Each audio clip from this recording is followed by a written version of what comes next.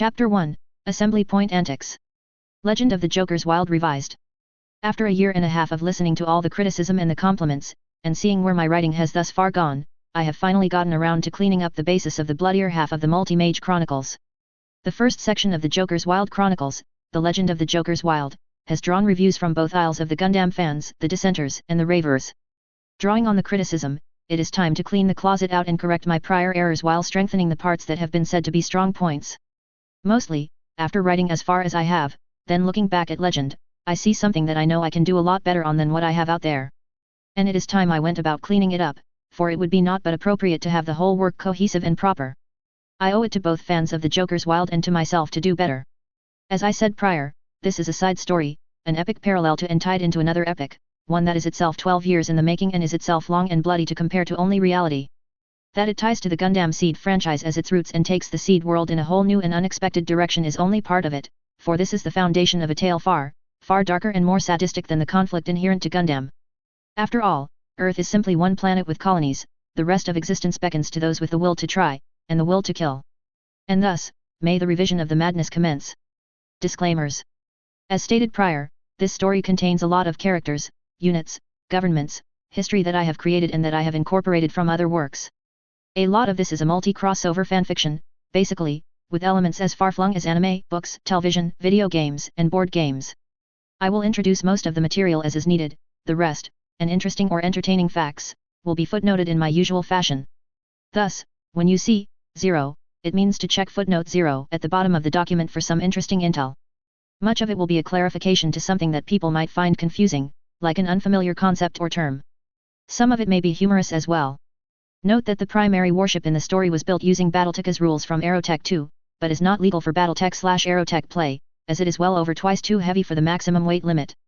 Specs for the involved units will be included in dribbles in the story, and I will do a full TRO section of the space units at the end of the story, as there are some that like the conversions from Gundam to BattleTech. By the way, if anyone has thus far actually used one of the conversions in an Aerotech 2 game, please message or review with your opinions of the conversion. Purists take note, I am trying to scale all included elements into a relatively cohesive set of comparisons here, though there are marked disparities in all included elements. They will be obvious, as they should be. When universes collide, the sound they make is loud and very very scary. There is simply no way to get around it, but one can make it, somewhat, logical. General disclaimer, I own no rights to any included material from any other stories. I intend no offense in such use. Violence warning, it is the root of all Gundam, for without violence there is no war. Otherwise, it is called negotiations, follow? And even I cannot imagine a Gundam with only negotiating, such would be less entertaining than watching paint dry. OC warning, this story is OC-centric, and not in the typical fashion. Of course the main characters and a lot of the secondary and side characters of Seed, Seed Destiny, and Seed Astray will show up. You have been warned. Odd language warning, this story revolves around a fleet of misfits and jokers. Expect foul language, they are Navy and Marines, after all. Also expect possible suggestiveness, crazy situations, interpretiveness, analysis, and lots of violence. You have been warned. Anti-political correctness warning, to strive to be politically correct serves no purpose, for real life makes no such distinction. I will not do so. Death before dishonor. End of story. Please don't ask me to explain this one. And thus, onto the story from another corner of existence. Legend of the Jokers Wild Revised. Chapter 01, Assembly Point Antics. Date, May 16, 2 SL12, SL 12062.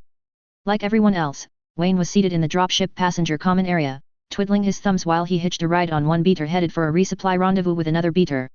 Or so the story went.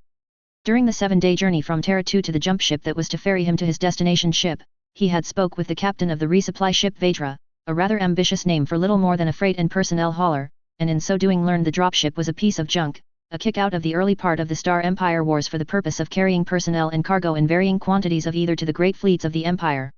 For thousands of years, the quarter-horse class dropships like the Vetra were the lifeblood of the evolving and ever-escalating war, themselves bare bones and no-frills ships designed for rugged, long-service transport and trash hauling and not for combat. To point, the quarter-horse class only had enough weapons to scare an unarmored raiding party in a NL-42 taxi shuttlecraft. Against an actual fighter, there was little to no hope for the dropship. And Wayne's destination ship was both far more expensive and far more beater than the dropship he was on, which had one moderate engine malfunction before it even got to the jump ship. Thankfully nothing else on the ship broke after the jump and in transit to the next destination, so that's where I turned in on the puke, fired up my beam sword, and hammered it, the pilot sitting next to Wayne says to the mechanic sitting next to him. By the time the dumb shit realized what I'd done, I'd already chopped the wing clean off his vandal and got the liberty of watching him spiral in for a 4.0 crash right into a hillside, and this he demonstrated with a hand gesturing a wobbly flight into his other hand, the latter representing a hillside. Needless to say the rest of their wing got out of dodge faster than I could catch up to them, so only one of them paid for their unit's arrogance, he concludes. Clanners aren't the brightest light bulbs in existence, eh? The mechanic asked back, to which Wayne was not entirely sure if he was patronizing the Gundam pilot or really meant it. That one definitely wasn't, the pilot replied. Still, they pays they batch alls, they takes they chances as the old saying goes, the pilot said, too. And supposedly that guy was one of the best in that galaxy, but I didn't find him any worse than the simulators, the pilot concluded. You're awfully quiet, sir, the lady sitting next to Wayne pointed out. I haven't heard you say much of anything to anyone since you got on, she added after a moment to think about it. Wayne considered that was a bit of a feat, as he had been in this stinking, literally, dropship for over a week, going on 2. I'm still a bit, contemplative about my posting, Wayne replied diplomatically. What he wanted to say was far more venomous than what was said. Shouldn't be too hard, sir, she said, knowing instinctively the morose guy with more pilot qualifications than duty ribbons was some form of officer. What do you pilot? Anything with engines, Wayne replied with a bit more brevity to tone. From the light strike fighter all the way up to a check ride on a Nirvana-class ultra-dreadnought, which covered a tonnage group from 10 tons for the former all the way to 10 million plus tons in the case of the latter. Wow, most sane pilots keep it to one classification, maybe in one unit, not hamburgered like that, sir. After a moment she covered her mouth in shock. Oops, I don't think that was the most politic thing to say, sir, I do apologize, she said. Wayne could just barely make out her accent as being one of the Draconis holdings or a descendant thereof, the last bastion of the great house Kurita, whichever interdimensional instance thereof had been absorbed prior to her birth. Regions absorbed by the Empire, by purchase, military expansion, or some other coup tended to retain their local flavor and dialects, making the Empire a case of America writ far larger and far more stable. Her accent felt somewhere between straight Japanese pronounced Japanese and Swedish pronounced Japanese, which made interpreting her a bit tricky for Wayne. Wayne's Japanese was of the Durgan variety, a Middle Europe patois that was the de facto but almost never followed standard throughout the Empire. I did not say I was sane, did I? Wayne replied lightly, to keep her from thinking she had just committed some form of grievous offense. Naval officer corps were fast becoming known for their stuffy, decadent attitude when compared to the other branches of the service, which made for increased tension in the operating ranks, which caused a loss of efficiency across the board as the Empire's analysis showed. The best crews were at ease with themselves, from the bottom all the way to the top, disciplined yet civil, and ready to do their job at a moment's notice. No, sir, I don't think you did, she replied warily, not entirely sure he was actually suggesting what he intended. It registered to Wayne, relax, operator. I am not going to use your ass for a hood ornament on my ride just because you called me crazy. Such is far, far better than some of the shit I've been called in the past 2 weeks, he said candidly. And how many of them did you stomp into the ground, sir? The Gundam pilot to his right asked, suddenly keenly interested in Wayne's conversation. None, they were all admirals, I didn't get that luxury, Wayne said. I'll give them this one as a package deal, I will have my vengeance in this life or the next, however long I need to wait, Wayne replies. The ship's intercom dinged a bell tone. Attention all hands, we are 5 minutes from docking with Warship Jr. All hands to docking stations, all passengers please remain seated at your landing seating until docking is completed, and the cheap intercom system gave a bit of a squeal when it clicked off. Gods, they need to fix that thing, the mechanic said. I hope them Jr. is not this bad, he appended after a moment. Fear, kid, fear like you never have before, the Gundam pilot said. This is my second tour attached to the Montgomery as escort to them Jr., and I can tell you that ship is a gods be damned jalopy if I have ever been on one. The only thing keeping it from rusting to pieces is that it operates only in vacuum, he declared with the finality of a death sentence. Good gods, those old bastards certainly got their last laugh when they sent me here, Wayne thought. So, what do you pilot, normally? The Gundam pilot asked Wayne. Ultron for light duty work, anything bigger for the fun of it, Wayne replied sardonically. Well, you came to the right place, then, the operator noted. This monster definitely is big, if in bad need of an overhaul, she said. It cannot be that bad, can it? This ship is steeped in history, it should be a floating monument to more than a few wars, Wayne protested their cynicism. It ain't a former right of one of those old bastards on the Admiralty Review and Assignment Board, therefore it gets less than the luxury of sucking hind tit from the supply corps, the Gundam pilot noted, then smoothly continued, "No offense, milady operator," he said as he looked past Wayne to the operator. She giggled slightly. "Better hope you're not in my area of control, or I may have to fly you into an asteroid," she cautioned with an obvious tone of tease. "Oh shit," the Gundam pilot replied in a worried tone. Clang ram clang, the whole hull rattled to the sound of the impact. 5 minutes my ass, the Gundam pilot noted. "Did we just bounce off the docking collar?" Wayne asked with a grimace. "No, that's what you call a trash hauler for a pilot," the Gundam pilot said in disgust. "We're locked in, but he probably also marred the paint on his ship and damaged both his and the Mjir's docking collar," he guessed at the damage. "Wonderful, if this is any indication of how the rest of this tour is going to be, I may finish going completely crazy," Wayne grumped dejectedly. "Relax, sir, it can always be worse," the operator said as she unfastens her seatbelt in time with the seatbelt warning lights flicking off. "How?" Wayne asked in exasperation as he stood up and picked up his duffel and carry-ons. "At least we're not marooned outside the Empire, sir," she opined as she moved toward the lift shafts headed for the docking collar and the massive warship beyond. Wayne followed her close, knowing his destination was eventually the same as hers, only for a vastly different job from hers. "Bloody hell, girl, I can't believe you would actually believe that possible," the Gundam pilot said in exasperation.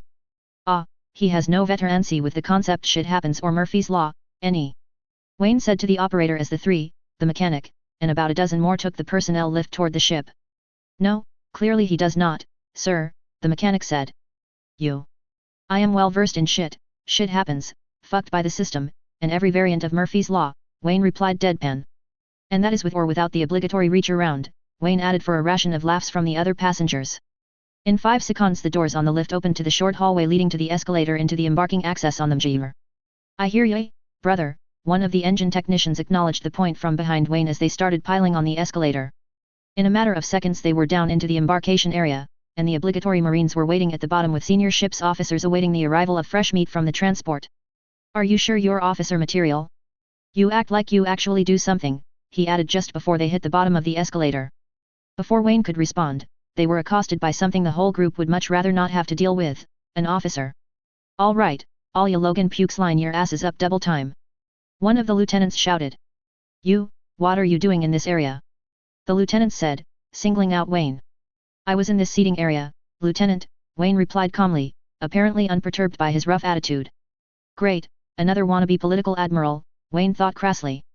"You're out of your assigned embarkation section, sailor, I don't care what part of the ship you were on, you're supposed to disembark from your assigned door." The lieutenant was almost spitting fury at Wayne for this disruption of operational order, despite the fact that Wayne had no assigned disembarkation area. His orders for transport were laid on too fast for him to have such information. "Point officer, find out where this think tanker is supposed to be and ship him there the hard way," the lieutenant said to one of the armored Marines nearby. "Lieutenant, I will handle this one," a lady in a dark blue uniform interjected before the lieutenant could get more derisive. Physically she appeared fairly young, barely 20, if that old, and had the typical appearance of someone who was more concerned about their duty than themselves. Physically fit, her uniform barely revealed some details that Wayne would have spared no time hitting on were he a third younger than he was now, but it was her eyes that told a far deeper tale. One glance told him that the mind lurking behind the violet eyes was sharp and deep, not someone to trifle with, yet not an unkind person at initial guess. "What? Ma'am, this is not something you need to be involved in." "I said I will see to this, Lieutenant. Any questions?" She replied far more forcefully than Wayne would have given her credit at 20 meters. "No, ma'am, but I will be filing a report on this to the Star Admiral, whenever the hell he shows up," the lieutenant grumped as he continues surveying the personnel that were filing into the embarkation area still. "And you are, milady?" Wayne asked, knowing that the lady he was beholding was very likely the one person on the ship that alternately did and did not outrank him. "Calamira West, sir, I take it you have been briefed in," she replied, which was not entirely untoward given that who she was talking to was a naval officer of some type, though Wayne was not wearing any rank insignia but a hell of a lot of qualification, duty and commendation ribbons. "Somewhat, the ink on my posting paperwork has barely finished drying," by which he meant that this whole assignment had been laid on grossly fast. He figured it confirmed that this was the officer he thought it was. Calamira West, he drilled into his mind to make sure he did not forget it. "So, Star Admiral Centura, do you want to remain here and listen to Blowhard's typical induction speech, or shall we get down to business?" Calamira said. The instant reaction to the revelation that who he had just ripped was the Star Admiral gave serious consternation to the lieutenant, which made the whole matter all the more enjoyable to "I will go, but first." Wayne looked back to the lieutenant. "Sir," the lieutenant said as he comes to full attention. I suggest you start being civil to the enlisted and the other branches, Lieutenant. One of them may save your ass someday, Wayne pointed out directly. Then again, one of us may not save his ass someday, sir, the Gundam pilot said. This of course drew a ration of laughs from the whole area, Calamira included. Wayne simply rolled his eyes at the joke. As you were, Lieutenant, he said as he began the trek toward the door with Calamira 2 paces ahead of him. So, Star Admiral, where exactly do you fall in duty terms? Calamira asked in what appeared to be an innocent fashion. Or, need I guess? Likely, no better than the last few admirals on this ship, Wayne said. I did have some time to read up on the operational history of this ship, a long and bloody battle record followed by a period of gross misuse and scandalous maintenance, and staffing. I know there's no chance in hell of me being able to correct that in one stroke, but it's worth a shot, Star Admiral, Calamira replied. Some days, I wonder if it would be possible to suborbitally bombard the Arab, Wayne said. Just erase it off the face of Terra 02, be done with the whole clusterfuck, put the Star Admirals back under the DCT-3, where they belong, he said. Pipe dreams, though. Those who chiseled themselves a ration of power will not relinquish it. Not that there was much power available in the fashion that they were using it. If the DCT cracked down on their conduct, the halls of the administration building would run red with the blood of the political hacks that ran said facilities. They only held power by mutual agreement of the Star Admirals and the blind eye of the DCT, though that could be changed in a matter of 10 seconds with a suborbital volley, Wayne knew. Finally, Calamira half muttered. What? Wayne asked. Finally, a Star Admiral that actually lives in the real world. There may be hope for us all yet, she said. Wayne followed the smaller officer quietly for a few moments, contemplating the bent of her comment. He decided that not commenting or even asking would be to his benefit, so he remained silent as they walked down the central corridor toward the bridge. The ship was 5 kilometers long, and the central corridor went most of the way across the length, from the interplanetary engines all the way to the bridge at the absolute front of the ship. To either side were numerous bays, crew quarters, marine barracks, material storage, maintenance access hatches, and weapons stations. Even after a decade of driving and recently commanding ships, Wayne still found the sheer size of the Phalanx-class ships and the requirements of running one to be slightly on the side of insane, but the other side of that equation was one of these ships was more than equal to a fleet of old inner-sphere warships and supporting assets. Especially when one Phalanx carried enough firepower to turn a smaller warship into a floating wreck in one volley. Thousands of crew, hundreds of mobile forces, a complement of monitors, dropships and support craft. I believe your last command was a McKenna class? A far cry from a Phalanx, I can tell, sir. Lay Cone, yes, a McKenna. A brutal class, the McKenna, built for the purpose of smashing other ships to hell and back, but nowadays they are outclassed grossly, even with mobile forces refits. Another joke posting, Wayne groused as they stopped forward of the blast doors leading into the bridge. Sir? Calamira asked. Wayne looked at the floor between his feet, chuckling grimly for a moment, then back up to Calamira. I am not going to be false about this. I was posted here as a combination joke and get me out of their hair, since my tax scores are double any 3 of those old bastards I was posted way the hell out of their way so I do not interfere with them. I will do what I can to get this ship back up to standard, but I cannot make promises when I am getting my ass cramped and malnourished from oversight indifference. Calamira nodded thoughtfully. This ship for the past couple thousand years has been known as a death trap for Star Admirals' careers. I don't expect you alone to be able to break that tradition, but at least you are realistic about what you are up against. I think it may be possible with a little help. Anyone on the ship going to object if I front that as my opening position? Wayne asked after she presents her theory. On this ship, sir? They may commission the mechanics to make a bronze statue of you when you do that, Calamira replied honestly. She did not know she was undershooting the reality to come by an order of magnitude. XXX. Gerald was expecting another political hack, not this. So far he had said nothing after taking a position where he could see the whole bridge crew. Everyone was standing at attention, as would be customary, but so far nobody had said anything, even the pilot and suborbital officer were not bickering. That alone was some form of sign, though Gerald had no real idea as to what form of sign that may be. From time to time he had seen these happenings before, officers that actually could do more with simple presence than saying anything would accomplish. They were rare, and oftentimes listed among the best or buried under the worst by envious superiors. Though the Empire's ways were supposed to prevent that, it still happened, and the Star Admiralty was classic picture of why. Gerald could also sense that the Star Admiral was selecting his tack for his opening speech. Probably short and to the point, he figured. He could already sense where this was going, and he knew it would make things rough for him and his units. He was not disappointed. I won't bother blowing any sunshine in here, ladies and gentlemen. This just plain sucks. He looked around. I'll bet this is a bridge and likely most or all of the crew, all condemned to go no farther than this jalopy in career advancement. Now, before I try to go about correcting this problem, do we want to? Can't be done, Star Admiral, the ship's helmsman said. Arab won't let us transfer out of here. Then we prove to the division commander that we are better than our performance standard shows, and maybe he will allow us to correct this mistake, Wayne said. I will worry about the details. What we must do first is ensure our ship is in top condition and top training. After that, we figure out how to correct the problem. Us and a couple dozen more ships, the suborbital officer said. Think they have pissed off that many other Star Admirals, Chief Warrant Officer. Yes, Star Admiral, that and more, she replied immediately. Then the task is not impossible. All that remains is to determine if we want to do it or not, Star Admiral Centura noted. I leave that decision to you, and the whole crew and mobile forces. If we do this, it is going to be bloody for both us and them. Keep that in mind. Sir. The bridge replied in unison. Any outstanding major problems with the ship? Wayne asked, more or less concluded of his initial speech. He was not one for the lengthy motivational speeches, and it showed. NEG, Star Admiral, the chief engineer replied. Very well, core charge status. Core is at 86%, sir, the jump engineer said. We will be ready to jump in 6 hours. Very well. We continue normal operations. Jump officer, plot us a jump to Hesperus 602, I have an old friend there that might be willing to help us out, Wayne ordered. Star Admiral, the jump officer replied. I would like the type commanders in briefing 1 in half an hour, and full ship briefing in 90 minutes. Commander Ward. Sir. The commander replied immediately. He was a training ship captain and thereafter a Star Admiral, though like the others he had been shunted to the Mjir and left there, with only token promotions over the past 6 years. Continue normal operations, I will want you in the briefing as well when the time comes. Star Admiral. Chief Engineer, Calamira, if I may get a detailed briefing on the ship's present status and outlook before the conference. The Star Admiral asked the two respective personnel.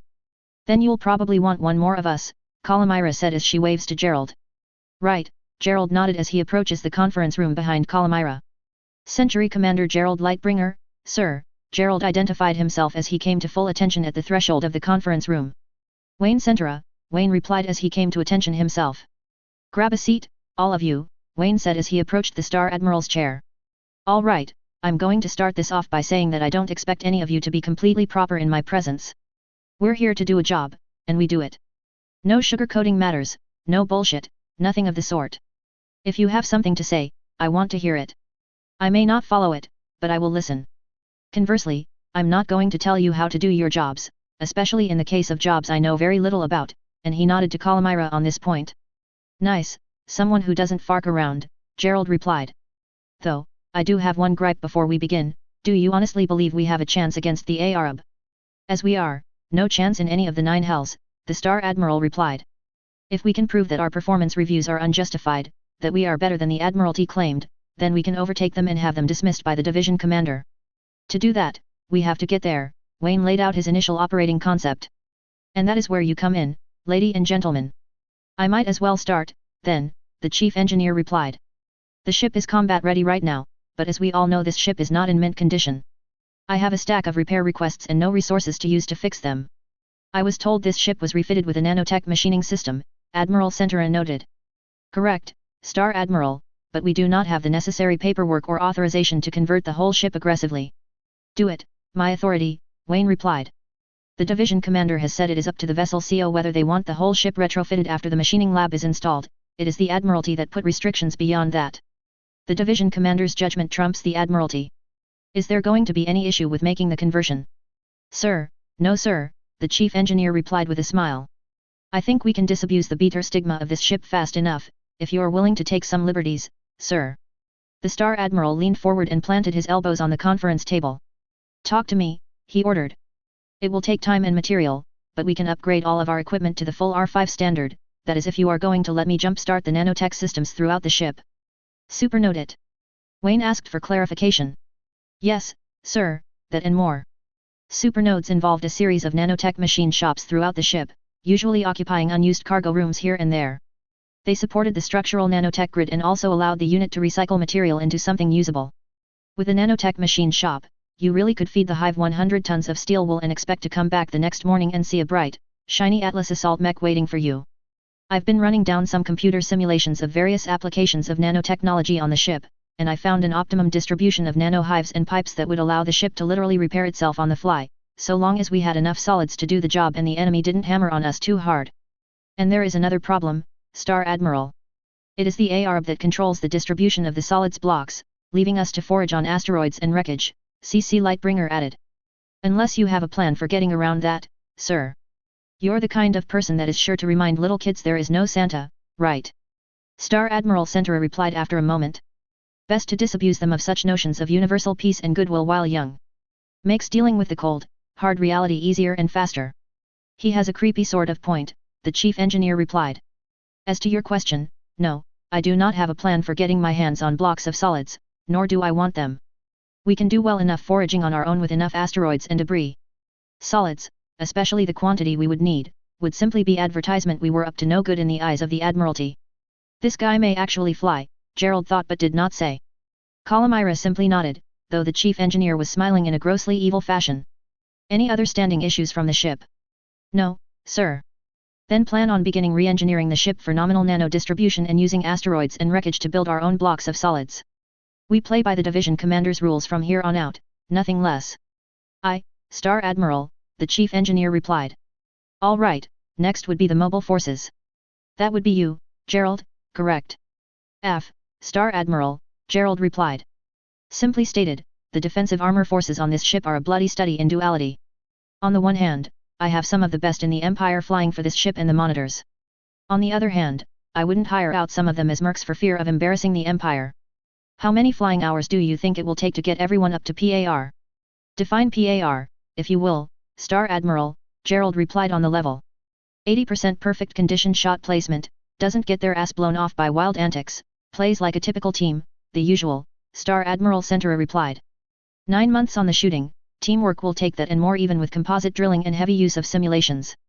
Then hammer the hell out of them, Gerald, and consider it an order if they need any extra motivation. If they challenge me to trial by combat, I want an honest to the gods challenge, Star Admiral Centura declared. The rest of the Admiralty may think this a lofty time of peace, but history has shown that the name Star League is cursed to be the subject of enemies within and without. I want to be ready to hoop ass whenever, wherever we are ordered to, and it goes without saying that since the ARB does not like us one bit we will be one of the first into the breach. Very well, if I may I would like to recommend as our first destination a real shithole of an outpost with a good officer wasting away that can better serve the Empire with this ship than where he is presently parked. Shanghai someone else's command? That is a hazard in and of itself, Century Commander, the Star Admiral replied. We have dozens of dock collars unused, fighter bays sitting empty and quarters with 1 person to 10 bunks.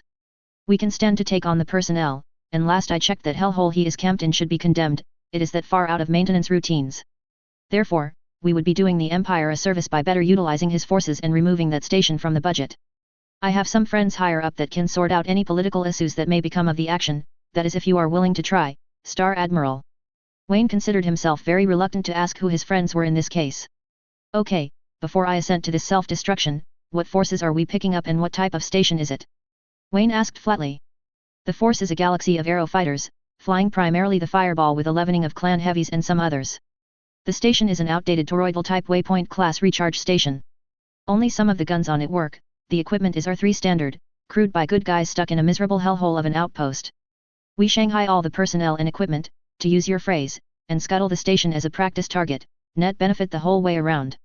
And the time it takes to strip down the station would be very useful for modding the ship and turning the scrap into usable resources, Star Admiral, the chief engineer added to the motivation. All right, you win, Wayne replied before Calamira had to get on his case. If you can confirm your comrades can clear up any inter-department issues with this, that shall be our next destination. All right, this is gonna be excellent. The chief engineer replied. By your leave, Star Admiral, I would like to get to work ASAP, he said as he stood up. Have at it, Chief, thank you for the input, the Star Admiral replied as a way of dismissal. Sir, he came to full attention, turned smartly, and was out the conference room 2 breaths later. What I sense shall come next, best I be elsewhere, Gerald said as he came to attention. By your leave, Star Admiral. Granted. I would like to speak with you at length sometime soon about the mobile forces and other matters of interest, Century Commander, Wayne said. I would welcome it, sir, he said before giving a Star League air bow and departed the conference room. And then there was just one outstanding issue, Calamira broke the silence.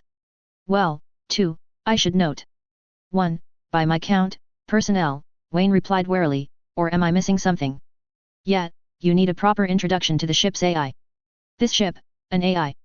Nothing in Wayne's paperwork included that information. XXX. The ship had jumped an hour before, and was moving the several 100,000 kilometers toward the recharge station that they were going to acquire the aero fighters from. After that, they would move to Hesperus 602, 4, to pick an old friend of the Star Admiral, who much like Gerald's old friend would be able to help the ship. What'll it be, sir? The grill chef and bartender asked several hours after the Star Admiral's hallmark crew briefing. Surprise me, Gerald replied. And for you, milady. He indicated the physically smaller person that had followed Gerald. Just a plate of brass cases, she said. The method of ordering meals in the sniper bar and grill was unusual, everything was listed in sniper lingo and code phrases, which made ordering a little bit of an adventure for the crew that actually ate at the sniper bar and grill every now and again. Most of the crew preferred the other restaurants down toward the center and rear sections of the ship, the command staff frequented this one but often with a leavening of pilots and marines. So, by ordering brass cases she had ordered a plate of chicken tenders with some French fries and mixed vegetables. Tony. 1 plate of brass cases, the head chef ordered to his assistant. I thought you didn't drink normally, Calamira noted as she finished settling into the bar stool next to Gerald.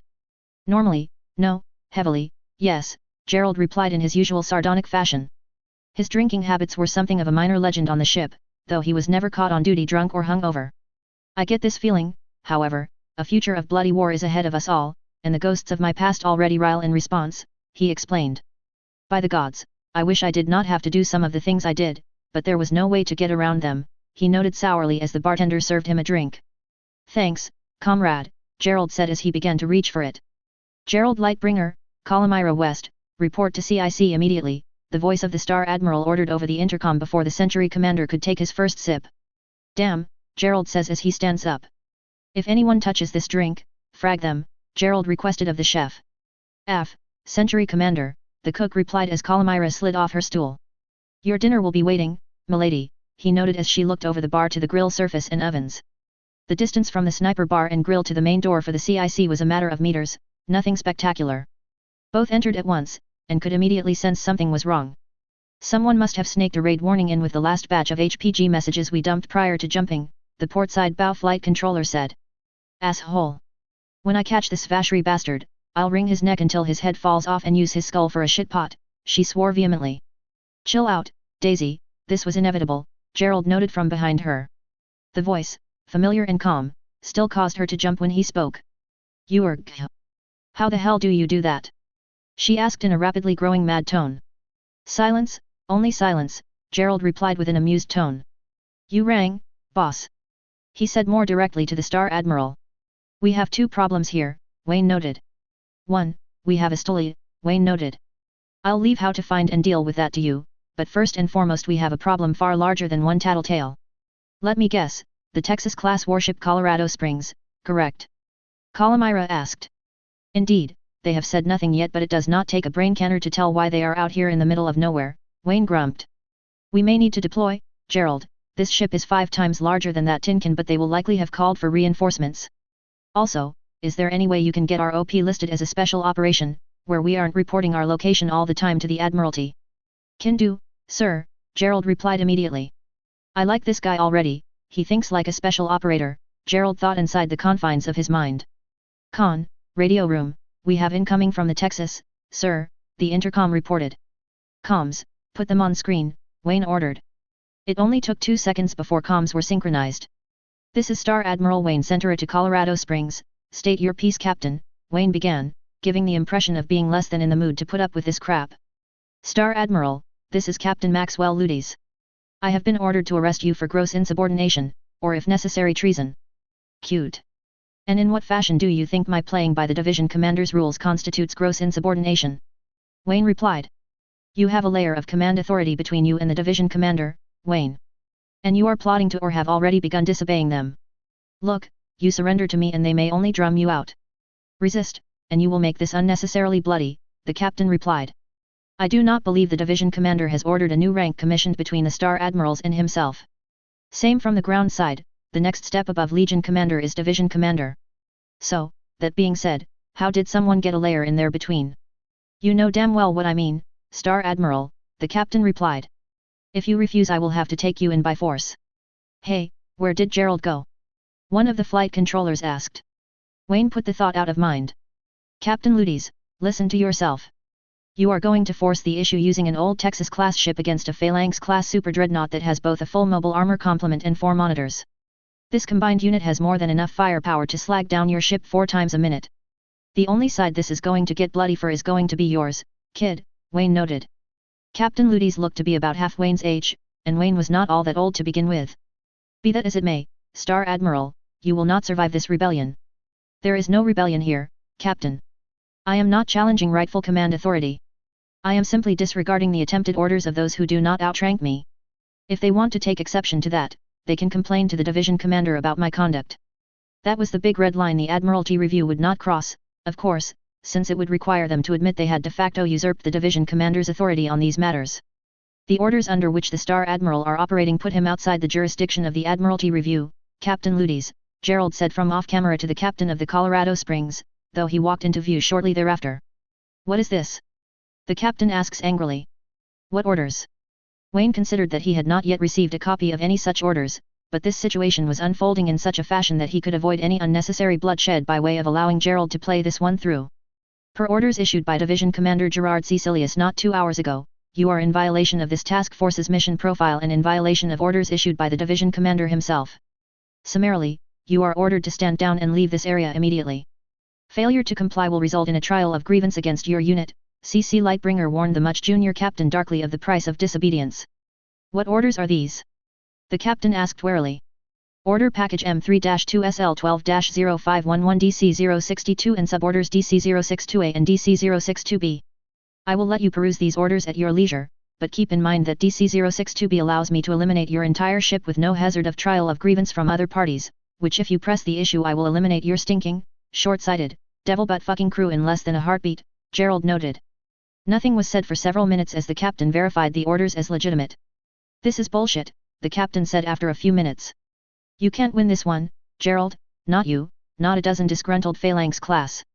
I don't have to win this one, your masters will screw themselves into oblivion in due time, Gerald replied. Now, begone with your sorry ass, and noise that order package about to your comrades.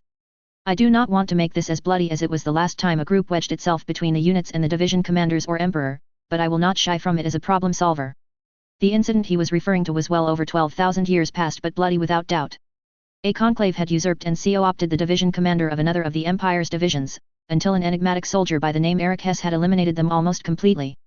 Some had called it the scariest week in the history of the Empire, seeing the best of the best in that division so callously, easily annihilated by a practical nobody with the respect of the Emperor, and in reality they were not far off the mark. Go to hell, Century Commander, the captain said as the link broke. The warship began making its turn around, headed away from the station and the far larger Mjr.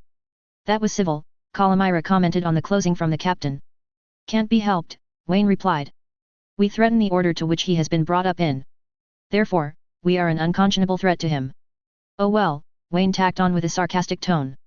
Technically the captain was guilty of gross insubordination for both blatantly challenging the Star Admiral and for telling the Century Commander to go to hell, but Wayne was not in a hurry to pursue the matter.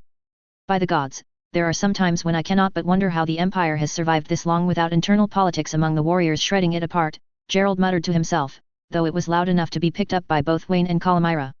Anyone with 2 working brain cells has wondered that at least once in their lifetimes, Century Commander, Star Admiral Centura agreed after a few moments.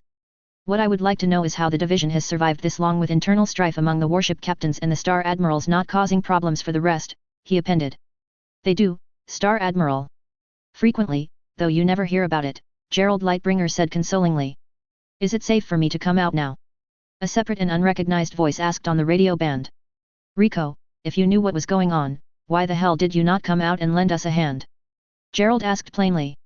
Because my fighter is in bad need of repairs, you old bastard.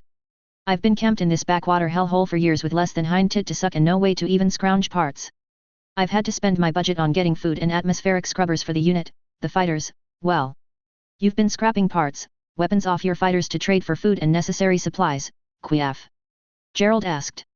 Silence was the answer, since what that implied was illegal but no tribunal in the Empire would convict him for trying to save his unit from death by starvation. Hey, man, the Admiralty Review and Assignment Board controls the damned quartermasters. They can easily snuff a formation out by not supplying them, and then they hunt us down when we go rouge to get supplies. Catch fucking 22. Shameful, Wayne commented in personal horror. There were rumors, but never an official story to that effect. All right, Helm, put us next to the station. Wayne activated the intercom. Attention all hands, this is Star Admiral Centura. Prepare to take on a full galaxy of fighters, 4 dropships, and any usable equipment supplies we can scrounge off the station. Let's give these lost souls a warm G-Your welcome, shall we? Star Admiral, this is Station Command, you have room for my personnel as well? An older voice asked. Roger that, we are understaffed right now, the more the merrier. Does your recharge system have enough juice to get us ready to jump? Star Admiral, I got enough to get you moving, what is your intention? Charge up, remove personnel and working equipment, use the rest for target practice and scrap out the leftovers to my nanotech system. Thorough, I like it. Sign me up, sir, the station commander signed on. With one proviso if the Star Admiral is willing. Shoot, Wayne replied immediately. I would like to take a shot at the station with your biggest naval autocannon, sir, he said. I think that can be arranged, Wayne said in what would easily be construed as an evil tone of voice. XXX. May 18, 2SL12. Location, Hesperus 602. A pair of Flame Eater-class escort destroyers, Gerald mumbled as the ships themselves finished docking with a resounding clang that echoed back and forth throughout the hull. And some extra machines, of course. This keeps up, we'll actually run out of space to carry forces, Gerald noted with a wry grin. Despite his comment, he relished the thought of being in a full force. The Mjir had the capacity to carry 80 dropships or up to 20 of the larger 400,000-ton escort monitors. Right now it was using 52 of those 80 collars, 30 dropships and 6 monitors. 2 of the monitors were the 300,000-ton Riga-class missile frigates, the others were Sendai and now Flame Eater-class destroyers. That's what they make transport dropships for, Gerald, Wayne replied. Which is exactly what had happened to him. Wayne's friend, Captain Holmes of the Flame Eater-class Absinthe had scratched up about a dozen various dropships, some with more units to carry along, others with a crapload of cargo for the patrol run. Each Guild 2-class cargo dropship carried as much as 60,000 tons per ship of cargo, and when combined with the 592,000 tons of cargo in the Mjir it would be possible for him to operate on a 2-year patrol without a need for resupply in all practicality. Food would be an issue, however, which is one thing that the combined task force he planned to build up would need to acquire through third-party sources while out and about. Older forces, though, Gerald noted as he watched the mobile suits and the occasional Gundam from the 482nd Independent Tactical Formation, a unit of 2 short clusters, 50 units each, total of 100 and support personnel. Still in all, anything beats a stick in the eye. It would trump said stick if we could get upgraded MS for them, or even a good ration of Gundams, Wayne pointed out. Of the binary, 7, he was observing as they entered the catapults that led to their cubicles, only one of the machines was a Gundam. Granted one of the machines in the same unit was a Gulgug Marine Commander type, but other than that the forces were a bit thin, older machines through and through such as Taurus, GM, and DOM types. Aesthetics aside, they were machines that had been in service with the Empire since the times before the Star Empire Wars, which made them in model if not advancing technologies to be over 15,000 years old. Fresh meat in the mobile suit department was a bit thin, most of the advances went to the Gundams at the cost of scrapping out older formations, mostly to cut expenses in the renewed peace and interdimensional goodwill of these times. On our budget, sir? Where do you smoke that weed and nobody notices? Gerald asked with a large hint of humor. Men's bathroom, farthest stall from the door, Wayne replied with equal humor. The Star Admiral was not averse to joking around with his subordinates when a joke was already in the water, but as a rule the Star Admiral did not start them. Ah, Gerald replied facetiously. Regardless, shall we go greet the 2 new captains to our ranks? Indeed, sir, Gerald replied. They were not far from the docking collars in question to begin with, only a minute's brisk walk to their destination. The doors were opening as the Star Admiral and Century Commander arrived at the dock collars. Captain Anastas Holmes, Escort Monitor Absinthe, requesting permission to board, Star Admiral. The captain of the Absinthe looked a lot like the atypical seaman's captain, with a hard line to his expression, a beard that bespoke a falling out with his razor, and the large build of someone who threw rigging on a sailboat on a daily basis. Though the physical necessities of operating on the seas of planets did not translate to operating a warship in space, the translation of the crew often did. Wayne could sense that there was a movement among the naval forces to move back to a more traditional position of conduct and appearance, and here as in his own wardroom, 8, that was becoming evident. Wayne was not himself a bodybuilder, nor was he a slouch like the famous admirals on the Arab. Wayne looked and sometimes acted more like a ruffian than a sailor. Permission granted, Captain, welcome aboard, Star Admiral Centura replied in the traditional fashion. Been a while, Wayne, Anastas said as he presented a large hand for a shake. How goes it, Spaz? Wayne replied as he shakes hands with the captain. Just happy enough piloting Absinthe, thank you. I heard you got promoted but it was almost 7 months before they dropped you on this one, Anastas Spaz Holmes probed for confirmation of the rumor. Yeehaw, joke postings forever, Wayne replied. I hoop their asses in simulated naval engagements, they bury me for being better than them. Ah, well, when I heard what you were planning, I couldn't scratch forces up fast enough. This is Captain Nathaniel Freeman of the Byzantine, and he's in on anything with the threat of action, Anastas noted as the captain of the other monitor approached their soiree. Captain Freeman, escort monitor Byzantine, reporting for duty, Star Admiral, the captain said as he stopped and comes to attention properly and crisply. If you're reporting for duty, Captain, then you came to the right warship. At ease, Captain, Wayne began. We'll catch up on old times at a later time, Spaz. Now is a time for business with a hint of pleasure thrown in for good measure. Gentlemen, this is Century Commander Gerald Lightbringer, Defensive Armor Commander, Wayne indicated the otherwise silent and observing Century Commander. I think I've heard of you before from somewhere, Captain Freeman noted. I didn't avoid the limelight somewhere. Gerald looked around.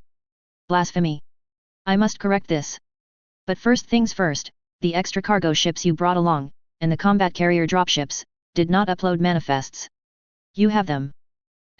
Century Commander, the captain handed off a comp tablet, 9, to said officer. First off, do your ships have any maintenance requirements outstanding? Both officers replied NEG to the Star Admiral's question. Do you have nanotech systems on your ships?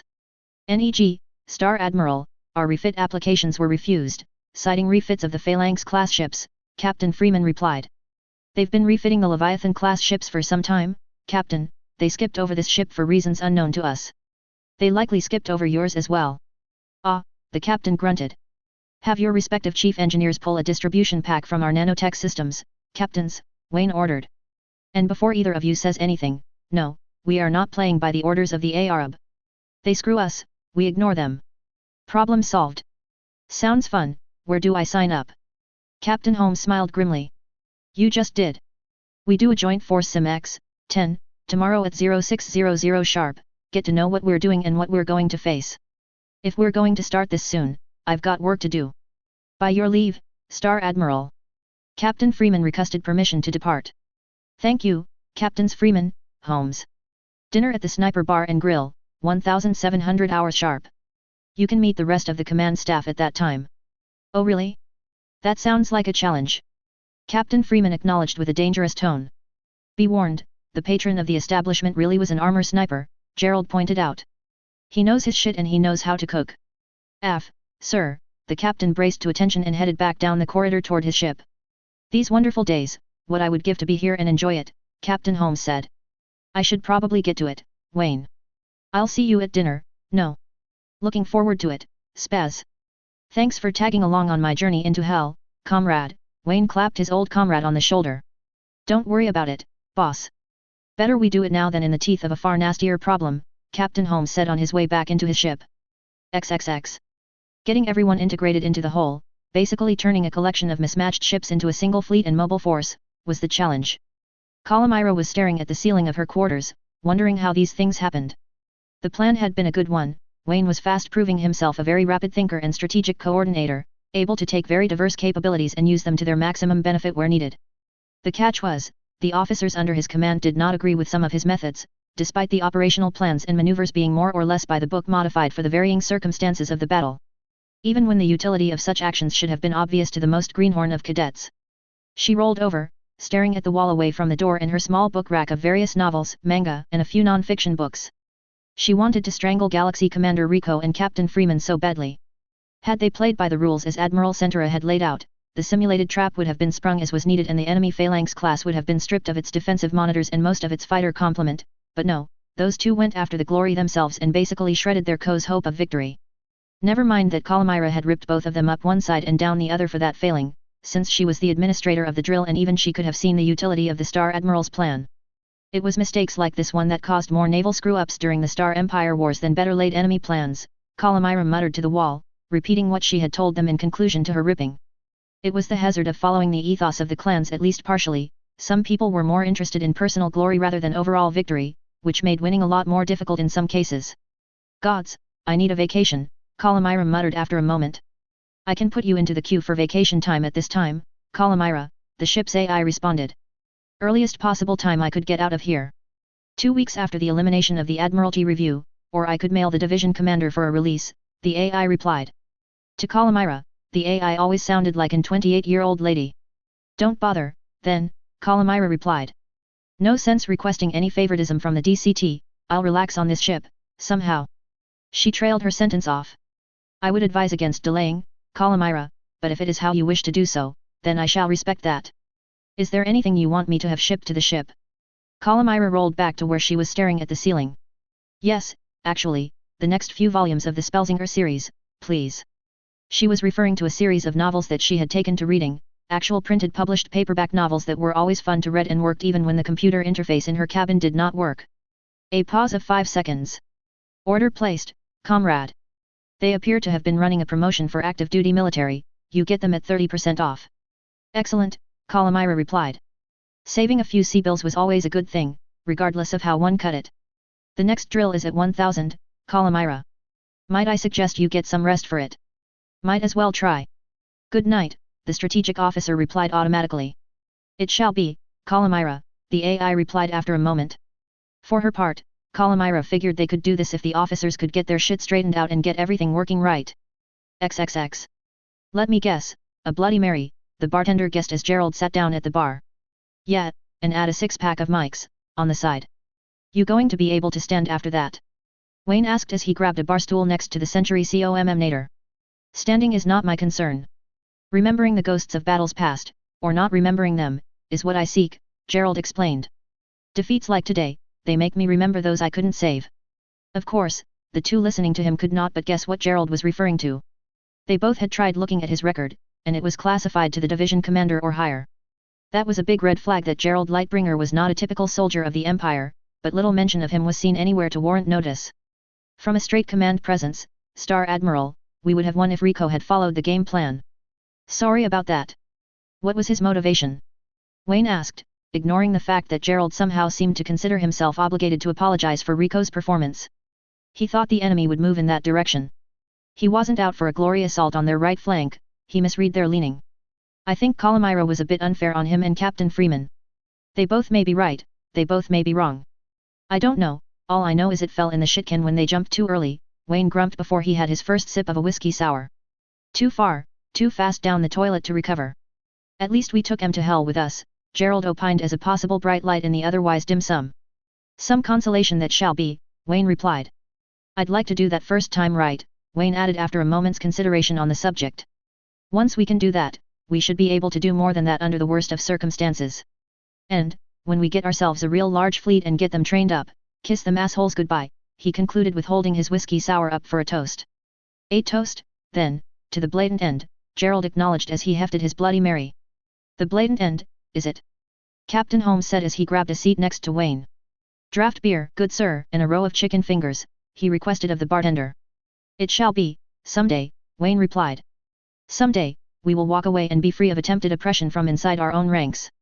Someday, comrade, someday. We'll be back here frequently, I hazarded, drinking to fallen comrades en masse.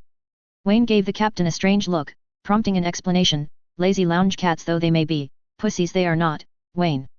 We will take a beating, but once enough of the ranks see the righteousness of our cause there may be a waiting line to kill off the Admiralty, he declared pensively. More is the better we showed up to the party early, then, Gerald noted. We get bloodied first, but we also get first call on flaying their hides for their depredations. And thus, to the blatant end, comrades. The clinking of their glasses would signal the beginning of a fate far more strange than even they could imagine in their wildest dreams. Author's chapter afterward. Finally, to rebuild the original in a fashion that is more clear and a lot less confusing than the original. I have heard the criticism, and I hope this goes away to clearing up what I did wrong in the first issue of the story. And I intend on making it longer overall than the predecessor. In fact, in the first few chapters it should overtake the original, including the Tross, in total size.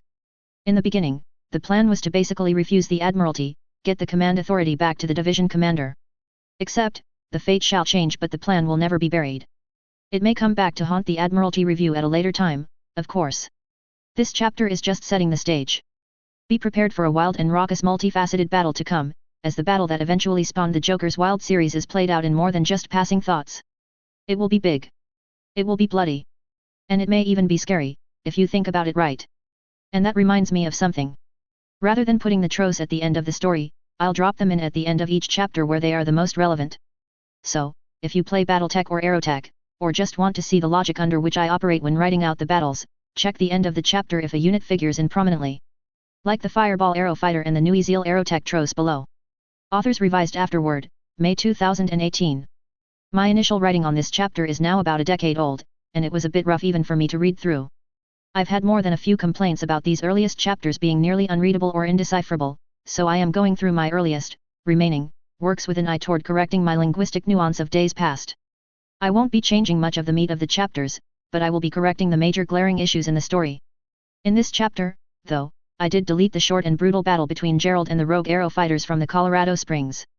I did this because, as Gerald pointed out to the captain, disobeying the orders of the division commander is a very good way to end up in trial of grievance for insubordination. No lowly pilot is going to do so unless he or she had a damn good reason to do so, such as the case of violating Magi law or violating executor's judgment. This will be explained in other forums. I hope that my cleaned up prose helps in readability. As always, you can leave me reviews, I will answer them directly or in chapters to come. I thank you all for reading, even this long after publishing. Review replies. As this is the first chapter, I don't have any reviews yet.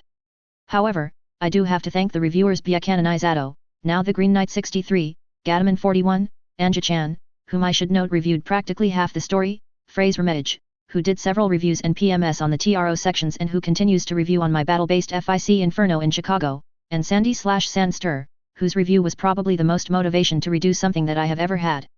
The gripe sheet. No shortage of gripes follow from the prior works, and I intend on correcting them all or most of them. Most of all the original was too grossly technical in the story body, which I am trying to circumvent by use of the footnotes below. Footnotes 0. I should note that a lot of the footnotes for the early sections of this story are going to be based on questions that came from reviews to the original, where I was not sufficiently clear as to the purpose or info at the time. Also, as craft are encountered in the story I will include their naval TRO at the end of the story section.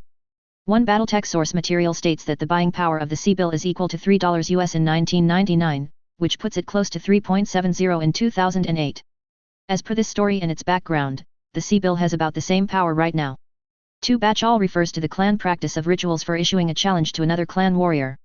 3. DCT, Division Commander Tech Strikers 4th in command of the Empire, administratively commands all units that are primarily technological-based, warships, formations of tanks or mobile forces, etc. 4. Planet listings like this are a combination of planet name and inhabited dimension number. To simplify describing planets when there can be literally thousands of inhabited planets with the name Hesperus where each is mostly the same except the inhabitants, the planet also receives the common jump location number of the dimension in which it exists, which is a sort of pre-saved interdimensional destination list for jump engineers. This will be explained more thoroughly in an upcoming chapter. 5. New Ezeal, U, variant has increased armor protection, maintains speed as the original and increases the close-range fighter protection with a series of 4 105mm machine cannons integrated into the shoulders above the beam guns. See the TRO below for a complete listing on the modifications. 6. Space Intercept Missile. Modified to be maneuverable in space. Aphid is the smallest classification at 6 missiles to the ton, Phoenix is the largest at just shy of 1 ton a missile. And the larger the missile, the more damage it causes. 7. Binary, a unit comprised of 2 stars, 5 units, a star, 5 points, plus a lance, 4 points, or a reinforced star plus a standard star, 6 points plus 5 points. At 12 units it is a different formation entirely. See below for a detailed explanation of the ranking systems. 8. Wardroom refers to either a room that is actually called that, or the cotter of senior officers of a ship. 9. Computerized note tablet, the great answer to paper in all but a handful of situations. 10. Simulation exercise, an exercise run typically by setting the involved ships and smaller units into simulation mode by connecting them to specialized simulation servers typically carried on a larger warship. In this fashion it is possible to train a fleet with only minimal expenditure of resources, and can be done on the fly without having to stop and prepare a testing grounds. Logic and reason. On today's logic section, I'm going to break down the complex and unorthodox ranking structure of the Empire. Originally, the Empire used the standard/NATO command structure, all of which answered to the Emperor in the end. That changed after a certain rather brutal incident that I will eventually post as part of the original story this one is based off. For now, though, here is the present rank and organization structure of the Empire's forces. Point Officer, lowest rank. 1 person, basically, in cases where there are more than 1 unit to a point, as in 5 armored infantry being a point. Note that the junior officer in a pair of fighters, sometimes called an element, is also considered a point officer. Point commander / mech warrior / MS pilot / Gundam pilot, either the commander of a point of individual troops, or pilot of single war machine such as an Omni-Mech or Gundam. Specialists also fall under this designation, but are often considered a supergrade rank over point commander status but below star commander. Star commander, the commanding officer of a star, or 5 units assigned to the same unit. Star commanders are the equivalent of master sergeants or warrant officers. In naval ranks, a petty officer falls in this area. Star captain, CO of a binary, 2 stars, or trinary, 3 stars, or equivalent formation. Trinaries are considered the smallest effective maneuver formation in the Empire, and receive the lightest duty operations or where a larger force is impractical for deployment or battle. Even still, a binary is a lot of combat force to be applied anywhere, by the numbers. Equivalent naval ranks span from chief warrant officers to lieutenant. Star colonel, CO of a cluster, which is any combination of 3 binaries to 5 trinaries in standard practice. Clusters are the bread and butter maneuver formations of the Empire, used for just about any task imaginable in battle. The one shortcoming of clusters is that in normal practice they do not have attached support assets, artillery, mechanical maintenance, medical, etc., unless specifically assigned to operate independently. Equivalent naval ranks is lieutenant commander at the low end to captain at the high end. Most warships under 1 million tons fall into this command bracket. Galaxy commander, CO of a galaxy, which is a combination of 3 to 5 clusters, officially there are some exceptions. Galaxies are the most common weighted formations, used particularly in heavy assault and defense operations. Most planetary garrisons comprise 1 large or 2 small galaxies. And no, there has never been a recorded incident of a whole galaxy being wiped out by 1 Gundam. Period. Nothing even close. Equivalent naval ranks range from Commodore to Rear Admiral, and equates a Brigadier General to Major General. Warships between 1 million and 2.5 million tons fall into this command bracket, as well as any attached fleet assets, escort monitors, dropships, etc. Century Commander / Star Commodore, commands a century, or 3 to 5 galaxies. Centuries were first implemented during the Quarter War phase of the Star Empire Wars to meet the needs of having more than 1 galaxy under the same command structure, since the practice of contract bidding, combining forces during a bid for the right to assault an objective, had been absolved by the Emperor. Centuries were and are used to assault the heavily fortified industrial planets and colony clusters that a single galaxy or even a pair of them would have difficulty overtaking. It should also be noted that no century is homogeneous, ergo every century has mixed assets combining ground, air, and mobile forces, as well as a leavening of infantry and specialists.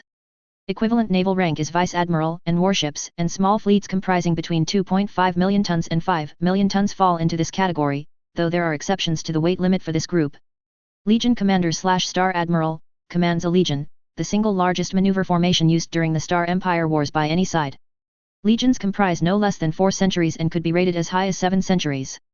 Legions themselves counted as too large for even planetary conquest, and usually saw action in battle across several neighboring star systems at once. In this fashion, 1 legion is capable of overwhelming numerous smaller enemy formations and forcing the rest of the area into a defensive posture, tying up an incredible amount of enemy resources. In naval parlance, the rank of admiral or higher, fleet admiral, falls in here, and 1 such officer typically commands the largest warships, 5 million tons and above, as well as larger fleets and flotillas. Strategic officer, not technically a force command rank, per SE, the strategic officers were founded early in the Star Empire Wars for the purpose of coordinating multiple maneuver formations in joint operations. In terms of command authority, they both are and are not higher than the highest rank of that time short of division commanders. When conducting the battle from a strategy point, they are just short of the division commanders in overall authority. In direct combat, most SOs qualify as point commanders and are technically required to answer to a star commander, unless they achieve a rank higher than that by nominal means. With the advent of the Legion, strategic officers lost most of their prominence as a Legion commander effectively did the same job from inside the normal command structure, though strategic officers still technically exist as late as the Second Star Empire Wars. Division Commander, only 5 division commanders exist at any given time, and each division commander has administrative control of 1 classification of units. The 5 classifications are, in order of command authority, Magi, Wizardic Forces, Bladesmen, Infantry and Specialized Support for Infantry, Tech Strikers, Ground Armor and Naval Forces, Commandos, amalgam of the first 3, Special Forces, and Special Operations, Intelligence Gathering, Spying, Similar Pursuits. A division commander himself or herself does not command an amount of units, per SE, they are the ones that usually coordinate the battle plans of the larger battle formations and administrate resource control from a high-level perspective. Each division commander is expected to be the best or close to it in their field. They are also considered the second in command of the whole empire from a position of leadership. There is no equivalent NATO rank to this position, as a division commander effectively commands more personnel than could be physically crowded onto Terra. Emperor/Empress, the command of the empire is the highest military rank of all, as the empire is both administered and defended by the warriors and the entire military answers to the emperor or empress. Advancing rank. To advance from one rank to the next rank, 3 requirements are needed. First, the applying officer must demonstrate a knowledge of the necessary requirements for that rank, ability to effectively coordinate that size of formation and administrate it so it does not fall apart from lack of maintenance. Second, the officer must have shown ample time in service comparable to the rank intended, and lastly must fight and succeed in a trial of position against a selected officer of mid-grade in that rank. Ergo a star captain seeking to fleet up to star colonel will have to prove he is equivalent of combat, strategic and administrative skill to a star colonel selected from those who have been star colonels for some time.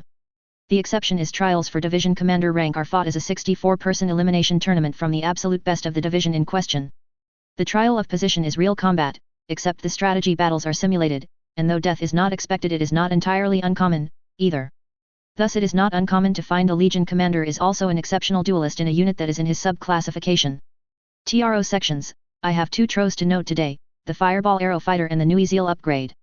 TROs, or technical readouts, are a detailed look at the design and history of a craft, shown in a form that can be used by a BattleTech player to use them in their games. Since I do a lot of work with special equipment and custom weapons, I have also included custom rules for their use in BattleTech. It can often be said that much of the popularity of BattleTech, classic battleTech to anyone new to it, is the intricate, long history of the story, the game, and the units that show up in it. Aerotech 2 Vessel Technical Readout. Class/model/name, Fireball Prime. Tech, Mixed Tech/3067. Vessel Type, Aerospace Omni Fighter. Rules, Level 3, Standard Design. Mass, 100 tons. Chassis, Lunar Industrial Fireball. Power Plant, Telstar 400XL Fusion, C. Safe Thrust, 6. Maximum Thrust, 9. Armor Type, Lunar Industrial Fireball Modular Ferroaluminum, Clan. Armament. 1 Savannah Weps Ultra AC/10, C. 2 Opti-Free DIST Killer ERPPC, C. 2 Delta Dart Cord LRM-10, C. 1 Sci-Tech Heavy Metal Angel ECM Suite, C.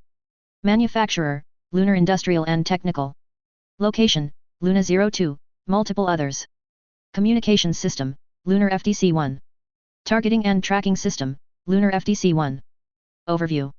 As the Star Empire Wars began, the Magi had deployed literally dozens of types of fighters and omni-fighters for every imaginable purpose of combat, though this had the side effect of varying units' combat capabilities and logistical problems with keeping parts similar. Thus, a call went out to the major aerospace manufacturers to conceive a heavy omni-fighter that could be mission configured for any purpose needed, could carry at least 12 tons of bombs or other disposables, and had a long flight time with option to extend by external fuel tanks. Lunar Technical and Industrial responded in hours with the Fireball, a new omni-fighter they had been preparing to unveil at the annual Aerospace Open. Within 2 days, the Fireball had been confirmed as the fighter to fit the needs. Capabilities. The Fireball Omni-Fighter was initially engineered from the ground up as an Atlas with wings in terms of survivability. With 21¼ tons of armor it has more armor than the Atlas and more armor than all but the Hydaspes clan Omni-Fighter.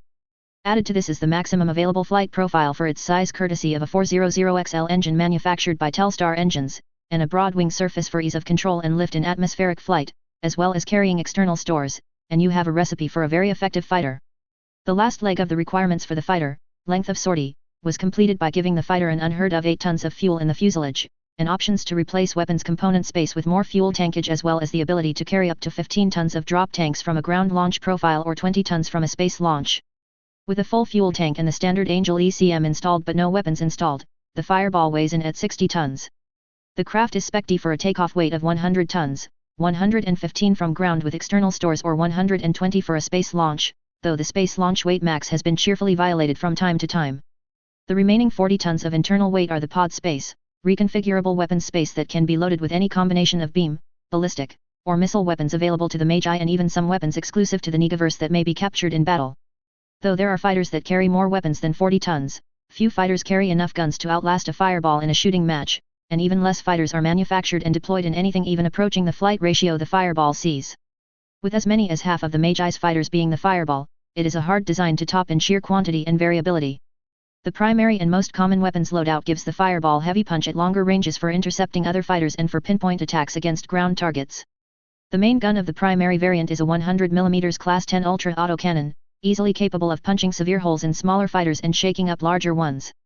In the wing roots are a extended range PPC and under the wing edge is a Delta Dart CT-LRM-10, giving it long range punch.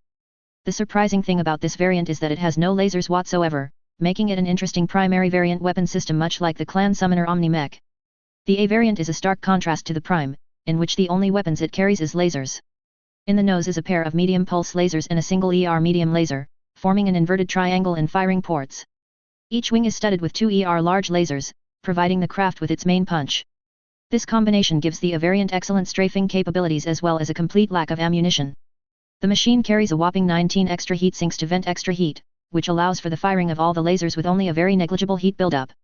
This variant of the Fireball is often seen with external drop tanks of fuel to extend its battlefield duration. B variant Fireballs are often used as short-duration high-volume attack platforms, particularly for pinpoint strikes against ground-based hardened targets.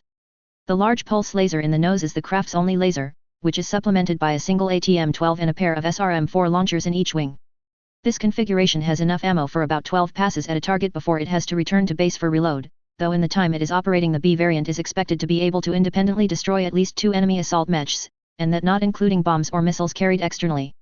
The C variant is something of an oddity among oddities, the bastard child modification of the strangest proportions. The rotary AC-5 is a favored weapon on dropships and warships as a point defense gun where it can be used to intercept fighters and mobile suits with a lot of ammo sprayed in their general direction. On fighters or omni-mechs, it is often less preferred than an Ultra 10 or Ultra 20 autocannon.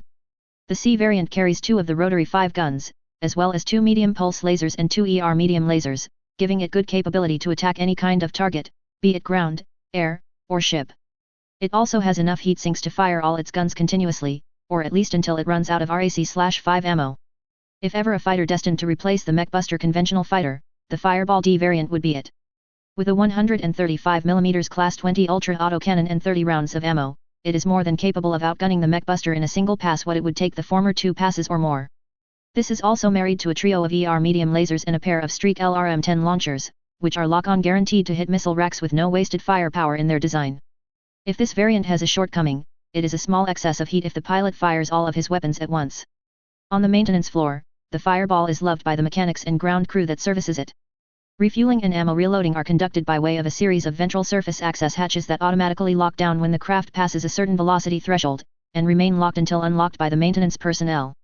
It is possible to refuel and rearm a Fireball in 5 minutes even under hostile fire. Replacing the armor composite is a simple 4-step no-weld process that can be accomplished in as little as 5 minutes per plate. Changing out weapons components is dead simple, all a mechanic has to do is strip off the local armor plate, unlatch the locking lugs and power/data connectors, and use an appropriate size crane or lifter exoskeleton to pull the component. The only snag is the airframe is a solid piece and cannot be modularly replaced. If the frame takes damage, it has to be patched and welded to specification, which is not a simple task if half a wing is blown off in space combat. Battle history. Much as was initially expected, the Fireball turned out to be a stalwart in the skies of the planets it cruised and a true knockdown drag-out battle artist in space.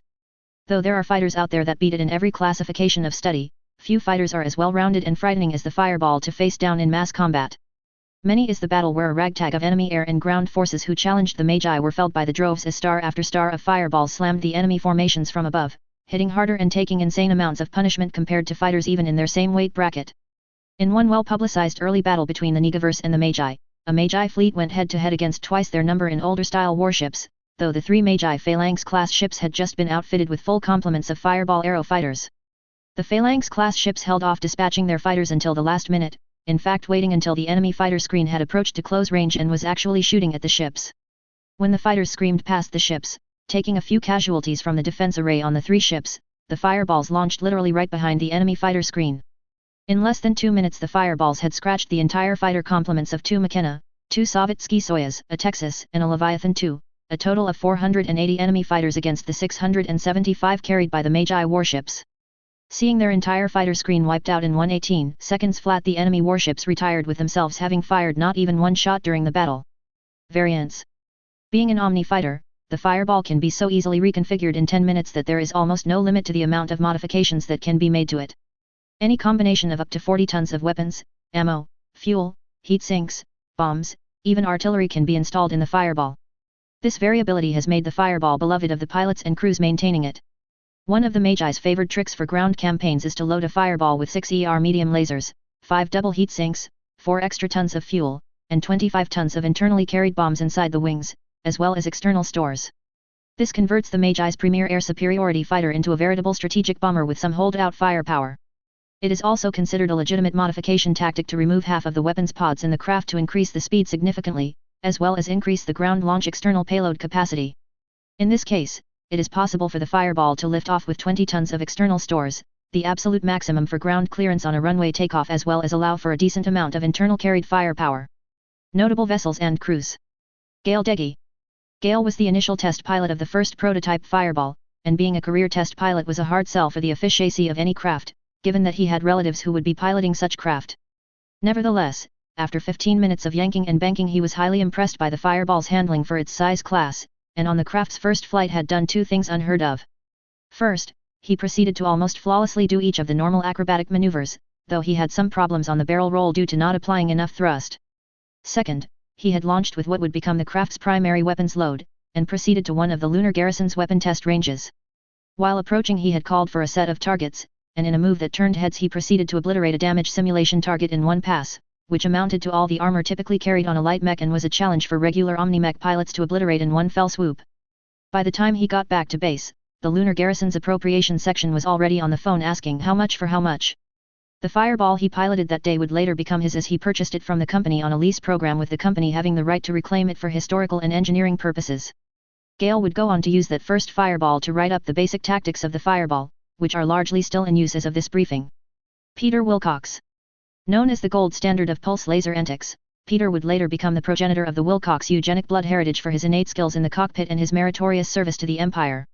Using a custom variant of the fireball with 4 large pulse lasers and a targeting computer, Peter is reported to have engraved a goofy smiley face in the side of more than 6 dozen enemy warships and countless smaller craft using his pulse lasers, as well as having done so to the side of a Magi Mechanic class captained by an officer that had royally pissed him off by attempting to force his way with Peter's girlfriend. During the calm after the Quarter War, Peter Wilcox would continue to gain rank and notoriety as his ever-expanding space assault force continued to gut the Negaverse supply corps and keep their assault forces harried. It was his assault on the captured Phalanx-class warship Widowmaker that earned his place in the eugenics program. In that epic battle of 500 Davids against Goliath and his support staff, Wilcox and his raiding teams closed up on the Widowmaker and her escort monitors, and simply began peeling away the defensive layers one layer at a time, never slowing down and missing very little. In an hour's protracted fighting that saw the loss of over a third of his unit, Wilcox was able to force the Widowmaker to hoist a white flag or be sunk, which it chose the former. Mina Barus. Prior to taking up the mantle of being a Dendrobium pilot, Mina Barus and her twin sister were fireball pilots. They had been rescued from a dismal existence flying the Atlas with wings in one road unit after another road unit, constantly on the move because they were constantly pranking their command staff and getting kicked out. Though plausibly deniable, their antics on more than one occasion were court-martial offenses, which they had been spared because the CO involved usually thought it was funnier than hell. Gerald Lightbringer had seen in their flying and fighting styles the perfect addition to his small cotter known as Angel Team, and they were dragged away from their fireballs kicking and screaming, literally, only to be deposited in a hangar with a pair of factory-fresh Dendrobium Stamen Gundams and instruction manuals. Though not in the fireball for some time, each of the twins keeps her own fireball in pristine condition for those cases where they would have to use them, such as a necessary atmospheric sortie. Deployment. Fireballs are the mainstay fighter of the Magi. As such, they can be found everywhere, including some rednecks' backyard. Warships in particular will have clusters of the fighters as their primary anti-air defense. Since the fireball is such a versatile and long-duration fighter, it is extremely favored to the task. BattleTech Special Rules. A player may opt to remove up to 10 tons of mounted weapons and carry up to 10 tons more external stores, equal to the amount of weapon mass removed. Any additional mass gained beyond 10 tons is discarded, due to limitations of wing space. Note that while so loaded above the maximum external load, the fighter may not perform any aerobatic maneuvers except a barrel roll. Any such attempt will result in an immediate control roll to avoid losing control of the craft. The maneuver automatically fails. In space operations, a fireball may carry up to 20 tons of external ordnance as per the normal rules, or it may carry more using this special rule set. For any mass up to double the normal carrying capacity, a fighter is limited to half its maximum speed under full normal load. Anything beyond that, the fighter is limited to 1-point movement until the ordnance is expended.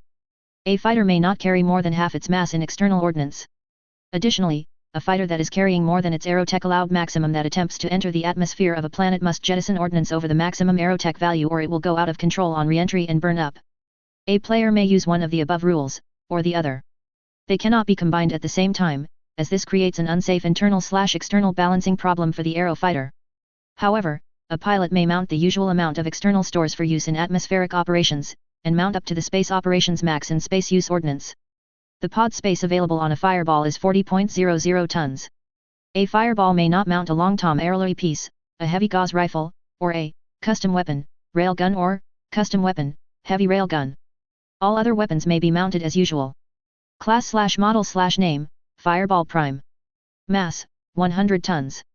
Const. Options, fractional accounting. Equipment, mass. Power plant, 400 XL fusion, 26.25. Engine shielding, 0.00. Structural integrity, 10.00. Safe thrust, 6. Maximum thrust, 9. Heat sinks, 19 double, 9.00. Fuel, 8 tons. Cockpit and attitude thrusters, 3.00. Armor factor, 408 ferroaluminum, C, 21.25. Armor value, standard scale. Nose, 136. Left/right wings, 102/102. Aft, 68. Weapons and equipment. LOC, SRV, MRV, LRV, OV. Heat, mass. 1 Ultra AC/10, C. Nose, 15, 15. 6, 10.00. Ammo, ULTAC/10, 20. 2.00.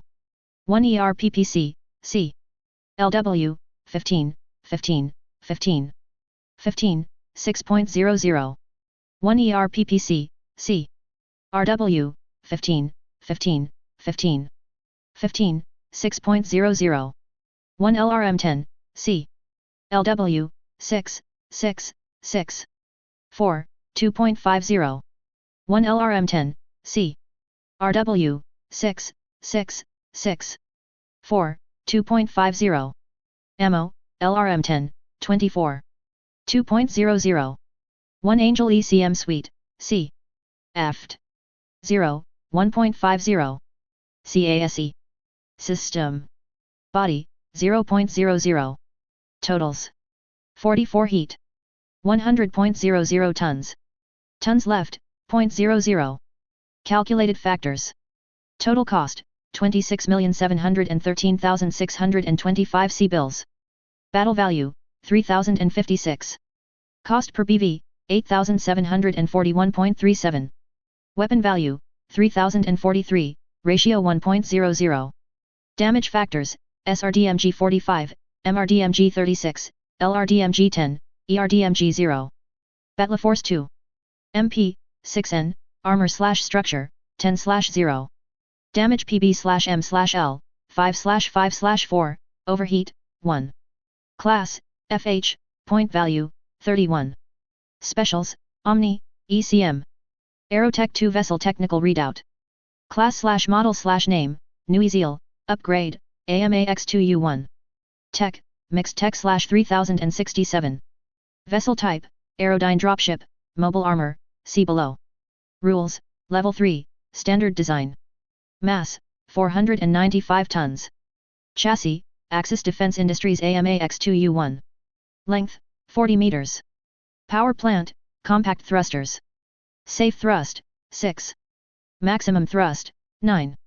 Armor type, Axis Defense Industries ferroaluminum, Clan. Armament. 2 Axis Beam Saber Claw, C. 1 Axis Mega Beam Cannon, C. 4 Axis Subarm, C.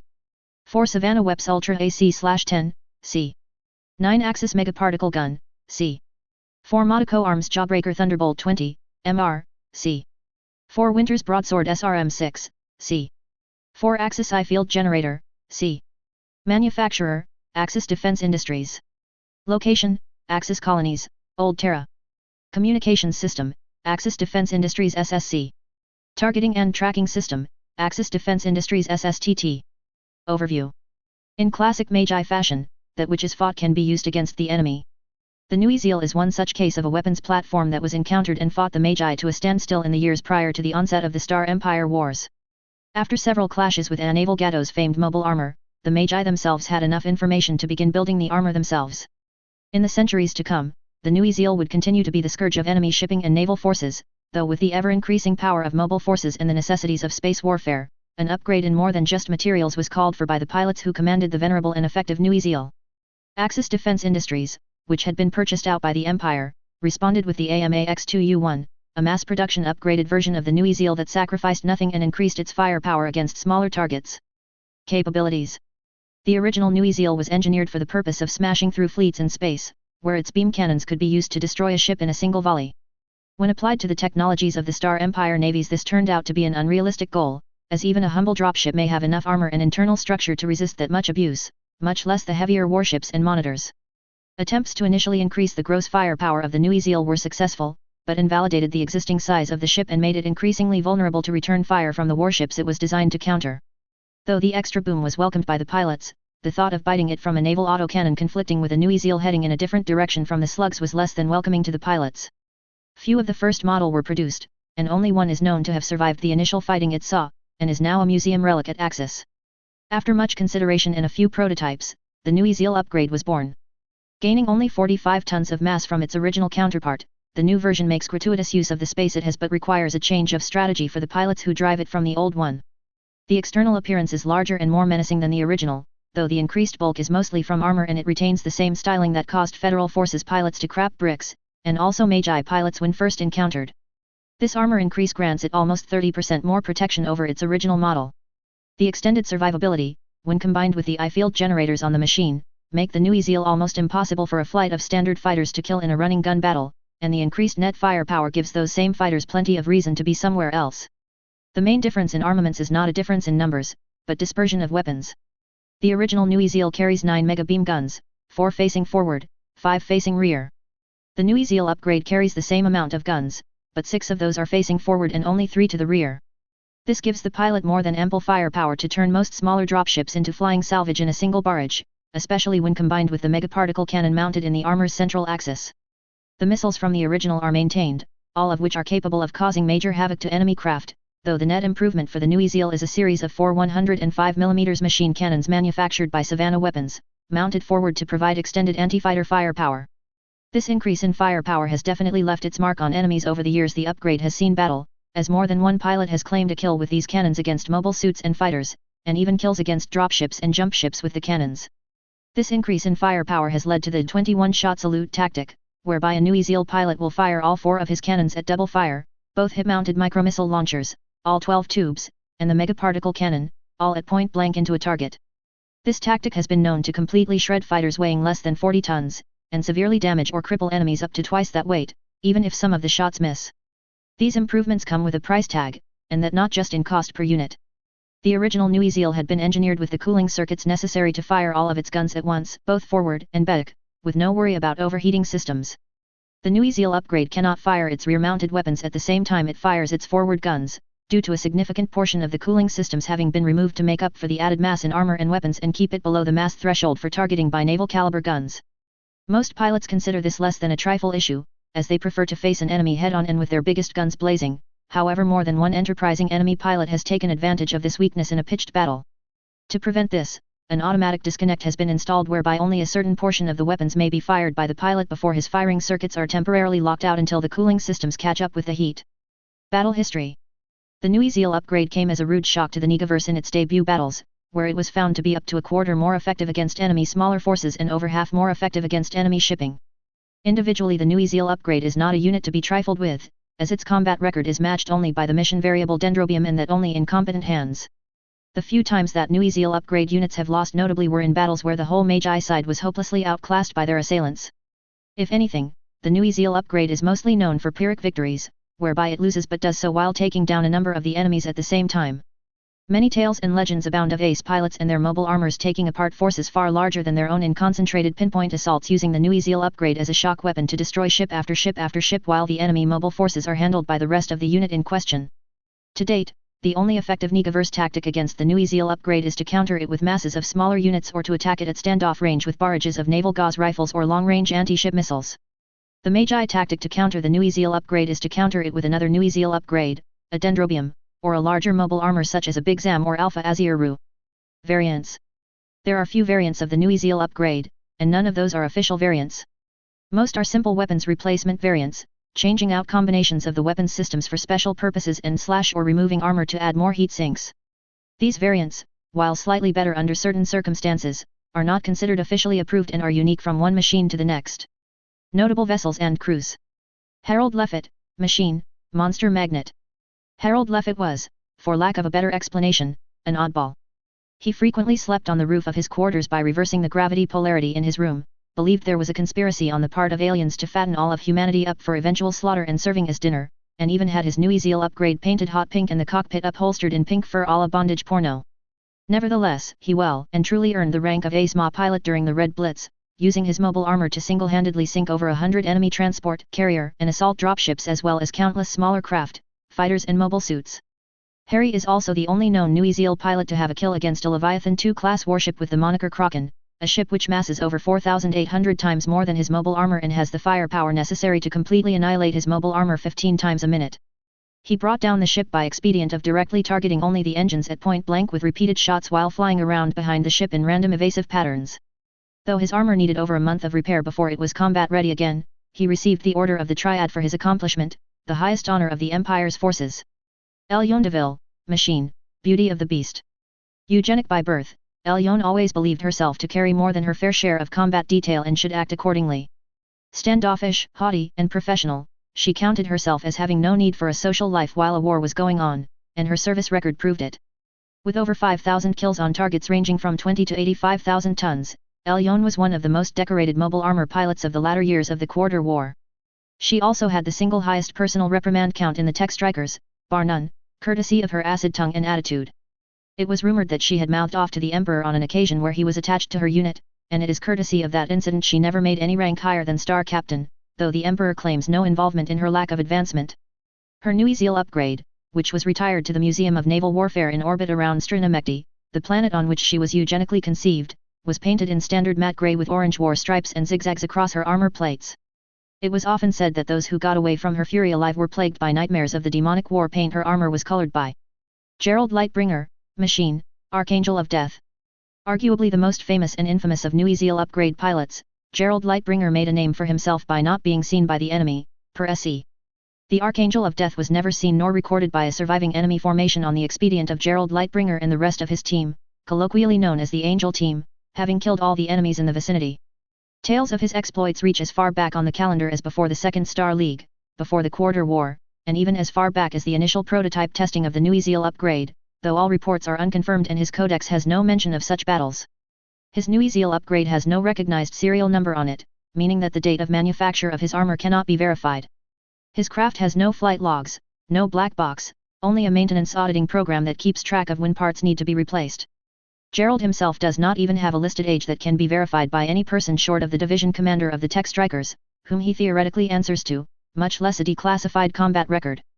His machine is painted bright white with dark blue trim, as is the other machines of the Angel Team, with the only identifier on it being his call sign, Angel 0. Deployment. The New Ezeal upgrade has taken the place of the venerable New Ezeal as a replacement for fleet-carried mobile armors, and is considered an excellent complement to the gold standard Dendrobium units. The New Ezeal upgrade fits into the standard mobile armor 6 bay with no issue, though quarters get a bit tight when it is fitted into the mobile armor class 5 bays. It can launch from any stationary fortification mobile armor bay without issue, and can even take advantage of a magnetic catapult if one is available. In an offensive posture, the New Ezeal upgrade is typically used as a fast assault unit and as the beginning thrust of a breakthrough fleet action, where its massive firepower can be best used to cripple lighter units and harry larger ones, and its maneuverability allows it to avoid enemy fire as best as possible. It is not uncommon to see New Ezeal upgrade pilots completely blow through an enemy battle line and circle around to strike from the rear or flanks while the enemy front is struck again by oncoming forces. In standoff engagements, the New Ezeal is used as a screening armor for longer range units, as its firepower only marginally ranges to long range and has little to no involvement with extreme range standoff bombardment. In a defensive posture, the New Ezeal serves admirably as a long range and high power interceptor. The New Ezeal upgrade has 4 hours of fuel without a refill at standard speed, 80 minutes at flank speed, which well exceeds combat fuel expectancy of the average enemy craft. The combination of heavy armor and not 1 but 4 I-field generators gives it the ability to challenge enemy craft that rely on energy weapons on far better than even terms, making the New Ezeal optimum for intercepting enemy warships that are reliant on PPCs and mega beam cannons, while other forces assault the remainder of the enemy fleet. BattleTech Special Rules. The New Ezeal is considered a dropship for deploy and combat rules, and being less than 500 tons is considered a smaller target for naval guns to shoot at. For transport purposes, the new Ezeal requires a minimum of 500 tons of space for transport, though in such space constraints it cannot be repaired unless it is undocked from the ship that is transporting it. If issued 600 tons of space, it can be repaired inside the ship without issue. The I-field generators each blocks 20 capital scale points of damage from beam weapons, buster weapons, and megaparticle weapons, Gundam universe, and particle cannons, BattleTech universe. It has no effect on lasers, positron cannons, flamers, or any physical ordnance weapons, missiles, railguns, autocannons, machine guns, etc. Given that the new Ezeal carries 4 of the generators, it can block 80 capital scale points or up to 800 standard scale points per turn. If this damage level is exceeded, any successive damage to the new Ezeal from these types of weapons hits the new Ezeal at standard effects. Additionally, for every 20 capital scale damage inflicted on the new Ezeal, a generator is discharged in that turn, and is not active in the following turn. The generators will recharge in the turn after they were discharged, and will be active again 2 turns after they were initially discharged. So, if 2 of the generators are discharged in one turn, the following turn only 2 generators would be active, meaning that 41 points of capital scale damage from megaparticle weapons would be needed to breach the remaining I-fields. On the third turn, provided the other generators were not discharged, the new Ezeal would be back up to full I-field integrity. The new Ezeal and new Ezeal upgrade are space-use mobile armors. Despite being listed as droidship class Aerodyne, they are completely incapable of atmospheric flight, and if one enters the atmospheric interface it is considered to have burned up and is listed as destroyed. Custom weapon stats. Mega beam cannon, considered standard laser, 5 tons, 25 heat, maximum AT2 range of long. Attack value of 50 points standard damage. BV 1525, cost 2.5 million C-bills. This weapon cannot be mounted on any craft less than 150 tons, due to the power requirements of recharging it. Megaparticle gun, considered standard laser, 4 tons, 20 heat, maximum AT2 range of long. Attack value of 45 points standard damage. BV 1665, cost 1 million C-bills. This weapon cannot be mounted on any craft less than 150 tons, due to the power requirements of recharging it. Subarm, considered standard laser, 1 tons, 5 heat, maximum AT2 range of point defense. Attack value of 50 points standard damage. BV 105, cost 100,000 C-bills. This weapon cannot be mounted on any craft less than 150 tons, due to the power requirements of recharging it. This weapon can only be used against targets in the same hex as the firing craft, but can be used to intercept missiles per standard point defense rules. Beam Saber Claw, considered standard laser, 3 tons, 10 heat, maximum AT2 range of point defense. Attack value of 100 points standard damage. BV 105, cost 3.5 million C-bills. This weapon cannot be mounted on any craft less than 150 tons, due to the power requirements of recharging it. This weapon can only be used against targets in the same hex as the firing craft. I-field generator, considered point defense weapon, 4 tons, 0 heat, maximum AT2 range of point defense. Attack value of 200 points standard defense against megaparticle weapons, buster weapons, PPCs. BV 25, cost 4 million C-bills. This weapon cannot be mounted on any craft less than 300 tons, due to the power requirements of charging and running it. This weapon will defend only the equipped craft, it does not have the range to defend any units in the vicinity. Class/model/name. New Ezeal, upgrade, AMAX2U1. Mass, 495 tons. Equipment, mass. Power plant, standard, 91.00. Engine shielding, 0.00. Structural integrity, 9, 22.28. Safe thrust, 6. Maximum thrust, 9. Heat sinks, 132 double, 128.00. Fuel and fuel pumps, 21.00. Bridge and controls, 4.00. Armor factor, 1008 ferroaluminum, C, 40.50. Armor value. Standard scale. 4, 336. Left/right sides, 252/252. Aft, 168. Equipment and options. Crew and passengers, 1 officers, 1 minimum, 0.00. Weapons and equipment. LOC, SRV, MRV, LRV, of. Heat, mass. 2 beam saber claw, C. Nose. 20, 6.00. 1 mega beam cannon, C.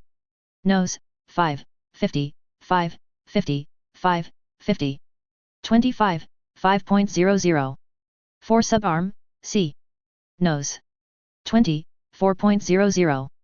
2 Ultra AC/10, c. 60 rounds. Nose, 3, 30, 3, 30. 12, 26.00. 3 Megaparticle Gun, c. L/RW, 14, 135, 14, 135, 14, 135. 120, 24.00. 2 Thunderbolt 20, MR, c. 21 rounds. L/RW, 4, 40, 4, 40. 32, 44.00. 1 SRM6, c. 60 rounds. L/RW, 1, 8, 8, 11.00. 1 I Field Generator, c. L/RW, 0, 4.00.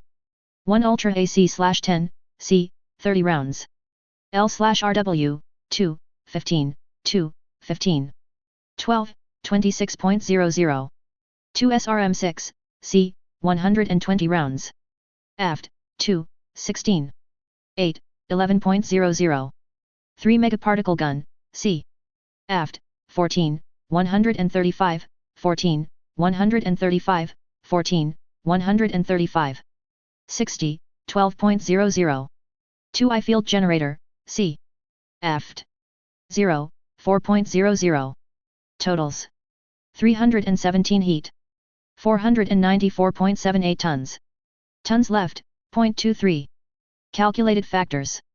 Total cost, 1,614,277,224 C bills.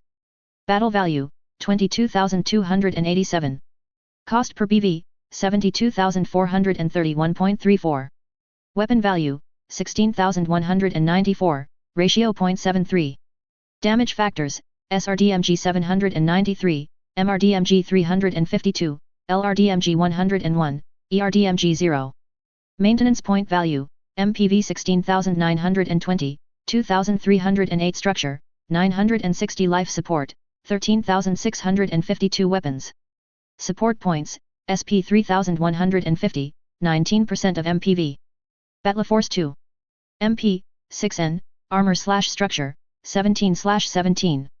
Damage PB/M/L, 48/46/32, Overheat, 0. Class, DS, Point Value, 223. Chapter 2, Front Toward Enemy. Chapter 02, Front Toward Enemy. Date, June 1, 2SL12. Okay then, kids, looks like we still have the magic touch, Gerald replies to the other three training with him in simulation. That mean we're going to be busting chops on the greenhorns? Wendy Barus asks. She was referring to the rest of the unit, since the 4 in the training cycle at this time were the best of the unit, and arguably the best in the Empire at their deadly art. Those that didn't call the Barus twins the pranking bitches usually called them Medusa matriarchs, in honor of how lethal they were known to be. Now, Wendy, not all of the unit is completely green. Give them some credit. We can't win a sustained streak against the median of the AR loyal units in simulation.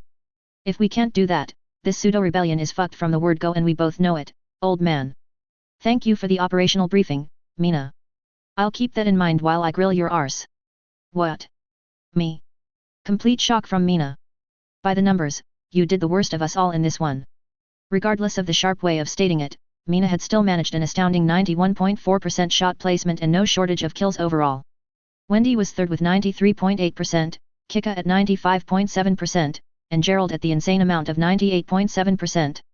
A bad day consisted of missing 2 or more shots in a row for these 4 pilots. Roger that, Mina replied.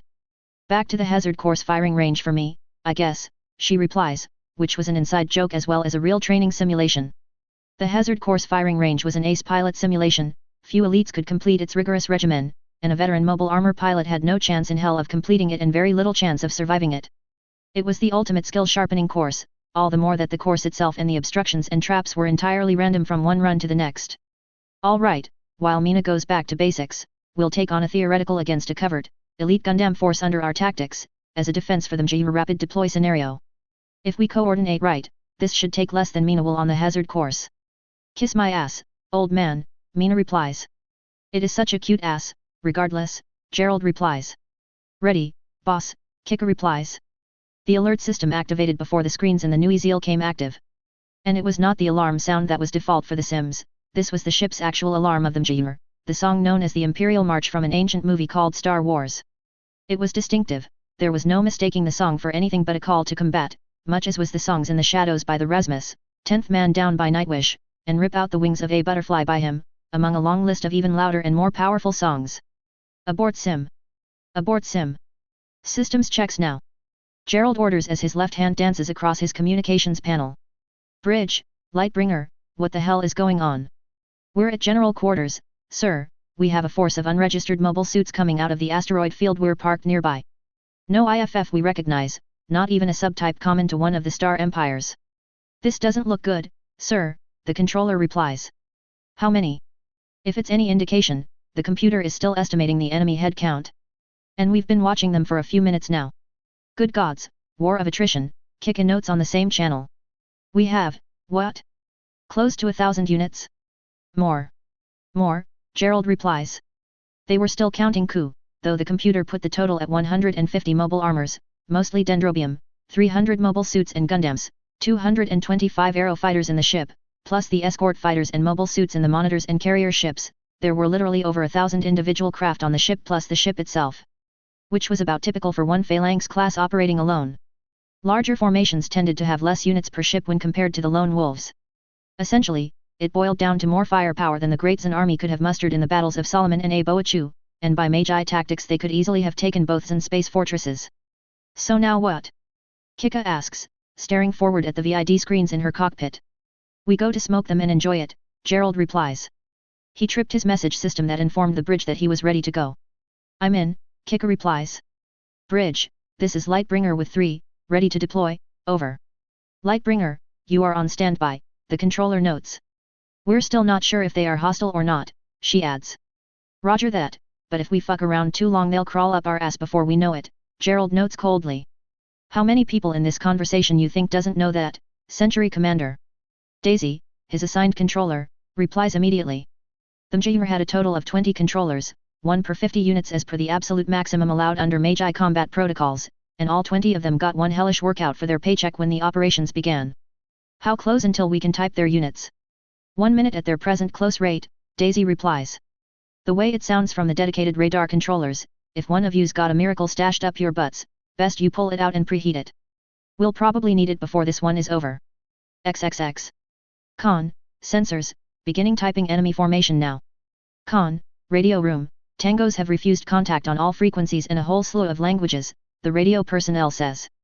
I'm getting nothing, Star Admiral, Kalamira notes, looking toward their formation off the starboard bow. You won't get anything, one of the sensors operators replies from 2 meters. She was holding a printout toward the Star Admiral. Jesus H. Christ himself, Wayne says. Raid, scramble everything, scramble it now. Wayne shouts as he wads the paper up and throws it down on the floor. Commander Ward, you have the con, I'm joining the battle. Draw them into a running gun battle and don't stop maneuvering, keep the forces tight. Kalamira, keep me informed of any changes in the situation. I'll command the fleet from Ultron, he orders. Sir. Commander Ward was one of those who did have pilot qualifications, but did not have the veterancy that Wayne did. As the Star Admiral exited the bridge he began his run toward the hangar where his personal Gundam was stored and ready for battle. When he came out on the gantries in the hangar, he had to take a ladder down to the mid-level gantries then into the pilot's room to get into his pilot's armor. 2 last pilots in his assigned star were just finishing getting into their personal armor set. Admiral? You're joining us? Misty asks as he strips his shirt and pants off in a hurry. If it flies and shoots, it's going out there, no questions asked. Wayne says before he kneels down and worms his way into the armor. Once in position it closes up and begins sealing, a process that took typically 30 seconds. After it was sealed, he could move it nominally by the anti-gravity systems that were built into the armor. Ready to go, sir. His assigned mechanic asks as he steps out onto the gantry around his Gundam. Warm her up, Wayne says as he steps over to the pilot's bridge and then climbs into the machine. Once inside he immediately begins connecting and locking down the tether cords that held him in place inside the cockpit. All right, sir, we got her warmed up, fueled up, precharged and magazines topped off. Hope you're ready to kick some ass, Star Admiral, cause your machine is straining for it. I am ready, Wayne replies before he nicks a switch on his radio console. After hitting it, a prompt box came up, in response to which he plugged his codecs into the radio console, which authenticated him to the main server on the Mjir. After that, he activated the ship's intercom system and C3I retransmit. Ready on 1MC, sir, the ship's AI notes for him, which did not go out over the speakers. Attention all hands, this is Star Admiral Centura. Though this fleet was formed with the intention of bringing down the Admiralty Review, today we face a challenge of unknown purpose but blatant scale. Incoming toward this battle group at this time is a total of 6,000 varied mobile doll units, including Omni fighters, mobile suits, small craft, and Gundams. Today we face 6-to-1 odds against the soulless killing machines of yore. All units will deploy and prepare to fight off the incoming enemies as per nominal combat procedures for facing down mobile dolls. And make damn sure you survive, people. I don't want to explain what went wrong to your families. Through the frame of his Gundam he could hear the cheering of his ship's crew. They were more than willing to oblige the Star Admiral in that respect, as he was more than willing to sortie to help make it a reality. Control, Star Admiral Centura in Ultron, requesting launch clearance. F. Star Admiral. Come back alive, his controller orders. Be advised Hyperion is launching at this time, don't cat out just to fly into its side, sir, she entreats. Control, launching now, and Wayne launches through the double-chamber launch bay doors, that allowed the personnel to work on the fighters in atmosphere while still performing launches. Once outside the ship, he immediately moved to his star's designated guard area. Welcome to the firing line, Star Admiral, his wing lady says. She was driving the Zephyr and this full Vernian model, giving her a slight edge in maneuverability over the Ultron, but not quite matching him in long-range firepower and certainly not matching his machine in close quarters. The one modification he made to his machine besides paint job, royal purple over Magi matte grey with white highlights, was carrying a heavy launcher, and extra magazines, which gave him extra ballistic firepower that he would need when going against the enemy mobile dolls with planet defensors. Alright, people, remember that with planet defensors, it takes a hell of a lot of firepower to overcome the shield. Hammer on their shields or get up close and personal. And for God's sakes, do not slow down whatever you do, Wayne says, having off and on studied how to fight mobile dolls from wars past and common training regimens. The faster you moved, the less likely you would get hit. See, kids, this is what you get when you let the crack smokers out on a day pass, Gerald notes on the command frequency. Wayne could distinctly recognize the white Nui Zeal upgrade that he piloted as it closed up on his position with 3 Dendrobium mobile armors in tow. You know something about this one, Century Commander? Wayne asks with a tone that suggested he was hiding something. Only thing I know right now, boss, our lives are about to get real hairy real fast, he replies. Wayne could not tell if he was lying or not, but suspected the Century Commander was not. Whoever these toys belong to, they ain't Magi, one of the pilots says on open frequency. Only problem is, they got some of our equipment as well, like the MD Serpent and the Virgo 3, the same pilot adds. It can't be the Admiralty Review, they'd be annihilated for using mobile dolls on another mage formation, Wayne thinks aloud. It has to be an outside party, Gerald completes the thought, skipping over several steps in the process. The only real problem is, who would be using our mobile doll designs against us? No time to think, sir, it's about to start, one of the Dendrobium pilots asks. We will analyze later, Gerald. Let us start by winning this battle, Wayne orders. And once more unto the breach, for there is only one path to glory, Gerald begins the classic Magi lament. And only 1,000 ways to hell, Wayne completes the old lament, well, maybe a few more of late, he appends after a moment. Wow, you're an optimist, Star Admiral. One of the 3 Dendrobium pilots with Gerald asks. I always thought we were approaching 2,000 ways. XXX. Commander Ward, we are now in range on all capital missiles, naval gauze rifles, naval particle cannons, larger naval lasers. We have solution, the fire control officer, a lieutenant, declares. Sensors, Con, did we get anything out of the kill codes? Commander Ward asks. The kill codes were what was deemed a final safety measure to prevent the mobile dolls from going rogue and being unable to be stopped. A friendly unit would put out a sensor sweep with an embedded code that would deactivate all receiving friendly mobile dolls, thereby preventing them from continuing whatever they were ordered to do. The enemies of the Empire never twigged to the code, since it had only been used once during the short lifespan of the mobile doll systems. Negative, nothing stopped, sir. They are completely off our net, the sensor's lieutenant says. Commander Ward sighed. This would be the first real battle of the Mjir's history in almost 1,000 years, though to what end they were fighting, nobody knew. All gunnery stations, fire at will, Commander Ward orders. The hull of the ship echoed with the sounds of almost 100 capital missiles being fired, mostly of the improved teleoperated missile type that turned 100 capital weapon stations up and down the ship into a veritable video game of demolition derby. These were joined by the sparse capital PPC weapons, which provided even more firepower than the capital missiles per shot and cost only energy to use. Immediately there were explosions in the enemy ranks, though after the MultiMage fired the matter was picked up by the escort monitors, each of which having their own arsenal capable to the task at hand. MultiMage may have carried more weapons than some warships weighed in at fully loaded, but the escort monitors carried more arsenal per ton than the MultiMage's AI could dream of. After all, a third of the venerable super dreadnought's weight was the massive jump core, which the monitors did not have to suffer. The two Riga-class missile frigates each carried their own capital missiles, 30 of them that could be used at a tib when facing broadside on against the enemy, though the Riga existed more or less to do its dirty work at half the range it was firing at now, intercepting enemy mobile suits at closer ranges with standard weapons. The two Flame Eater destroyers carried far less capital missiles, but made up for it with long-range lasers and naval autocannons. Again, the Flame Eater would be far better close-in than at range.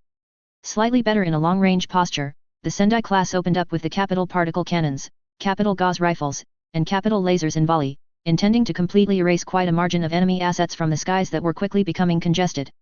In this, the MultiMage and its fleet had a significant advantage of range, for the upper bound of the capital weapons ranges were over double, almost triple that of the enemy mobile dolls, who had sparse ability to strike a target beyond 20 naval hexes range, whereas the ships could fire out as far as 50 hexes, or even farther if the teleoperated missile controllers were smart about accelerating their missiles. The only downside to their strategy was the mobile dolls themselves feel no pain, no fear, do not panic, and do not relent. In one volley the MultiMage's forces trashed close to 150 of the enemy ranks, which amounted to 2.5% of their ranks in one stroke. And still they came forward, unrelenting. Sir, Sensor's final count shows enemy force strength 6,000 mobile doll units of varying types, out of range still to subtype units, the Sensor's lieutenant says. Weps, continue fire. Controllers, send our forces in on them, Commander Ward orders. All right, you heard the boss, get the boys and girls to charge M down, keep the fire lanes open for the warships, the flight boss orders. The word immediately went out on the command networks as the ship echoed to the sound of the next wave of capital missiles being fired. Even the Guild 2 class cargo and transport dropships were joining the fray, as each ship also carried its own trio of teleoperated capital missile launchers, making them very heavily armed transports for their size and duty profile. The dropships were still locked into the docking collars, however, as they did not have the combat survivability to go toe-to-toe with enemy forces, though heavily armored, the dropships really were not engineered as interceptors, and their extensive weapons grids were for point defense almost completely. And in an instant, the just barely over 1,000-strong MultiMage mobile forces took off into the hideous void between the ship and its assailants. Hundreds of mobile armors, fighters, mobile suits of many different eras of the Empire's wars, even 11 of the Gundams went into the fray at full speed. The force would be enough to turn the stomach of any human force they were charging down, and for certain would give any rational force commander second, third, and maybe even fourth thoughts about the evolving battle. And still they came onward, unrelenting in their programmed objective. Fates protect the pilots, for we can do little now, Commander Ward notes. Weps, continuous fire. I want their owners to know how much these kinds of campaigns cost. Continuous fire, aye sir, the lieutenant in command of the weapons stations replies immediately. I start to think loud about retiring, and this is what existence shovels into my face, Gerald notes as his new Ezeal upgrade begins thrusting in random jinking patterns. The mobile dolls were now close enough to begin shooting at the mobile forces, and despite his sarcastic tone he was very thankful that his armor was established with 4 I-field generators. Their beam cannons were doing nothing to his unit except causing momentary drains on his I-fields. And this is where I'm supposed to say you are too young to retire or something like that, Kika replies. Why, I did not know you cared so much, Gerald says as he begins sighting up and firing on the forward ranks of mobile dolls. Unlike the original new Ezeal used against the Federation, these mobile dolls did not succumb to one shot of the micromissiles, in fact they appeared to be of a more recent vintage. Specifically, he watched one take a pair of the large missiles and suffer no ill effects except a crater in its armor. Hardened Gundanium armor, looks like, Kika notes as her first 2 shots, a pair of micromissile canisters with over 100 missiles in each canister, flew through several dense patches of enemies while spraying their death in every direction. Though the missiles ended up striking over 60 targets, the amount of kills from her stroke could be counted on one hand. They copied our armor composites as well. Star Admiral Centura asks. He had given up on trying to stay with the Dendrobium forces, as his Gundam was certainly not capable to the thrust that a Dendrobium or New Ezeal carried. Appears that way, sir, Mina Barus notes as she closed in on the enemy formation fast. The speed she was moving with threw many of the mobile dolls off, but not all, and the beams coming in at her were blanketed as if the mobile dolls knew the Dendrobium was one of the greater threats. These shits are not dying easy today, Mina's twin sister, Wendy, notes as she closed on a cell of them with her anti-ship beam sabers deployed. She got 2 of them after brute forcing her way through their planet defensors, by sabering the defensors, though at the cost of several point-blank hits to her I-field. And this is where I'm supposed to say grit your teeth and charge them down or something to that effect, Wayne notes dubiously. Cracking jokes about how the movies portrayed the antics of battle was a favored pastime of the warriors, since the dunderheads that made the movies, still collectively called Hollywood, could really fuck up a junkyard in management terms, much less accurate reporting. Yet, been there, done that, got the stitches to prove it, Gerald notes just as dubiously. His new Ezeal upgrade was well set for this task, as the 4 autocannons and the myriad of missile weapons he carried would be preferable to trying to brute force their way through the planet defense shields, and ballistic weapons were unstoppable by either the eye field or the planet defensor. As the two forces closed and began trading shots all along the lines, Wayne began to notice something odd about these mobile dolls. They were not forming the defensive clusters that the Virgo series were renowned for, they were simply advancing online, aiming toward them and firing at anything that acted hostile towards their ranks. This bespoke that the MD units they were facing were different from the standard production runs. They were the actual Magi rebuild mobile dolls that shook the Negaverse to its core until the Emperor had refused their usage in battle. To point, if he remembered Magi mobile doll programming correctly, they should begin a vertical envelopment of a numerically inferior force any minute now. Boss, they be shifting ventral and dorsal on our forces, sir, one of the Star Colonel under Gerald notes. What the hell? Only controlled mobile dolls do that unless they are Magi mobile dolls, at least in construction and programming, Wayne notes. Now what? Gerald asks in half frustration. No wonder, these shitting things are actually shooting like they know how to shoot, an Alpha Aziru pilot notes.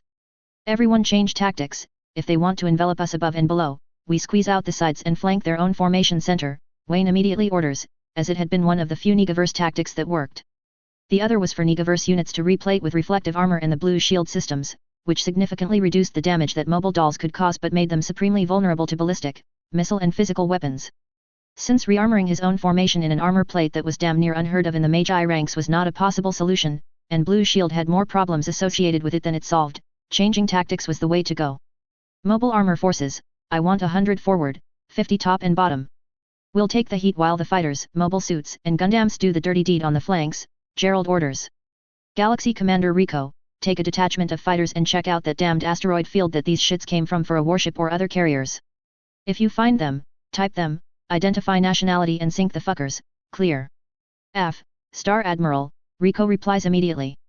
First cluster on me, we're going hunting in an asteroid field. Second, third clusters go left, fourth and fifth clusters go right. Wayne joined the forces headed leftward while dodging through off and on fire directed at him. He even had to block 2 shots with his shield, the mobile dolls were that good in practice. Some carried the heavy megaparticle cannons, others carried smaller beam rifles that were less powerful but had a higher fire rate. As he closed up on the enemy formation, he began with the twin beam cannon in the tail of the Ultron he piloted, in such a fashion that while unlikely to cause casualties he was keeping them occupied defending from incoming firepower, which made things for the rest of the team easier overall.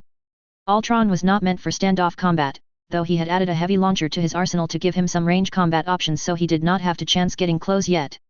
If these mobile dolls really did follow the Magi standards of combat, they would have close quarters weapons and would definitely be able to use them as well as some of the bladesmen could use swords of their own. Wayne sighted up a pair of Virgo 3 mobile dolls and pulled the trigger on his heavy launcher, watching as first the one on the left took a dozen hits and lost both legs, then as the second hunched down its massive left shoulder plate and took the hits in what could veritably be considered its shield. The follow-up attack did not come from the Virgo 3 that Wayne had shot at, it came from a different vector and from a Serpent mobile doll variant. The twin machine gun scored several hits on his armor that failed to cause significant damage before he hammered out of its line of fire. The Star Admiral could sense this was going to be a long, hard battle, as he immediately aimed to and targeted the Serpent with 2 of the missiles and beams from his tail cannon. X. This is the symphony of destruction. A Gundam X Divider pilot shouts as he closed up on the enemy formation in sync with the craziest painted Ultron he had ever seen. Royal purple was not a normal Ultron color. Where the Ultron left off with the 2 Virgo 3 units, he picked up with the paired Raketan bazookas he was carrying for his unit, an addition in firepower to the normal warship-grade beam machine gun he carried and other assorted weapons. Both missiles connected on the surviving Virgo 3, completing the job begun by the Ultron. Excellent. More kills for my Codex, one of the pilots from 3 Cluster, Rico's Marauders, says as he follows the X Divider in on the enemy. His Fireball G variant had the prime weapon for taking down enemy mobile dolls, the much-feared Gauss rifle that had the capability to bust through the chest armor and into the reactor compartment, where the slug could vent the plasma toroid to the outside world and render the machine inoperable. This he did as the X Divider broke off in pursuit of a Sabutai mobile doll. The Fireball pilot sighted up and snapped a shot off at a lone classic Virgo MD, and watched as the Gauss slugs hammered it and penetrated enough to get the almighty MD cook-off, which is what pilots often called a Virgo that had its reactor penetrated. The other slug had rather redundantly sheared the left arm completely off, sending it flying into another machine with minimal damage. Hey, guys, they may have the hardened Gundam armor, but the density's too low to be our latest revisions. These things are older machines. No shitting way. A DOM Funf pilot says as he enters the area that the fireball had poached on. The pilot hot-dogged around one group of beams, plowed through another group that were aimed at another target, and closed in on a 3-pack of Virgo 2 MD units. As he passed through their planet defensor shields, he sighted up and fired on the right side Virgo 2, the massive giant bazooka rocket blowing the right arm and shoulder clean off the enemy suit, as his right arm reaches up to and pulls clear the heat saber that could chop clean through some mobile suits, and activated the thermal conductors within. As he closed up on the 2 remaining, one of them tracked in on him and pulled its own beam saber from under the shoulder plate, though it never had the chance to use it as the DOM pilot skewered the Virgo straight through the core computing area, causing the whole enemy unit to shut down in less than 2 seconds. The third enemy, facing directly away from him, died aborting as another giant bazooka round struck it in the rear and killed it off. Unfortunately, it would be the last action of the pilot as a Kyrgyz MD in Variant B attacked it as the closest reasonable threat, firing into it the 3 ERPPC weapons it carried, followed by one of the LRM-20 missile packs it carried. Firing on the DOM Funf's rear right, the pilot was unaware that his doom was coming until the first PPCs hit, tearing into the woefully weak rear armor and connecting with the fuel bunker inside the back of the DOM. Though engineered for better survivability than had been built into the Zen models, the internal protections were not engineered to handle a pair of ERPPC blasts at the same time. Instantly the fuel vaporized and then immediately thereafter cooked off inside the suit, blowing the suit in half. The LRMs were pro forma on the already mostly destroyed machine, but the control computer in the Kyrgyz deemed them the most efficient follow-up attack until confirmed destroyed. Dude. That blows. The same fireball pilot half shouts, having seen his comrade blown in half by the Kyrgyz in question. It did not make it far, however, as the Kyrgyz encountered and subsequently befell a Valvero mobile armor, whose pilot slammed the venerable and thinly armored clan Omnifitter become mobile doll with the massive anti-shipping megaparticle cannon and the 2 anti-air beam guns all at once. The combination of hits was enough to penetrate the main body armor on the fighter, and in so doing found the ammo bunker for the 5 LRM-20 racks it carried. The fighter's case equipment blew out to protect most of the equipment inside, but in so doing the explosion channeled through the rear of the fighter also destroyed the engines, rendering the craft a mission kill. The pilot's luck went dry fast, however, as a mobile doll fired on his maw while he was turning in on another cluster of enemies, and the shot seared through the cockpit and vaporized the pilot, armor, and all. Man, this is sucking bad. We're dying out here. No shit, sensei. A Taurus pilot says as he flies crosswise to the fireball in question, and sights up a smaller Visigoth fighter with a space laser. The heavy beam weapon, essentially a reskin and easily maneuvered, and thus easily used, medium naval PPC scaled down to usable by a mobile suit, made very short work of the Visigoth as it blew the entire nose and part of the craft's wing off. The pilot maneuvered hard, as mobile dolls are programmed to react hard to the presence of such weapons and target them as priority, though the X-Divider in the area threw the Taurus pilot an assist by cleaving the back out of 2 of the assailants with its heavy beam swords and a quick burst of naval-grade beam machine gun to a third to clear up the heat. A Camphor MD that was tracking in on the X-Divider was the next target for the Taurus, whose single shot missed it completely. Fuck. X-Divider, on your 8. I see him damn. The X-Divider takes a crippling hit from close range. The paired giant bazookas carried by the Camphor MD made short work of its shield, left arm, and part of its left torso, though not before the pilot ripped into the enemy with a savage burst of beam machine gun. Your ass, boy. He shouts as he kicks the deceased remnant away from him. Gundam Alpha 47 returning to base, heavy damage sustained, the pilot says as he turns and heads in for them. Jr. I got your 6. The Fireball G pilot says as he maneuvers to close up and pass under the X-Divider. When under, he rotated his fighter so he was flying in one direction and looking in another, as he sighted up and fired the paired gauze rifles on another Virgo 2 machine. The slugs both struck the prodigious shoulder humps, neither penetrating far enough to get into vital internals, though the pair of shots rendered it impossible to use a beam weapon properly. Ah, shit, the pilot notes as the same MD drew a beam saber with its left arm and immediately charged him down, the violet eye pulsing with mechanical rage as it tracked his fighter mercilessly. Only by the grace of the Taurus pilot hitting the target this time and blowing the mobile doll clean in half did he survive this time around. Hey, thanks ma. The Fireball pilot never completed his thanks to the Taurus, as a pair of beams from older Virgo machines chopped into his mobile suit. A third beam contacted while it was spinning out of control, and blew through the cockpit. Man, this shit is bogus. Who the fuck owns these toys? No answer came to him in time, before a Virgo 2 that had lost control slammed into his fighter, headed the opposite direction at an increasing pace. Both craft were destroyed in a flurry of sparks and vented engines, never more to be seen usable again. XX. Mjr, Rico reporting, there ain't shit out here in these asteroids. Rico, Wayne, break off and bring it back to the melee, we need all the hands on deck we can get. Star Admiral Centura orders. Con, sensors, our forces are getting chewed up out there. We've already lost 100 units spread around all the formations. Commander Ward looks down to the deck on hearing that. Technically he was about to disobey the Star Admiral's orders, but he was not going to let his CO die out there. While that would inevitably make the Admiralty Review very happy, it would break far more hearts than were dying out here, today, and would die if the ship became heavily invested in clothes. He knew he had to do something, and this happened to be his best option. Calamira beat him to the punch. Getting ready to go in, Herald? She asks, to which he simply nods. She nodded in kind, affirmation that he was not about to completely screw up the day. Go for it, it is the best move, she says. Helm, set course to 1-7-0 against present, ahead 1/3. Comms, order all monitors and close escorts to follow suit. Systems, make sure our shields are ready for the shitstorm we're about to enter. Weps, you are authorized all weapons when in range. We're about to cut through their formation like a chainsaw, let's just make sure we don't screw this one up, people. Yes, sir. The lieutenants and warrant officers all shout. The helmsman, Willie Jones, immediately enacted the turn request as the flight controllers began relaying the orders to the few units that remained close guard for them. Con, helm, I show my course as 1-7-0 relative to prior bearing, engine at 1/3 and accelerating. Estimate time on target zone is 3 minutes, sir, the helmsman notes. Helm, con, I. Weps, keep the pressure on, sensors track in on their heaviest concentrations, I want to know where to put our main assault at, Commander Ward notes. Con, Weps, 30 seconds until we go live with our extreme range point defense Weps, 50 seconds and we go in long range Weps, the weapons controller notes. Weps, con, I, Ward replies. Helm, cut forward thrust, turn broadside on, the commander orders, since the greatest part of his arsenal was in the side arcs, turning broadside on would give him the best target profile.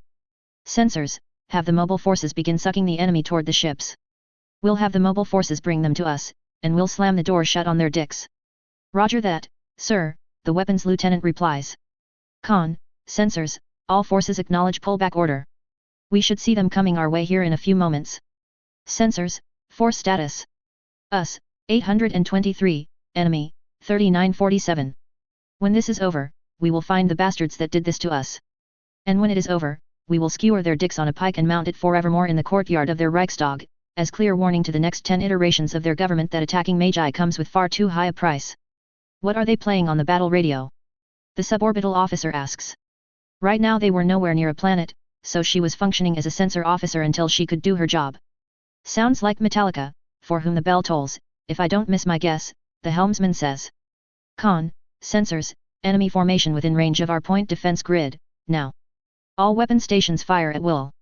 The calling systems that ran laterally down the sides of the ship suddenly kicked into high gear as the first of the point defense weapon sets began firing at the long and extreme range targets.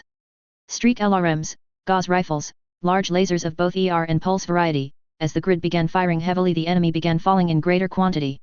The monitors had divided up and were now all on one side of the ship, screening them from a direct assault on the enemy's part, which put them even closer to the enemy and had more availability to fire on them with their point defense weapons. In one wave, the casualties immediately began mounting on the enemy side, again since their weapons systems and defensive systems were uneven at best, making them easy prey for the Magi forces they were trying to destroy. The nature of their primary objective became manifest as they closed ever closer to the warships, as wholly half of them began firing on them actively. This would prove to be their undoing, as the Mjir was equipped with a larger and far more powerful light shell generator than the monitors. XXX. Hell yes sir, looks like the commander has a pair after all, Gerald notes as the Mjir began sweeping mobile dolls out of the skies by the dozen. Even failing half their shots, the Mjir could eradicate hundreds of mobile dolls a minute. And the escort monitors only made things even easier for the forces. I told him to stay back for a reason, but the added support in close is a good thing, Wayne notes.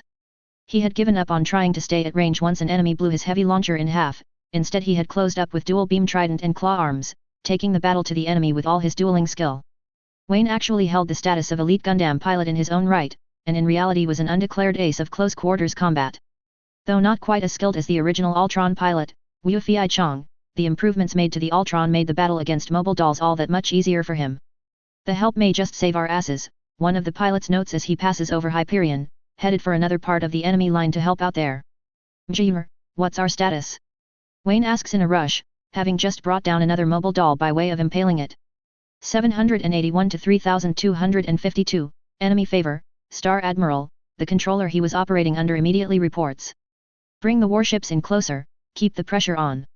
We may not be able to break their morale, but enough concentrated firepower will break them to the last man, he orders.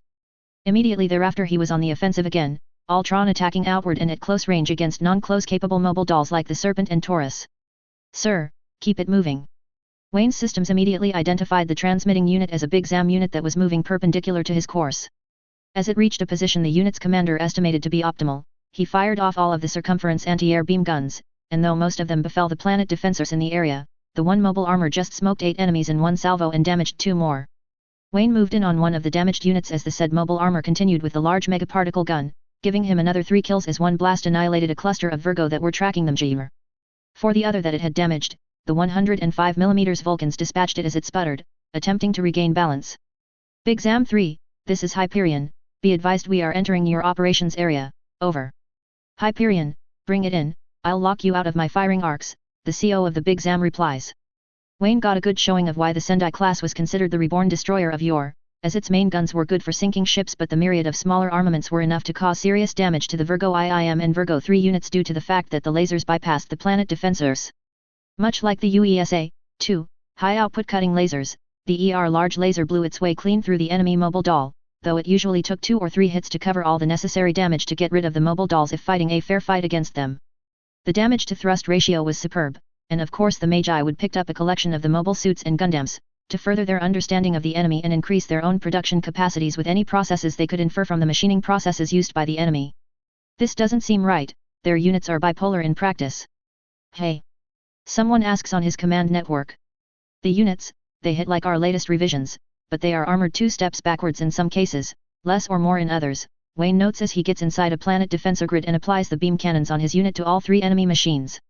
Satisfied they were mission kills, he moves onward and takes the fight to a Visigoth MD variant with his trident and claw arm, not even relenting for an otherwise usable Omni fighter.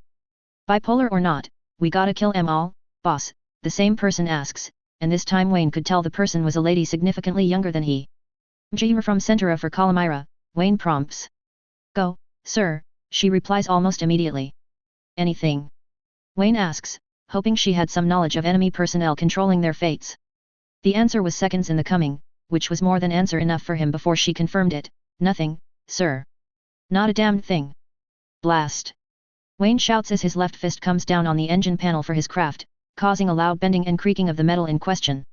We're winning, sir, or at least they are not winning, I'm not sure if you count that as a victory on our side, she appends to keep him from completely going apeshit. All right, you win.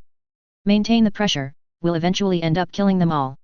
Only question is, how many of us will be left to throw the victory party? XX. If ever a case of a target-rich environment, this was it as far as Argus was concerned. Thankfully, he piloted the right machine into the fray for this task. The Heavy Arms Kaiju excelled at such a tasking, since the mostly ballistic arsenal of the Heavy Fire Support Gundam would readily bypass the infamous planet defensors, and when used right could even be used to intercept said shields just as well as they could intercept the controlling mobile dolls. Argus DeVille needed only pull the trigger and wave it around in the general vicinity of the enemy, and he would get hits all over the enemy machines. As he hosed one group he changed target profiles and moved onward to the next target, maintaining a continuous presence of fire and just sweeping from target to target. The fact that he was raking their formation also made him a prime target in their eyes, which was not something calculated to make him a happy shooter. He dodged several rounds aimed at him, but for his effort his Gundam's head and left shoulder were clipped by an errant beam from a Gundam V8. There was no doubt about it, the focused beam of the V8 was as powerful as the original Wing Gundam's Buster Cannon, and a lot more focused for heavy target penetration, and one shot from a friendly unit misplaced tore his Gundam practically in half. Command, 3 Delta 27 is RTB, significant damage sustained from blue on blue, over, Argus notes. Roger that, DeVille, bring it home. I will cover. A fighter pilot from Rico's Marauders swings by and begins applying the firepower to the enemy just as the Heavy Arms Kaiju turns back toward them. 3 Delta 27, this is Thornheart, bring it back along my port side for screening, over. Despite the optimistic outlook of the captain to the Thornheart, the ship in question had taken a beating and now would be paying for it out of his budget and the budget of the fleet. Roger that, Argus DeVille replies immediately. Despite the leveraged cheery reply, Argus was still reluctant to quote odds on which of the ships would survive the day. It was a hard dictum, knowing that the maximum distances between one form of death and another were quite short, and often had the same causes when stacked against each other. Still in all, he had been born to defend the Empire, literally, and he had a job to do, which in this case was using his high-tech Gundam to get the hell out of Dodge and get repaired. As he flew down the side of the Thornheart, a Flame Eater class escort destroyer, he could watch on the C3 systems as the Thornheart picked up where he left off with alacrity. Using its massive array of both short-range anti-fighter weapons and the far heavier naval weapons of autocannon, PPC, and laser types, the single warship took no more than 2 minutes to clear out 50 enemy mobile dolls, though at the cost of having its shell knocked down again and taking hits from enemy beam cannons. As each beam cannon had the effective punch of an autocannon 20 in an energy form, the ship would take literally hundreds of hits per facing to breach the armor, and the enemy was running out of suits to effect that kind of battle plan. In fact, they were running out of suits to do anything except aid in sharpening the skills of the remaining Magi pilots on the field. 3 Delta 27 to control, what's the butcher bill looking like right now? And the OP time? All forces, status update, we are at 646 active units still out there hooping ass, enemy has only 410 left, almost all the classic Virgo and Virgo 2 units, the controller says by way of reply. Battle time has been 45 minutes, some pilots have already sortied twice since the battle began, she concludes. Jesus, we lost a lot today, Argus system registers the speaker as Galaxy Commander Rico. His fighter passes above the ventral surface of the Thornheart, following up on the monitor's wild success with his ER medium lasers. His craft had run out of ammo for the Monster Class 20 autocannon and the Streak LRMs long ago, making his fighter almost completely useless in terms of operational damage, but anything was better than nothing in circumstances like this. Galaxy Commander Rico, pull your fighter back and refit, you're down to knife fighting an armored opponent here, Century Commander Lightbringer says as Argus makes his final adjustments to land on them. The Century Commander was the boss of all the Gundams carried by the warship, and not someone a person casually ignored. It was often said that Gerald's record was far more black than the hideous void of a dimension without stars, and Argus had nothing to deny such a claim. Despite the beatings the new Ezeel upgrade had taken in the evolving battle, it was still flying and still fighting with the best of them out there. Century Commander, Rico is RTB at this time, the Galaxy Commander notes as he loops around and through the deceased wreckage of enemy and foe alike. On his pass through he snagged 2 life pods with tow cables, dragging them along with his craft toward the waiting Jeer. Argus switched his main screen over to a view of Gerald's actions, since he could land his Gundam on reflex mostly. Argus had to admit that the old bastard Century Commander had a flair with the new Ezeel upgrade, as he used the powerful grappling claws to capture and squeeze enemy mobile dolls one at a time, while using the remaining beam guns he had on his machine to strike more distant machines and overpower their planet defensors. No hesitation, no mercy, this was just another battle to Gerald, like any other he had fought. The crowning achievement, however, came from an Alpha Aziru mobile armor that technically poached in Gerald's kill zone, using its one remaining arm and the funnels it carried, 9 funnels in the standard Alpha Aziru, to lay waste to a half-dozen mobile dolls by shooting through gaps in their defensive shields. The strategic kills garnered allowed a myriad of far smaller mobile suits to get in on the remainder and mop up. That's all this is anymore, just a mop-up operation, Argus notes to himself. But I'll be damned if it wasn't hairy there for a few. I hear the Marines even got some action, shooting from the hull of the warships with their long-range guns. A few, sir? Argus asks of Galaxy Commander Rico. That whole thing was hairy. We won, at least, one of the controllers replies. If you want to call this a victory, that is, Gerald notes sourly. XX. Long after the shooting stopped, a staff meeting had been called. Calamira, having not been directly involved, was the first one in the conference room. Second to enter was Galaxy Commander Rico. His Aero fighter had been docked, undergoing rearming and refueling, when the enemy force had finally been completely annihilated. Star Admiral Centura had vented on the hapless Aero commander, though it was just as a way to relieve stress on the Star Admiral's part. There was no denying that Rico had done his job in spades, and even Calamira could recognize it. What fighter pilot swagger and arrogance he had had the day prior was not echoed in his demeanor today, for he had suffered heavily in the battle now past. Everyone had suffered. Thurton was the Galaxy Commander of Marines, whom Calamira did not get along with on any level except a precise professional level. He was the picture of the eugenics program writ into physical form, 8 feet tall, 375 pounds of pure muscle, even had the distinctive facial tattooing of the enhanced imaging implants. He had worked on the battle as well, though his Marines were ill-suited to intercepting mobile dolls, the enemy had deployed battle armor infantry to try and board the ships. They failed, miserably, as the Marines went to work on them without reserve. It was an aside of the battle that Calamira was better off not having known about until well after the fact, for professional reasons. Commander Ward had entered third, his duties completed with the docking of the final monitor.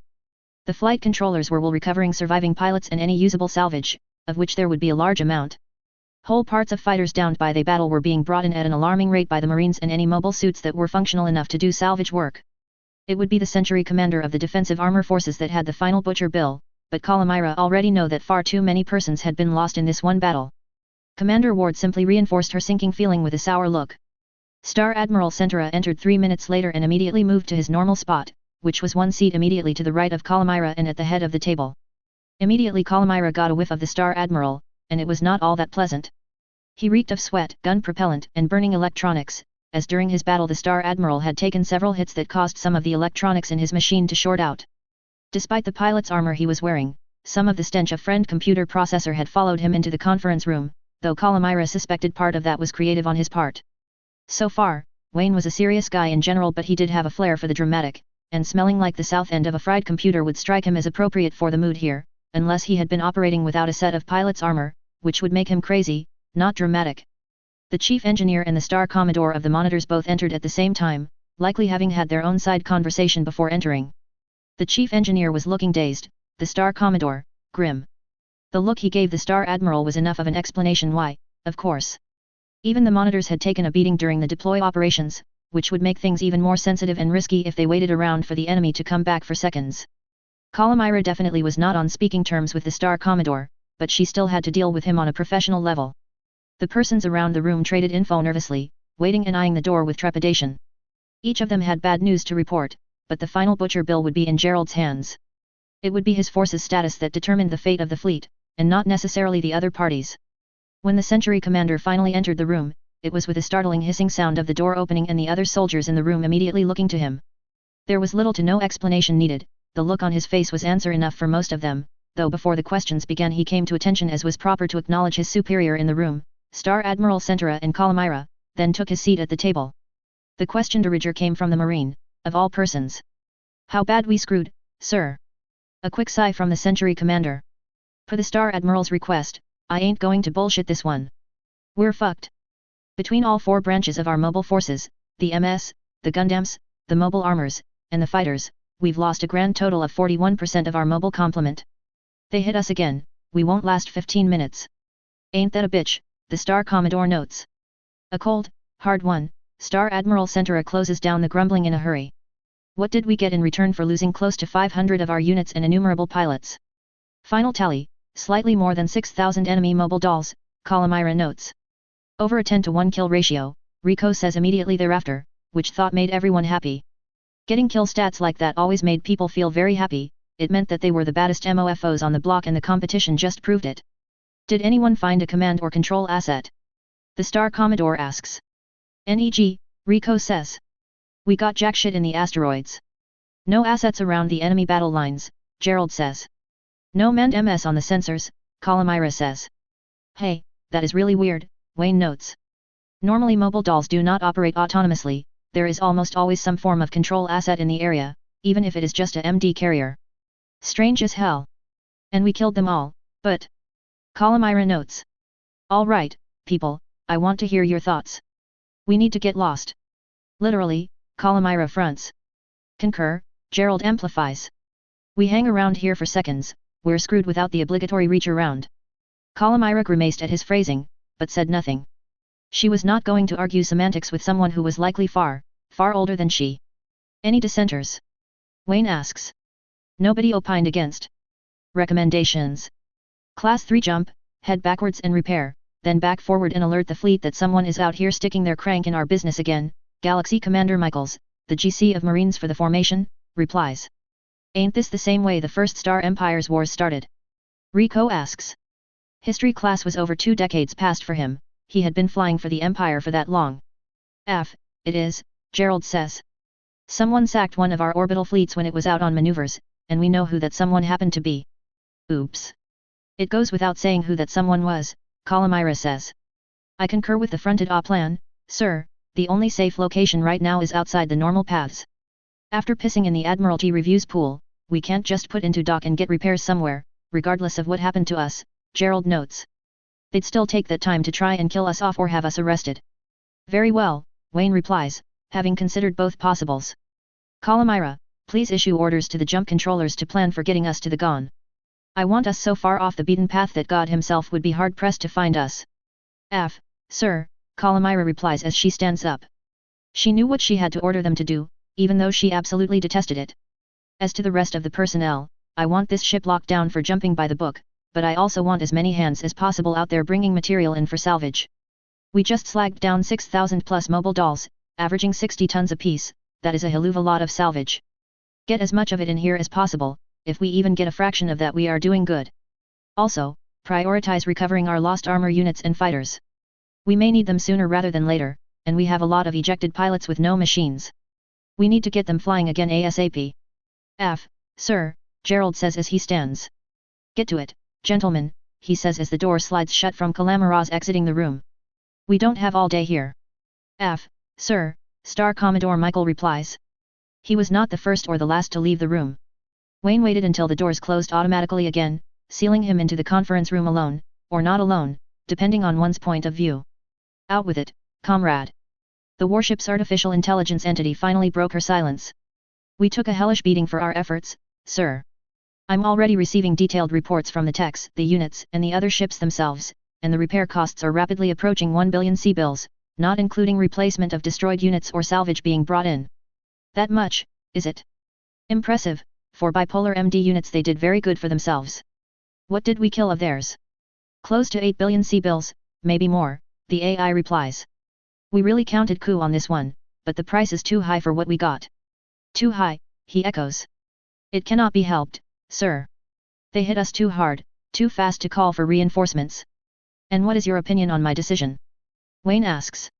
It is the only viable solution, sir, she replies. We stay, they kill us off, we dock for repairs at one of our stations, the Admiralty kills us off. Screwed if we do, screwed if we do not. At least jumping backwards in time as well as off the normal area rotations gives us a chance to fix ourselves up, especially if we can raid an asteroid field for extra material. In theory, if we work long enough we can rebuild and upgrade our entire mobile complement. Pilots would be the problem, though, Wayne replies. Not that there was a lack of personnel on his ship, but having personnel on the ship and having pilots in the craft were two grossly different things. The other side of that thought was that he had one possible child trainee on the ship for that, but she definitely would not be ready for the duty for another few months. Where other Phalanx-class ships had as many as 200 children on board riding along with parents, the Mjir only had 6 and a partial, a weapons technician that was pregnant.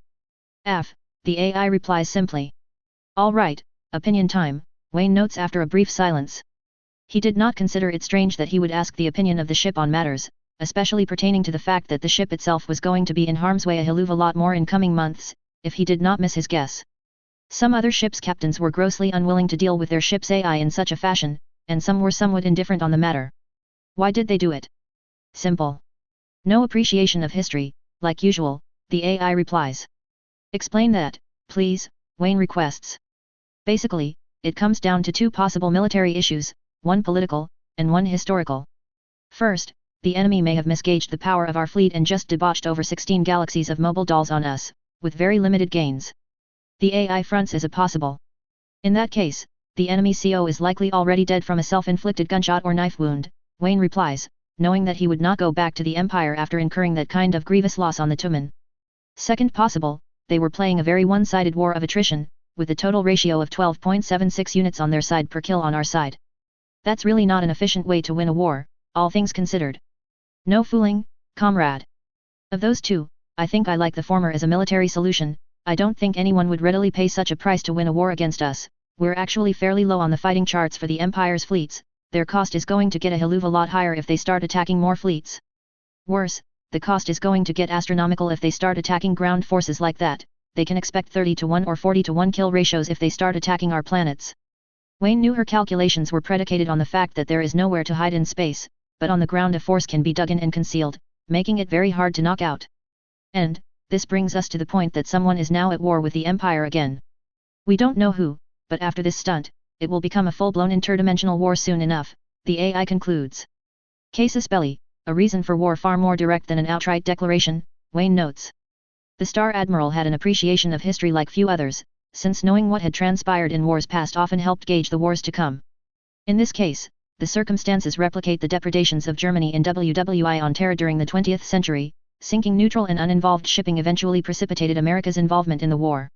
It could also be considered close to the incident at Pearl Harbor some years later, where the Japanese assaulted the naval base and ships there, in an attempt to cripple America's navy and force them to accede to Japan's demands. They failed grossly, and within 4 years the war was resolved on America's terms. It is a classic scenario, Star Admiral, that also blends well with the historical point in question. Taking as example Japan in AD 1940s Terran history, they assaulted the American naval base at Pearl Harbor in an attempt to force America out of the naval running in the Pacific so they would have a free hand of their own on the western Pacific Rim. They failed miserably by not sinking the American carriers, but they failed on another level entirely. Their leadership did not realize that they did not have the manpower or technical savvy to face off against the United States in any fashion. America in the 1940s was a very patriotic nation, equally the rival of the Star Empires in that respect, and a surprise blitz against Pearl simply pissed off the whole country. It is not unlike the Quarter War was for us. One great affront is all it took to begin a cascade of events that ended up crippling the imperial ambitions of our foes. And whoever just jumped us does not pay attention to the history books, Wayne replies in kind. If I remember correctly, there is a dictum that my military history professor once told me that applies to this: every war started since the Industrial Revolution on Terra has been started by the party that ultimately lost the war, if I remember correctly. Star Admiral, there is a whole litany of evidence to support your claim. World War I, started by Austria, said country ended up hamburger. World War II, Nazi Germany starts it, flattened by Soviet Russia. Afghanistan in the 80s of the same century, started by Russia, the Soviets bled for 10 years before they gave up and their empire collapsed. Persian Gulf War, same century, started by Iraq, they got their whole military flattened.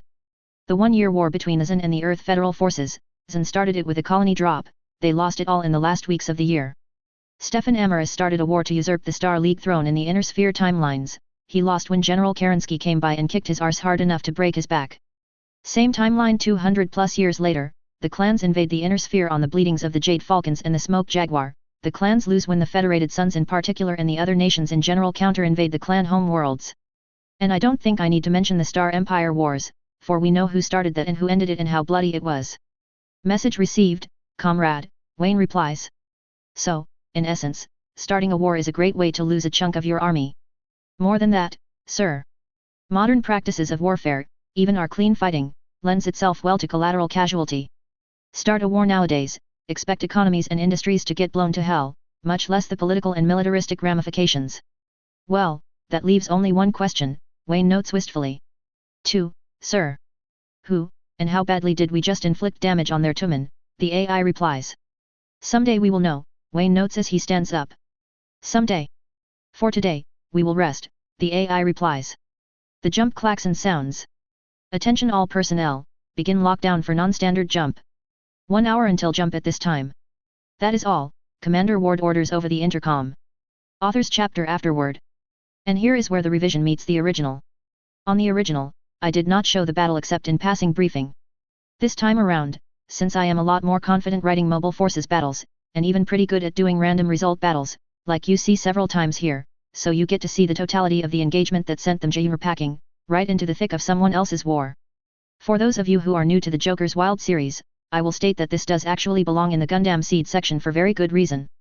Personally, I advise you don't spoil the action to come by reading through the original Jokers Wild, but if you then heed my warning, as I have shown here, a lot will change as I do the full rewrite, and the action of those battles prior will only get more frenetic, more bloody as my writing goes on. If you want to see what I mean by the term serious bloodletting, then when you get to chapter 11 of the Flight of the Jokers Wild series, then read through the Inferno that is Chicago, which is basically a straight battle FIC. I have been accused of being really bloody in that story, and for good reason. On a writing note, I am planning on cramming 1 or 2, or more, chapters of the original FIC into a single chapter of the revision, which will give me more room to expand on the original concepts, introduce greater detail and plot than I was able to show at that time. With each original chapter registering in at 4,000 words or so, doing that should be fairly simple and with a net improvement in plot flow. Keep in mind that while I will be following the original flow, I will not be copying the old chapters word for word. That would just be wrong. Expect a lot of change in what was versus what shall be. Also, expect much improvement on the original, but expect much extension over the original as well. I stopped the original more or less at phase 50 of GS, and I had much more in the way of ideas to go, so now I am going to execute those ideas. I am not entirely sure where all I shall be going with the post-war section, but I will be staying fairly true to my original set in Legend and Flight. Also be advised that the third section of the Jokers Wild, Fury, is in the works at this time, and once I clean off some of the stories on my plate at this time I will begin the final write UPS on those chapters and begin posting. As always, if you have any suggestions, questions, comments, flames, etc., feel free to drop me a review. I take criticism well and I listen to the readers. Next up, the ship jumps, and finds itself in a less than pleasant corner of space. What's a poor sod and his fleet to do on days like these? Review replies, 3 reviews for the pilot, that's Haluva cool. Thanks guys. One village idiot, thank you for the compliment, comrade. I aim for plot, the pointless drabble is not what I write. As with this chapter, there will be TRO sections after each chapter, with full fluff and all that. However, the genre stats are a bit of a ways off, as the ship does not factor hugely into the battles until much later, sort of as the big surprise for the OP for when they least expect it. Rest assured when they really factor in they will get their due props, and you guys will get your hard numbers and history. Death Zealot, thank you for the review, comrade, and a pleasure to be back and kicking, major portions of ours, of course. The class of warship called monitors are basically warships without jump engines. As Fraser-Medge pointed out, they are semi-official and level 3, there are no tournament legal monitors whatsoever. I prefer monitors for applications where I need a warship's firepower but don't need a full-size warship doing the job. As shown here, they also make excellent escorts for other ships, providing another ship for stalking the enemy, a hell of a lot of firepower, and their own mobile forces complements. The one major downside to a monitor is their prohibitive cost. See the TRO below for the Flame Eater ships for full details. And for the record, I always intended 6 monitors for them genre, but I never properly stated that or showed the Flame Eaters in action. Fraser-Medge, thanks for the review and the compliment. And below in the logic section is the main differences between the technical revision levels R3 and R5, and an example how they would affect BattleTech play. Note that under the best of circumstances, the distance between revisions is very significant and requires a lot of scientific research, though like technology in BattleTech progress is uneven at best. There will be far more progress as the story continues, however. Once more, thank you for the reviews. The nightmare continues unabated, the genre is headed well into harm's way and will definitely suffer some ass-kicking in the battles to come. Stay tuned, and keep those reviews coming. Your dreams are but drops of fuel for the ongoing nightmares. The gripe sheet. No gripes outstanding right now. It is always a refreshing feeling to do it right the first time. Footnotes.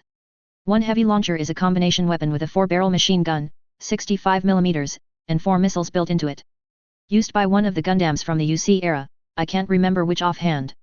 Typically carried by close-range combat machines as a stopgap fashion to give them some medium-range combat efficiency. 2 United Earth Sphere Alliance, primary planetary government of the AC era, Gundam Wing, until the Rockefeller Foundation usurps power. Logic and reason. Today's discussion centers around the technology revision system and standards, and how they affect the battles and story. Thanks to One Village Idiot and Fraser-Medge for the question, I should have realized this would be one of the first on the chopping block. I will warn my readers on this one, this information gets very technical very quickly. Not for the weak of stomach on such subjects. When looked at from a distance the tech revision, TR or just plain R, standards are fairly simple, but how they are derived is not.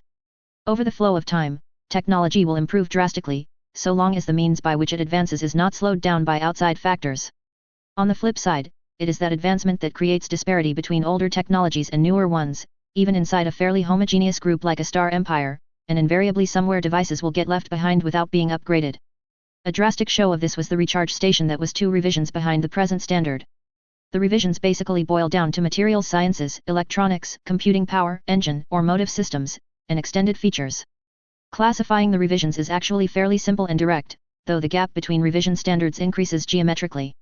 Revision 1 devices are pre-nuclear age devices on Terra, the cutoff is generally considered 1960 AD. Revision 1 material sciences are of the oldest nature, mostly relying on carbon-laced steel as an armor composite and construction material. Electronics were of the bare minimum in and around this time frame, where computers were whole room affairs to calculate simple formula. Computing power was minimal or less, and extended features were non-existent. Motive sciences were somewhat ahead of their times, with the ICE engine prevalent and some strides in jet or rocket engines, though these first models were highly inefficient. In particular, the infantry, being one of the major gauge of the advancing eras, operated almost completely unprotected from enemy fire and more often than not carried a single-shot non-automatic weapon, or prior to that sometimes relied on close-quarters blade combat. Revision 2 covers everything from 1960 up to about 2040, and while a reasonable person would say that there is a huge disparity between 1970 and 2005, just for example, when looked at from the sands of time the differences are minor compared to some of the stellar jumps of the next eras. Material sciences took a major improvement, where the armor composite moved away from solely steel to composites and laminated armor systems capable of stopping trauma-based penetrations. Electronics became preeminent in everyday life, computer systems shrunk down to handheld units capable of doing massive complex equations on their own, though slowly. Transglobal and short-range planetary communications became a simple matter of satellite routing for the communicating parties. Engine sciences took drastic improvements as the first alternative engines began seeing use, as well as vastly improved efficiency for aerial engines, with the ability to use reusable spaceflight craft having come into its own during this era. The value-adding extra features of the day are automated systems that take much of the manual burden out of the hands of the workers or operators and allow them to focus more on the larger picture, and this is even evident in some ways in military applications. The hallmark of the revisions, the infantry, became a force to be truly reckoned with as their survivability increased dramatically and their firepower even more so. The average in infantry carry enough firepower to be a threat to 10 or more soldiers of prior days, and even can be outfitted with weapons capable of threatening low-flying aircraft and hardened targets on the ground. Revision 3 is the first major drastic improvement over its forefathers. Material sciences took a huge leap forward, as emergent technologies and weapons rendered even the composite armor systems of yore to be practically useless as a defensive measure. The introduction of combat-scaled laser systems and reloading missile weapons in particular changed the focus in combat from single-hit single-kill to having to really hammer on a target before it folds, since the improvement in armor allows for ever-increasing protection to armored units. Electronics power and simplicity increased a bit, to the point of what would otherwise be done with a manual method having an automatic counterpart. Computing power and flexibility has taken several leaps forward as of the third revision, and is in part the main reason why jump ships and interstellar travel are possible technologically. Though ICE engines are still in use, the fusion engine, one of the major hallmarks of this era of technology, has come into its own and is commercially available for a hefty price. The major added bonuses of Revision 3 technology are space and interplanetary travel, though the first jump ships capable of interdimensional travel were Revision 3 machines. The first battle mechs and mobile suits were built under this standard, and have steadily improved over the years. Revision 4 became a standard during the Star Empire Wars, and highlighted the disparities between the 6 star empires to a T. With the advancing of technologies over the intervening thousands of years, improvements rocked both the battlefields of the blossoming war and the civilian markets as materials and resources became cheaper, easier to manufacture, and mostly more common for any given task. New alloys were prepared, synthetic materials advanced as forms of zero-G processing and forging allowed for increased material densities, and zero-G mining became truly prevalent for both ensuring the safety of a planet and as a resource base. It is often said that a 1-meter steel bulwark manufactured under Revision 4 could withstand the main cannons of the best tanks manufactured on Terra before space travel became possible.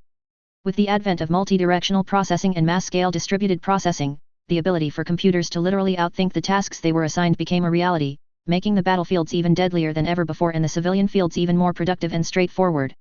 In terms of engineering, the engines that run the empires really took their first major leaps forward in this era, due to increases in material sciences and superconductivity that better transferred waste heat out of the machine and allowed increased transmission of power. The ability for a compact car to make several transits around a planet non-stop on a few grams of water made headlines on planets that it was done on. In these troubled yet advanced times is where the gravitic lattice came into first use, allowing for artificial gravity throughout spaceships and reductions in the apparent weight of objects, reducing the necessities of carrying larger and more powerful Myanmar systems to cover the additional weight. In this fashion, the heaviest infantry armor became the de facto standard, capable of withstanding sustained direct fire from battle mech weapons, something that armor engineers had been struggling with for hundreds of years, let alone the arsenal restrictions brought upon by weight restrictions. Revision 5 systems and architecture took its first form mere years before the end of the First Star Empire Wars, and the advantages proved decisive in ending the war on the terms of the Magi. The first forays into nanotechnology allowed for increasing material density and structure that created materials so hardened that even the best weapons engineered before the Star Empire Wars were veritably useless against it, as the energy throughout necessary to damage it could not be produced by techniques of that time. It is often said that a successor State Class 20 autocannon had less striking and penetration power than the humble autocannon Class 5 of the post-Star Empire Wars era. This was also made possible by the advent of true quantum computing standards, and computer architecture allowing for such powerful computing requirements that it became possible to both time and execute jump ship jumps to land with a margin of error of 1 meter across 500 light-years jump distance, and 5 meters across dimension jumping. Such precision and accuracy itself reduced the jump ship fatality rate significantly, to where jump collisions and cross-magnetic ship destruction became a veritable thing of the past. Power production also became a veritable moot point with the advent of dual-stage fusion reactions, increasing engine efficiency so thoroughly that the power-to-weight ratio of fusion engines became a 6-figure number, and engines of the size that powered warships before the Star Empire Wars could now power whole planets on their own. The hallmark of the era, nanotechnology and its attendant bonuses, would forever drastically alter all of society that it came into contact with. The benefits to medical, industrial, military, and even commercial sciences would forever warp the processes that had led to its creation to begin with and rewrite many of the rulebooks that existence had lived by for years to come. The downside to this is that not all equipment possessed by even the most technological of the Star Empires, the Magi, is at this standard. There are many notable delays in rolling out these standards due to the implied scale of the upgrades, and though the Magi are behind, the other star empires are even farther behind than that.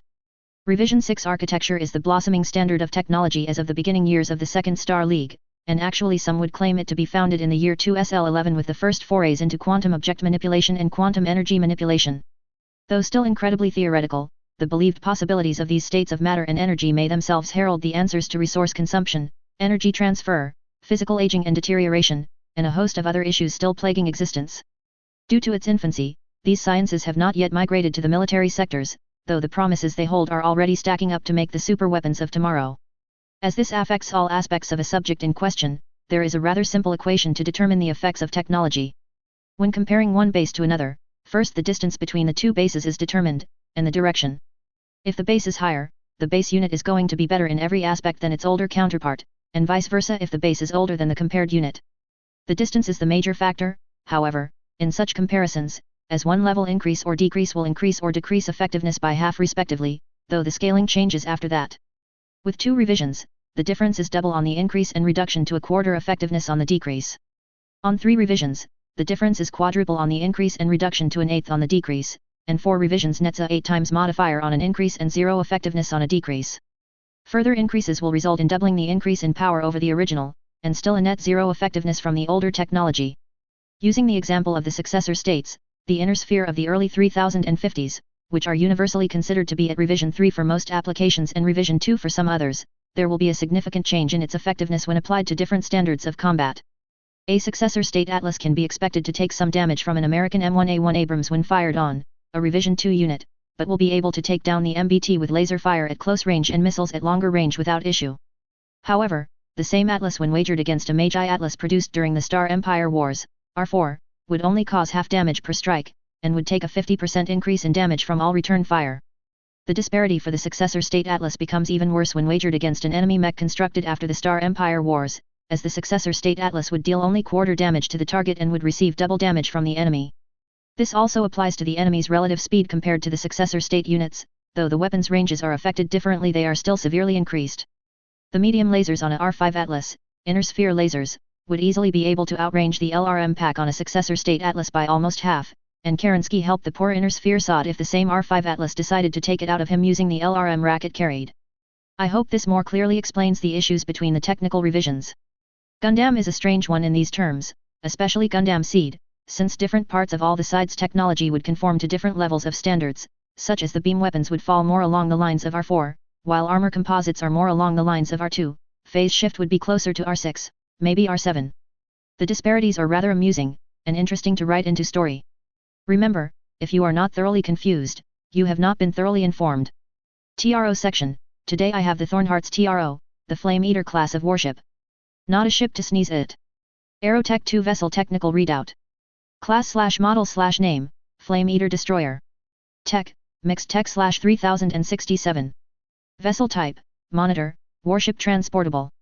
Rules, Level 3, Standard Design. Mass, 400,000 tons. Length, 660 meters. Power plant, Standard, C. Safe thrust, 5. Maximum thrust, 8. Armor type, Clan Lamellar Ferrocarbide. Armament. 5 NAC/35, C. 2 NAC/25, C. 6 medium NGAUS, C. 3 heavy NPPC, C. 12 light NPPC, C. 4 NL55, C. 20 NL45, C. 35 AR-10 launcher, C. 30 ER large laser, C. 10 ER PPC, C. 10 large pulse laser, C. 20 LB10 XAC, C. 10 LB5 XAC, C. 10 LB20 XAC, C. 30 Ultra AC/5, C. 40 LRM15, C. 30 ATM9, C. 30 Streak SRM6, C. 1 Angel ECM Suite, C. 1 Bloodhound Probe, IS. 40 Laser AMS, C. 5 Heavy Small Laser, C. Overview. The Flame Eater class of monitors was designed purely as a heavy jump ship transportable gunboat to add to the striking power of a fleet. No frills, no bull, nothing. Just plain and simple masses of firepower, capable of bringing down anything in its weight class or smaller. Like any monitor, this ship does not have a jump core. Instead, it relies on the transport of other jump-capable ships to get around from system to system. This is a bonus for the ship, since the 45 massa jump core can be dedicated to extra armor, weapons, and systems. This makes the unit incredibly lethal, though dependent on other ships for mobility. Capabilities. The Flame Eater carries an immense spread of weapons, ranging from NAC/35 all the way to heavy small lasers, and many in between. In addition to offensive capabilities, these ships also carry a spread of point defense weapons capable of intercepting missiles before they hit the ship or nearby friendlies. The primary guns of these ships are 35 cm naval guns, of which one is in the bow center line, and 2 are on each forward side. Not far behind in potential are 6 medium naval gauze rifles, 2 in each forward arc and a single 25 cm naval autocannon in the broadsides on each side of the ship. Of distant threat are a small array of naval laser 55 and heavy NPPC weapons, though in small quantity. For defense to the sides and rear against capital assets, 20 NL-45 weapons are available as well as 12 light NPPC weapons. Another plus brought with the ship is the large quantity of AR-10 launchers, a total of 35 spread around the circumference of the ship gives it frightening missile power to being to a foe. These missiles are capable of causing massive damage to any foe targeted, even as small as a fighter craft or mobile suit. These launchers carry several different forms of missiles, and can be used for any purpose except suborbital bombardment. The bulk of the arsenal in terms of numbers are smaller weapons more commonly considered anti-fighter guns, though this is a misnomer. Though it may seem fairly pithy to use something as weak as a LB-10XAC on another capital ship, the exigency of using all available firepower when in close quarters can often turn the tide of a battle, especially when in the given firing arc the probable damage caused by those small weapons would exceed the damage of available capital weapons. This is especially true of the rear and rear sides of the Flame Eater, where 4 light NPPC are wagered against 10 LRM-15, 10 ATM-9, 10 Ultra-5AC, and 10 Streak SRM-6. As a consequence, the Flame Eater can also be used as an anti-aircraft platform due to the volume of its arsenal, and as escort to more traditional warships that are thin or lacking in anti-aircraft arsenal. It however does not match the Riga class in this context, for more of its arsenal for its size is geared toward anti-naval operations. This has not stopped resourceful admirals from using the combination of Sendai class and Riga class to completely swamp enemy fighter forces before they could become a major threat. Defensively, the Flame Eater has over 3 times the armor of its norm for a 400,000-ton ship, translating into protection equivalent to a normal 1 megaton warship. These ships are renowned for being able to take an immense beating from any capital assets, and that is without the other defensive capabilities of the ship. For missile defense, this ship carries 40 laser AMS and 5 heavy small lasers, which can dent or destroy even the largest of capital missiles. Smaller missiles fired in salvo are just as easily intercepted with these arms. The most innovative feature of this class of ships is called the light shell generator. These equipment features are standard on all Flame Eater units, and are almost all wadis active except when docked with a ship or station. The shell generator produces a polarized spatial distortion barrier that can deflect a certain amount of incoming ordnance below a given threshold, per turn. This capability has tripled the expected combat life of these monitors, and given more than a few foes one hell of a rude shock. This shell system has only a minor bearing on targeting foes outside the shell, and that only with PPCs and lasers, not with missiles or ballistic arms. Battle history. The battle history of the Flame Eater is a long and impressive history of ships that can turn whole enemy battalions of mobile suits into smoldering chunks. The first battle the Flame Eater took part in was actually not one against the Negaverse, but against their allies in the Dark Moon Empire. A Dark Moon fleet of capital ships and some ground assets had been assigned the task of taking Bensinger 410, a world-long claim to have been Dark Moon and rebuffed by both the citizenry and the Magi. In orbit around the planet was the Magi Phalanx-class brick wall, which had been issued 4 of the new Flame Eater destroyers to compensate for having part of its aero fighters drawn off for replacements to another unit. Thinking one super dreadnought would be an easy kill, the Dark Moon fleet continued its operations and advanced on the Magi, heedless of the nightmare really waiting for them. As the fighter battle began outside the ship's engagement bubble, the 4 Flame Eaters took off and surged forward, right into the middle of the furball, where they could do the most damage possible.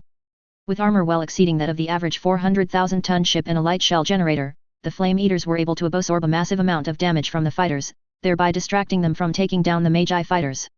Combined with the brick wall's fighter complement, the Flame Eaters were able to create 4 kill zones that the Magi fighters drove the enemy aero fighter screen into, and the Flame Eaters proceeded to annihilate them in groups of as many as 7 a minute. With the fighters destroyed, the brick wall surged out of its orbit and forward toward the enemy ships while launching the 10 mobile armors it carried. Though the Dark Moon fleet attempted to retreat, they were overtaken by the brick wall and her escorts, and in the ensuing running naval battle the brick wall accounted for 3 McKenna-class warships and the Flame Eaters accounted for 2 Texas-class, 4 Night Lord-class and over a dozen assorted dropships. Those few ships that surrendered were ransomed back to the Dark Moon at a significant markup over book value. Variants. Variants of the Flame Eater class are rare. For their size and mission, they are almost over-equipped to their tasks. The most common variants revolve around stripping out some of the standard scale autocannons and replacing with NL-25 weapons and extra heat sinks, to increase anti-capital firepower, though this is exceedingly rare. The ship was designed with modular components under the Universal Maintenance Initiative, though modification was not really part of that plan as originally drafted. Notable vessels and crews. FDE 18899 Glasgow, Captain Tanya West. The Glasgow was something of an unevenly lucky ship, not for its crew or even for the captain, but in terms of things it found. On the first duty assignment of the ship, the Glasgow and its intendant fleet had encountered a Negaverse invasion force after the official end of the Quarter War, which brought out the realization that even after being beat down the Negaverse was not through fighting. The Glasgow was later assigned to an EEC jump ship, and during that tour was able to record the birth of a new star during the exploration tour, a record that earned the Glasgow and the EEC jump ship major accolades from the scientific community. The ship has been credited with finding numerous Brian caches in Old Star League territory. It has found 2 planetary human civilizations with no explanation to how they got where they were found, and even discovered a planet with monumental ruins of an ancient civilization and no inhabitants or any trace of them. FDE 28558 Power Bomb, Captain Marcus. The Power Bomb has something of a distinction all its own, being a ship staffed entirely by eugenics and captained by an Aptos Snow Raven warship captain. Nevertheless, the ship served with distinction as escort to more than a few warships, starting with the Leviathan II class and working its way up to the Nirvana class Ultra Dreadnought Nirvana Celeste, a warship captured by the Magi and purchased off the Magi by the Star League. The original captain of the ship, Marcus, Raven, had participated in over a dozen space skirmishes with Negaverse naval forces, and each time his ship acquitted itself with stunning success, taking down ships twice, thrice its size and suffering very little damage in its own right. At his time of death, Captain Marcus chose to upload his consciousness to the ship, and to this date his mind serves as the ship's AI system. Deployment. Flame Eater ships are often deployed as escort to jump ships or inside a system as guard ships for important space facilities. Pirates would think more than twice about attacking a space station that is guarded by one of these monsters, let alone any other assets. When used in an attack or siege fleet, Flame Eater units are typically deployed as a forward screening force to blunt the nose of an enemy attack, draw fire away from the heavier assets, and harass enemy capital assets with standoff fire. They typically also add their anti-aircraft capabilities to the first and second rings of a fleet defensive bubble to prevent enemy aerofighters from getting in close on the heavier warships and dropships. When conducting siege work, these ships have limited capability for use attacking ground stations and targets. More often than not, an enterprising admiral will bait a ground space defense station into firing at a rapidly moving Flame Eater, then have the ship relay the enemy firing axis to other assets that will slag down the enemy guns into a pile of rubble. The only known weakness this ship has is a lack of self-carried fighter assets. It has an array of Marines, 4 stars to be exact, though it carries no fighters of its own. In practice this is not a massive problem, as the defensive and anti-fighter capabilities of the ship are enough to stave most small fighter attacks, though in larger engagements the ship may fall prey to concentrated fighter strikes if for no other reason than volume of fire. BattleTech Special Rules. The shell generator can stop 40 capital points of damage at the beginning of a turn. For each attack the shell stops, half the attack value is subtracted from this total, round fractions down, giving a new maximum block value. If at any time an attack hits the ship that exceeds the present maximum block, the shield is torn down for the remainder of the turn and all subsequent attacks strike the ship normally. The shield will be active at full strength next turn, regardless of its status at the end of the prior turn. The protection of this shield is all-encompassing, including any drop ships carried by the monitor and from all directions. The bubble has a side effect, however, that it is a complete sphere of protection, and some shots that would have missed the ship by a fair margin may still strike the shell. Note that if an attack misses the ship by a margin of error of 1, the shell still takes the damage, though if the shell is breached the attack still misses the ship.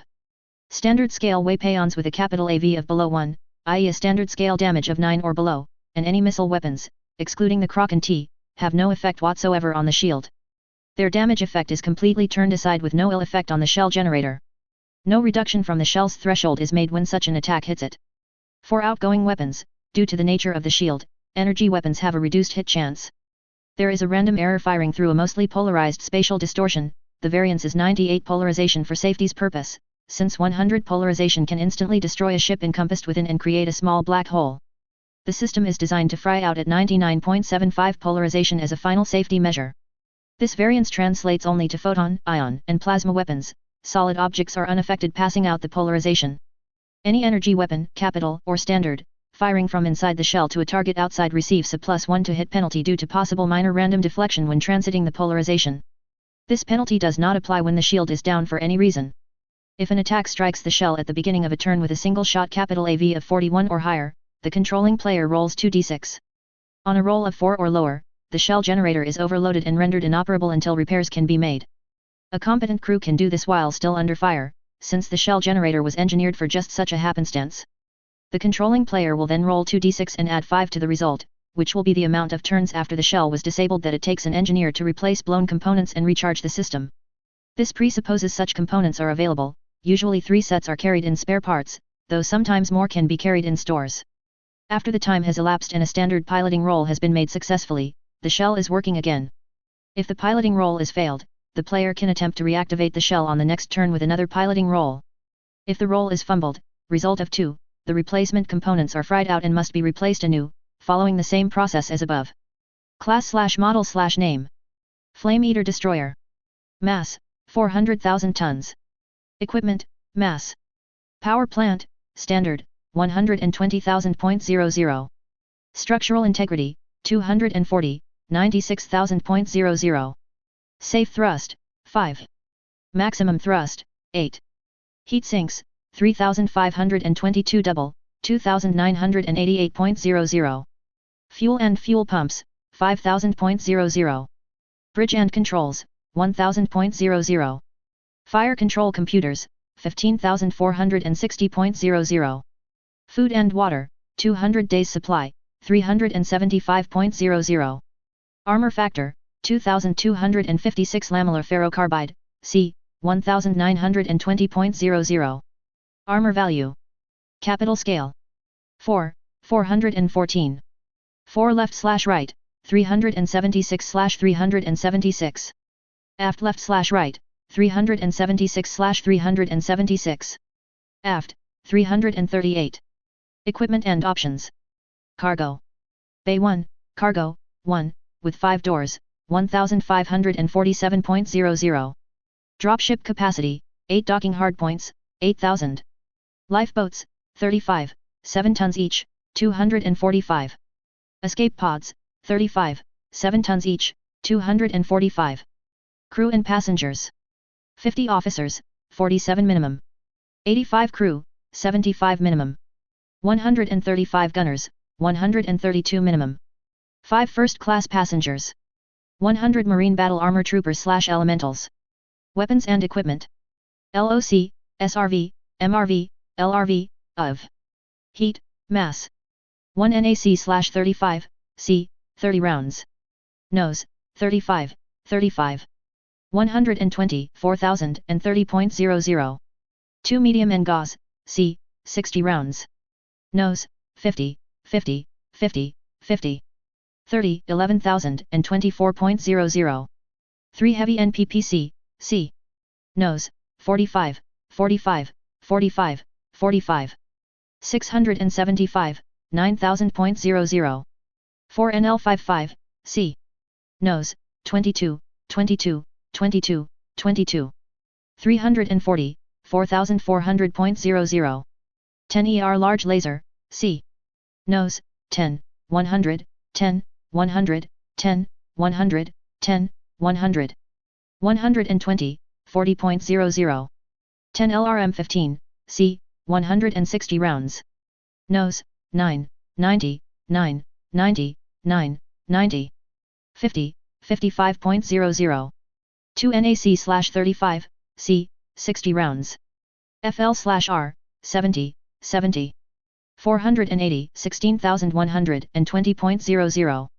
2 medium and gauze, C, 60 rounds. FL/R, 50, 50, 50, 50. 60, 22,048.00. 6 NL45, C. FL/R, 27, 27, 27, 27. 840, 10,800.00. 5 AR10, 20 kilowatts, 20 WS, 20 B. FL/R, damage dependent on missile used. 200, 7,300.00. 10 ER Large Laser, C. FL/R, 10, 100, 10, 100, 10, 100, 10, 100. 240, 80.00. 10 Laser AMS, C. FL/R. 240, 30.00. 1 NAC/25, C, 30 rounds. L/RBS, 25, 25, 25. 170, 6036.00. 4NL45, C. L/RBS, 18, 18, 18, 18. 560, 7200.00. 5AR10, 20 kilowatts, 20 WS, 20 B. L/RBS, damage dependent on missile used. 200, 7300.00. 10 ATM9, C, 140 rounds. L/RBS, 14, 140, 14, 140. 120, 140.00. 5 ERPPC, C. L/RBS, 8, 75, 8, 75, 8, 75. 150, 60.00. 5 large pulse laser, C. L/RBS, 5, 50, 5, 50, 5, 50. 100, 60.00. 10 LB10XAC, C, 160 rounds. 40, 232.00. 5 LB5XAC, C. 10, 80.00. 5 LB20XAC, C. 60, 152.00. L/RBS, 14, 135, 14, 135, 2, 15. Note that this is a composite bay with 3 classes of weapons. 4 light NPPC, C. AL/R, 28, 28, 28. 840, 11,200.00. 5 AR10, 20 kilowatts, 20 WS, 20 B. AL/R. 200, 7,300.00. 10 LRM15, C, 160 rounds. AL/R, 9, 90, 9, 90, 9, 90. 100, 110.00. 10 laser AMS, C. AL/R. 240, 30.00. 10 Ultra AC/5, C, 200 rounds. AL/R, 7, 70, 7, 70, 7, 70. 40, 160.00. 10 Streak SRM6, C, 210 rounds. AL/R, 12, 120, 12, 120. 80, 88.00. 4 light NPPC, C. Aft, 28, 28, 28. 420, 5,600.00. 5 AR10, 15 kilowatts, 20 WS, 20 B. Aft, damage is dependent on missile used. 100, 3,400.00. 10 LRM15, C, 160 rounds. Aft, 9, 90, 9, 90, 9, 90. 50, 55.00. 10 ATM9, C, 140 rounds. Aft, 14, 140, 14, 140. 60, 70.00. 10 Ultra AC/5, C, 200 rounds. Aft, 7, 70, 7, 70, 7, 70. 20, 80.00. 10 Streak SRM6, C, 210 rounds. Aft, 12, 120, 12, 120. 40, 44.00. 1 Angel ECM Suite, C. Aft, 0, 1.50. 1 Bloodhound Probe, is 0, 2.00. 5 Heavy Small Laser, C. 15, 2.50. 3, 30. Note that this is a composite bay with 3 types of equipment. 1 lot spare parts, 1.00. 4,000.00.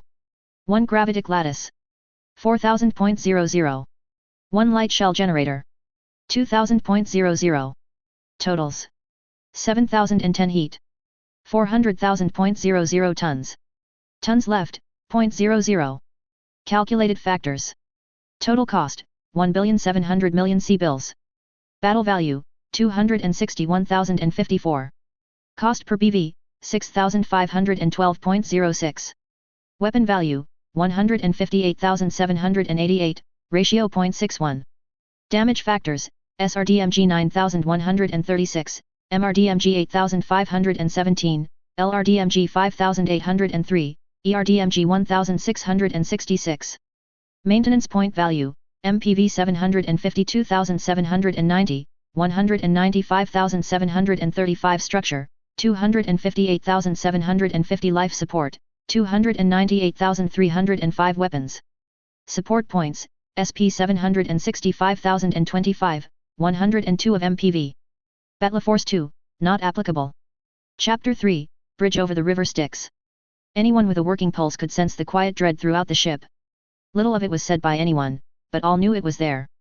Hours prior, they had fought 5-to-1 odds to a standstill, achieving an almost unheard of 10-to-1 kill ratio for their efforts. But the exigency of modern battle was writ to anyone who could read between the lines. After having lost just shy of half their mobile forces, the MGR and attendant ships were not a viable combat fleet so much as they were a large target ripe for a second try.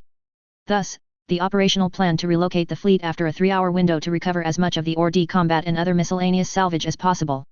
3 hours would give the salvage teams plenty of time to pick up the pieces and return to the ship. Twice, actually, when you got down to it. Even better, a killed unit normally does not catastrophically detonate unless ammo stores are severely compromised, and in most cases that is not what happened to the units thus knocked out. There was a good chance of repairing about 2/3 of what had been combat killed in the battle, and that feat possible only with the renegade nanomachine hives the ship was even still preparing as the salvage crews continued their recovery efforts. The ship's AI estimated that after 5 hours, a second enemy unit coming by the scene was a 95% likelihood. 4 hours was 75%, and 3 hours 30 minutes was about 55%, so the 3 hours time limit was strict. That window was fast drawing to a close, and the last crews were picking up the last units and scraps that were at the least usable by the nanomachine systems as scrap to repair something else. Worst case, they raid some asteroids to fuel the nanos to effect the repairs. The one major downside to salvage operations was that few pilots were recovered alive, since the damage necessary to kill a machine was usually best accomplished by killing the pilot. The machines they could repair and return to service, but without pilots they were more or less useless, and that is what many of the mechanics in question feared about their efforts. Training pilots was not a real practical option, since that implied having personnel to spare to the training and not crew the ships, and the training standards of the Empire required years to get a pilot up to battery. And the MGR was technically retreating to effect repairs to the ship, units, and most of all to the morale of the crew and pilots that survived. Nobody liked the thought of retreating in the face of such disparity, but the Star Admiral's decision was a sound one. A decision that would rewrite the fate of existence. XXX.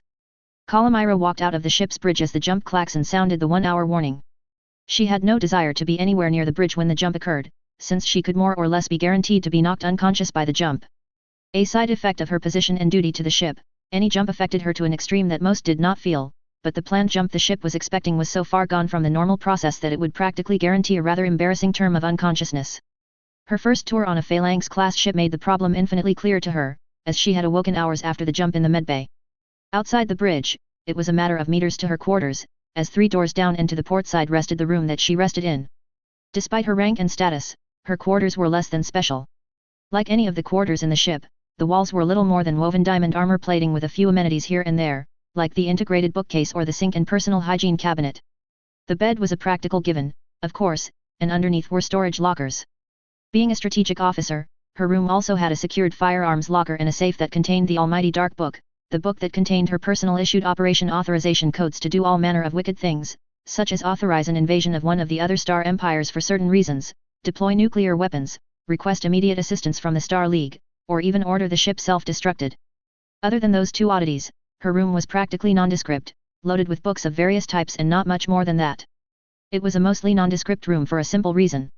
After laying down on the bed and thinking about it, Calamira came to the realization that she had not taken any vacation in 8 years. 8 years was a long time to remain mired to one's job, but she achieved it and had thus far ignored the rest of her life.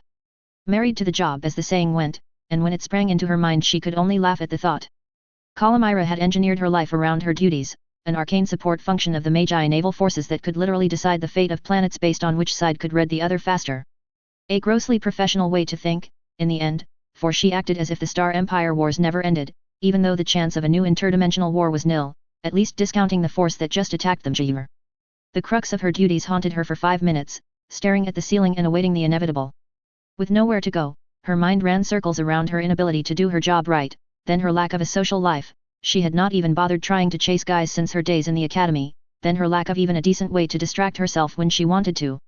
The loop was haunting like few others, self-destructive to her morale as she realized she had failed the ship grossly in the past battle, and was failing herself just as thoroughly if not as quickly. The thought of having to jump 5,000 years backwards in time just to avoid the ship being destroyed by a likely second wave was just as worse, especially with the knowledge of what would happen to her. With 5 minutes of mind-racking under her belt, she decided on a whim to go about finding a way to distract herself farther down the length of the ship. On a ship of 10,000 persons in a length of over 5 kilometers bow to stern, there had to be something she could use to distract herself, short of dragging some guy into her quarters and getting laid. While the latter would definitely distract herself for several hours, or at least until the jump, she had an oath on that subject to maintain and would not violate it. Just a matter of finding something to pay attention to while she was still conscious, she just had to make sure she was somewhere secured by the time the jump happened. Out in the hall and headed down the central access corridor, she came to realize an enigma about her position. The farther down the corridor she went, the less people recognized her. After a kilometer of walking, she found that fewer than 5 people recognized her for her actual rank, the rest just considered her another administrative officer assigned to the forward half of the ship. The dark blue uniform really did not mean much, as most of the administrators wore something of that nature, and there were no commandos on the ship, so she could not be a commando or strategic officer. After a kilometer and a half, the only person that did actually recognize her was the commandant of the Jolly Mule, a cargo dropship attached to the fleet that was carrying spare parts for the mobile suits and extra fuel. She stopped outside a marine barracks, there were dozens of them up and down the central corridor of the ship, and simply listened. Inside, a metal band was doing some old classics and original works. Calamira was not one for the really heavy metal favored by the Marines, but the music was something strangely comforting to her in a day where there had been little comfort, just the feelings of despair echoing through her mind. Such songs as Rainbows in the Dark, Dio cover, Holy Hellions, original, Nemo, Nightwish cover, Immortal Swords, original, killed a good 20 minutes for her, but in the end it was not enough to immerse herself in music. She kept going after the 4th song, intent on finding better ways to distract herself before the final buzzer. On a whim, she entered one of the larger cargo bays, this one presently used for mobile suit parts and adjacent to several of the flight decks. When she entered, she moved far enough forward to allow the door to close, and just stood there and looked around. Simply standing there, looking around momentarily, had been enough to activate a Murphy's Law: never tell the platoon sergeant, addendum, or officer, you have nothing to do. Hey, admin. Calamara's head immediately whips around to the shouter, which she immediately recognized was a Supply Corps warrant officer. A moment later her mind saw the incoming object and her arm snapped out to catch it just barely in time. She realized it was a portable data device, of which a ship of this size would have thousands running around at any given time. Get the inventory from Delta Block and make sure all our shit's dogged down tight. Calamira begins. Move it, kid. We ain't got all day. He orders her while waving her in the general direction of the area he needed checked. Yes sir. Calamira replies immediately. She knew one thing clearly from naval basic training long ago: when they say jump and they wear more brass than you, jump first and hope it is high enough. Getting to Delta Block was the simple part, since what part of the storage bay that counted as was marked on the flooring tiles.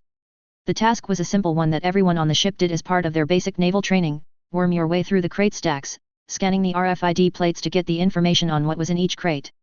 The steel crates were themselves intelligent devices, each knew what equipment it stored and the ship always had a general idea what was on hand due to paperwork run through its inventory systems, but sometimes a more thorough inventory process was needed to ensure they did not run out of important stuff at the most inopportune times possible. The tasking was perfect to Calamara's needs as well as the warrant officer's needs. He got the info from Delta Block and could collate a usage track from it.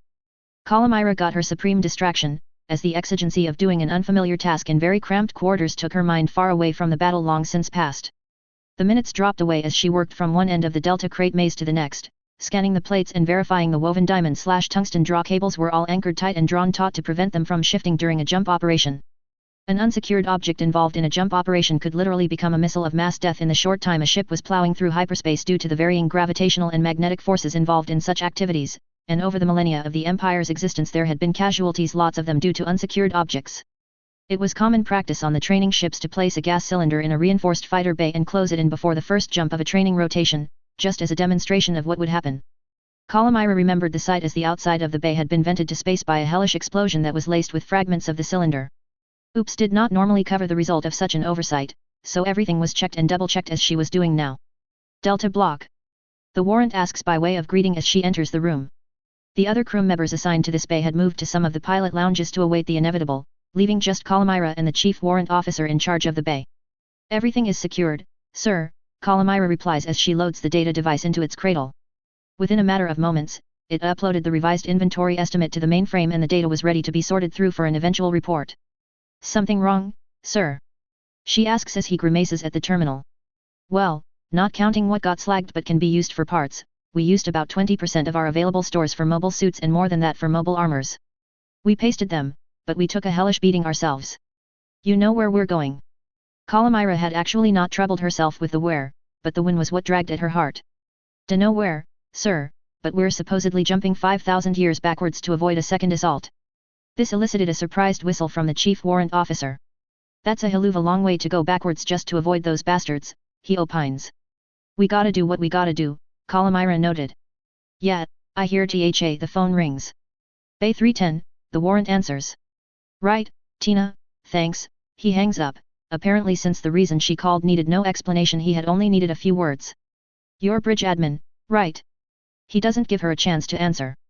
What's it look like to use half our onboard capital missiles in one battle? Big, loud, and noisy, Calamira replies. I don't think we got huge results from them, either.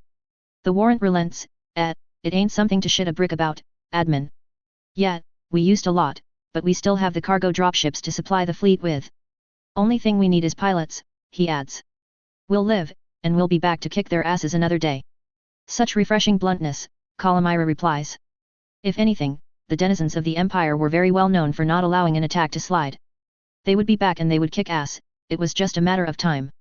Hey, side question, why you down this far? I'm guessing your post is up towards the bridge. I hate it when people ask questions, Calamira thinks aloud. Killing time. Nothing to do up front with the jump and all. Killing time she had succeeded in, as the 3-minute jump klaxon sounded. Attention all personnel, please put your seat back up in the upright and locked position, your tray tables stowed, and your assholes puckered, the jump coordinator notes over the ship-wide intercom. We're about to take a massive leap of faith, he concludes a lot more seriously, likely as the Star Admiral was staring him down for the crassness of his comment. You know why she could not find them? The warrant asks in the silence after the announcement. The edge the warrant put to she did not thrill Calamira, but she was acting as if she was a no-name admin and had no room to take offense at this one. Dunno, she said something about the ship being a mobile doll, or they could interfere, Calamira replies. There might not have been a ship, either, the warrant replies, then derisively snorted his contempt. Bullshit. Pansies hiding behind their little toys, afraid to face us in the open challenge of Batchal, he half sneers moments before the 2-minute warning goes off. I will warn you, this will probably knock me out, Calamira notes to the warrant. TDS. He asks, meaning transit disorientation syndrome, a somewhat common affliction for those who travel hyperspace. Something like that, Calamira replies. Hers was not TDS in its proper form, it was an oversensitivity to auras, and being as sensitive as she was could cause massive problems for her during a jump. Even a normal, low-power short-distance jump gave her an almost instant migraine. That sucks. Well, I've got a quick stim to get you going after the jump, the warrant notes, then was silent for a few moments. Given our supplies, we should be able to survive out and away for several months, minimum, and that not counting our new nano-machine shops. That's good news, Calamira replies a moment before the 1-minute klaxon sounds. XXX. Still with us, sir? The commander asks. I think, Star Admiral Centura replies. What the hell happened? Your guess would beat ours out in this case, if you don't say anything we haven't already. How long was I out? The Star Admiral touches his forehead where he thought he felt something liquid trickling down his face. When he removed his hand, it came off glistening, though in the red light environment of the bridge under combat situation it was hard to tell he was looking at blood. A quick sniff at it confirmed it was, blast, bleeding again, he notes sourly as he pulls a kerchief from his pocket and presses it against the origin cut. You were out 5 minutes, but moaning the whole time like someone had shot you in the leg, the commander replies immediately. Most have been a Hiluva dream, then, Wayne offers as a sardonic reply.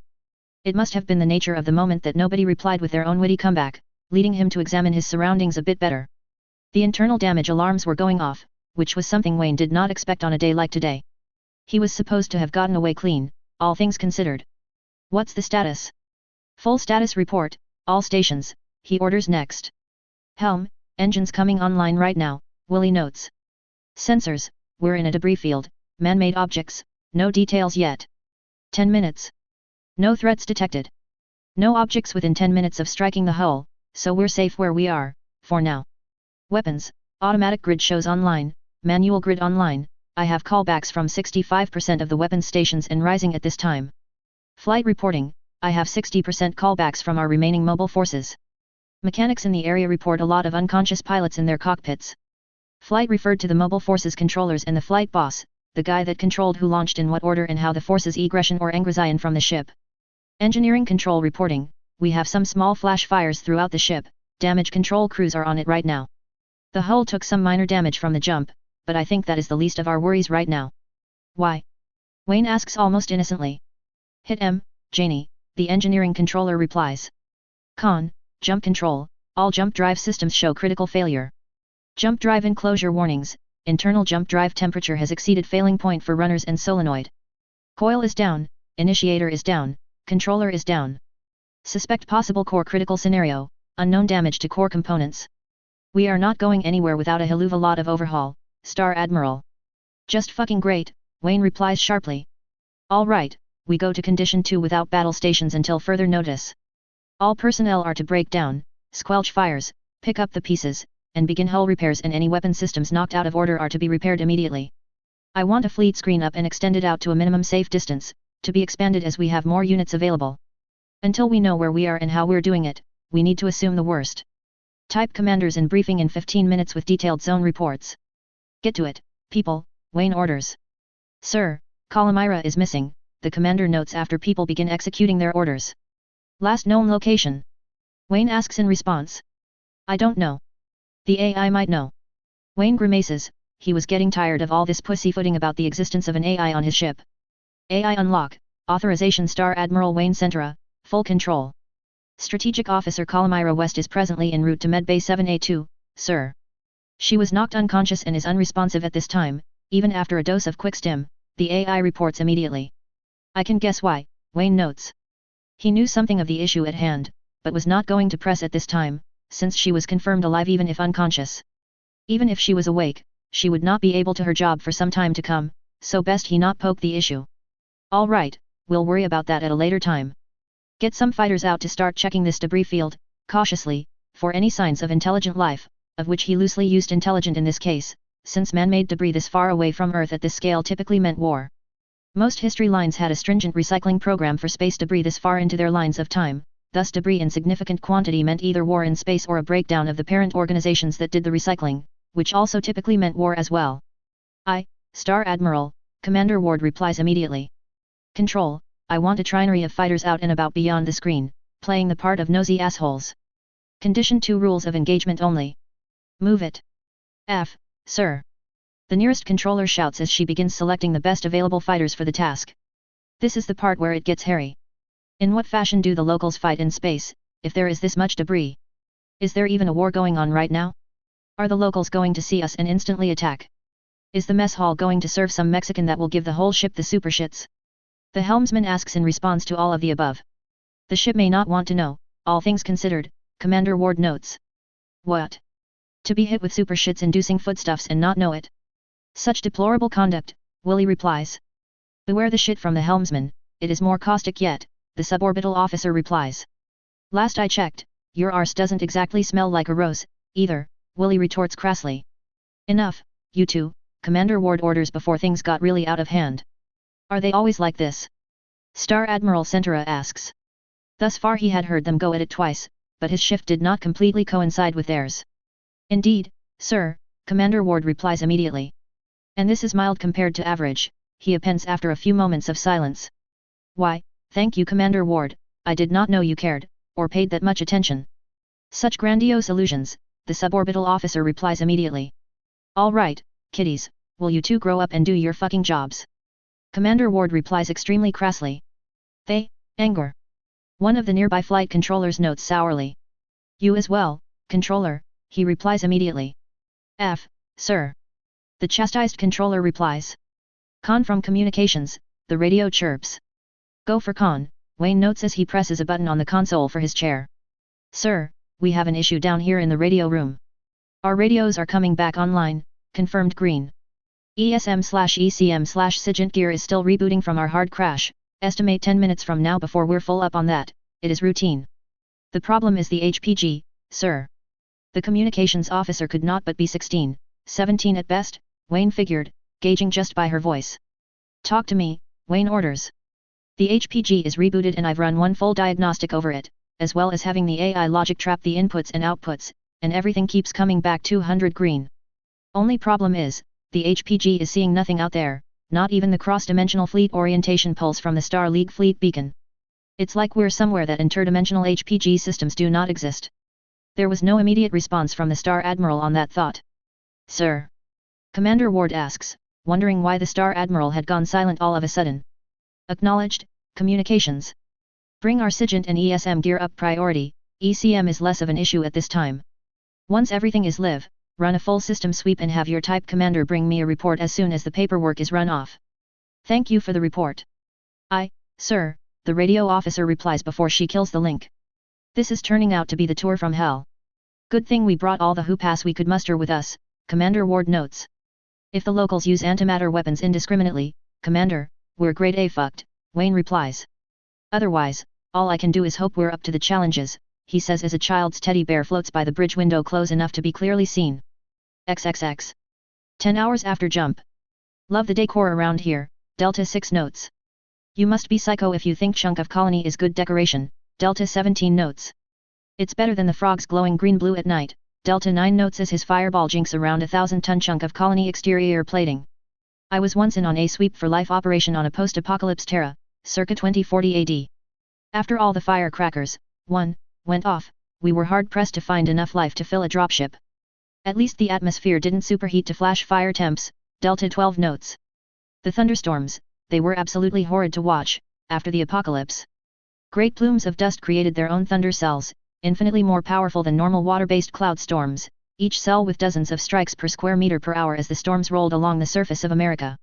We had to race to get ahead of those storms and make sure their eat path was clear, but even then we could do little, find less. Delta 9 continues unabated, his mind on his past experience. Another time and another dimension away, Delta 9. Don't let it eat at your soul, there are always fucktards in existence that believe mass destruction is the answer, the unit star captain notes. And there are always people in existence that shoot mass destroyers, Delta 24 replies. We just happen to be some of them. Indeed, Delta 9 replies. Star Captain, I got something here, Delta 15 reports over the frequency. Delta 15 carried a special enhanced sensor long-range pod underslung his craft's left wing, giving him immense sensor power to work with.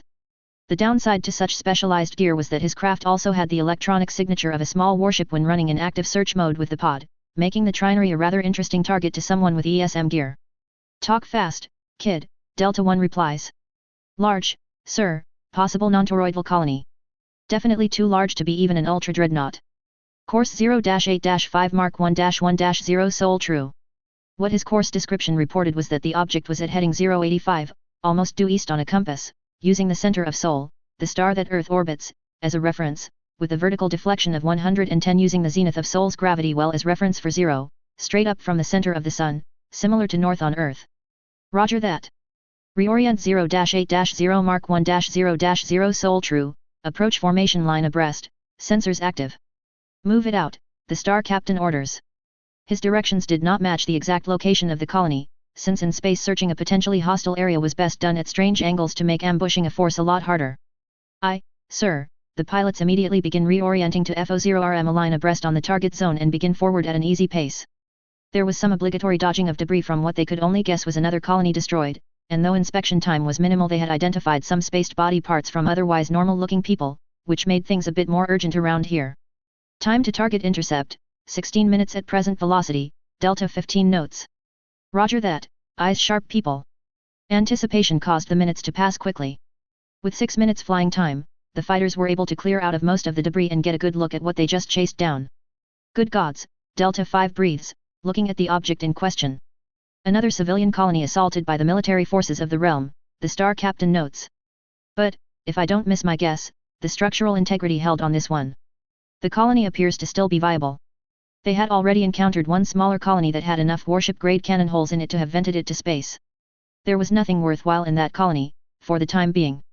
That will be good news to the old man, Delta 23 notes with something approaching a smile to tone. 8th point, return to the ship and inform the Star Admiral that we have a colony here large enough to mask the ship's cross-section.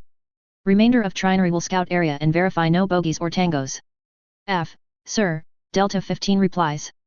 Kman, 16, we're RTB, he continues.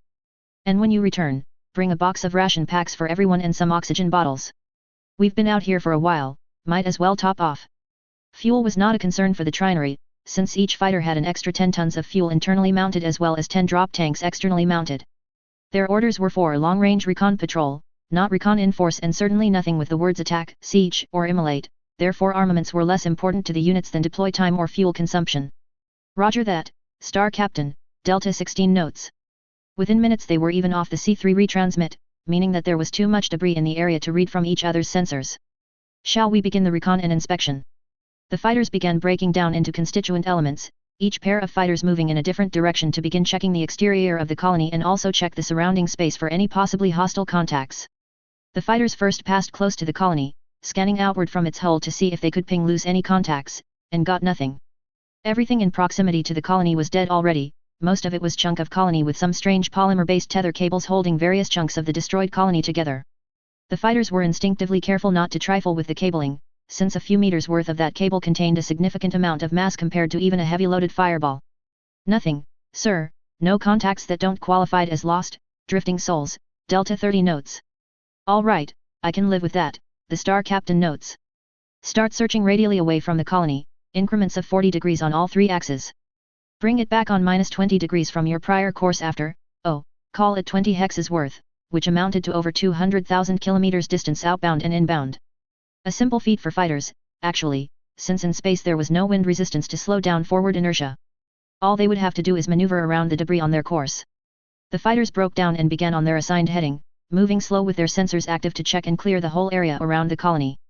It was standard practice to search in this fashion, since in space you could hide in 3 dimensions and get away with it, whereas in a planet's atmosphere there was more or less nowhere to hide except getting real close to the surface of the planet, and that usually did not end well. On the loop back, the fighters came back to see the Mjir and fleet slowly plowing their way from where they arrived to nearby the colony, which they intended on using as something of a decoy to make the locals think the Mjir was a spurious radar return from a colony. If they got close there would be no disguising 5.8 million tons of ship, but by that time the enemy would be well within gun range, so the matter would quickly become a moot point. Fun times, Delta 6 notes. Anyone taking bets on how many years before we can jump home? 5, Delta 7 replies immediately. And that is conservative, she adds after a moment. Never, Delta 21 replies. I got it from one of the jump engine mechanics that we cooked most of the engine in the jump. It'll be days before it is official, but word is we don't have enough of a jump core left to use in a ship half this thing's size. Why do the fates fuck us so hard? Delta 10 asks. They gotta get their action somewhere, Delta 18 replies. We're just the likely candidates for it. Anybody can screw the Empire, but it takes a special kind to make it worthwhile, their controller adds. XXX. Calamira stirred to consciousness by way of the music that was going through the room, which definitely stimulated her mind since she rarely ever listened to rock or metal. Her preference was such music forms as trance and house, since metal forced her mind to focus in the wrong direction for her to complete her job as she was assigned to the ship for. Others of her profession preferred metal over anything, still others preferred classical without vocals. It was as much a psychology thing as anything else, she figured. As the song shifted from Dream On by Aerosmith to One Step Closer by Linkin Park, her mind and body snapped completely conscious, immediately remembering what had been going on before she blacked out. Oh, shit! She shouts as she practically catapults to sitting from a laying position. Awake already? Star Admiral Centura asks. I was expecting you to be out for at least another day or two. Calamira immediately looks to her left where the Star Admiral was sitting, then farther left to the medical instrument panel. It did not take her more than 2 extra seconds to realize she was in one of the ship's numerous medical establishments. Sir? She asks in questioning why she was in the medbay. Relax, kid, Wayne replies immediately.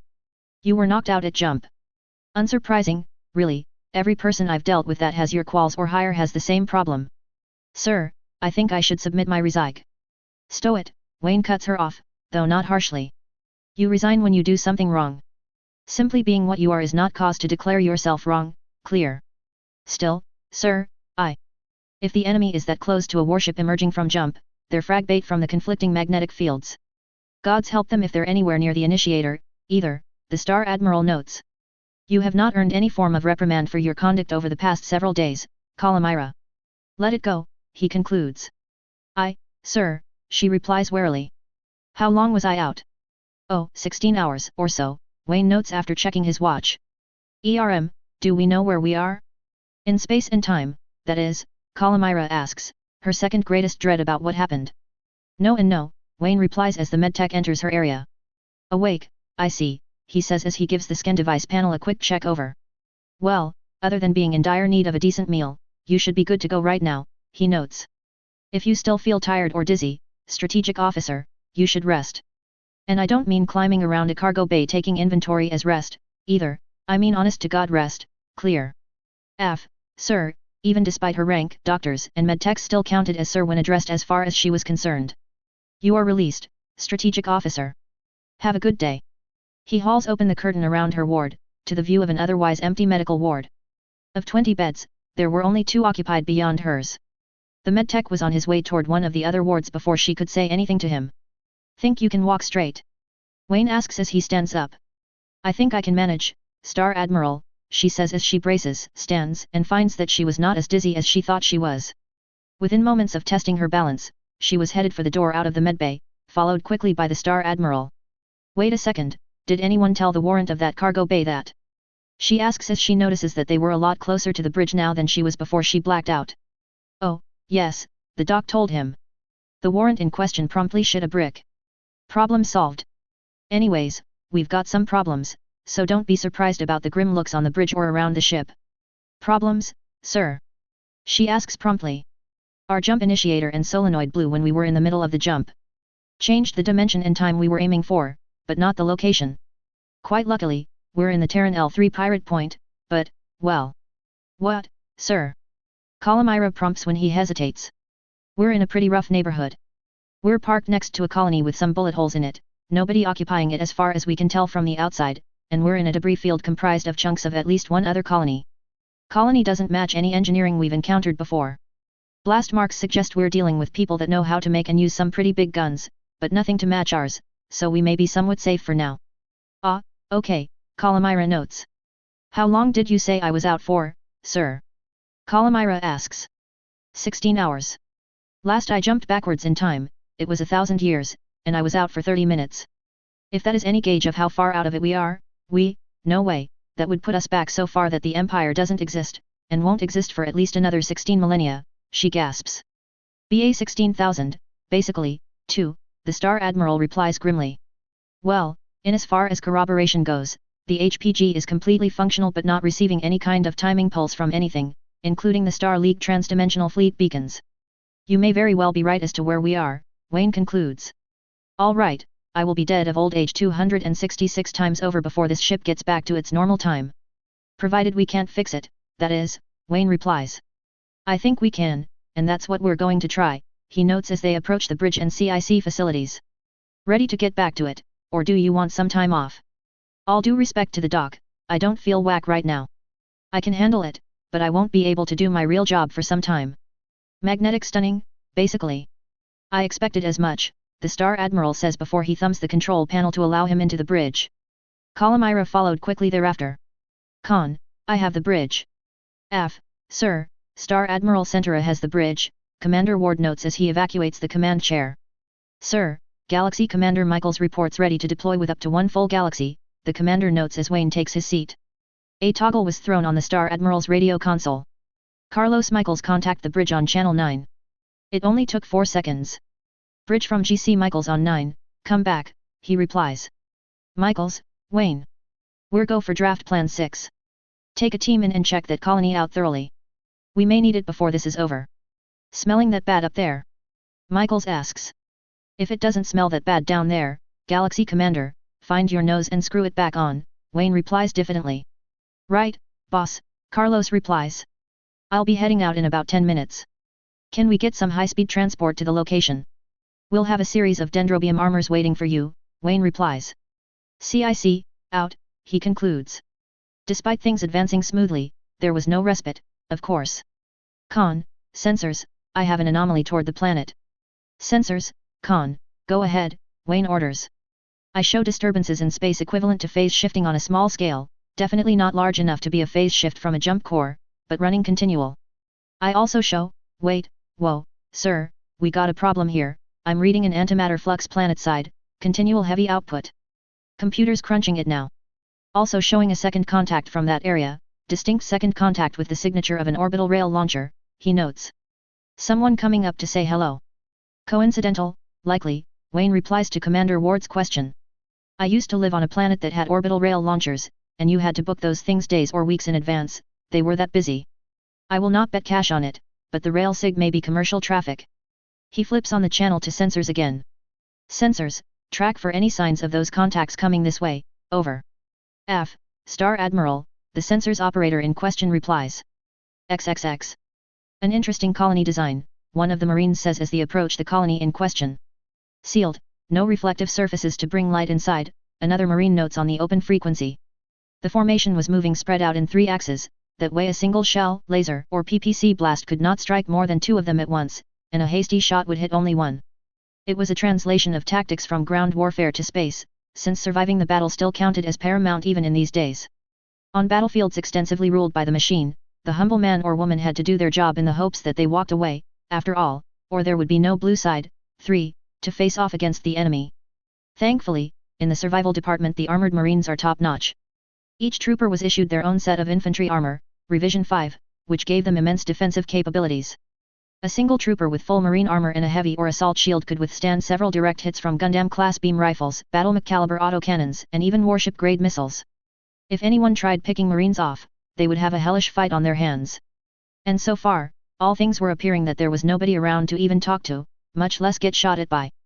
Think the Armageddon scenario went down. May have, the Galaxy Commander of Marines notes coldly. May have not. Sensors pukes were chewing on some stuff they thought were encrypted radio streams, but so far no dice as of when they left the ship. Great, one of the star captains notes. Strange name, that, she notes as the float into the space harbor. Mendel, anyone recognize it? Some rich sod that financed the place. Or some poor sod. Gregor Mendel, geneticist, a star colonel notes. Most people call him the father of modern genetics. Major work in studies of inheritance from one generation to the next, of which our eugenics program relies on heavily. Why would someone name a colony after a geneticist, when they probably have hundreds of scumbag politicians to name them after? About the same reason we name colonies in cereal. They need a name, might as well derive it somehow, one of the less outspoken of the Lady Marines notes. Cut the chatter, Marines, the Galaxy Commander orders. I want one trinary on the outside for inspection, remainder goes in. Airlock entry for now, which meant that they were not authorized to blow any more holes in the colony for now. F, sir, a star captain notes. I want alpha point of 1 star, 3 trinary inside first, he orders. Bravo, Charlie points move spin ward to those other personnel airlocks and start entry. We can put a whole trinary of Marines inside at once by way of that cargo access, the star colonel for the cluster that had drawn this operation notes as he indicates a cargo airlock.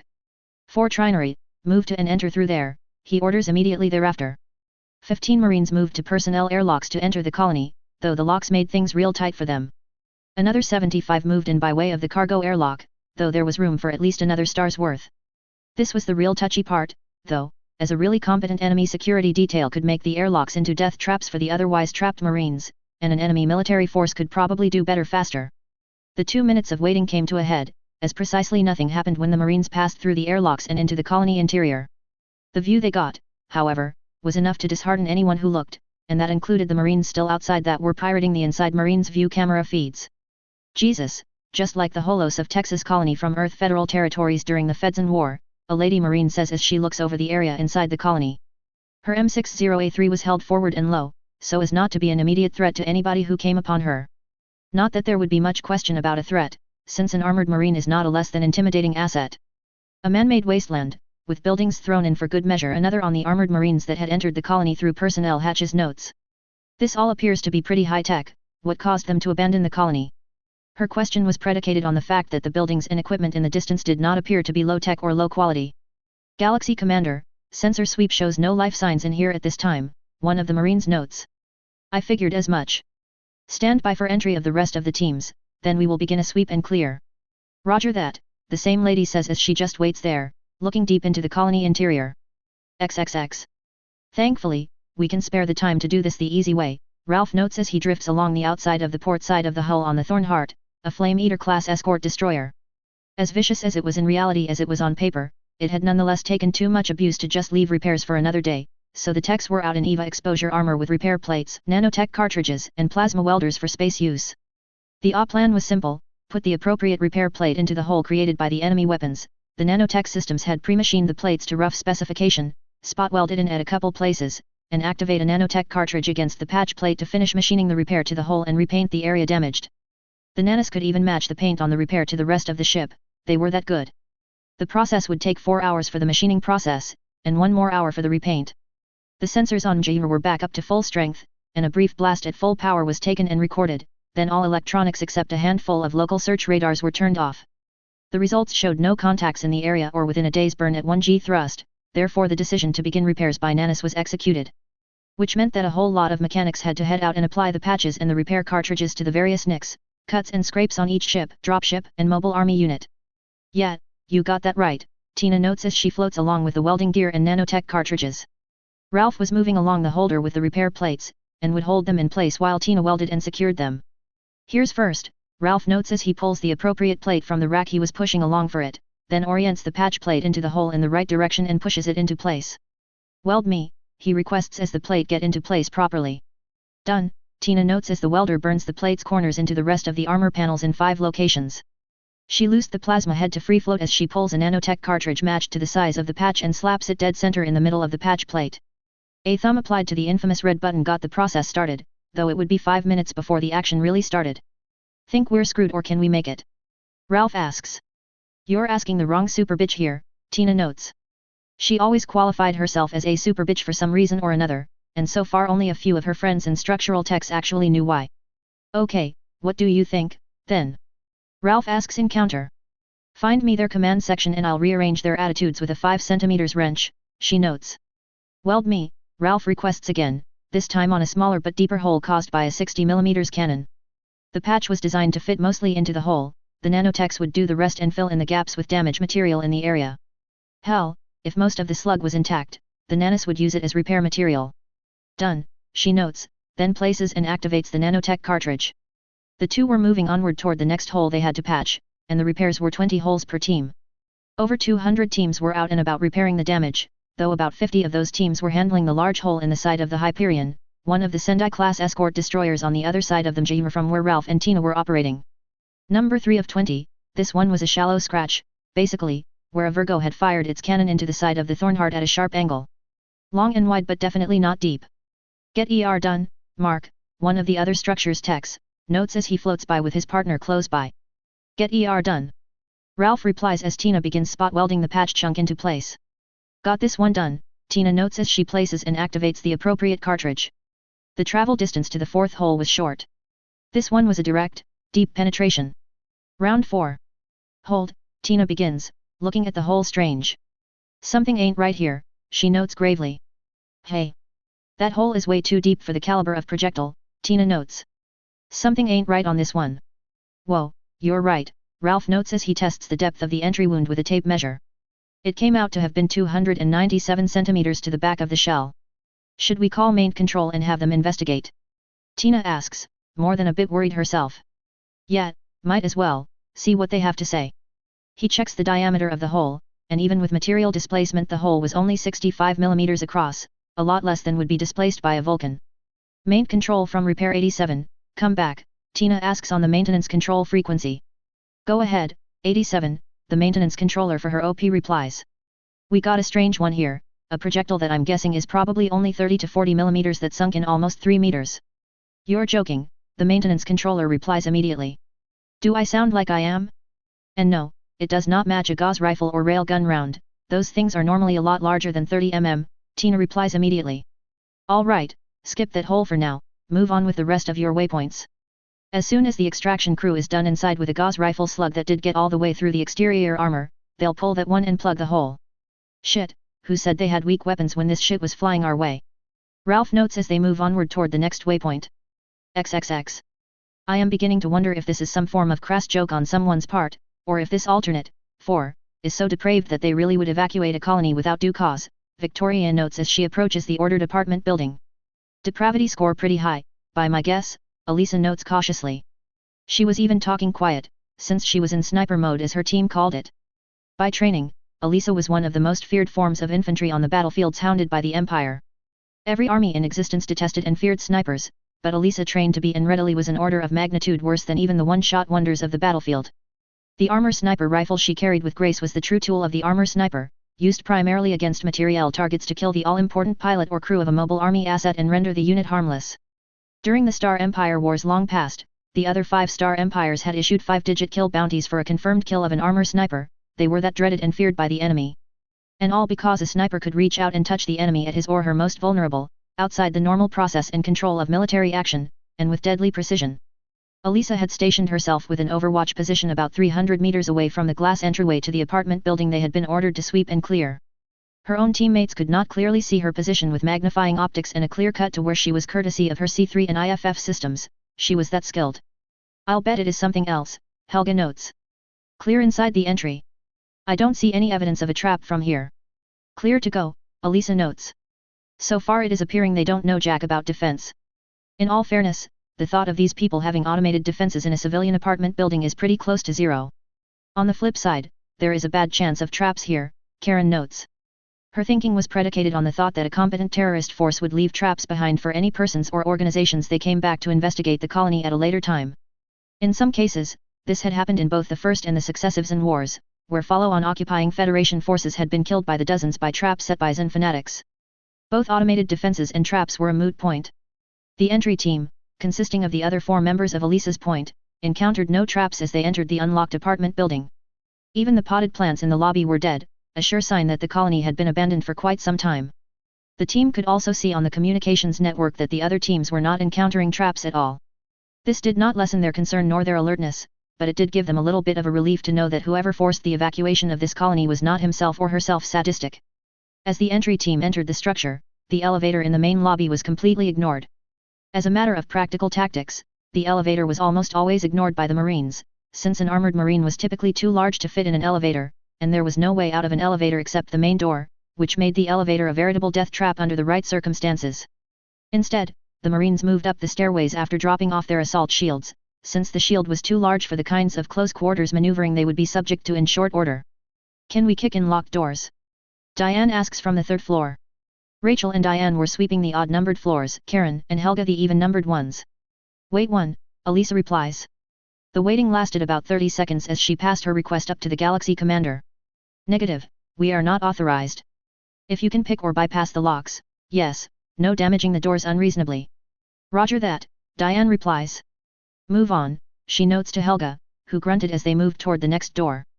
The next door was not locked. Diane and Helga stacked on the next door, and with a tap on Diane's helmet from Helga's armored hand, Diane and Helga entered the apartment. The two moved almost silently throughout the entire apartment, sweeping and clearing each room to make sure that it was unoccupied.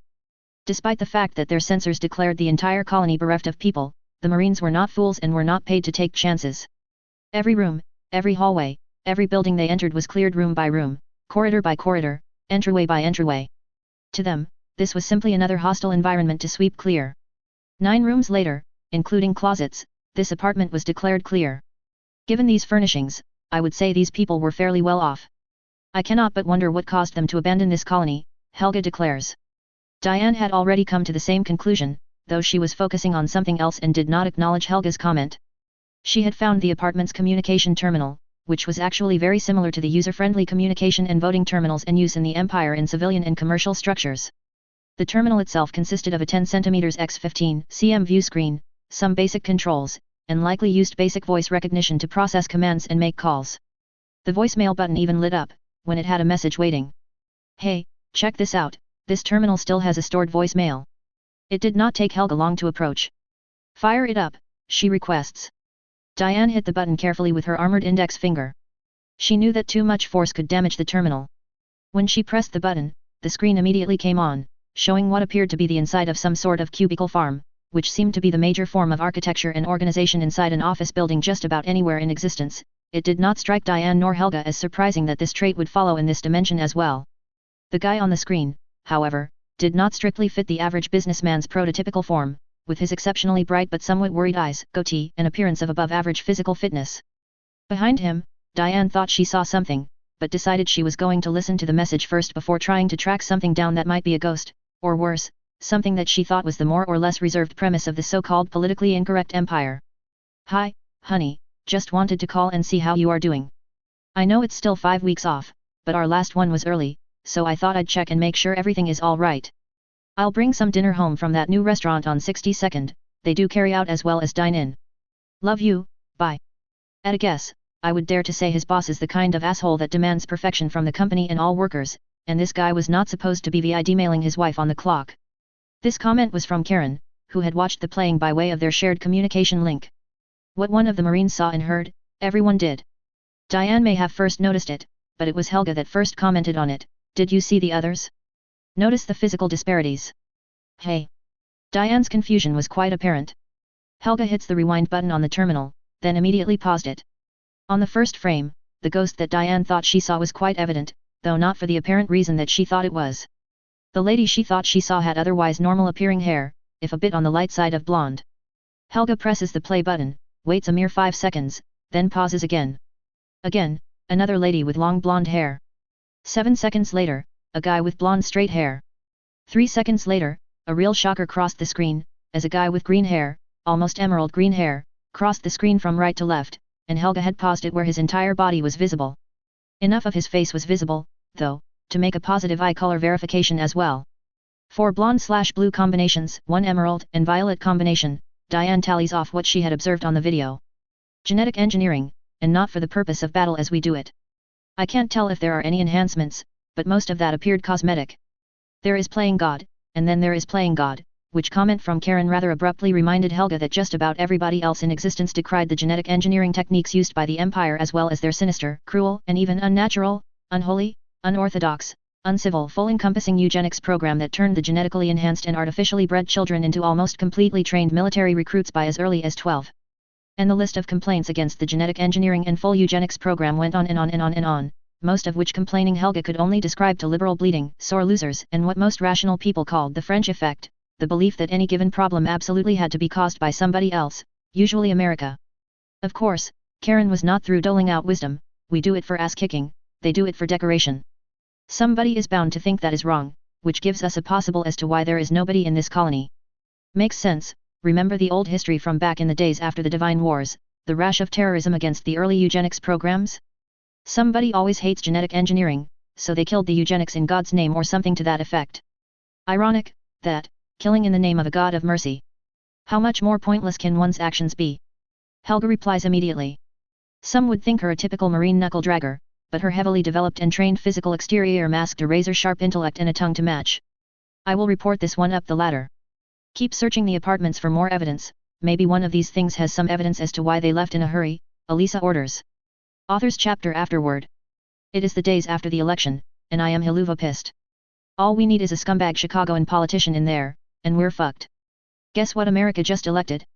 A scumbag Chicagoan politician. It is now theoretically possible that I may end up dead due to the oncoming chain reaction of events before I finish writing my stories. If I suddenly disappear for some reason or another, without explanation or even a profile update for several months, wish me luck in Valhalla cause I'll need it. Oh, yes, the rest of the world may be throwing a party because Obama won. The average non-urbanite American is not. Above and beyond that, I really should have had this chapter out sometime Saturday, but I've been busy again with a multitude of other things. Mostly cleaning up after the new kitty. Kitty plus bag of shredded paper equals minor disaster. Need I say more?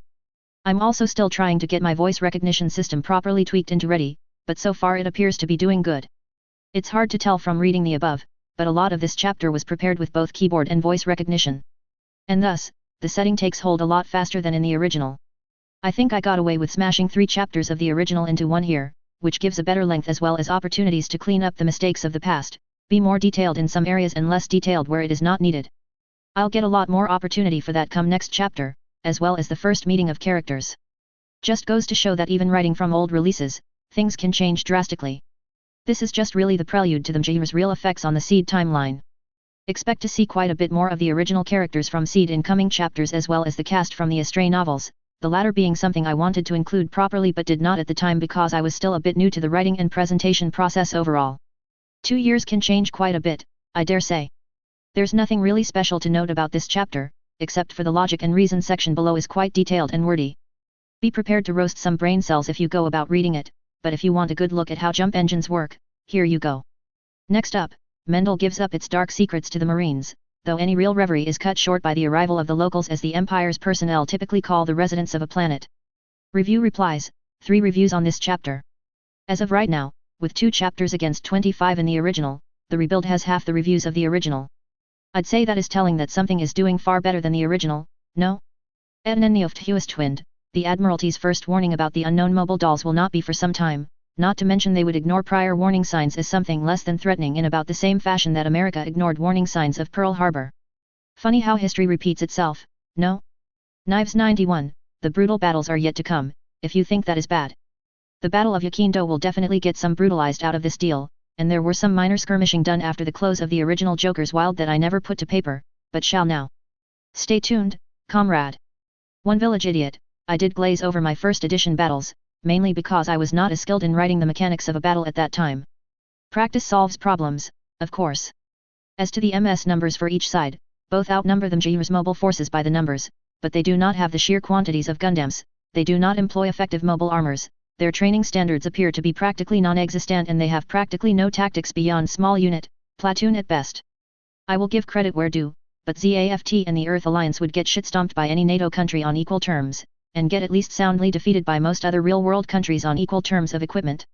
Given that, and given the brutality of the Star Empire Wars and the hard lessons the Magi learned there, both sides are going to get a very rude shock when they find out about them Jira. Much less when them Jira sends most of ZAFT's elite fleet packing home for mama. On the use of energy conversion and such, it is definitely a technology that shall be explored in depth, though it will be some time before that happens, at least in the storyline. I read up on Supreme Commander the first time you mentioned it, and it is an interesting possibility for execution of interplanetary travel, but a bit on the inefficient side. A loaded jump ship can take live personnel and kilotons of equipment between stars, though with some transit delay from the zenith of a star's gravity well to the planet in question. Still, it has possibilities that I may be considering in depth in time to come. I'll be frank on the next point, most people consider G Gundam to be the depraved bastard child of Gundam and Dragon Ball. Most people, that is. When I see G Gundam, I see possibilities. Lots and lots of possibilities. You have to admit that a lot of the Gundams featured in the show are just plain strange, but they would be very efficient at cleaning house in close quarters on many battlefields. As to the Dark Gundam, well, I am not going to spoil any surprises for later elements of my story, clear? The nanotech systems have not been deployed far enough for the mobile forces to have self-repair capabilities yet. As of this time, they are still implementing it to them Jira, and using some of those hives to fashion repair parts out of scrap materials and trash. Gundams with the ability to self-repair will be a bit of a ways off, but will make a showing. Thank you all for the continued support. The chaos and the battle shall continue, rest assured. I hope to improve the release pace as winter sets on and I have less projects to go about my time, but for today, I have a water heater to repair and computers to service. Have a good day, all. The gripe sheet. What? No gripes? This is weird. Footnotes. 1. Crass reference to a nuclear warhead. 2. Before arrival, normally refers to the time before the founding of the empire. Works in the same way as BC/AD does for our calendar. 3. Blue side refers to allied forces, whereas enemies are typically considered red for color distinction. 4. Alternate dimension or alternate history or alternate government groups, depending on context. In this case, she meant the governments. Logic and reason. On today's logic segment, I'll be covering the art of jumping, since typically the Gundam metaverse does not have interstellar travel, and that is one of the major themes of the MMC and JW Chronicles. As well as the pinnacle and major driving force behind the BattleTech series, which factors very prominently into the MMC and JW Chronicles. Jumping, in the simplest explanation, refers to a ship moving rapidly into hyperspace, transiting a distance, and exiting hyperspace at a destination. This is accomplished by an artifice known as the Carney-Fukudaya drive, or KF drive for short. The act of jumping in this fashion is not a trivial exercise, the amount of power needed to create the supermagnetic fields required to jump could easily power a large city for days. The other hazard is that if jumping out nearby another jump vessel, if jumping back in near another vessel, or if jumping in or out of a gravity well, the conflicting forces on the jump drive will damage and may destroy the jump drive and or the rest of the ship in its entirety. Nobody said traveling the stars was a safe venture, after all. The easiest way to counter this is to jump from outside a star's gravity well, usually from either the zenith, top, or nadir, bottom, of the gravity well of the star's gravity field. The star empires classify jumping in 4 groups, Class 1, Class 1A, Class 2, Class 3. The expenditure of energy for each classification is the same as the others, with the exception of a Class 1 jump which requires a bit less energy and a lot less technical sophistication. Though all 6 star empires have access to jump ships, the 2 smallest of the star empires, the Dynasty and the New Moon Empire, do not rely as heavily on jump ships to move from star to star as they do other means. Class 1 jumping is the simplest form of jump that can be made, and oftentimes considered the safest. A Class 1 jump simply takes the ship from one star system to the next, with a maximum range of 30 light-years per hop, with a maximum of 2 congruent hops if a jump ship has one of the horridly expensive lithium fusion batteries. This is also the only jump classification used by the native successor states and the clans due to their lack of sophistication with jump engine capabilities. Class 1A jumping is the same as a Class 1 jump in terms of destination, star to star.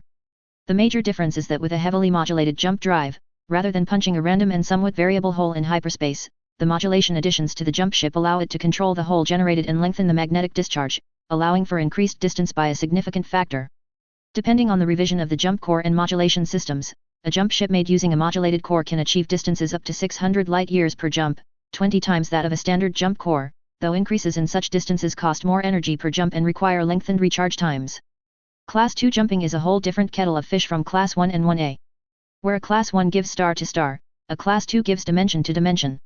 In this, the great star empires are the masters of the realm, for crossing dimensions is what makes them far larger than the great houses of the inner sphere, the clans, or anyone else bold enough to call themselves masters of space. The jump works on the same modulation principle that drives the Class 1A jumps, though by phasing the jump as well as modulating it for distance, one can move between known dimensions by the simple pattern of phasing. The control for such a jump is actually intuitive, the computer does all the dirty work in the jump, the normal destinations for the ship are already pre-programmed into the controller computer or a new course can be custom tailored by the jump controllers. In this fashion, it is possible to visit 5 planets exactly alike, the only difference being the order of the asteroids in the asteroid belt of a star system on the other side of the galaxy. This premise will be better explained in another logic article about dimension hopping and infinite numerical possibility. Class 3 jumping is the most extreme of jumps, and the least used for very good reason. Where Class 1 gives you location and Class 2 the dimension, Class 3 gives you the time you want to arrive at. In this fashion, many possibilities can come to mind, many grim, many diabolical. Normally, temporal jumping is used only to escape a very dire situation, due to the fact that the ship's jump recorder will clearly record the circumstances of the jump and the authorizing party. It is theoretically possible for a ship to, say, jump back to 1930s Terra and suborbitally bombard the house of one Adolf Hitler, and thereby drastically change the course of history for that planet by rather spectacularly killing him. In practice, this has happened more than once, and many ship captains have been executed for it. All 6 of the star empires take a very dim view of altering history for personal reasons, and the star empires never issue orders to alter history as per treaties between each other and with the Star League. The effects of such alterations are far too chaotic to properly allow for such alterations, therefore such actions have been outright banned. The only authorized use is to avoid imminent assault to a fleet or ship, where it is presumed that a hostile party would be able to catch up to a target in the proper flow of time. However, there have been many reports of ships taking a single jump, reporting to the jump port authority in their altered time states, and then simply disappearing from all known existence. The cause of these mishaps have never been properly solved. The jump drive is the integral component of the art of jumping, and is the reason for the existence of interstellar jump ships and interstellar warships, as opposed to monitors, of which the Archangel and Minerva count as monitors, not interstellar warships. A jump drive at its most basic overview is simply a very large capacitor manufactured out of germanium and tungsten. When charged, the electricity is discharged at the moment of jump, usually into the exterior shell of the core, and this movement creates the extreme magnetic pulse that is needed to drive the ship through the boundary of space-hyperspace. Once the pulse discharge concludes, the ship transits back to normal space and everyone on board, save a few very lucky souls, is left feeling like they have a low-grade hangover or worse. For some people, the transit is too severe for them, which results in a condition called transit disorientation syndrome which can be crippling to some people. Jump drives are not a trivial item. In standard civilian and military jump ships, not the armed warships, the jump drive, also called a standard KF drive or just KF drive, occupies a whopping 95% of the ship's mass, and it would not be unfair to say that the ship is literally built around the drive. This arrangement gives most jump ships the look of being a long pope with a flat disc at one end and a bulbous nose at the other. The downside of this is that while cheap, when compared to the warship jump engines, a ship basically serves nothing more than the purpose of jumping in most circumstances. Having only 5% of a ship's mass available for the other stuff does not leave a lot of bargaining room in terms of ship's amenities. Their more advanced brethren, the warship jump engine, also called compact KF drive, trades space for cost, space which a warship needs to do its job. Weighing in at 46.5% of the ship's total mass, the compact KF drive provides for an actual warship to carry dropships, and itself, through hyperspace with armor, guns, and its own fighter complement. In this, the great fleets that had ruled the oceans of pre-spacefaring Terra had come back to haunt the planets of outside Terra for years to come. Nothing quite beat the plain fear of a warship parked above your planet's surface, raining death and fighters and dropships down on the surface. The jump core is the heart of the jump ship and the warship. Without this core, the jump ship is little more than a pile of scrap and the warship is limited to an in-system operational profile. The core itself is a large capacitor, a tube of germanium floating inside a liquid helium bath inside a protective enclosure. The jump core also includes a magnetic coil for executing the jump, an initiator to begin the magnetic reaction, a controller system, charging apparatus attached to a solar sail, and boom arms to attach to each dropship or other unit that will be transiting along with the ship. The star empires and other similar entities add to the standard jump core a device called a solenoid, which allows for more powerful and easier controlled magnetic fields, and a set of magnetic runners throughout the otherwise hollow core that allows the magnetic field easier control over the length of the ship. These advanced cores weigh less than the standard counterparts in some models, trading space gained for extended manufacturing cost and complexity. For jump ships, this core represents about 95% of the ship's mass, almost all of the ship itself. There is little room for crew, facilities, weapons, anything else that might be carried on a space-going ship. Jump ships do not even have engines for moving around in space, they have only a station-keeping drive to hold position wherever they last landed from jump, and rely on tug dropships to pull them from place to place. Some of the larger jump ships may have a small arsenal for deterring a light attack, but this is extremely rare since most accords and rules show jump ships as neutral vessels. On the other hand, with most of the ship's mass being the germanium pipe that moves the ship from one star system to the other, maintenance on jump ships is relatively easy and the operational pace of a jump ship is extremely laid back, a stark contrast to the dropships always on the go and the warships that are rarely ever at stand-down status. For warships, the jump core represents about 47% of the ship's mass. This variance from the standard jump core gives the massive warships plenty of open space to build a truly feared behemoth. First off, though jump ships typically have some armor to withstand the rigors of docking and undocking ships, this armor can be easily breached by even fighter strikes, much less warship-class weapons. A warship, on the other hand, may devote hundreds or thousands of tons to armor, giving it protection to withstand the kind of abuse seen in space warfare. Warships typically have thousands of tons of cargo space open to them, allowing the ship to have bays for fighters, long-term supplies, cargo for transport or material to be used in a planetary invasion operation. The warship's smaller core even allows it proper interplanetary engines, of which a warship can mount engines even faster than some aero fighters.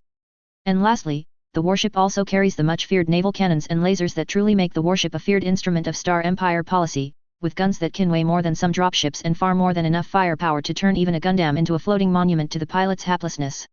A proper warship is truly worth its mass in many situations, from negotiations to siege actions to space battles to planetary operations. How it is best used is dependent on the classification and primary intention of the ship, though many warships are outfitted for several roles at once. The act of jumping has some unusual side effects on those inside the ship at the time of the jump. For most, nausea and difficulty with their sense of balance is the major problems. For some, transit disorientation syndrome, TDS, is the case of far more violent side effects. Intense illness and nausea, inability to balance for up to several hours, blurred vision, unconsciousness, and in even some cases coma or death have been reported. Also, the act of jumping creates intense magnetic fields, which in some cases can cause drastic shifts in the locations of equipment if not properly secured while in a warship, jump ship, or dropship. Innumerable persons have been killed throughout known space by unsecured cargo, most incidents being crushing or explosion deaths. Thus, before a jump takes place, all crew will typically verify that anything magnetically viable is secured and grounded to lessen the chances that magnetics will affect it and cause flying objects of death in the seconds it takes to transit hyperspace. A jump ship is not a trivial expense. Even a cheap, 1 to 2 dropship merchant vessel will set a buyer back a few hundred million C-bills. Larger, more complex jump ships can easily cost hundreds of millions of C-bills. The largest jump ships, built with capacity for up to 20 dropships, some weapons, crew facilities, and on-ship storage, will easily cost the buyer several billion C-bills. The price tag for these ships can also be tripled or more if a buyer wants one with a lithium fusion battery, which allows for storing an extra jump charge and allows a ship to double jump in the space of a matter of hours. And the cost of a jump ship can also vary wildly if it has a modulated core, due to the changes in the jump core and how much mass reduction it has. Warships are also extremely expensive and extremely prohibitive to own. Smaller corvettes and PT boats can set a nation back a few hundred million C-bills each. Frigates and destroyers, the workhorses of a space navy, will set the parent entity back several hundred million C-bills each, but it is not entirely unheard of for some of the largest megacorporations to have a few frigates of their own for merchant escort and raiding. In particular, the Magi-based Megacorp Hessian Weapons Systems has several older Ferdesa-class corvettes that it uses as test-bed ships for new weapons systems, for material transport and mercantile escort, and it has one modified Black Lion-class battlecruiser for heavy raiding and interdiction. Cruisers and battlecruisers, the more common heavy hitters of the line, have price tags in the high hundreds of millions to low billions, making them veritably impossible to own by a private, non-government, entity. Battleships and light dreadnoughts, the undisputed heavyweights of the standard class warships, can cost more than 3 billion C-bills, and that without exotic drive modifications. The extended class ships, dreadnoughts, super dreadnoughts, and the terrifying ultra dreadnoughts, can have price tags ranging from the low billions all the way up to trillions of C-bills per ship, meaning that while megacorporations do the scut work for building these classes of ships, no one megacorp has ever laid claim to operating a super dreadnought or ultra dreadnought for any significant length of time, due to the ship's payroll and operating cost per month exceeding the corporation's yearly budget. And I think I've said far more than enough for one day. Chapter 4, Say Hello to the Neighbors. Absent from Junior Flight Control, you are cleared to undock from ship, Egress Corridor Charlie 2 Alpha, your station is uploaded NAV Area Gamma. Condition 2 Rules of Engagement until stated otherwise. Radio if you guys need anything, over, the flight controller for his sector notes. Flight Control, absent Rogers your last, please give my compliments to the Star Admiral for the wonderful whistle-stop tour of the bowels of hell, over and out, Captain Holmes notes. We are undocking now, releasing magnetic grapnels, the helmsman says. After a few moments, the ship shifts slightly. Ready to release locking lugs to them Junior, all power, fuel, personnel accesses have been sealed. Unlatch us, Anastas replies calmly. The process of undocking was routine, but the environs in which he was doing so was far from routine. Lugs removed, we are free balling now, sir, the helmsman says. Thrust her away, set course for NAV Area Gamma. Sir, course is in, almost like my engineering for the captain, the intercom blares before the pilot could continue his sentence. Engineering, go, Anastas replies. We got some strange shit down here, Captain, I think you really need to see this one, the chief engineer notes. Roger that, I'll be there in 5, the captain replies. Oh, my, this is starting to really become the tour from hell, Anastas notes. If the chief engineer thought it worth his time, it had to be something really screwed up. Are we going from hell to hell, through hell, or sideways up hell's arse? The navigation officer notes from the far side of the map table being projected in the ship's hollow tank. The bent of the last part of the question was obvious to the captain. Be nice, Mr. Spark, the Norse are one of the few groups that actually got along with us back in the days, he chides, since insulting the gods of the Norse was generally frowned upon. Some said they existed, some said they did not. Anastas figured he'd find out once and for all after he was dead. Right, sir, the chastised navigator replies, not realizing what he had actually meant until after he had been called on it. Commander has the Anastas says before he begins his trek down toward the engineering area. The trek was far shorter and significantly quicker than would have been for the Star Admiral on them Junior, even with the motorized walk paths them Junior had in the central corridor. It only took him 3 minutes to traverse the length of the ship to get to where he needed to be, the engine room and reactor room. Boss, one of the lady mechanics says as she comes to attention. Though they maintained a mostly professional decorum outside the ship, inside things tended to get informal fast. Not that an order from Anastas carried any less weight than a command from a god in such a case, but sniper checking was rare in a ship that everyone knew everyone else within, 1A, 1B. If Anastas didn't know better, he would have sworn he had dated said mechanic a few months ago, but lacking ample caffeine in his brain right now he could not be 100% sure if he did or not, too. Anastas simply nodded and continued onward, as the chief engineer was preparing a cutting tool on something that looked like a horridly deformed cannon slug. The word? Anastas asks. Fucking nuts, sir, the chief engineer replies. Get this. Standard 60mm lead slug, brass jacket. Same type we'd put down range from head mount Vulcans. Expected penetration no more than 1 meter standard armor, a hell of a lot less on better armor like ours. Yeah, so? Anastas asks, not sure where this was going. We found this thing buried over 3 meters into our forward right armor plate. Whoa, Anastas replies with quite a bit of shock. How the hell can a common slug do, hey? I'm fucking confused now. Well, that's what's got us as well, so we'd like to chop into the sucker, see what's going on. Shouldn't be able to do 3 meters, even with an AP rod in the center and an ultramassive core, the engineer notes, going on the premise that the laminated nature of the ship's armor would prevent a deep penetration by anything this small. Authorized, but first do a sweep on it with some powerful sensors to make sure you don't chop into anything really important, the captain orders. Already have. There's a cavity from here to here, or at least a location with lower density that we think may hold part of the secret. Can't tell what's in it, too much lead and varying densities in between. He whistles across the room at one of the techs that was standing by a bandsaw. Joey, fire up the demon. He gives a thumbs up, then presses the power button on the demon, so known because it had already removed one finger this tour, and had a reputation for claiming even whole hands. Thankfully the so afflicted crew now had access to a nanotech system to reattach the severed body parts, but in centuries past that was not always the case. A chart on the wall next to the bandsaw kept silent tally, Demon, 8602, Crew 3457 with an obvious change to the last digit in the Demon's score. Oi, what's the scoring criteria? Anastas asks one of the techs nearby. Every tour where we lose half a finger or more, the Demon gets a point.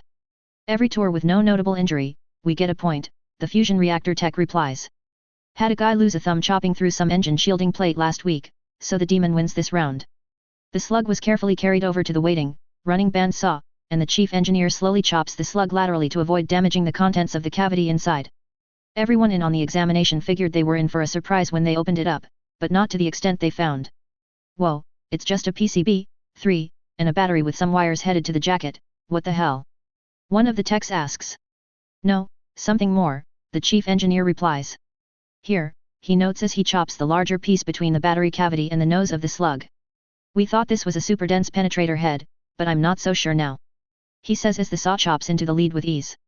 After a few centimeters of cut, the nose falls off, proving that the wires were headed toward the super dense tip section immediately and that the nose was a heavy brute nonetheless.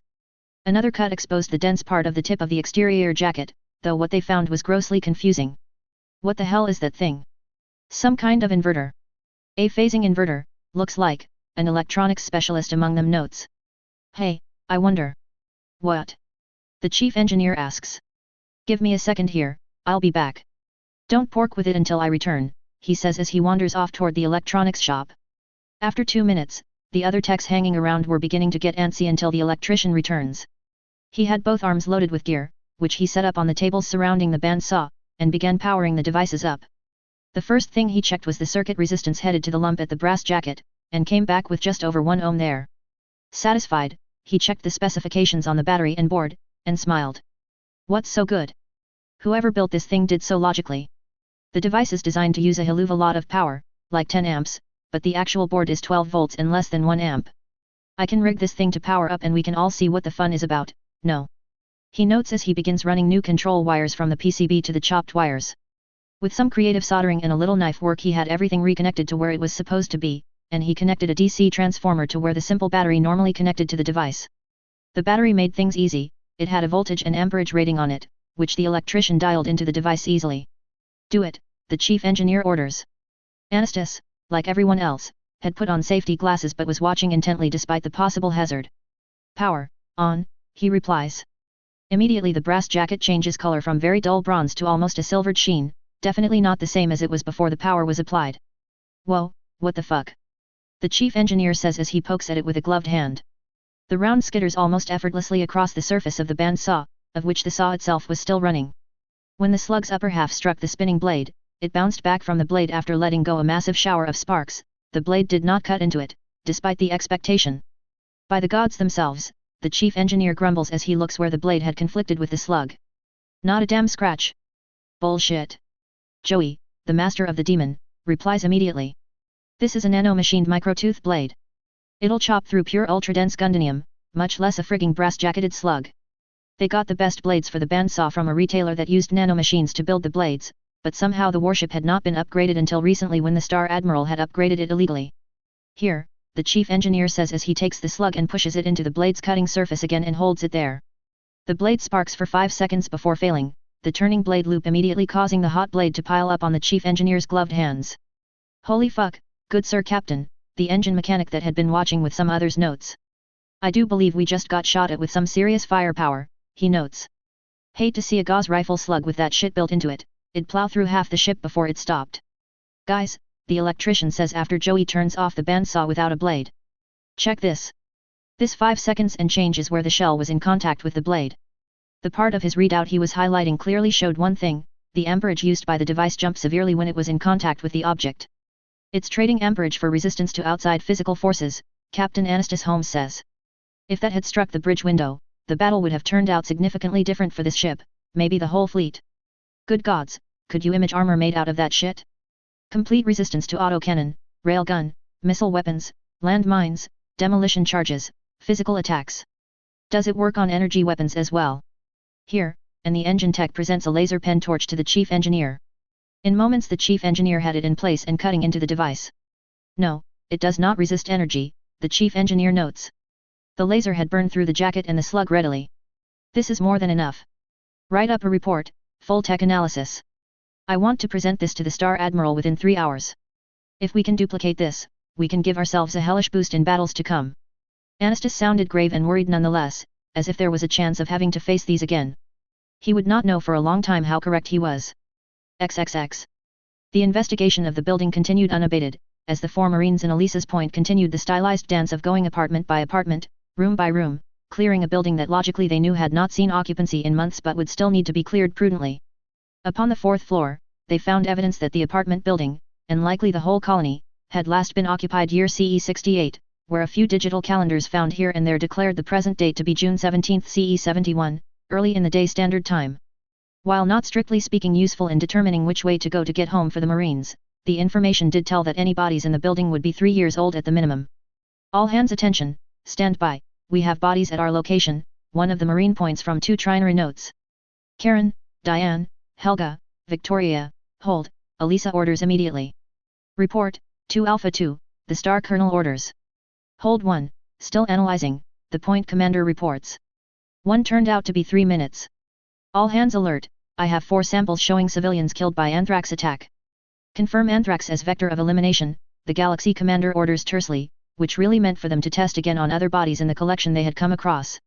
Wait 1, the point commander says again. Test positive again, Galaxy commander. These poor sods were killed off with a bioweapon. Test sample remnants match Charlie grade weaponized anthrax. Charlie grade? Someone buying their bioweapons from the bargain bin at the terrorist weapons emporium. Someone from 3 trinary retorts snidely. Chill out, 3rd, the Star Colonel replies. That may be as far as they can engineer bioweapons, so far. Let's not encourage them to do better, Quiaf. He orders. F, Star Colonel, the chastised point officer replies. My point, continue operations. I have Overwatch, Elisa orders, which did not surprise any of them. Stacked, Karen notes as she prepares to enter. The door handle had already tested working and not locked, so all she needed was the signal. Go Alpha, Diane replies, which was the code for the 2 of them to enter the room. Helga and Victoria operated under the Bravo team moniker, and Elisa typically went under Sierra, representing the first letter of sniper. Immediately the 2 Marines entered the apartment and swept it for threats. None. The 2 moved to the kitchen. Nothing. They doubled back across the living room, stopping to inspect the closet, then into the master bedroom and walk-in closet. Nothing. Secondary bedroom and closet. Nothing. Bathroom and small closet. Empty, though the shower was still running and Diane stopped long enough to turn it off, having to force the water off quite roughly as the valve for the spigot had calcified. This apartment clear, Karen reports as she looks back into the secondary bedroom.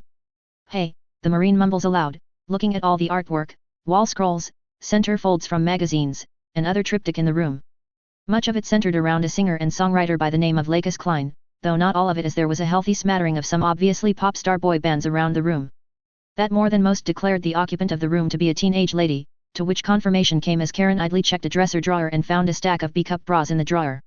Either that or the occupant of the room was a pervert teen that stole smaller ladies' bras. Karen was not one to rule anything out just yet, especially since she did not have the measure of the locals yet. 4. Nothing of major note in this apartment. Family had 1 small automatic and 9mm, nothing to write home about, Diane notes as she approaches the secondary bedroom. And the daughter appears to be a typical Fang girl, she notes as she observes the room. Oh, give it up, Karen replies immediately. You cannot tell me you didn't have your own stars to which you paid attention, Karen replies immediately. Oh, yes, I had my stars. And they were, or are, or shall be, depending on your frame of reference, far more substantial and useful than a pop singer, Diane replies. The strain she put on useful caused Karen to grimace. Care to drop a name? The first 6, Diane replies, which was not an unexpected answer to Karen. The first 6, referring to the first 6 executors, exemplified the honor and power of the Star League to a T. Their exploits in battles were more than legend, and just as powerful in the retelling. Their individual persons represented 3 conflicting pairs of principles, namely power and grace, mayhem and order, the darkness and the light. And billions of people all over the Star League and the 6 attendant star empires that formed the core of the Star League wanted to be an executor because of their legends. Some even made it to that vaunted station in life. I'll buy that, Elisa replies after a few moments of silence. Bravo, go, Victoria interrupts their reverie, abruptly reminding the entry team that there was still work to be done. Silently Diane and Karen left the room, headed for the next apartment down the hallway they were clearing, and stack on the door in the same fashion as prior. Karen reached for the door handle, but a warning signal from her enhanced sensors stopped her hand before it touched the handle. Hey? Gunpowder. Her sensors were highlighting areas on the door and door frame where there was traces of gunpowder residue caused by fighting in the area, maybe even in the apartment. Elise, Karen. Eyes on apartment 422, possible shooting incident inside or in the area, she requests and qualifies of her point commander. Alpha, be advised I have eyes on NM clear. No tango in visible areas, repeat no tangos visible. Enter when ready. Alpha moving now, Karen says as she twists the handle and pushes through with her right shoulder. The gunpowder traces made things more urgent, and Diane immediately follows her inside and turns left. Much as their sensors declared, there was no living soul in the room. Dead soul, yes. Diane's aim Wang was the first to cross over the remains of someone who had been killed and left in the room. Jesus, she notes. Is it always this obvious? Karen asks. What she meant was obvious to Diane. Normally, no, Diane replies, having investigated murders before she knew what she was looking for. And this scene reeked of a murder scene. Murder is an almost guaranteed 100% lose-lose crime in the Empire. Commit a murder, you will be executed for it, regardless of your circumstances and excuses. And I know what the second lose is all about, Karen replies, having been randomly picked twice in her career to be in a firing squad for a convicted murderer once and convicted rapists twice. Justice among the Empire was swift and to the point, as murder, rape, treason, and a few other select crimes were always execution offenses. Some rules were not allowed to be broken, and murdering someone was one of them. Check the rooms, I'll start a forensic scan of the body, though the gunpowder, blood stain on the wall, and bullet holes in the window rather directly states how she died. Roger that, Karen says as she hefts her rifle, shoulders it, and begins the search in earnest. In the secondary bedroom of the apartment she found not the decorations of a teenager, but younger kids, 2 of them. Karen, my forensic scan is showing a second person dead here, a daughter to this lady. You checked the secondary bedroom yet? She had 2 kids, Karen replies. Boy and girl, looks like. Maybe the poor sod got away, Diane thinks aloud. Trace gunpowder on the walls of the kids' bedroom, with the highest density nearby the closet, told Karen otherwise. She pulled open the door to see what was inside, and was accosted by the sight of the dead boy, whose body was in the same condition as the 2 in the main room. No, Diane, the poor sod did not escape. I'll scan this one over, but I can see the bullet holes in what's left of his shirt. Fairly obvious this is how he died as well. Alpha from Sierra, be advised I have forwarded your data up the ladder to the GC, he reports he will inform the Star Admiral. Make sure you do full reporting on their remains. Elise, we're on it. Hilluva thing to run is this mother's epitaph, much less her kids' last rites. Their fates boiled down to a report on the efficacy of local firearms in killing unarmored targets and the Tango's willingness to use them on civilians. And no, Alpha, we can't win them all, Elise says to bring the conversation to a halt before it gets out of hand. But, if this is terrorist shit, we'll kill them when we can. I'll settle for that, thank you, Victoria replies. XXX. Time, 1330 Lima, local, time, 8 hours after initial scouting run of Marines.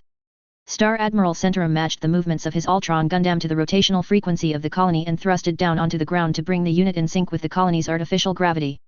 Despite his efforts, the landing was still a bit rough and troublesome for the Gundam to match, which was expected by both pilot and passenger. Landing on the inside or outside of a colony that was using rotational sections for gravity was not a simple task, nor a smooth one. I take it is that building with the 4 Marines and the Marine sniper? Calamira asks before Wayne pulls the control key, 5, and pops open the cockpit hatch. Never mind that Wayne had managed to park his machine in the middle of a street with less than a meter's clearance to either shoulder. At the least, the Marines were impressed and said so as the 2 approached the 5 of them. I take it yours is the first murder scene? Calamira asks. Several had been found, apparently some form of bloodletting as they all had involved submachine guns chambered for 9mm rounds. A few of the incidents had been downright messy, and at least 2 of them had involved a rape-murder combination. Milady, the sniper says as she comes to attention. 4th floor, apartment 422. Move out, Marines, the Star Admiral says. He was carrying an M4 of his own since the colony was not 100% secured yet, but nearly so. The 5 Marines moved in first, leading the way up the stairs toward the designated room, as the Star Admiral and Strategic Officer followed less loudly behind the 5 in the heavier Marine armor.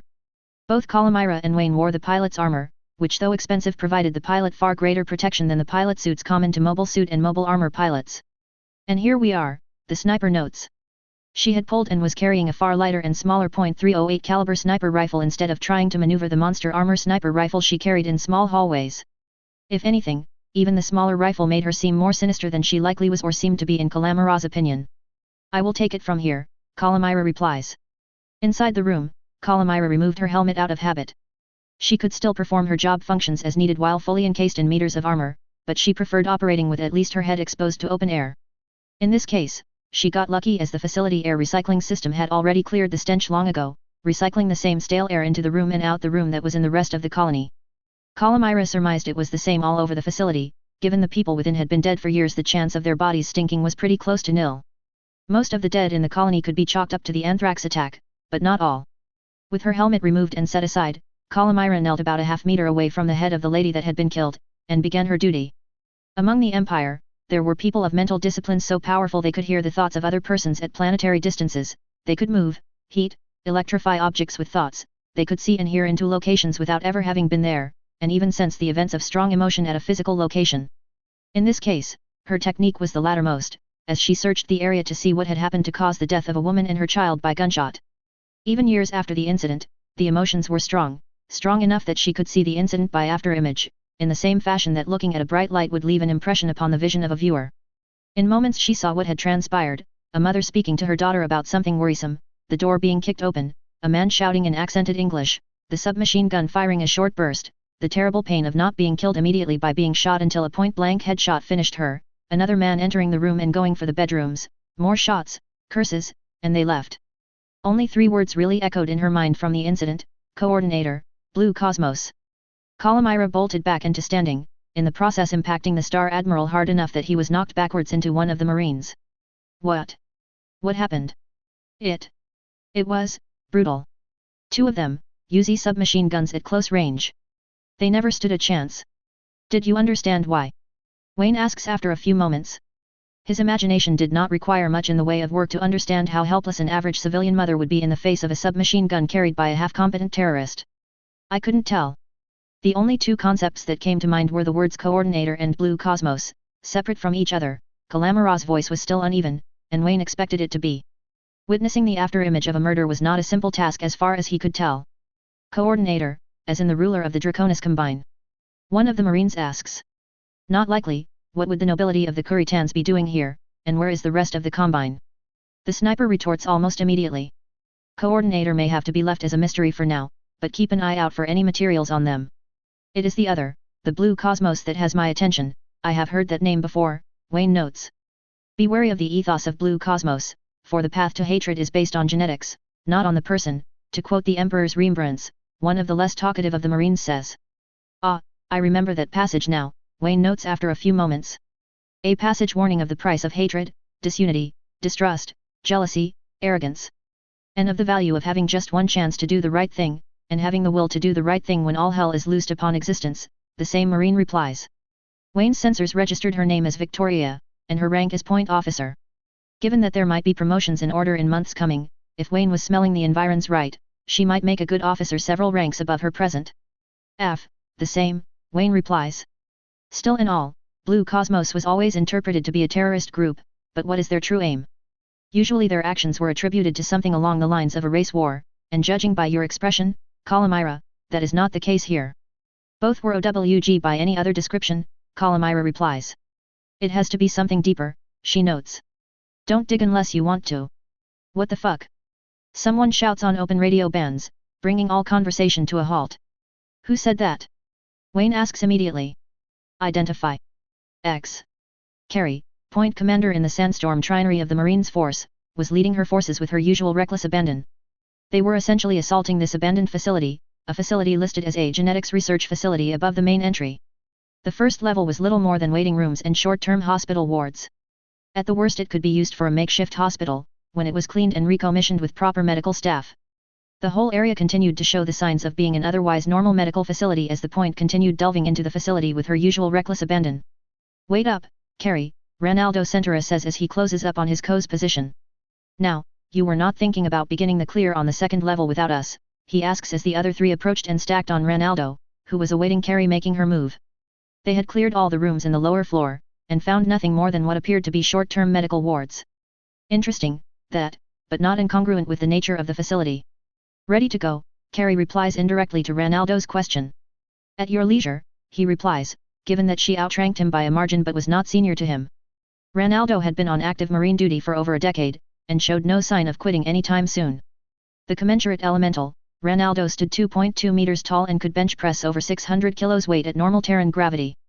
A colossal eugenic like most of the elemental eugenics, his size was as much an intimidation factor as was the amount, variety, and size of weapons he carried.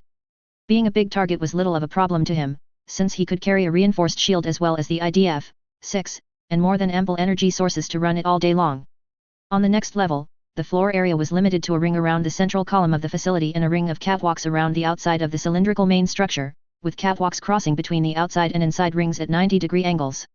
As the team exited the stairwell, they split apart, 3 headed left, 2 headed inward toward the center column to begin searching the rooms.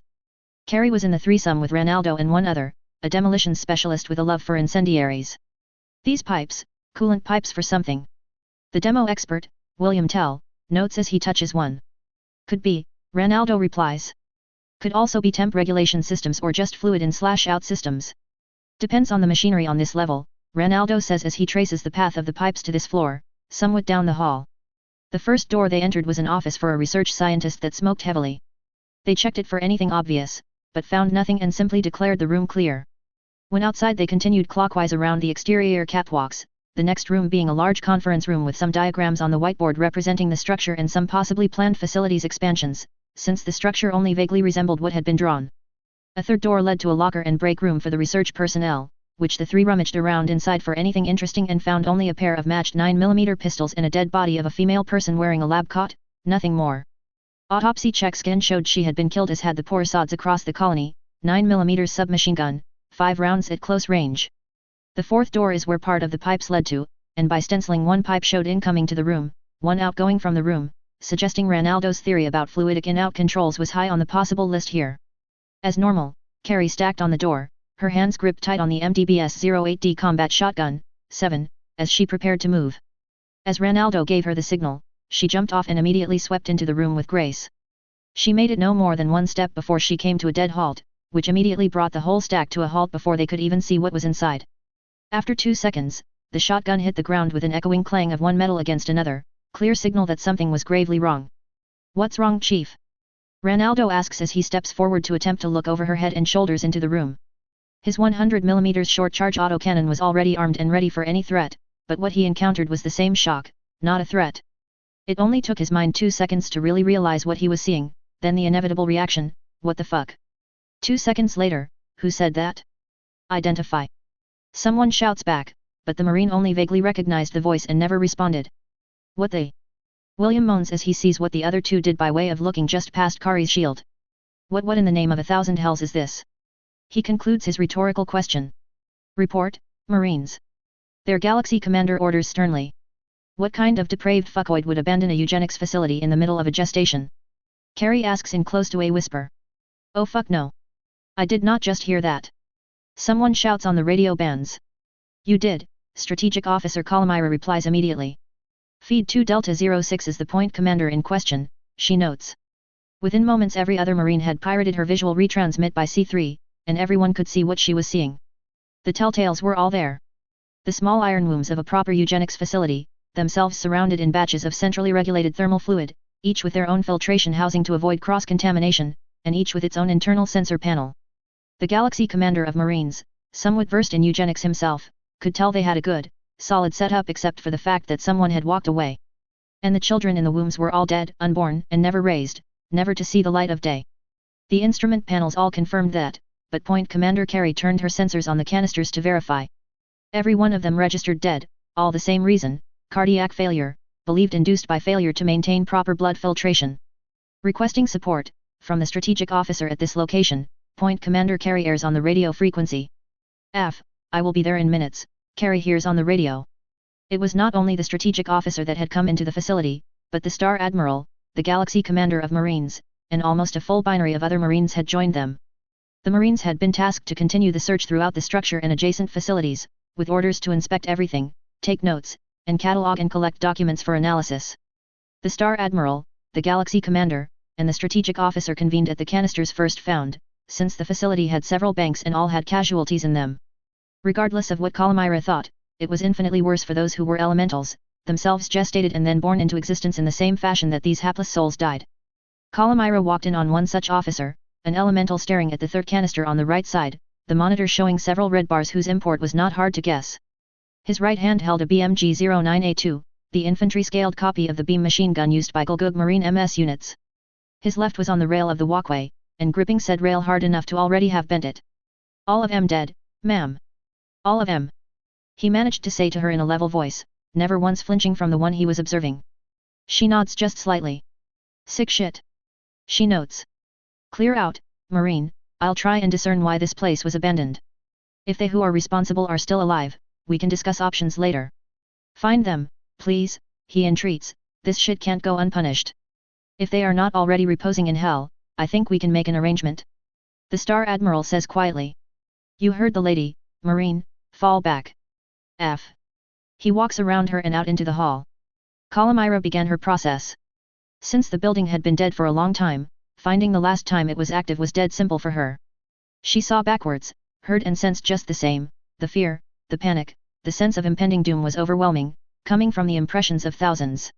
The surge of fear literally brought her to her knees. Fear, in and of itself, is contagious. One person that panicked could easily so stir others, and the ensuing chain reaction could become a disaster in itself. In this case, that was half of what happened. The other half was far simpler to explain. An anthrax attack. That started here, in this building. Started by Blue Cosmos. Finding the focal point took almost all her skills, but in the end hiding it would have proven futile. This one was relatively out in the open. Calamira went to the platform intersection, turned left, and entered the main consultation room. She rummaged around one of the desks for a few moments, and came back to where the crowd of Marines was gathered. "Take a gander, ladies and gentlemen, of the hatred of Blue Cosmos." "Blue Cosmos? You sure?" the Galaxy Commander asks immediately thereafter. 100%, Calamira replies deadpan.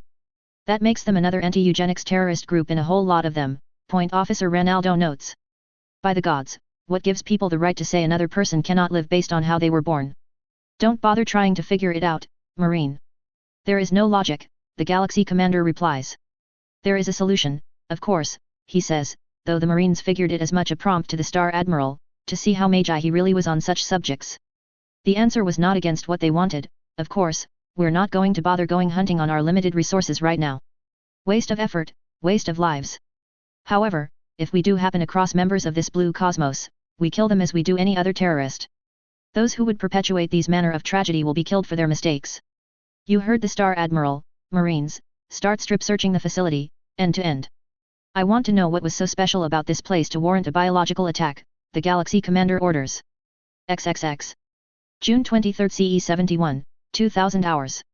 Eagle 20, Control, we have the last pattern ready. You ready to copy? His controller asks. And is this the last of the last patterns? Eagle 20 asks almost facetiously. Pilot, complete this and the ship's camo is done, over, she replies. Ready for upload, the pilot replies immediately, having toggled the necessary settings on his consoles. In moments the operation plan was in his system and processed for NAV points, grab points, and drop points. There was an art to it, actually. The Empire had thoroughly studied the space wars of the various MS eras, namely the UC timeline and its offshoots, and in so doing they had found some anomalous battles where the Federation was grossly outmatched but still won the battle. Further inspection determined that the Federation had concealed forces in the shoal zones, be they asteroid material, construction debris, or pieces of destroyed colony, and waited in ambush for Xen forces to swing by. The tactics were not exactly brilliant, any 6th grader in the Empire's schools could come up with that one, but they worked alarmingly well on the Xen. The Empire had no trouble adapting such tactics to their own use. Namely, the mobile armors used in profusion by the Empire were more than capable of maneuvering debris out of a ship's path, or with a randomizer program could maneuver debris into a random but camouflaging pattern around a fixed point, usually a ship or fleet.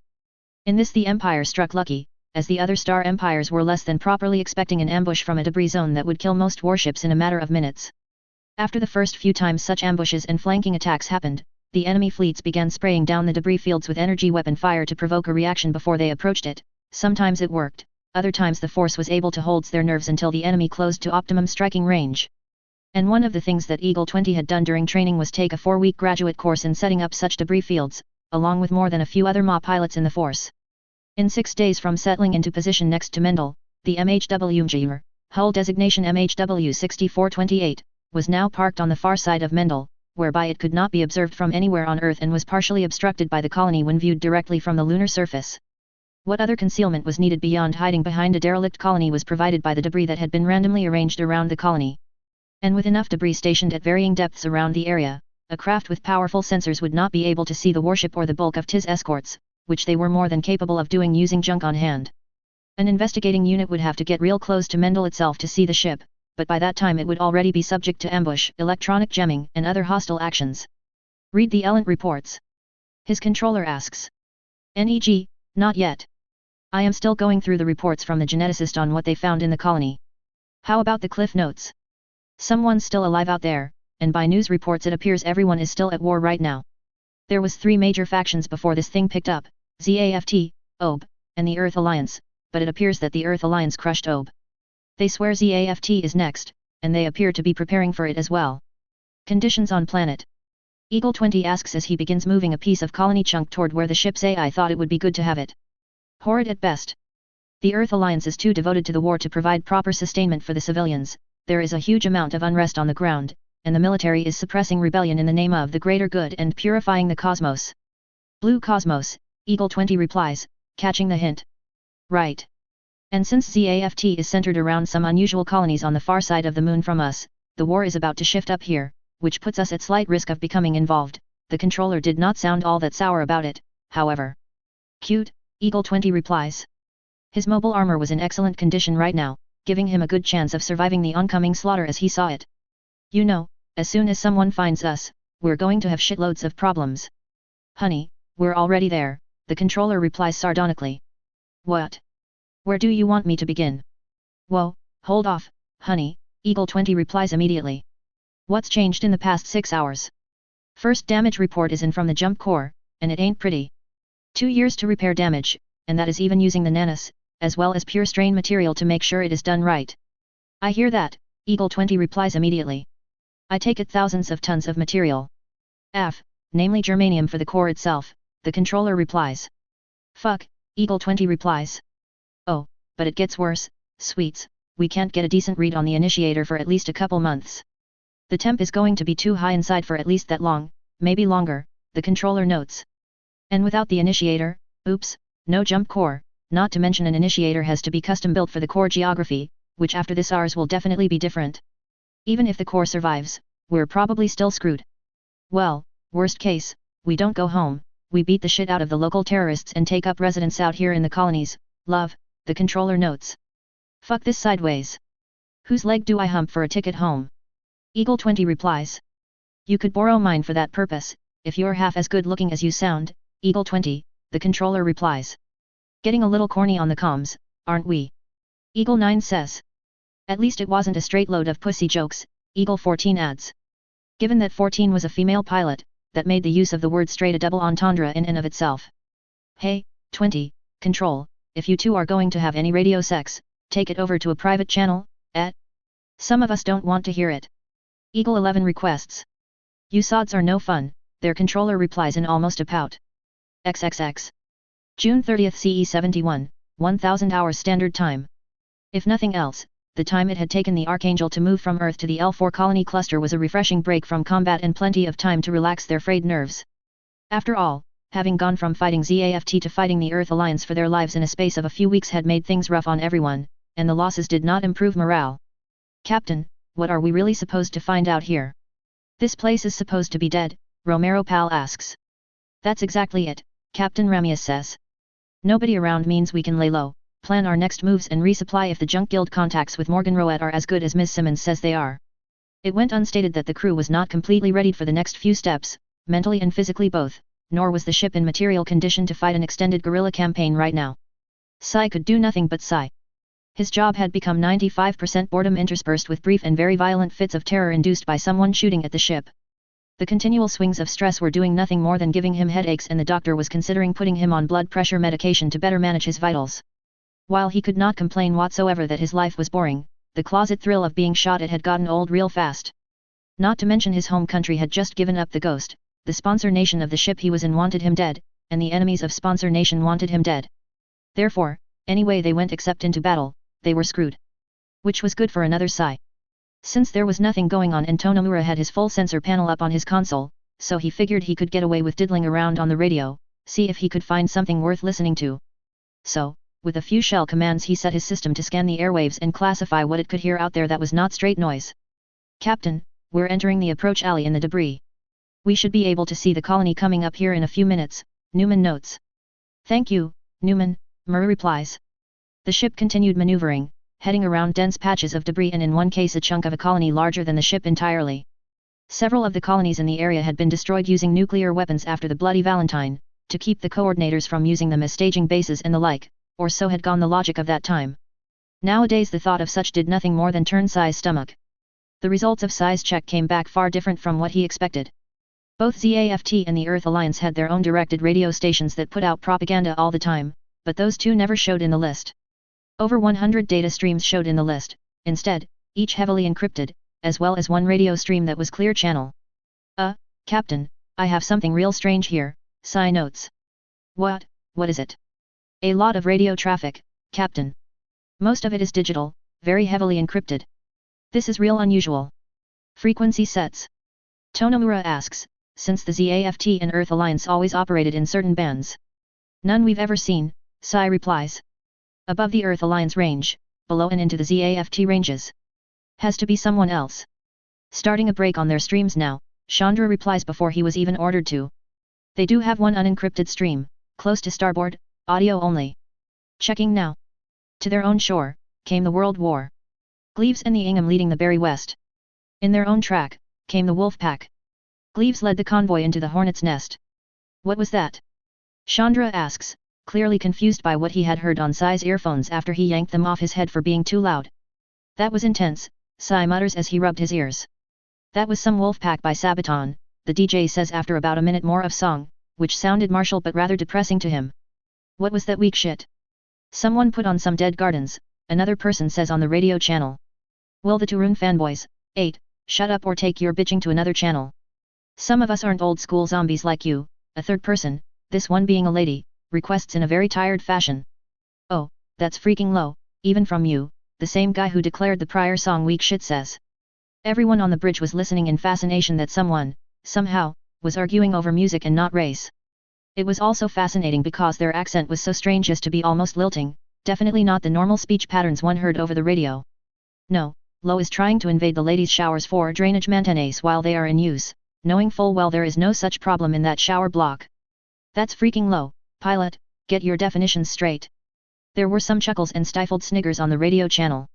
I concede the bidding, you happy now? The complainer says. Only slightly. DJ, fire up something trance, if you will, the lady orders.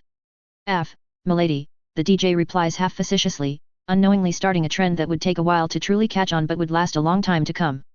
Here's some Hadaway, this is life, mission control mix, heads up ladies and gentlemen, the DJ says. There were a few raspberries blown before the song started in earnest, but the listeners were respectful enough to keep quiet while it played through. Not that being respectful made things any easier for the Archangel crew listening in. Okay, these guys are starting to freak me out, Mirieli notes as they bid on the next song. The winner came out to be someone who had a pretty good story about a drinking contest involving their officers at some place called the Sniper Bar and Grill. Ladies and gentlemen, next song is some crematory, track title, The Fallen. Excellent song if you are into all that kinda life is screwing me angsty stuff. Yeeg, Mirieli groans as she looks at her console, which she had tuned into the radio transmission. Captain, I think I have something here, Chandra notes. Radar sets, all in frequency and amplitude ranges wildly outside anything we've ever seen. Centimeter, millimeter, even nanometer wave sets, I show hundreds of point sources out there, Captain, all inside that debris field to starboard. Oh my god, hundreds? Are you sure? Captain Ramius asks. That's the different frequency groups it is seeing, Captain. And if I can venture some analysis here, this signal set, and on the main screen what his console was showing came up, with one ultra-high bandwidth signal set was highlighted, is a coordination and telemetry system. Basically a system that ties all the other units together, like a network. Every unit uses every other unit's sensors and telemetry for IFF and enemy tracking, like a giant spider web, Commander Mullah Flaga says. The Earth Alliance research tried that with the Mobius Zero systems, but it was too hard to get it to work right and they began manufacturing the Zeros without the system. Do you think you can crack it? Muru asks. I'd like to see what these guys are thinking and where they really are, if you can avoid exposing us, Muru says. Sounds like Mendel has some ghosts, Romero Pal notes sardonically. Ghosts that like heavy metal music, Sai replies. It could be worse, Mirielaya notes. Don't say it, Sai says, having a feeling about what she was referring to. I can do it, Chandra says. The computer thinks this stream has 8192K encryption, which might take a little while for us to break, as well as figuring out what the stream has in it, but it shouldn't be impossible, he notes. Do it, then, but if we have to transmit anything to get in, I want to know before you do it, Muru says. Yes, Captain, Chandra says as he begins processing the streams on the main telemetry transmission band. There were other bands that came and went in activity, but Chandra and Tonomura figured those bands to be temporary transmissions from a parent or command unit to subordinate units. They were not incorrect in their assumption, but they were off by a fair degree as to the scale of it. The magic happenings came in from the mainframe in the Archangel itself. The most powerful quantum computing mainframe available had been shoehorned into the ship to aid in targeting and running the automated systems on the ship, and they got what they paid for. The quantum computer was also one of the favored solutions for encryption breaking, with a long legacy of such use dating back to the United States NSA's server farms.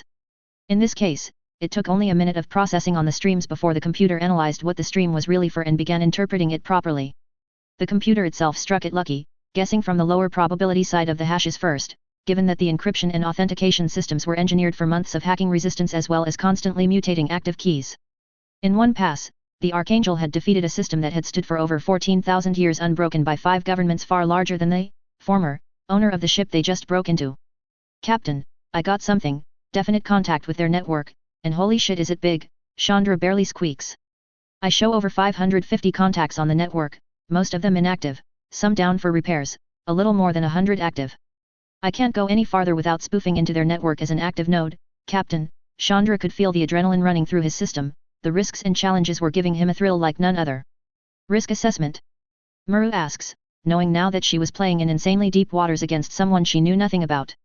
No telling, Captain, Chandra replies honestly. They may never notice, they may see my attempt right off the bat, I have no way to tell. The decision was not as simple as it may have seemed. Almost 600 against the Archangel, and that with one unusable Gundam and one Gundam missing, as well as her 2 best pilots, made things very risky overall.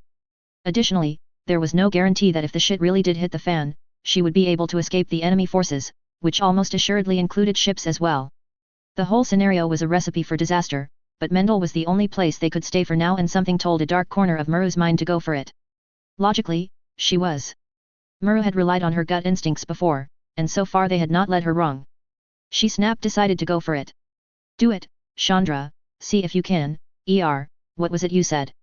Spoof their network? Here goes, Chandra says as he enters a character number string into the authentication box. Nothing happened for 10 seconds, making him wonder if he just blew it, but immediately thereafter the target network fed out its guts into the systems on the Archangel. Whoa, instant data orgasm, Tonomura notes as the sensor panel immediately shows over 100 contacts in the debris field, all as friendly/blue contacts. Mirielaya sighs gustily as he said that, clearly disgusted with his choice of phrase. Captain, I have access to their tactical radios. Up on speaker. Eagle 0 declaring no contacts my sector at this time, over, someone declares. Thunderbolt 5, your flight control, your element report to Station Hotel for Sentry Picket, coordinate Montgomery Command and Control for Distributed Command Authority, over, a rather young lady, easily younger than Mirielaya, orders a moment thereafter. Thunderbolt 5+1 moving to Hotel, Roger, and Wilco, the said pilot replies. Sierra 9 requesting vector to landing priority, that chunk of colony took out more of my ma than I initially thought, someone says in a very clipped voice. Some beeping could be heard in the background of his transmission. Roger that, Sierra 9, you have priority clearance to all open berths, emergency teams are on standby. Get your craft in here, pilot, another person declares. Captain, check this out, Tonomura says as he puts something up on one of the minor screens. I isolated on Sierra 9, look at these unit specifications, he says. Oh man, that is a mobile armor. Mew immediately asks, reading down through the specifications, recommended usage, damage status, and even the maintenance logs for the craft. The mobile armor in question, a RX-78 GP-03, MR5, Dendrobium, was massive. That thing is 10 times larger than the Mobius 0. At least, Muru says. Warship-grade beam cannon, modular weapons pods, and even a mobile suit in the core of the armor, she says of what quick facts she could gander from the record. Whoever they are, they're clever and very skilled, but not clever enough, Muru notes, her last referring to the apparent ease of her breaking into the telemetry systems. Captain, Kusanagi is hailing us, Tonomura says automatically, before realizing what he had just said and what they just did. Oh, shit, they're on the radio. The whole bridge staff held their breath for the inevitable from the enemy telemetry systems that doubled as radios and probably a few other things. 5 seconds later, tac flash, all points stand to, we have unknown parties close aboard. Definite source, definite recipient in the approach alley to Mendel. Eagle 0 reporting ready OP. Thunderbolt 1 reporting ready OP, the commander of Thunderbolt sounded like he was barely older than Kira. Sierra 0 reporting ready to go, this one sounded like an older officer and a bit gentlemanly. Flanker 1 reporting ready OP, another of the younger crowd in Muru's estimate. Blitz 0 reporting ready operation, this one was younger but definitely female, and Tamirialai reminded her most of some of her tech college friends. Montgomery Command reports ready OP, the CO sounded to be an older, wizened, and battle-hardened lady. Not a hint of hesitation in her voice. Absinthe Command reports ready for action, this one was also older, but definitely a guy. To Muru's ears, he almost sounded grandfatherly over the radio. All forces, Commander Gray. Be advised that we are not authorized combat action unless we are fired upon first or parties attempt hostile approach. If this is just a random patrol, we may get off the hook without so much as a sighting as to our name. All forces set MCON, 9, until further notice. Muru had been watching the screens for the Elent tracking, and immediately every signal died off except the enemy telemetry and communications band. X. I want some intel on the bogies in the approach alley. Anyone got some Marines or a stealth unit in the area? Star Admiral Centura orders. Command, Shadow Hawk 6, I can approach, one of the recently launched craft notes. Do it, Wayne orders before releasing his communications button. Kalamira.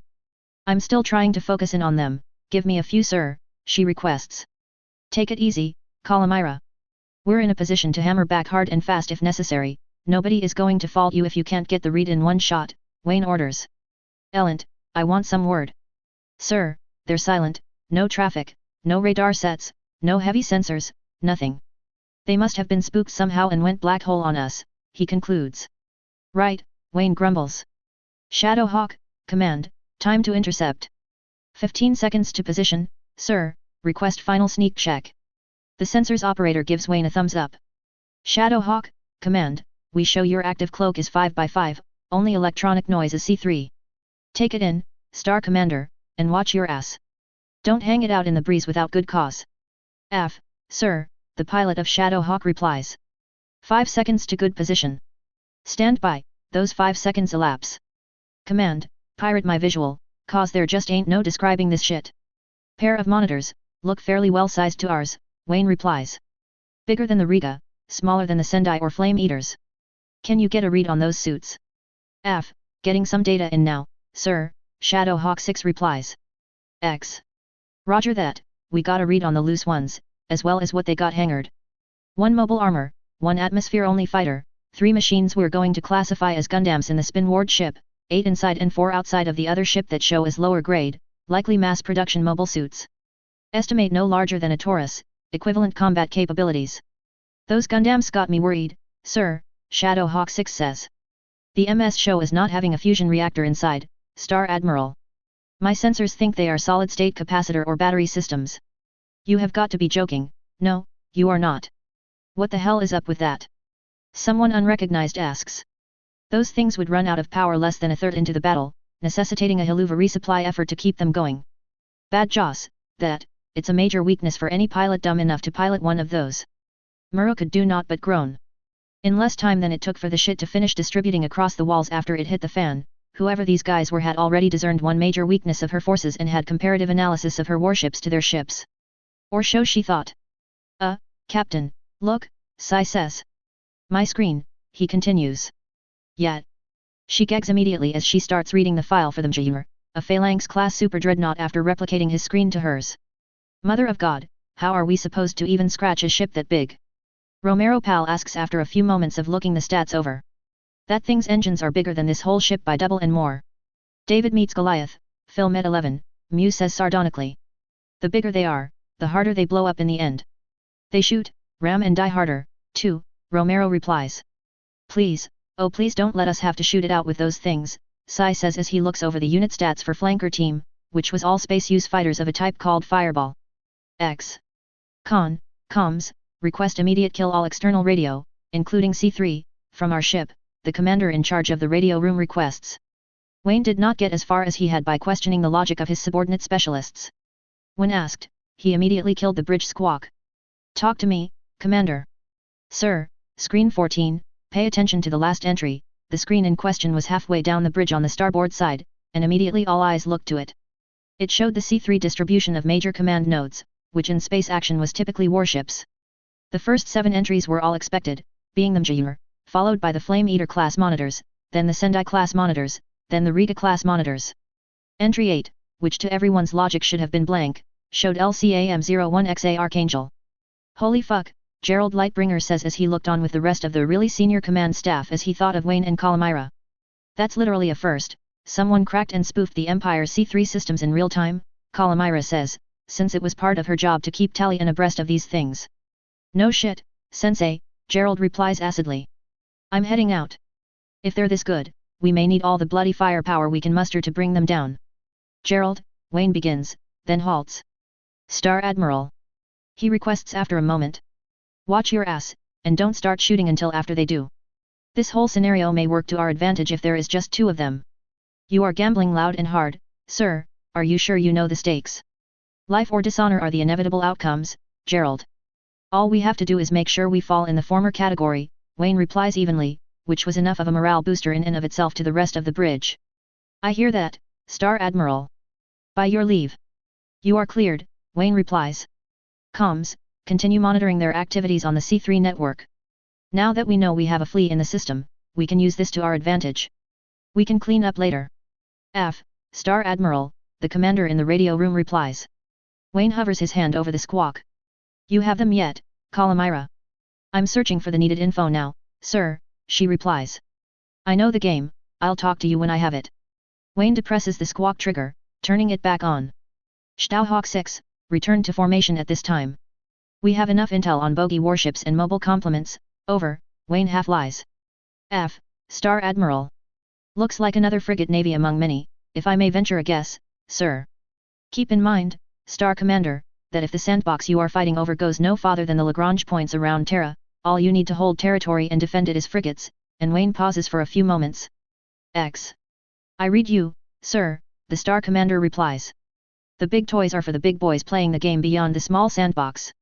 I can't believe anyone sane would think that, Dirka says over ship intercom, since the buster was still connected to the ship's power grid. It's a psychological ploy, Captain Ramius says immediately. It has to be. No smart admiral would let fly that kind of intel or logic on a radio band he suspects to be compromised unless he wanted us to hear it, she continues. What's his game? Mew asks for clarification. He's giving us fair warning that his ship is ready to do battle if we get hostile, but he's also in a dicey position because he doesn't want to be officially found, so he's not making any advances except gathering intel. This guy is slick, she stresses quite a bit of admiration into her phrasing. Admiral Halberton and this Star Admiral would have gotten along famously, I'd bet. The conversation on the radio continued unabated, yet, well, when they evolve past the point of beating the shit out of each other over pieces of real estate on one planet, call me. I'll be in the bar until then, Shadowhawk 6 says. Oh, someone needs a monkey wrench up his arse, someone unknown prior declares over the radio. Star Commander, if they find out about you saying that, and they want to beat your face in for it, I will let them beat you down, and I will sell tickets to the show. Clear. Yeeg, the chastised pilot replies in a groan. Well, if that does happen, at least I'll try to give the audience a good show before they annihilate me. Gotta maintain the family record of going out with flair and all that.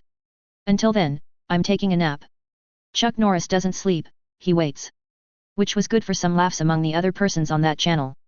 To the crew of the Archangel it made practically no sense. Criminy, how old is that joke?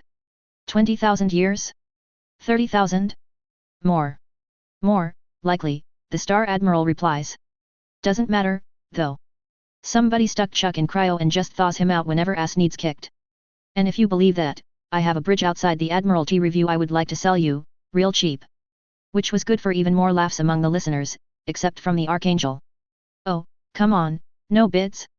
One bridge, slightly used, substandard neighbors. How about a piece of chewed bubblegum, in wrapper, 2 paper clips and a bra extender, a slightly older female pilot asks. Sold to the Alpha Azir pilot and Sierra team.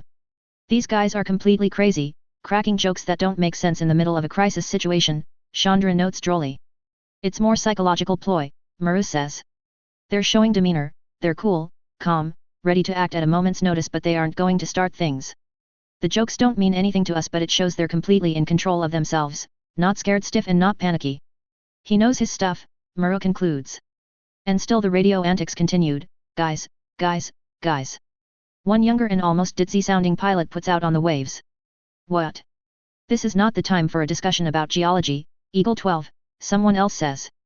Well, I don't know if this is germane to our present situation, but I'm seeing 8 nodes on the warship band right now, and I'm only counting 7 warships on our side of the debris field. Busted, Mew says quickly.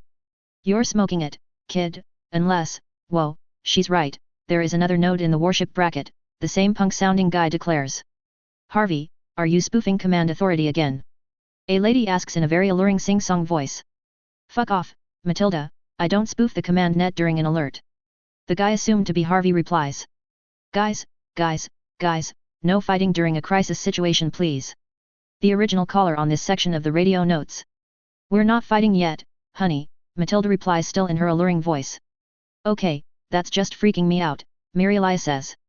No kidding, Romero Pal agrees softly. That 8th node isn't replying to most C3 commands and polls, but it does have an identifier, Lima Charlie Alpha Mike -01 X-Ray Alpha, warship's name is Archangel. It's the contact spin ward right now, the one with the 2 wider forward legs and the large bank of engines. Looks like a badass piece of hardware for the under 400,000 ton bracket, but a bit thin on mobile complement. Only question is, how long has command authority known we were being spoofed? The punk-sounding pilot asks. Oh, sometime, point officer, sometime, the Star Admiral replies. So, Captain Mururamius, this brings us to the inevitable question, since you know we are here, and we know you are there, how do we go about settling this? I leave that judgment to you. X. And now we wait for them to respond, one way or another. Think they got the message? Gerald asks by way of a radio earpiece that Wayne had donned to communicate with said pilot/command officer. We think so, the rest is up to fate, Wayne replies. We'll see what we get, Gerald replies with a level head. All right, Star Admiral, you know who I am. Before I continue, I'd like to know who you are. Wayne Centura, human, age 39, Star Admiral, withholding my home nation and planet, any other questions? You're joking about being human and the rest of that, right? Muru asks. I mean, being alien is being alien, but... On the contrary, Captain. I am completely human just as you are, if a bit on the crazy side of human. Of this I swear a read to. I'll take that on faith, Star Admiral. And that also means you're not Earth Alliance or ZAFT, so who are you, really? The answer was not even a moment in the coming. We are lost, a long way from home and no way to get back there. So what's the big deal? A prior unheard guy asks. Your lightspeed drive busted or something? He asks with a rather cruel snicker, as if it was he doing the joking this time around. Wayne decided to play along. Actually, yes, it is busted. 600,000 tons of it cooked off in the process of depositing us wherever the hell we are right now. Oh, man, the same guy says. Bummer, he concludes. Hate to interrupt, Star Admiral, but where exactly is your home? A third guy asks, this one sounding closer to 30 than the prior one's closer to 18 voice. How much do you know about interdimensional travel? Wayne asks deadpan. Silence on the radio band for over a minute. X. You lost me, Mew finally replies after over a minute of thinking real hard about it. Easiest way to describe it, same worlds, different history for whatever reason you want to imagine. My empire exists among many of these parallel histories, moving between them by use of ships similar to the one I am in. Only thing is, we ended up here by accident, wherever here is, and we can't go back because our jump engine is fried out. Speaking thereof, you wouldn't happen to have a few tons of germanium you would be willing to trade for? Nope, sorry, Murray replies, knowing that raw germanium was not one of the supplies that had been loaded onto the ship at Morgan Roet. A&D. You can't get home without it. Without a working jump core, I can wish myself home faster than this bucket will get me there. Now, if I may ask a question, Captain. Certainly, she replies after a few moments. You are not with either of the 2 local military superpowers, I am guessing their names are Earth Alliance and ZAFT, correct? Correct, and we used to be with them, but not anymore.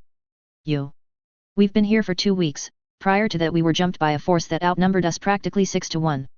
We won, but because of the battle we're here now, no way to get home, no way to call for a tow. I still don't believe this crap, Dirka says, earning not just a groan from Mirelia for shooting his mouth off, but a facepalm from her as well. You don't believe it? Bring a flashlight and a hard hat over here, I'll pop a maintenance access into the core for you to take a long, hard look. How's that grab you, kid? I'll be over there in 20 minutes, Dirka promises, more than willing to try and call this Joker's bluff. Can't let the kid go alone, so I'll head over with him, Mew says. You don't object if several of us come over to take a look and talk to you about this? Muru asks, since she couldn't very well let her whole mobile complement go in alone. How many you want to come and take a look at 1,000,000 and change tons of scrap jump core? Come on over, Star Admiral Centura replies. It'll look as depressing as it sounds, trust me. Author's chapter afterward. Unlike the last time I went through this minefield, I am now using the official seed timeline to help coordinate dates, times, and actions, making it more of a realistic link to seed. The show doesn't properly show time and they cut around for the sake of expediency, but the timeline on Gundam Official is logical. Logic gives me something to work with, and I always like that. Last time through, someone suggested that there would be less shock from meeting humans from an alternate history than was shown in the original, so I went about running on that assumption, and this is where I came out. Dirka being a smartass, Kira and Athrun nowhere in sight, Mirelia about ready to strangle the blonde buster pilot, Chandra having hacked the unhackable, and the Star Admiral that got momentarily pissed off when a brat pilot less than half his age called him a liar. Fun times indeed. Also, this section is a lot less cluttered with tech details due to the use of footnotes, one of the major complaints from my prior work, which I will implement in further revisions as well. Revisions are fun, especially when you can play with prose and plotline, within reason. Other than that, I have nothing major to note at this time. Next up, the Archangel crew gets a crash course in jump physics, interdimensional theory, and what Calamira really is, as well as why former personnel of your ship makes dangerous enemies. Review replies, 3 replies from frequent customers, always a pleasure gentlemen. Phrase remage, you may be right on more than one level, and still undershooting the reality to come. Also, going to and from the colonies is the work of a short-range shuttle in BattleTech parlance, imagine how easy it will be for the Mjir itself, which has a maximum of 3.03 g burn speed. Ref the frigate disparage one of the Gundam pilots said above. Night Toll 4183, always a pleasure, Night Toll. Stay tuned, thing will get infinitely more clear and far more brutal in chapters to come. Necroblade, as I stated in reply, the fighters and MS are usually going to be more effective in a fight due to technological disparity, as well as raw training. Magi pilots train for years before they are loosed into the ranks, and as the pilot continues in duty he advances by combat, so even at perfect peace with the other star empires the pilots are still subject to battle. Training will prove to be the master of the battlefields to come, and both the EA and ZAFT are going to get a harsh lesson in its value. The gripe sheet. No complaints from the last chapter. Footnotes. 1a It is a linguistic nuance of the Magi that when referencing divine authorities, the plural gods is typically used, in deference to the fact that there are more than a few religions that declare the supreme being, and any or all of them may be right. Thus the premise of multiple beings is respected. Magi take no chances on offending one of them and blowing their chances later in life. 1b Sniper checking is referring to saluting or otherwise drawing attention to officers that may incur a sniper round. This is discouraged as enemy tactics are to prefer taking out Magi command and control assets first, then the regular forces in question. For most purposes among the Magi, simply coming to attention is enough acknowledgement of an officer. To another premise of Magi military structure, there is no real division between enlisted and officers, both are considered to be of the same structuring group. Therefore, fraternization above or below one's rank is not illegal. 3 Printed circuit board, more or less most electronics boards made nowadays. Typically green with silver or gold contacts. May have other things attached to it, like microchips or expansion cards. 4 Locals is the Magi reference to persons in a geographic area, usually not used in any larger reference than a planet and its nearby colonies. 5 Control key is a Magi mobile forces safeguard. The key is typically a mount bracket for the pilot's codex necklace to allow battle data to be recorded on the fly by the machine's control computer and prevent use of the machine without the key. A static key exists for each machine as well, allowing the machine to be used by someone other than the normal pilot if necessary. These static keys are typically secured inside the machine somewhere not in the cockpit and are normally accessible by the mechanics. As an absolute last resort, an artificial intelligence entity can bypass the key check, but this also causes damage to some subsystems inside the machine and is very rarely used. 6 Inertial dampening field, a spatial anomaly field that slows down moving objects above a certain threshold of speed. Especially useful against kinetic energy penetrators, as the effect on the object slowed increases with the velocity of the object being slowed. Not used on mobile army units or larger due to the fact that the field becomes unstable and increasingly less effective when expanded beyond a 3-meter shell around the point of origin. 7 Magi double-barreled shotgun, revision 8, drum-fed. The 08 variant of this venerable shotgun line is Select Fire, capable of being used full auto, semi-auto, or single selectable barrel. Drum magazine holds 15 rounds per barrel of 10-gauge shells. Very effective against unarmored targets and even of some utility against heavier when used with slug, sabot, or explosive shells. 8 Turun fanboys is in reference to the original lead vocalist of the band Nightwish, Tarja Turun, who when replaced with Annette Olsen generated a massive backlash from fans loyal to the original singer. Despite this, the band continues being very popular in the non-mainstream music groups. The Magi in particular have a very long tradition of listening to Nightwish, and many can be classified as Turun fanboys under this definition. 9 Emission control, turning off all electronic devices that put out a notable broadcast. Logic and reason. Picket lines, defensive patrols, fleet bubbles, and mutual support zones. These 4 terms may seem similar on first gander, but each refers to a different set of tactics and philosophy pertaining to space battle, as well as each requires a totally different approach to counter. For the record, all 4 of these tactics are primarily defensive, not offensive, though they can be used aggressively if the commanding officer of the force in question has the balls to do so and a well-trained force to use them with. Picket lines is the most simple of the 3 main defensive bulwarks, and under most circumstances it is also the most vulnerable tactic of them all. A picket line simply refers to a defensive palisade built in 2 or rarely 3 dimensions of forces, arrayed in one direction, with all forces responsible for handling forces in the axis of advance of the picket. Additionally, perimeter forces will also be responsible for guarding their perimeter zone, so if a ship and its mobile complement is on the left flank of a picket line, that ship would be responsible for forward action as well as covering the left flank and making sure no enemy forces get in behind the line to cause havoc. The major strength of a picket line is that it is directional, ergo the whole force is focused in one direction and natively attacks in that direction, meaning anything caught in front of the force is hamburger.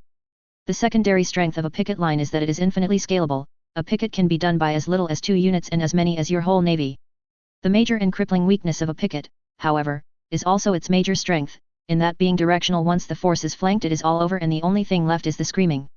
In strategic terms, this tactic is common of ZAFT forces on the defensive and both ZAFT or the Earth Alliance forces on the offensive. Defensive patrols are a significantly more complex tactic and requires more flexibility from the unit in question, but in so doing provides a far larger ability to defend and counterattack in every direction, but not always with crippling strength. Unlike the palisade, there is no really fixed large-scale formation to defensive patrols, as subordinate units typically are in motion around the command elements to which they are attached, constantly changing their vector and velocity to provide the maximum area coverage allotted to them in their patrol route. This is the main strength of a patrol. As they move, they are constantly searching their areas assigned for hostile contacts, making surprise a far less likely event for the patrolling force. This motion and required spacing, however, are the great weaknesses of the patrol plan, since the minimum effective patrol radius cannot be smaller than the maximum range of the enemy weapon systems, or all an enemy needs do is park at his maximum range and bombard the asset being patrolled around.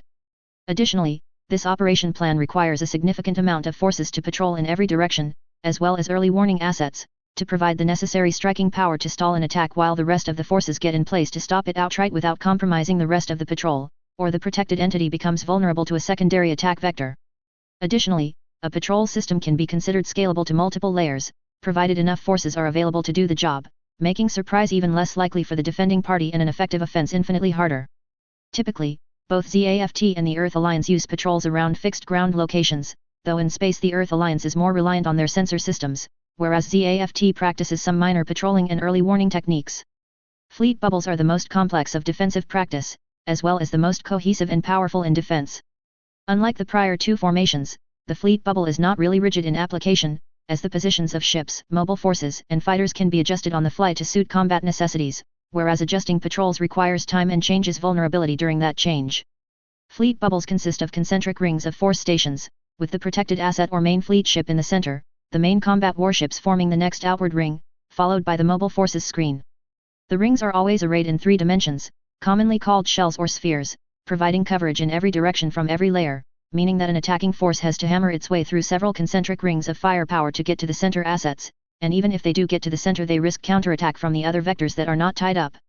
The major strength of this tactic is that it provides flexible, scalable, all-direction defense for a fleet, meaning that flanking a fleet bubble is nearly impossible and almost always suicidal.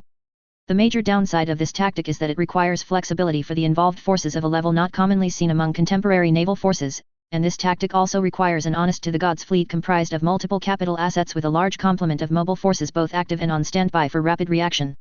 Excellent command and coordination is a must for a fleet bubble, as the commander that moves from his position at the wrong time exposes the next shell inward to a penetrating attack as well as exposes his own force's flank or rear to the enemy. In practice, ZAFT does not use the fleet bubble tactic at all, as their command and control structure lacks the depth or strategic acumen to array a large amount of capital ships into a cohesive fleet.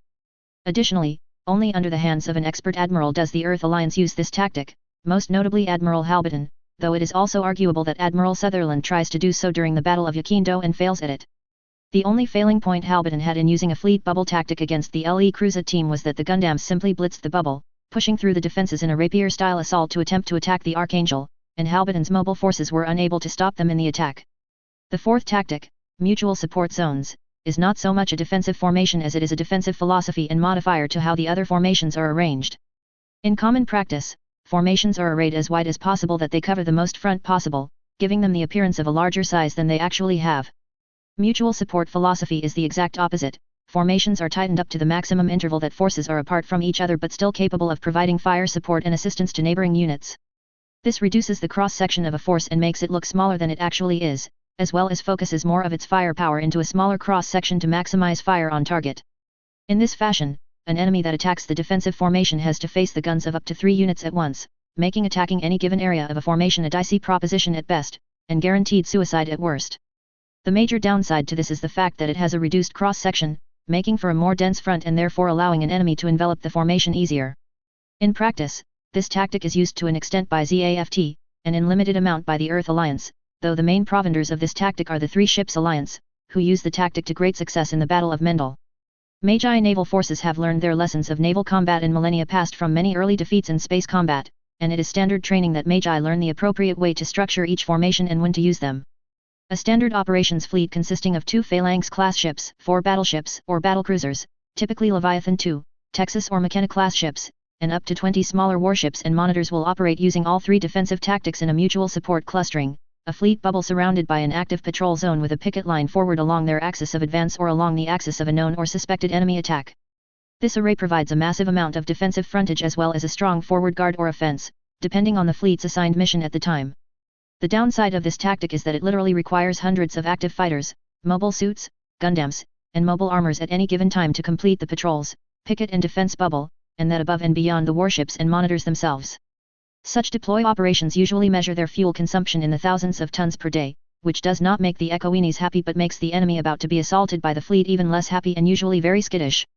For this reason a fleet will typically deploy with large amounts of tanker-only dropships. In the Magi case they would be Guild 2 class dropships each carrying over 50,000 tons of fuel per ship, and would be periodically resupplied during a patrol run by relays of jump ship convoys carrying food, ammo, supplies, parts, and more fuel.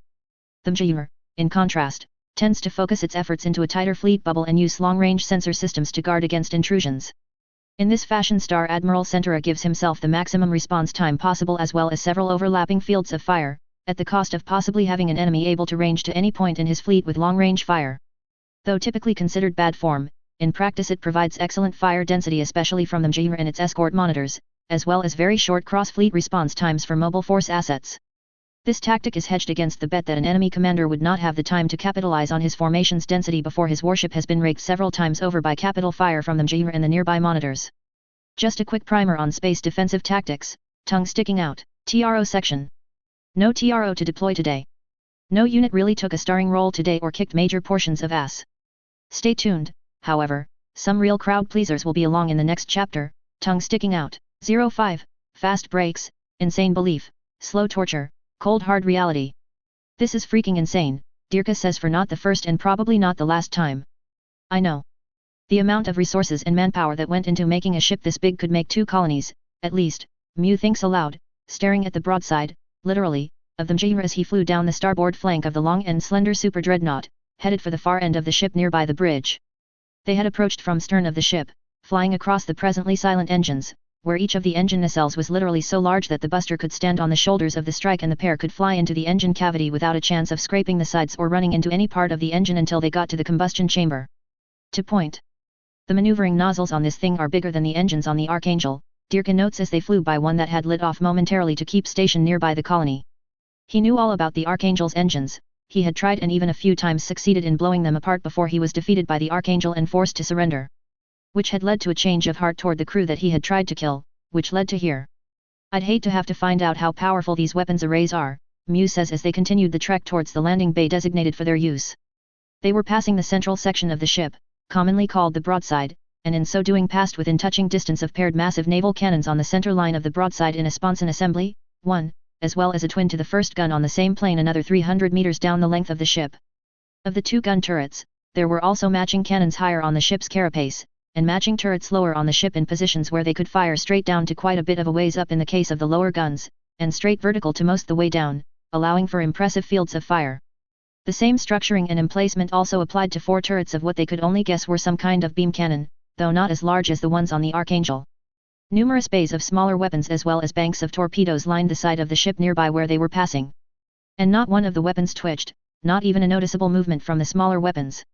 Mew reminded himself that with having to pass this close to the ship, he had already crossed nearby over 50 enemy units, and in most cases he doubted the ability of the launcher strike he was piloting to take even one out before it plastered his machine with several well-placed shots. Mura found that as she drove the shuttle along that the unit which drew her interest most was the large Dendrobium mobile armors. The C3 records for the Dendrobium classified it as a fast interdiction fleet interceptor and mobile fire support platform, which made sense by the way they moved. There was practically no grace to their motion, if anything it appeared to fly like a brick, but a brick with some serious attitude. Not that this made much difference as far as she could tell, the whole mobile armor massed almost 25 times more than the Mobius Zero and likely massed as much as 50 times more than the standard Mobius, and a goodly portion of that had to be armor, something lacking on the Mobius units. The huge beam cannon on the unit was not a decorative piece, nor were the modular weapon containers. Silently she wondered if this was the direction that space warfare would go, having already been traversed by the denizens of this ship and their parent empire. Makes you wonder, Chandra says as he looks out the window toward the ship. They were approaching the designated landing spot, and Mura was considering how she would do her maneuvering to land the shuttle, given the landing bay in question was more than 10 times larger than the shuttle in question. What kind of war would necessitate building thousands of ships this massive? And where would you get this kind of resources to do it? The Earth Alliance could never build or staff a ship like this, Mura declares. It would take decades and cause a resource shortage on Earth, not to mention ZAFT would have them for lunch if they tried bringing an asteroid in to build it. She was deliberately not dwelling on the thoughts of what kind of war would require a ship like this, much less thousands of them.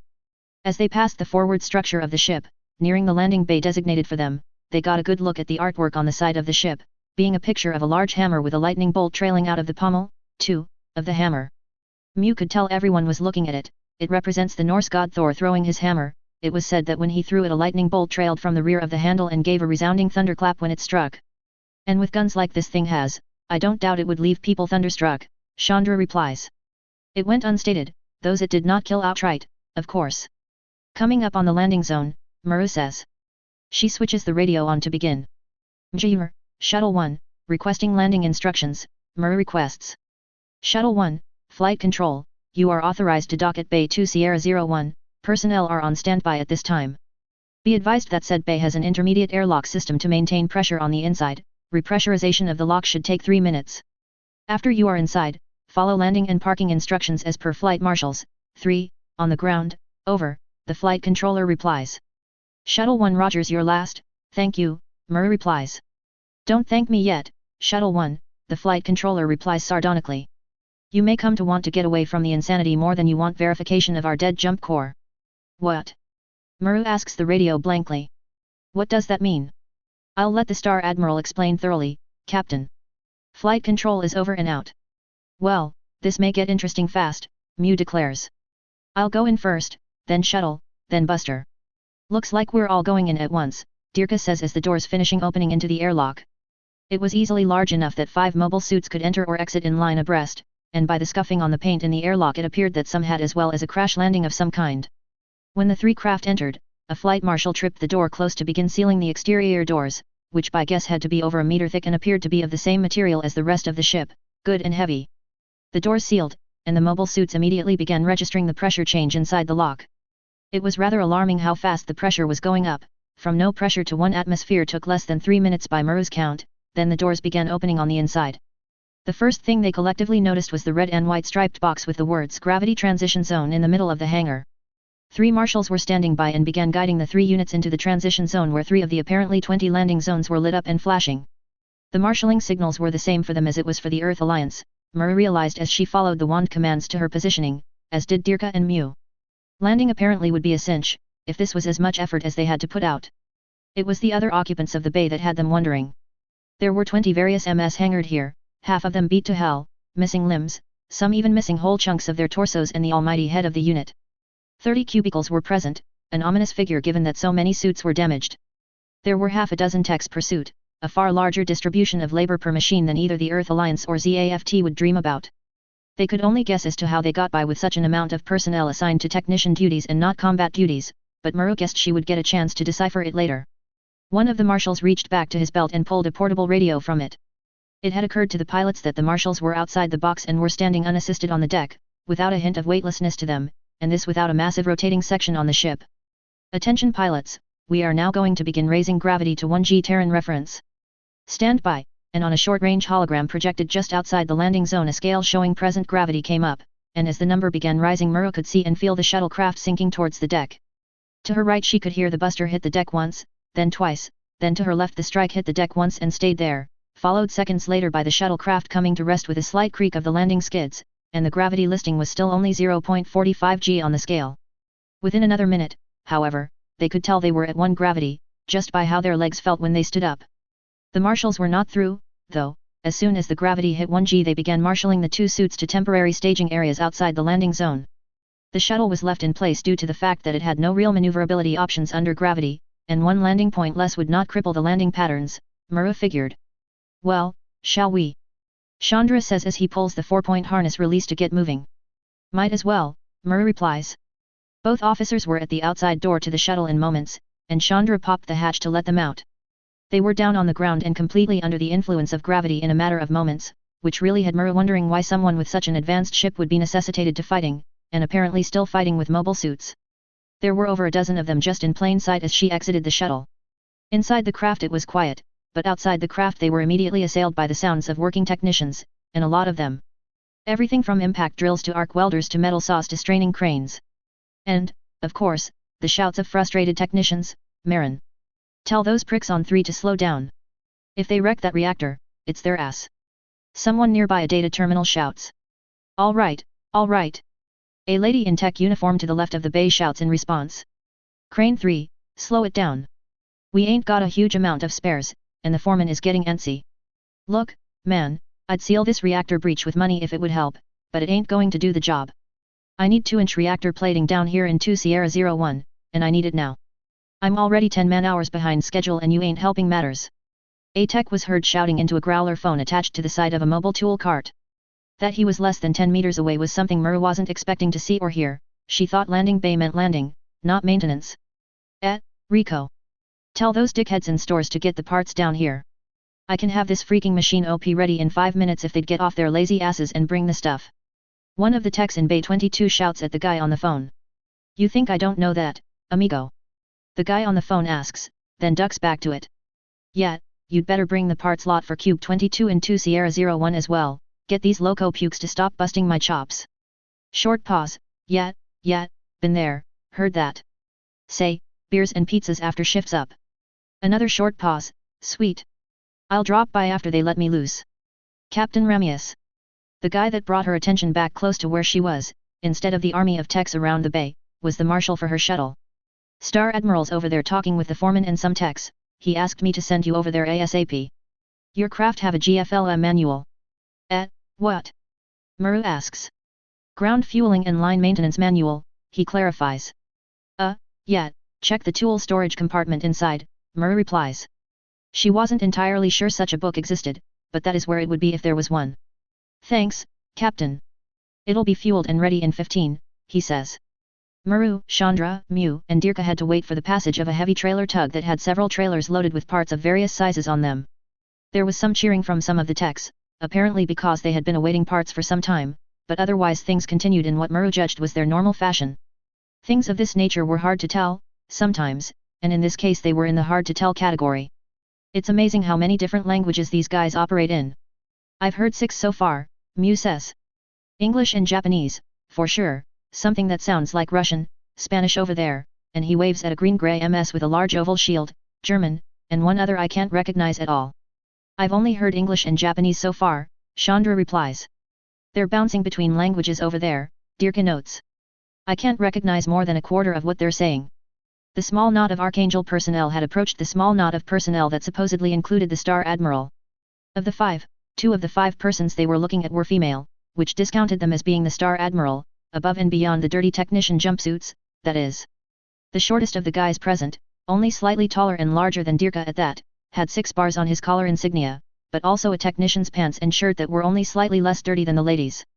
The second of the guys around the knot was massive, easily 3 meters tall and most of it muscle at that, though he was not wearing any brass and a dirty shirt. The 5th in the circle had to be the Star Admiral, since was the only uniform that wasn't significantly dirty, and he had the highest measure of brass among them with 7 bars on his collar. It moving, foreman. If on some ungodly powerful miracle we do get enough of our jump engine working to head home, I want our best equipment ready to hit the bastards head on. Worry about the low-end mass pro units last, regardless of how easy they are to fix. If it's classified as a Gundam and it's broke, I want to know why. Star Admiral, the big guy replies to the one that Muru suspected was the Star Admiral. Alright, you two, off the GM and onto that Zephyr and this, now. Blat, one of the lady techs groans, but does as ordered as the 2 ladies and the foreman move toward the forward side of the hangar. And you 4 must be the crew from the Archangel, I take it, the Star Admiral replies. Wayne Centura, he offers his hand for a shake to them in descending rank, Muru, Mew, Chandra, then Dirka. Pleasure, Mew says after Muru shakes silently. Sir, Chandra says. Dirka was silent but definitely shook. You, really weren't joking, were you? Dirka asks in the short silence thereafter, referring to the myriad of damaged MS and Gundams around the hangar. To Muru he sounded almost apologetic about the matter, likely the initial challenge to the Star Admiral. Not even at length, pilot, Wayne replies.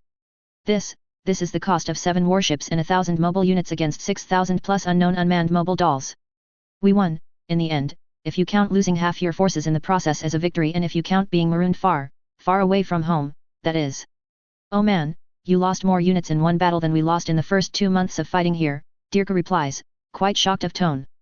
Can't be helped, though, the lower ranking of the 2 officers says. You do it right the first time, or you don't live to talk about it later. This is Captain Jamestown, the command jump engineer for this ship. Nods were exchanged all around. So, this beckons the question, where to start? General tour, sit-down chat, or the jump corps? I'd still like to see what happened to the jump corps for real, Dirka says. Though, given circumstances and actually seeing all the holes in the surface of the ship, it's fairly obvious you were telling the truth. Thanks for the vote of confidence, kid, Wayne thinks but did not say. All right, we can do that, Wayne replies. Before we take a look at that, may we have a decent explanation as to who you really are, where this ship came from, and what you're doing here? Captain Ramius asks plaintively. Certainly, Wayne replies. Easiest way is to talk you straight through it, but definitely not here in the middle of a landing and repair bay. If you will follow me, Wayne says as he begins leading the 4 from the Archangel toward the door out. Dirka gave his Gundam one last look, wondering if it would be sabotaged, but at a guess he figured they already too tied up fixing theirs to break his. Attention all personnel, in 10 minutes the primary reactor will be taken down for upgrade to full standard, the engineering captain declares over the intercom. All non-essential functions are to be disabled and shut down to reduce load on the secondary reactor. The solar sail will be deployed in furled configuration and power rerouted into the ship to augment. That is all. The transit to the bridge was startlingly short, less than 20 meters from the landing bay personnel door to the blast doors into the bridge. At the doors, though, the Archangel personnel got their first real fright of the day, as the doors were guarded by 4 armored marines, each wearing a suit of armor that had to weigh in the tons and each carrying weapons from something as small as a pistol all the way up to what had to be a miniature tank cannon. 2 had shields, 2 had extra weapons, and all 4 gave the 4 from the Archangel a thorough visual inspection, though Maru noted that none of them lingered on her more than the others. That bespoke a professional attitude like few others, where most EA guards tended to look her up and down real hard. Inside the bridge was 2 more marines, both with shields and conspicuous heavy rifles, undoubtedly the kind of small weapon adept to their form of combat. The amount of personnel occupying the bridge's stations was insane in and of itself, as there were more people in the bridge of this one ship than normally crewed a whole Drake-class warship of the Earth Alliance. That fact alone put the whole of what they stumbled upon into a nice, large perspective for them. And, of course, as soon as they walked face first into a wall of sound. If nothing else, there was no paralyzing quiet among the Magi. Thunderbolt Trinary, Flight Control, we are launching Warhawk Trinary at this time to relieve your force. At time of Warhawk's arrival, you will return to base by way of NAV Route Tango for docking at the usual locations, over, one of the flight controller's orders. Yeah, someone replies on the radio. Again, to Muru the speaker sounded younger than Kira.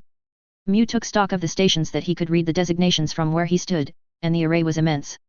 Helm, 2, sensors/flight control, 30 of them, weapons, 8, suborbital, 1, comms, 3, HPG, 1, maintenance control, 2, engineering, 2, jump coordinators, 4, navigation, 2, def counter, 2, elect warfare, 2, and the obligatory command personnel seats in the central command platform in the middle of the room, of which there were 6 seats as well as jump seats on the outside of the command circle for a lot more than just 6.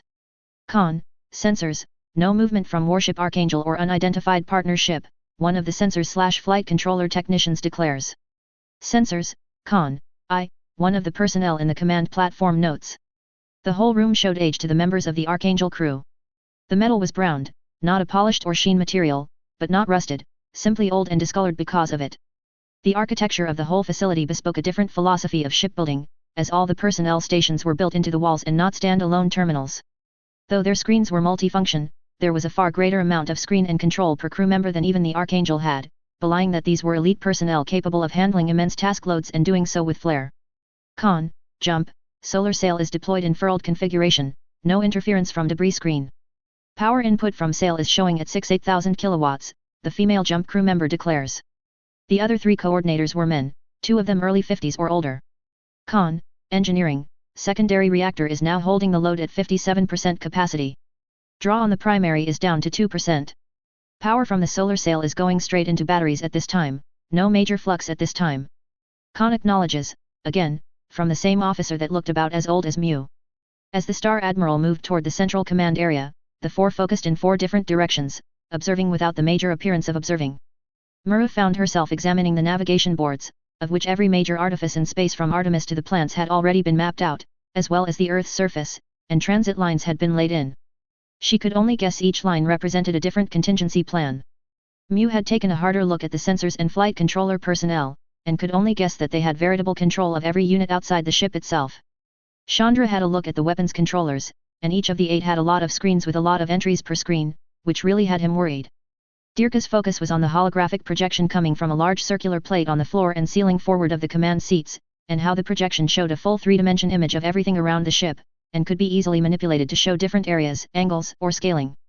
The command center lacked the refinement, grace of the Archangel or a ZAFT ship, but none of the 4 doubted its lethal purpose and brutal efficiency.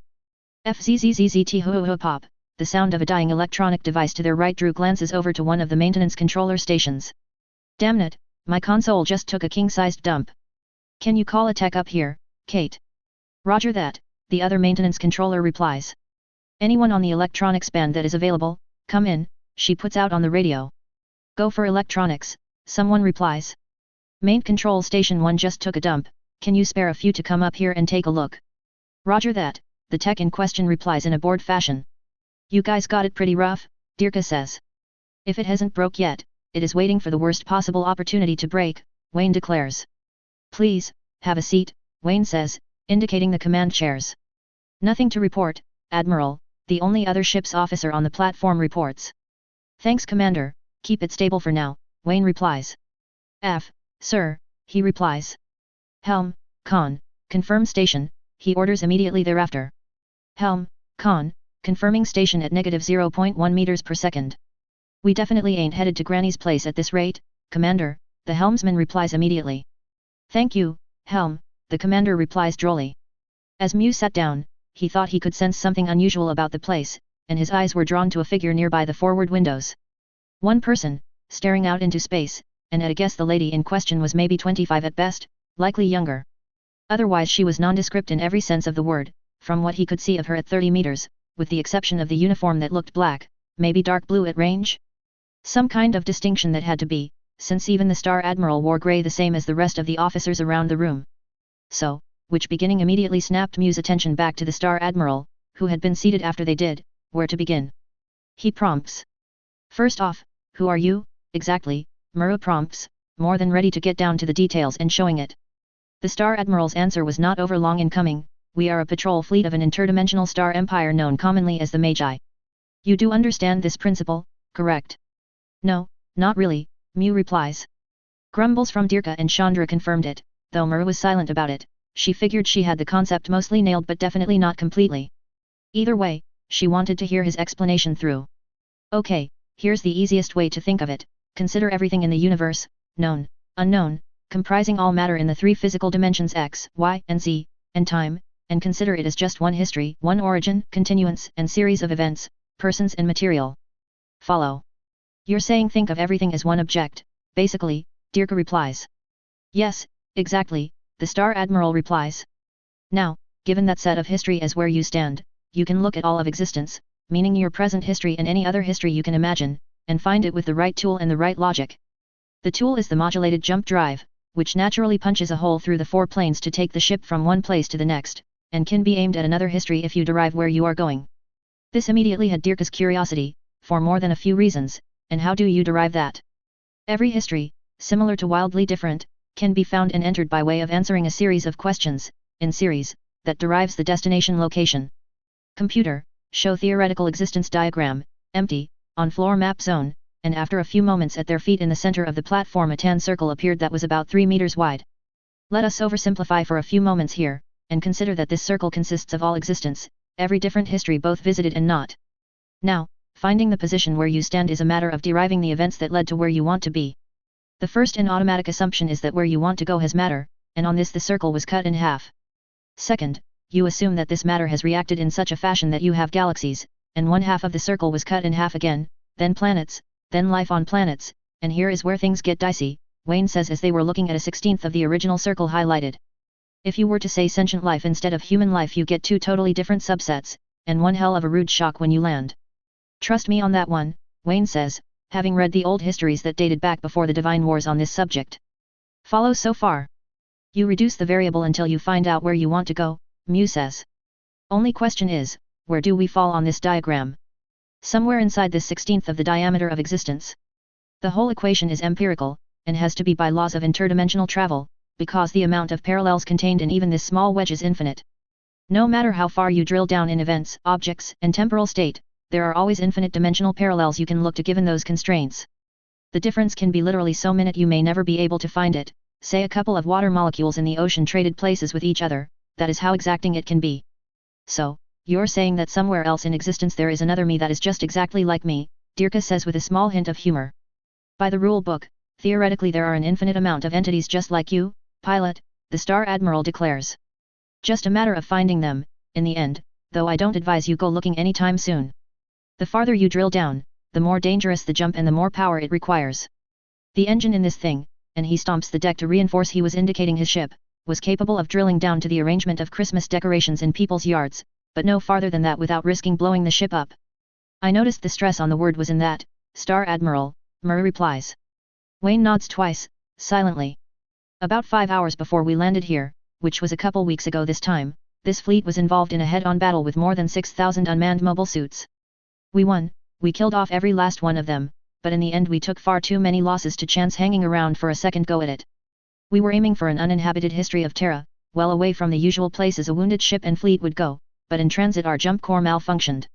Same physical location, the Terran L3 transient point or zero gravity zone we are in right now, but a totally different history than we intended. And without our jump core, we literally cannot go home. And how do you fix it? Chandra asks, having pulled his mind away from the theories and laws, and possibilities, of interdimensional travel. Con, engineering, deactivating primary reactor now, one of the engineering controllers reports. Engineering, Con, both Wayne and the commander reply at the same time in the same fashion. Excuse me, Wayne requests after a few moments. The commander snorts humorously after a few moments. Automatic reaction, I dare say, the commander replies. The lights flicker, including the display on the floor, but everything appears to remain functional in the end.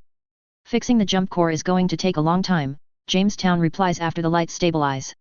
Computer, silhouette of the ship, diagram the jump core, he orders, and the computer immediately displays the ship in a 3-dimension hologram above the surface of the deck, with what looked like a long pipe in green right in the center of it.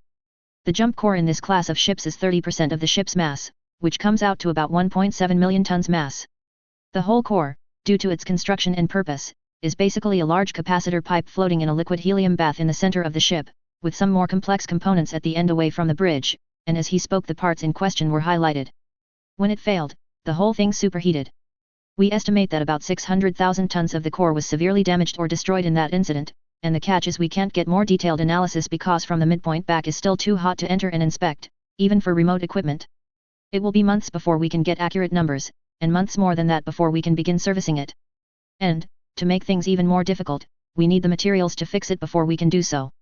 And nobody knows where we are, so we can't bring our own supplies in. Catch 22. Which brings me to the pressing question, you wouldn't happen to know anyone we could purchase or barter a few 100,000 tons of germanium off, would you? Wayne asks. Chandra begins, but comes to a halt. ZAFT definitely wouldn't have that much, Dirka notes. The National Defense Industry Association would have some, but definitely not 600,000 tons, Muru notes. Though, I don't advocate buying anything off them. Why? Were we to purchase anything off them, it would get every senior officer here shot. The lady that Mew had seen before at the front windows was now standing on the other side of the railing, behind and to the left of the Star Admiral. How he had missed her movements was beyond him, and a bit worrisome that she could move so quietly and without setting his senses off. The National Defense Industry Association of the Atlantic Federation is a legal, somewhat legitimate front for a multinational mass-murdering terrorist group. By the codes that govern the Magi, we cannot associate with them even on the quiet. That bad? Wayne asks. Nuclear attack on a colony bad enough? Kalamira asks deadpan. If the bridge of a warship could get any quieter, colder than the bridge of the Mjir did, how was lost on Muru? Dead silence from everyone within. I did just hear that right? Some pricks used a nuclear weapon inside a colony. One of the weapons officers asks. You did, Commander Ward replies. Return to ops, all of you. We will hash the issue out later. Over 200,000 casualties, less than 1,000 were military, Kalamira adds after things got back to what passed for normal. That answers that question, Wayne replies, rather deflated of demeanor. Asteroid mining may be the only solution, then.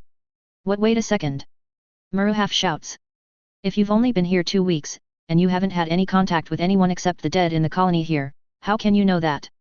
After a few moments of silence, it dawned on Captain Ramius that they somehow knew her name, and she could not recall having told anyone at all. It was fairly obvious to the four that the Star Admiral did not want her to answer that question. To Mew, it seemed logical that she would hold the answer, something about her did not feel right at all. And yet, she answered anyway, "It is my duty to know these things, Captain," she replies calmly, eerily calm for someone who was just challenged on such a subject. "I am a strategic Chinook. My duty to this fleet is to read minds literally to derive any advantage possible from this, and to prevent ambushes, traps, and other such nasty problems by sensing the oncoming enemies before they act. I do other things as well, and in a pinch I can handle most infantry weapons, but for the most part being awake or sleeping light is enough to sense impending attacks.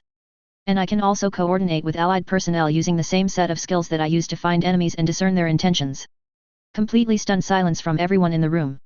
It was not a rule, per se, but it was considered proper conduct for a strategic officer, and there was more than one type, to not reveal their presence or duties to anyone except Magi Command officers, Galaxy Commander and up. In this case, she had just traded her stealth for no apparent gain. She chuckles harshly.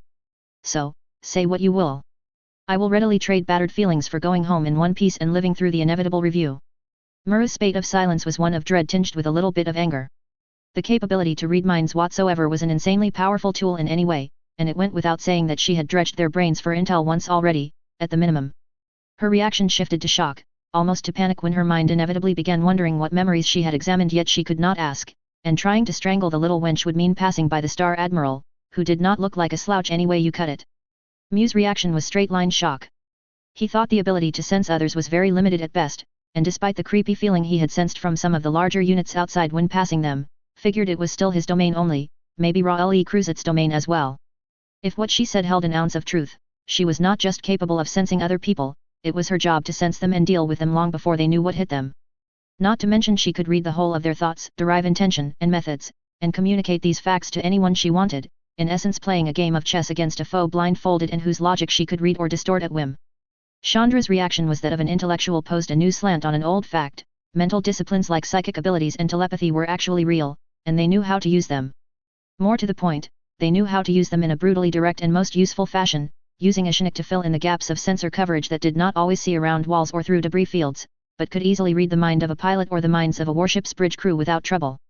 Only after running down that course did he realize that there was no keeping secrets from someone like her, which immediately took what admiration he had for her physical beauty and turned that into a weapon he used on himself, not realizing that the person he was referring to was already more or less inured to most such thoughts from others. It was Dirka that broke the ice after her comment, if you have to say that, you must really have it bad, like worse than coordinators. Neg, not really, she replies calmly. Inside the bounds of the Empire, there is no distinction of race, gender, special talents, ethnicity, Shiniks, nothing of the like. It is outside those borders that the problems come, and Shiniks are usually one of the first groups tied the stake for burning as heretics. And, while you mention it, what is a coordinator? The directness of her question brought Mew and Muru out of their mental lapse. You mean, what you do, is just for your duties, right? Muru asks, hoping she wasn't giving anything away in so doing. The amused snort from the lady was an intriguing response. I am a blooded, veteran strategic officer, Captain Ramius. I sure as hell am not paparazzi and I am not a gossip. If it does not pertain to my duties, I never heard it.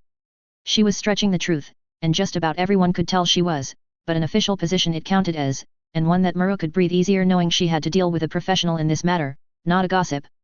I can live with that, Muru says. She knew all about the cost of doing one's job, and she could guess that some things a person like her heard should be things never heard. So, now that you're here, now what? Mew asks. Can't head home, and you're not going to stay hidden forever, he notes of the Mjir's precarious position. What we do from here out depends on the local situation. We know there's a war going on, and not a pleasant one at that, but we don't really understand sides, reasons, or methods. Would you be willing to elaborate? Mew could not but grimace at what someone who drive a 5 million plus ton warship would ever consider to be a pleasant war. The answer came from Dirka, it is a war between genetically engineered coordinators living in space and unmodified naturals from everywhere else. Mainly it is the coordinators, ZAFT, against the naturals in the Earth Alliance, though the Alliance has attacked and invaded neutral parties lately. And both sides want to annihilate the other, Chandra notes. Where would you side in such a case? Natural or coordinator? Muru asks. No hesitation from the Star Admiral, in a race war, nobody is right because everybody is wrong. And fighting over genetic engineering is a race war at the simplest level. We would side with neither side in the end. If we had the power we would end the war on neutral terms and tell both sides to take a hike. Whoa, you mean, you don't have a position on genetic engineering? Dirka asks, half misinterpreting the Star Admiral's intent. Allow me to demonstrate, Wayne says. Commander Glenn asked Ward II, and he points to the commander over his left shoulder. Freeborn of 2 eugenic parents. Calamira West, and he indicates the lady to his right, on the other side of the rails, freeborn of 2 freeborn parents. Soritz Jamestown. Freeborn of mixed parentage 1 natural, 1 coordinator to use your term. Chief Warrant Officer Esmeralda Blake, over on the suborbital station, and when mentioned she waved over her head to the group but did not look away from her console, complete eugenic born in the artificial gestation tank of the Blake blood heritage. You ask if we have no position? Our position is that life and honor beat anything else out 3 to 1 or better. And we don't care how life started or how it was modified at the beginning. And upon that we can never condone a group that seeks to annihilate genetic engineering and those bred under its techniques, but we can never condone those who would annihilate unmodified persons because they are inferior. And you? Mew asks. Eugenic, center of blood heritage, Wayne declares. Some of us are, in local terms, naturals. Some of us are in between, part natural, part eugenic. Some of us are full eugenic, born in the canister and raised by the eugenic program from birth. Hell, I even have a guy in here that swears up and down he was raised by mermaids. In the end, I don't know and I don't care. Officially I'm not allowed to care. Therefore, my official position is there is no difference between the sides. Just different flags and creeds of hatred. Answer enough. Attention all hands, the ship's jester would like to protest the shutdown of the sim rooms as cruel and unusual punishment for flushing firecrackers down the toilets. That is all. That was the most insanely random thing I've ever heard on a ship's intercom, Dirka notes with quite a bit of shock. What the fuck? Star Admiral Centura asks. Since when has this ship had a jester? Muru and Mew were trying desperately to maintain decorum in this case, but almost failing at it. Both could not count the times they wanted to say something completely random on a building or ship intercom, and apparently the Magi had a Hiluva sense of humor about these things. It was obvious that Calamira was stifling her outright laughing at the comment, and succeeding mostly. Comms, con, trace that Yahoo that's porking with the intercom system, please, Commander Ward orders. Backchecking now, sir, the comms tech replies, himself obviously trying to stifle a snigger all his own. Sir, the record's toast. There's an entry there, but it is unreadable. Computer doesn't even show it as encrypted, it's just random noise. Great, Commander Ward replies. We'll just have to find him the hard way, then, he says as he reaches for a growler phone. Hold off, Commander, Wayne notes before he dials anything in. We shall let this ship's jester stew for a while, see how far he pushes it. So far he hasn't even broken a reg, 4, yet, so no sense in chasing him down. We have better uses for manpower and resources than hunting for such a needle in a haystack. Comms, I show an 83% yes vote on the jester's comment from the crew, 3,200 votes in and rising. Well, sir? Commander Ward asks of the Star Admiral. Even thus far, none of the Archangel crew had a look at his face yet, he was still looking forward and standing at the ready. You're still Commander, not I, Wayne replies calmly, which drove the matter back to Commander Ward's hands.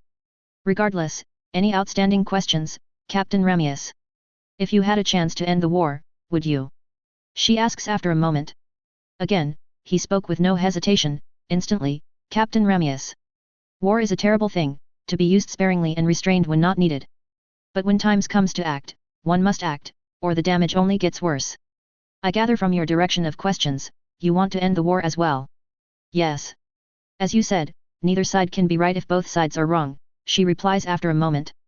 Do you have the manpower and resources to do it? Wayne asks next. You know how much we have, Star Admiral, she replies calmly, apparently now over the thought of having her intel compromised that badly.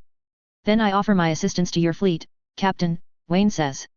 There was an amount of shock from the comment itself, but what turned out to be more startling to the fore from the Archangel was the almost complete unreaction from Captain Jamestown, Commander Ward, and Calamira. You, what? Think about it, Captain.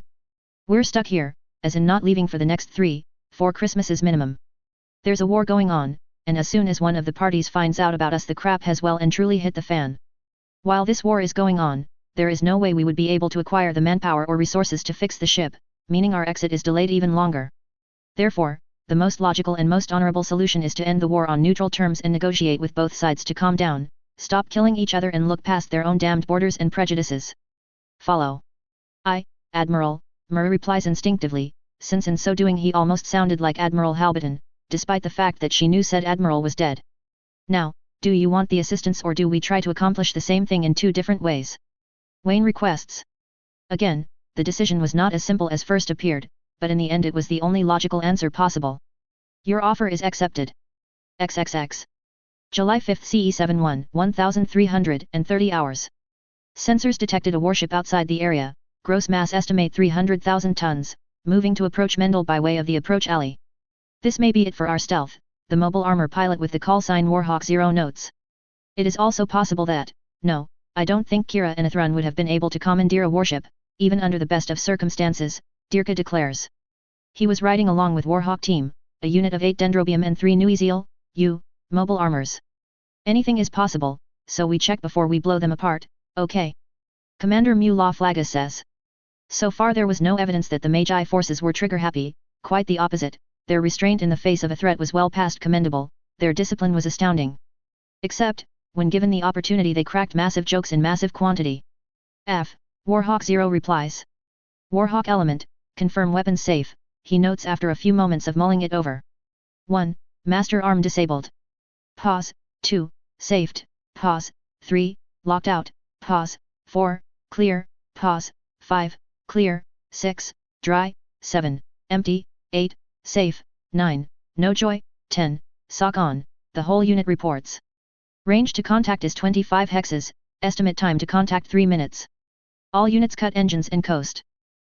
What's a hex? Dirka asks. Grid reference to target, in a hexagon grid. It's how the admirals judge positioning and movements of forces. Each hex is about 20,000 kilos across. Warhawk 7 replies. Should be able to get a visual on mag optics at this time, Warhawk 6 notes. Checking now, on C3, meaning that Dirka and Commander La Flaga could see as well, since their machine's sensors were not up to the challenge. Whoa, that's a machine built for maneuverability, Warhawk 0 notes. Looks like it is almost all engine, some capital webs, some point defense, and only one launch catapult, looks like, he concludes. Probably thin on armor as well, Warhawk 4 thinks aloud. Of course, Dirka replies. Anyone knows beam weapons go through armor like a hot knife through butter. Only in your dreams, kid, Warhawk 0 replies. He figured himself aloud, given that the pilot of Warhawk 0 was pushing 40 but still at the top of his game. Yet? How you figure? Dirka asks. You shoot the side of them Jahir with your beam cannon, all you're going to do is piss off the maintenance controllers.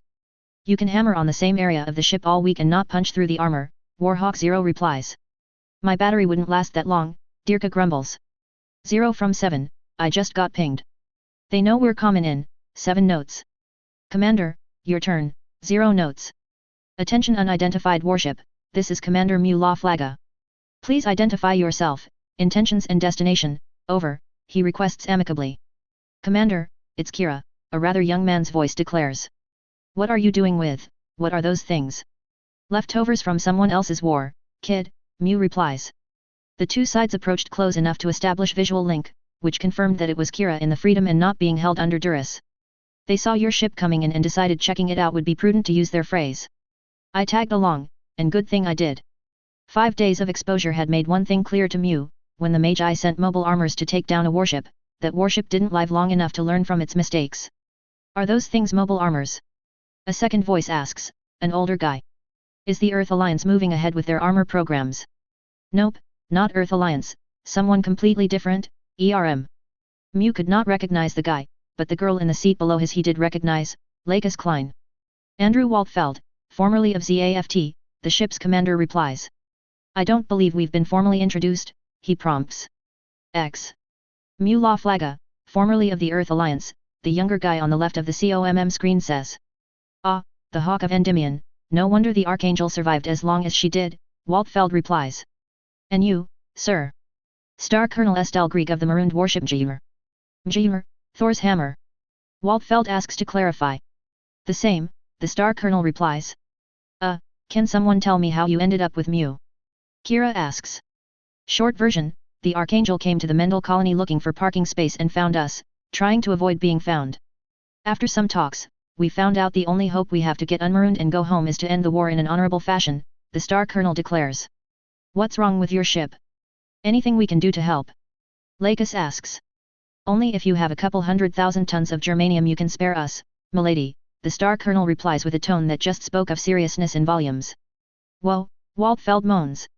He was not hugely skilled in industrial engineering, but he knew that Earth itself likely did not have that much germanium to spare, much less after it was being used for electronics in its own right. And that is the measure of how far and fast we can go in the direction of home. Sol has a lot of asteroids with millions of tons of germanium, but we can't begin extracting and utilizing until the shooting is over. You'll get a full briefing from the CO of the Archangel and tour of the Mjir after you've parked and resupplied. I take it you've taken over Mendel, then? Waltfeld asks. Not officially, the Star Colonel replies. We don't have the forces to hold a colony and stop a shooting war right now. One or the other, since holding one colony while the rest of the Earth sphere annihilates itself doesn't help anyone, stopping the war comes first. That's a rather odd way to put it, Lakis replies. That is the cold hard reality, milady. History has been less than kind to our group, we tend to see things from a sharp, direct viewpoint. Life and honor are foremost, and for that reason we cannot ignore the war, he declares. It's a bit much to swallow, but they are on the level, Mu declares. Like he said, Mur will brief everyone in once you get there. Who knows? With their help, we may be able to end the war without too many more casualties. That would be good, Lakis says, though still a bit leery of their foreboding presence she was willing to overlook their apparent focus on war if they were going to use it for the right reasons. All right, take us to your leader, Commander Waltfeld requests, knowing that it sounded like a cheesy sci-fi one-liner even as he said it. Can do, Star Colonel Grieg apparently missed the pun or immediately dismissed it. Warhawk team, form up on the target warship and escort to the doorway, new Zeal units have point, and each of the pilots responded with their call number in series, which spoke volumes for their discipline. Not even a word of complaint or a crass comment about the changing situation, they just adjusted and continued operating. To the renegade ZAFT operators, it was a creepy feeling being escorted by massive mobile armors that they could only guess how powerful they were, or how fast, or heavily armored, but it was also reassuring. If anyone came looking for the Eternal right now, they would be toast, they all figured. 60 minutes later, they were approaching the debris alley to Mendel, and for their travels received the inevitable challenge, Doorman to Warhawk, please authenticate, over. Doorman, this is Warhawk 0, authenticate Sierra Whiskey Tango, over, Warhawk 0 requests. Doorman Rogers your last, welcome back Warhawk, Doorman 0 replies. Looks like you brought company in, didn't your ma ever tell you not to bring strange things home? It's no fun unless your friends are at the party, you old redneck, Star Colonel Grieg replies a bit sharply. Roger that, welcome to the party, Eternal. Valet parking is available at the front door of Mendel, over, Doorman replies. Acknowledged, doorman. You don't have any major obstructions or defensive measures down the debris alley, correct? Martin da Costa asks, since it was his turn on the radio. Negative, Eternal, just unit patrols, doorman replies. Doorman is going quiet and invisible, have a nice day. Over and out. And just like that the contact was off their screens. Whatever doorman was, it had stealth capabilities equal to or greater than Mirage Colloid, and that instinctively worried Waltfeld. XXX. July 12, CE71. You know, Commander Waltfeld, you can get your arm replaced, Calamira notes to the latter and rather enigmatic former ZAFT commander. The ship had settled into a routine of stability, if not peace and quiet. Right now, Commanders Laflaga and Waltfeld as well as Lakis Klein were on the bridge of the Mjir, going over options pertaining to resupply necessities and possible strategies for driving a permanent wedge between the militaries of the Earth Alliance and ZAFT. There would be supplies coming in from both the plants and the Earth Alliance to the three ships alliance, but those supplies did not take the Mjir into account and certainly were not direct shipments. The main transport capability would be the Junk Guild. Reverend Malchio had arranged for a special supply ship to see to their needs. No doubt they would get a rude shock when they found the three smaller ships Archangel, Kusanagi and Eternal brought along one huge hunk of combat metal in the Mjir. I was wondering, hey. Lakis begins, then questions what Calamira had just said. What? Calamira asks in response. What did you just say about his arm? Lakis points to Commander Waltfeld. I said we could replace his arm, Calamira says. I dunno, just a random thought that came to mind, sorry. Where were we? Is this whole ship full of straight jokers? Commander Waltfeld asks in response. Actually, yes, it is, but that was completely serious, Calamira replies half indignantly. The whole existence of this fleet is a joke, personnel that other commanders, admirals, and even the assignment board wanted to shitcan and keep out of their way because we didn't kiss enough ass on the way up. Hell, I did nothing more than shoot an admiral that got physically insistent once, whole incident was cleared as a justified shoot, and here I am.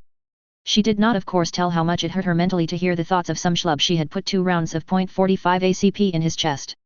I protect myself because I don't want to sleep with a drunk fleet commander, I get assigned to the great beater of Magi warships. Sad, Lakis replies. Even your society has its problems, Waltfeld replies. Find me a perfect society and I'll find a way to get everyone in existence there, Calamira replies with an old Magi lament. Still in all, my comment was entirely legitimate. You can have a lost limb replaced with a Myanmar prosthetic that functions almost completely like a normal arm, or you can have your arm regenerated by nanotechnology. Wow, Andrew replies. Mew knew about the medical staff on the ship already, as there was quite a bit of them and he had run into a few already, but not due to any injuries he had received. Lakis was finding the Magi's technical acumen more and more shocking as the days continued, though hers was a shock born of the fact that someone would apply such miraculous technology to warfare. Think about it, don't answer right now, Calamira prompts. It's a large decision.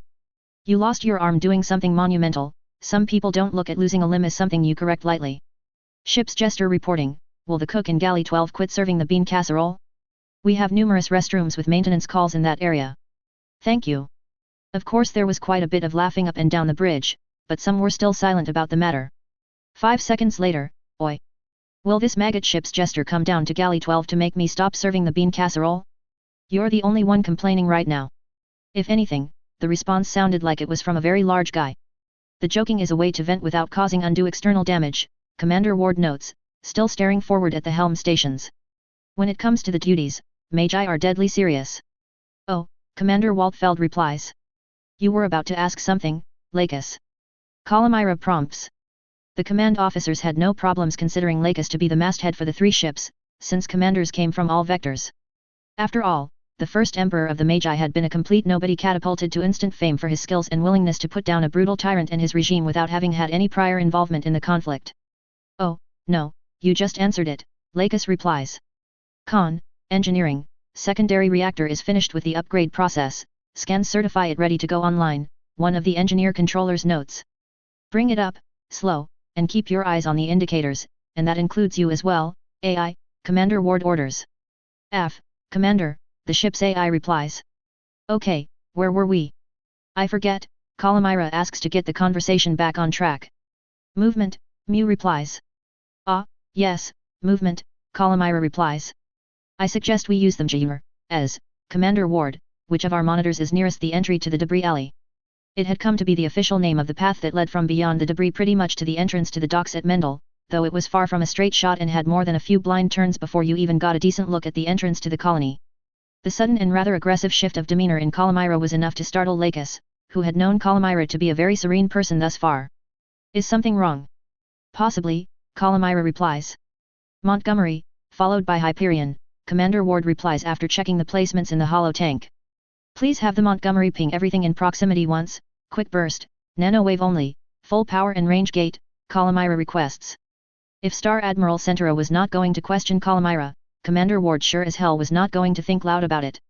Questioning someone of her position and duty was a surefire way to kill your career, and possibly your whole ship while you were at it. Montgomery Command, Fleet Command. Request 1 nanowave sensor ping, max range, and gate, then secure silent. Trans results on C3 only, then secure from C3. The message was curt and was not on the C3 band, meaning it had a higher encryption rating than the C3 network would, reducing chances of being discovered. It only took 5 seconds, Con, EWO, I show 1 sensor ping from Montgomery as requested. Con, sensors, valid contact at turn 3 in the debris alley. Warship class, unknown parameters at this time. Chief of the boat, signal General Quarters, Commander Ward orders simply. General Quarters klaxons of Magi construction were not always the typical buzzing, many captains had them reprogrammed for music. In the case of the Mjir, the song in question was in the shadows by the ancient metal group the Rasmus, which the first few seconds of the song actually did sound like a battle klaxon. General Quarters, all hands to your battle stations. The chief of the boat, 5, orders across the intercom. Status of the boat. Star Admiral Centura asks as he enters the bridge while buttoning the last 2 buttons on his shirt. All stations report ready, Star Admiral, Commander Ward replies. Marines are moving to internal defensive locations as we speak. Weapon systems are online now, though all tracking systems are offline as per MCAN regs. C3 has rebroadcast alert warning then went silent. Con, EWO, active sensor reads from Tango Warship in approach alley, apparently we got his attention and he's looking around for a source. Foolish him, Commander Ward replies. As long as he broadcasts, we know exactly where he is. Hell, he gets close enough, we can kill him off without using our own active targeting systems. If ever Mew saw a savage grin on anyone, Commander Ward had one. Stupid enemy. Be that as it may, Wayne replies to close off that line of thinking. I have the con, he declares. Star Admiral Centura has the con, Ward says as he moves to his customary secondary position as the WEP's fire director. Commander La Flaga, if you want to move to rejoin the Archangel, now would be the time, Wayne replies. Thank you, Star Admiral, Mew replies as he heads for the blast doors out and toward the landing bay that he was becoming all too familiar with. Alright, for now we assume this is a hostile contact but we definitely do not shoot first. On the C3, issue order for condition 2 rules of engagement, then kill C3. If they make us, go full live. We'll see if we can spook them into surrendering when they see what they are up against. Con, sensors, I show a particle phase shifting and magnetic containment anomaly from the Tango vessel, the sensor boss declares. Sensors, Con, type the anom. Con, sensors, positron cannon signature 2 o'clock low, headed for the dock at Mendel. Point of origin Tango vessel. Condition 1. Wayne barks immediately. All capabilities released, all forces stand by to attack on my order, Wayne continues. Lacus knew that positron weapons were serious business, but she had never seen someone with so much power under his command go from passive to damn near frightened in such a short time. Con, sensors, estimate enemy positron cannon yield at 100 megatons per cross-section, focused beam delivery, estimate scatter of 1 cm per kilometer linear travel. That's a shipping killer in a small package, boss. Con, Wayne replies immediately. Warhawk team, fleet command. You are final protective fire on them, Jr. If you so much as with the hostile act, sink the bastard. Sierra, Thunderbolt, you two will prepare to flank the enemy and hit them hard. Montgomery, Hyperion, I want you to drop into the alley and close up on the enemy's rear, make it clear they just walked into a death trap. Con, comms, enemy warship is transmitting in the clear, ordering the Archangel and Renegade Obe ship to surrender. CO of Tango vessel name Natarl Bajaruel, former officer that served with Captain Ramius. When they finish discussing the matter, call the Archangel and inform them we are in position to surround the Tango, Wayne orders. Conversation's over, looks like it's gonna be a monitor scrap, sir, the comms officer notes sourly. Archangel, Mjr comms, we have forces in position to flank and surround the Dominion at this time. How do you want to proceed, over. Mjr, can you hit them hard enough to stun them and reduce their ship's fighting capacity without killing the ship entirely? Captain Ramius asks in response. Archangel, Fleet command, we can do that. Stand by, draw their mobile forces toward Mendel while we cut the ship off and hammer on it, over, Wayne requests. Archangel reads and can do, Star Admiral. Wish us luck, she concludes before cutting the comms. Montgomery, Hyperion, Fleet command. Begin your move. Sierra Element, begin your assault in 30 seconds. Con, sensors, enemy warship appears to have moved into the debris zone dead ahead of Sierra Element, appears to be using the zone for cover and conceal. They are jockeying for a good firing position on the Archangel, Commander Ward notes, observing the hollow tank with Commander Waltfeld. Same thing I'd do in their position, move in and out of cover, shoot when I can, draw the Archangel ragged, kill it off, then do the Kusanagi, Waltfeld replies. Then we throw a wrench in the gearbox, see how well she operates when things lose their momentum in an instant, Wayne replies. Magi often considered the measure of a commander not to be their successes, but how well they unscrew a genuinely bad situation. Sierra Element moving out now, the flight boss notes. Here's for you, kid, Wayne declares, guessing that the enemy commander was far younger than he. X. Forbidden, Calamity and Raider are engaging the two enemy machines from OB, Commander, the operator on the Dominion notes. Very well. Helm, prepare to take us out of the debris field for a shot at the Archangel. After we fire, we duck back into the debris field, clear. Aye, ma'am, the ship's pilot replies. Con, sensors, contact close to starboard. It's huge. The sensors operator shouts. What? Natarl and Azrael both shout at once. When a camera tracked in on the large object that just pirouetted out from behind a massive piece of debris, there was no doubt that the white and ungainly machine was a massive space-use weapon of war. The notion was only reinforced as its top blast covers opened up and 4 sets of anti-ship missiles were launched from the machine straight at her ship. There was no time to bark an order, the missiles had a flight time of only 4 seconds, and though the CIWS managed to intercept 3, the remainder struck her ship. The violence was not over yet, as a second machine of the same type followed 3 seconds behind it, and this one launched 5 containers of much smaller guided missiles. Again the Eagle Stallion guns went to work, but the action was akin to stopping the tide with a bucket. Immediately she could see the damage board was growing angry red streaks, and she figured there had to be more of them. A third enemy unit struck the rear of the ship with beam cannons, the damage most notable to the rear missile tubes on the starboard side, but one of her engines took a direct hit in addition to the minor hits already incurred by the swarm of missiles attack. A fourth unit similar to the ones that had fired missiles at her struck immediately thereafter from yet another angle, this one using a very large beam cannon and more of the larger missile groups, though the pilot missed more than hit. The coup de main to Natarl's inner dread was the 5th unit, a larger and olive drab unit that popped over the debris chunk instead of around, firing almost top-down on the Dominion with beam cannons that sprayed the forward deck and starboard side of the ship, as well as the characteristic sparking of ballistic cannon shells bouncing off the armor. As it screamed past the bridge, it even fired missiles out of its rear, most of which impacted on the port side but also served to strip more of the Eagle Stallion guns off the ship. What the fuck were those things? Director Azrael asks in clear panic. Natarl spared him a quick glance and could not help but notice the crotch of his suit was far darker blue than the rest of it. Damage report. Hold on, the sensors officer says as he reaches up and checks the chief of the boat for his vitals. Chief's alive but unconscious. All sensor systems down, ma'am. All Eagle Stallions on the starboard side are gone, Valiant 1, no response, Valiant 2, system malfunction, Gottfried 1, damaged, Gottfried 2, functional, Lohengrin's functional, we've lost all anti-ship missiles on the starboard side. Remainder missiles are functional, the WEPS officer notes.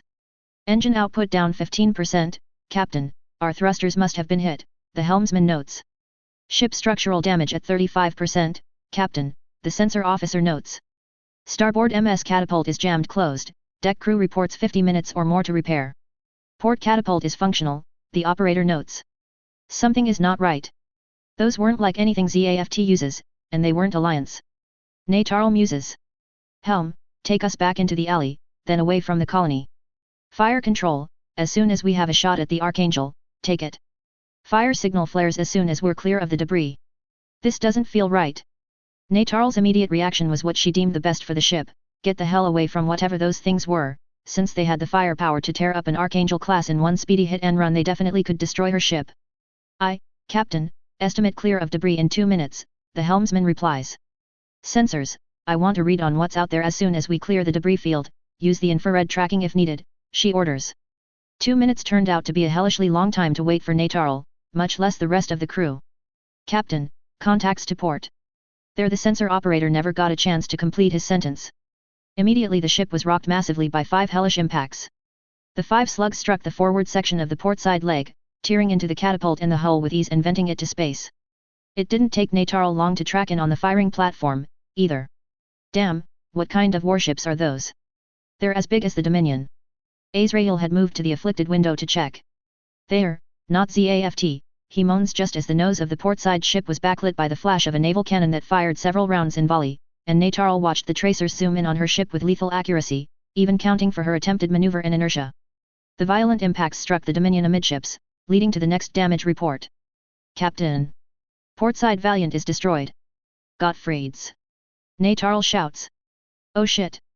Azrael shouts as he uselessly shoves himself away from the window. The whole ship jarred violently, enough so that Natarl thought the ship had moved a meter to starboard relative to where she had been floating. Her operator she could clearly see had destroyed his console by way of busting it with his head, and the way the side of his head was bleeding she figured it was at the cost of his life. She wrenched her eyes from that horrid scene to where the slug struck, and gasped in greater horror immediately. The whole portside catapult had been sheared clean off the ship and sent spinning away by whatever struck it, and instinctively she looked to the starboard catapult to see a massive metal slug buried halfway into the inside door on the starboard catapult. Commander, the Archangel is hailing us. They're to starboard with guns deployed. On speaker, Natarl orders grimly. Attention Dominion, this is Captain Murramius of the neutral warship Archangel. I think it bears mentioning that we happened across some unusual fellows when we first arrived here. The mobile armors that struck your ship initially, and the 2 warships to your port that outgun your ship 3-1 are only part of their force. I respectfully request you surrender, Commander Badgeruel, there will be no escape from here, and you can't win against the force you stumbled into. Natarl's reaction was the classic question of a captain, what will happen to my crew? Your crew will be held until the conclusion of hostilities, then released, Captain Ramius replies. It was not a hard decision in the end, death or surrender. Very well, the Dominion officially surrenders. Stand by, Marines will be launched to take control of your vessel, Commander Badgeruel. There was silence on the radio for a few moments, but they could tell it had not closed out yet. I am sorry it had to come to this, Natarl. They have a saying that perfectly matches the war, nobody is right if everyone is wrong. Knowing that, I can never again serve the Alliance. Who are they? Natarl asks, her curiosity piqued by such a philosophy. They are a history and future that we have never known, bloodied by wars we can't even begin to imagine properly. They are the Magi, and they want this war to end as much as we do. If Muru could sound any more grave, how was lost on Natarl? X. Gerald Lightbringer had been out and about alone, in his custom Nuiziel, patrolling the rear of the Mjir and the area around the solar sail, which was only now being retracted.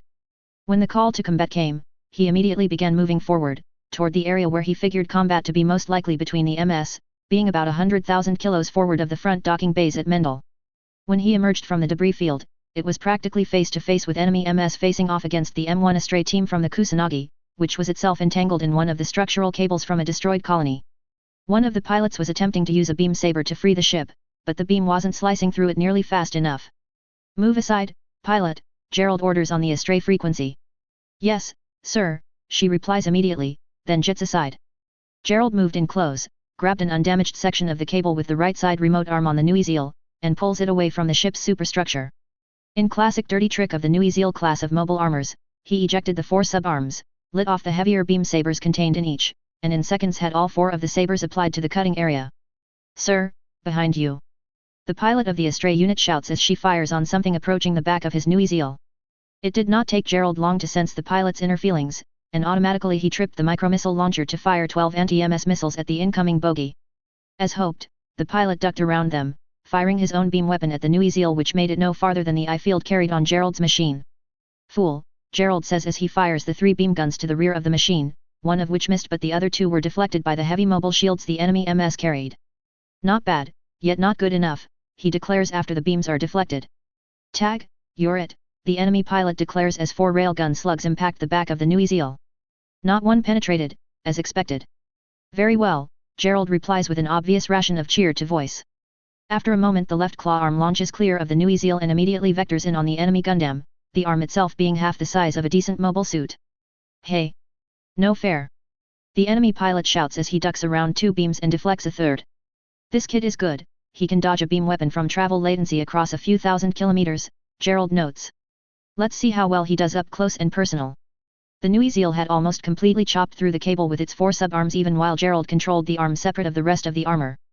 Something in that combination rather frightened Asajai Caldwell, the pilot of the first Astray that had tried the cable. There. We're free. Kagalai shouts on the C3 band.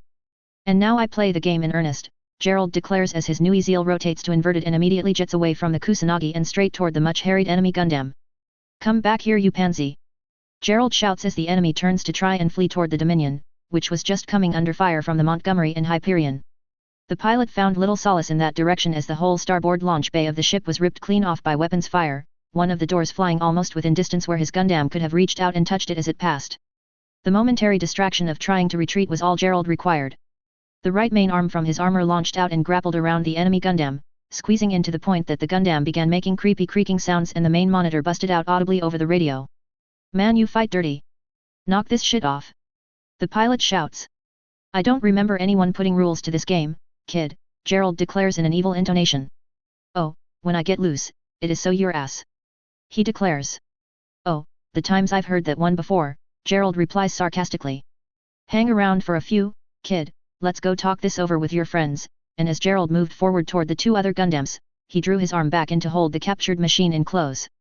Athrun's Justice Gundam was facing off against a black machine that appeared to have a lot of maneuverability, where Kira's Freedom Gundam was facing down a greenish unit that carried a lot of guns. The black machine was closer, so Gerald targeted it and began firing his 105mm autocannons and the array of missiles carried forward, 12 micromissiles and 4 large missiles. The hits came as a very rude shock to the pilot of the black Gundam, as the firepower carried by the large armor that had just shot him up was immense, but not enough to outdo their defensive measures. Damn it!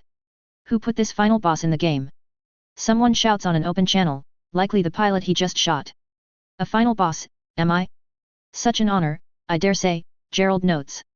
Oops, looks like one of the grunts just zero-uns or D your sorry ass, Gerald declares as the distraction was enough for Athrun to spear the enemy machine through the upper chest, taking out the machine's main battery. No more threat there. Thanks for the assist, Justice, Gerald says as he continues moving onward to the third enemy machine, flying through the debris of 2 destroyed mass production units that had come along as well only to be killed off already. Game over for me, the defeated pilot declares. There may be a continue button after all is said and done, kid. Don't reset your console yet. Ack. Damn it. Kira shouts as he dodges around several beams only to get hit by a series of bazooka rounds from the enemy machine. I got him, Gerald says. The left arm of the Nui Zeal launched outward and toward the enemy machine at a strange angle, coming up from below the enemy machine. The enemy was not caught unawares, though a beam fired at it only managed to render unusable the beam saber in the center of the claw. What the fuck? The third enemy pilot shouts. Let go you bastard. Guilty as charged, Gerald acknowledges. No way in hell I'm letting go until you surrender, kid, sorry. Bite me. The pilot was not caught completely unawares, though, and the 2 beam cannons over his shoulders aimed down to fire on the armor plates of the left shoulder of the Nui Zeal. Can't have that, kid, Gerald says as the arm maneuvers the enemy machine into line with the beam cannons on the left side of the Nui Zeal, and one shot sheared half the head off as well as the 2 cannons. Now you gonna surrender. Fuck off you bastard. I thought I already told you that I was a bastard, you don't have to keep repeating it, Gerald declares with a large dose of humor. Ah, I got it, Gerald says as he launches the right arm, still containing the first Gundam, on an intercept course to the left arm. The 2 arms collide at high speed with a hellish translated sound of impact back up the control wires. You 2 gonna surrender now, or do I do it again? Ow, my freaking head, man, the newly captured of the 2 moans by way of reply. When I get outta here, you are so freaking dead your mom will feel it when I'm through with you, the first of the captured declares as Gerald reels both arms in. Slight problem with that theory, kid, you'd be delivering injury to a steel canister, not a lady, Gerald declares coldly. And for your intransigence, Gerald launches both of his arms out to the sides away from his machine, where they fly for several kilometers to each side then turn sharply inward, headed on a collision course for each other right in front of the Nui Zeal. Phew yuck yuck. Both of them shouts as they zoom toward each other and strike extremely hard. Over the sound of crunching metal the radio transmitted the sound of one of them puking and the other moaning. C'mon, kids, just surrender and be done with it, I don't have all day to fuck around, Gerald requests in a bored fashion. Uncle, uncle. I give up. I give up.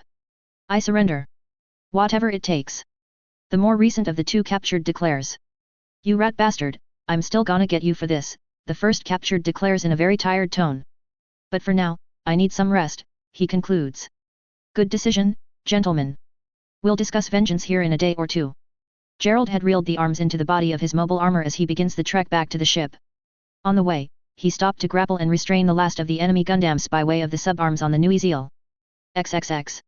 It was a surreal experience to the Marines entering the portside bay. They had all trained in the sims on storming and subsuming an Archangel class, given their own experience of naval construction that where a force will build one, they build a lot of them.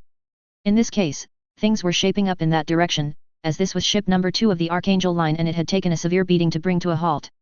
The mobile armors had ripped up its starboard side, followed by several good direct hits to the port side from naval autocannons and Gauss rifles. In fact, the arse end of a heavy Gauss slug was sticking out of the starboard launch catapult, it was that powerful. Inside the hangar, there was one non-functional mass pro-MS, which would be an interesting find from an intelligence standpoint, since it would be an opportunity to completely strip down some local equipment and review their technology and manufacturing skills. From a combat standpoint, a pair of 120mm short-charge autocannon slugs dumped into the cockpit door made sure that it was going nowhere fast. The other thing of note was the amount of dead bodies, though it was not the number that appalled the Marines, it was how flimsy their encounter suits were. The spall kicked up from the naval cannons tearing through the bay must have bounced around until it began killing the crewmen on deck, which would have been a frightening sight the Marines figured. There was evidence that not all the deck crew had been killed, just a lot of them. Poor kids, one of the Marine star captains declares as he pushes a female tech away from a personnel access hatch she never got open in time enough. Still in all, you pays your money, you takes your chances, he continues, speaking of the soldier's art. And in this case, they definitely rolled snake eyes, a point commander replies. Hey Marv, your GF is in Mendel, how's things coming in there? Street cleanup and all that, Marvin replies. Processing and interring the dead, verifying no more of that anthrax shit in the colony, restoring public utilities to full working order, things like that. And the GARM facility? The other star captain assigned to this operation asks. Old Man Wilhelm is working on cleaning it up right now. Old Man Wilhelm was a reference to Senior Medical Officer, Captain Wilhelm, whose specialty through training was genetics but whose main practice was trauma.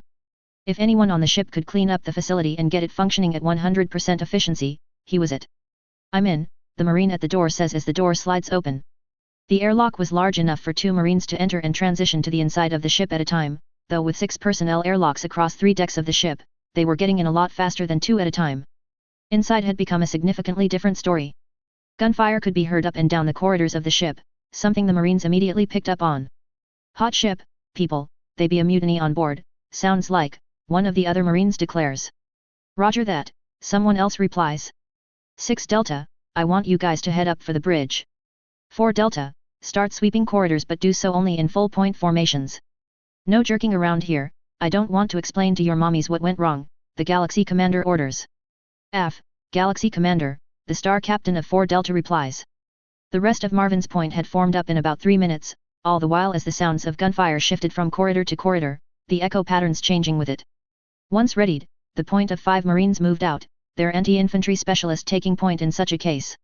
Man, sucks being on a ship without gravity, I'm burning through my thruster fuel here, their point commander declares. If we have to, we can find a fuel pipe and stick a valve in it, the fuel these things use will work in our thruster packs, the EWO-6, for the team notes. Too bad they don't have beer pipes like we do, William notes with a grin. We only have beer pipes because the AI has a sense of humor and put some in for us poor Marines, the point commander replies. Ha! Their pointman declares. As the point approached a 4-way intersection inside the corridors of the ship, an Earth Alliance crew lady was drifting perpendicular to their approach, firing a pistol in the direction away from where she was going. Before she could realize what was going on or who she was passing, the pointman reached out and grabbed her arm deftly but not hard enough to break it, then dragged her out of the line of fire. All right, lady, what the hell's going on in this ship? Oh my fucking god, what are you? We're Marines from the warship Hyperion, their CO replies. Now, what is going on here? Blue Cosmos is trying to take over or destroy the ship. Please don't hurt me, she requests. Down this hall until you encounter some more Marines. They'll direct you to a secured zone. Move out, lady, the point commander orders. In moments she had bounced off a wall and was headed in the direction ordered. A hand grenade detonated among the 5 armored Marines, but failed to cause any damage to the heavy armor of the Marines. It was enough of a rude shock to piss them off, however, and one of them responded. You punks! Try this on! A cluster grenade pack was thrown down the hall in response, and the infantry waited for the distinctive double detonation of the device, first as the primary charge ejected the secondary grenades in several directions, then the secondary charges went off and caused the real fragmentation and casualties. When their pointman looked around the corner with his weapon-mounted camera system, there were parts of 4 bodies recognizable down the corridor but he could have sworn he counted more arms than just 4 bodies worth. My good deed for the day is done, the demolitions expert notes.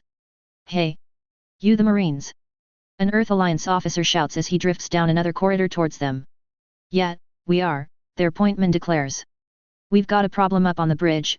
Blue Cosmos is torturing the captain to get instructions to fire the Lohengrin cannons. If they do that, your fleet won't have a choice but to sink this ship. Oh shit, the point commander says. Lead the way, kid, but if you lead us into an ambush it's your ass first, then the rest of them. Follow me, he says as he leads them right to an emergency staircase. Up this way is the bridge, I swear it, the officer declares.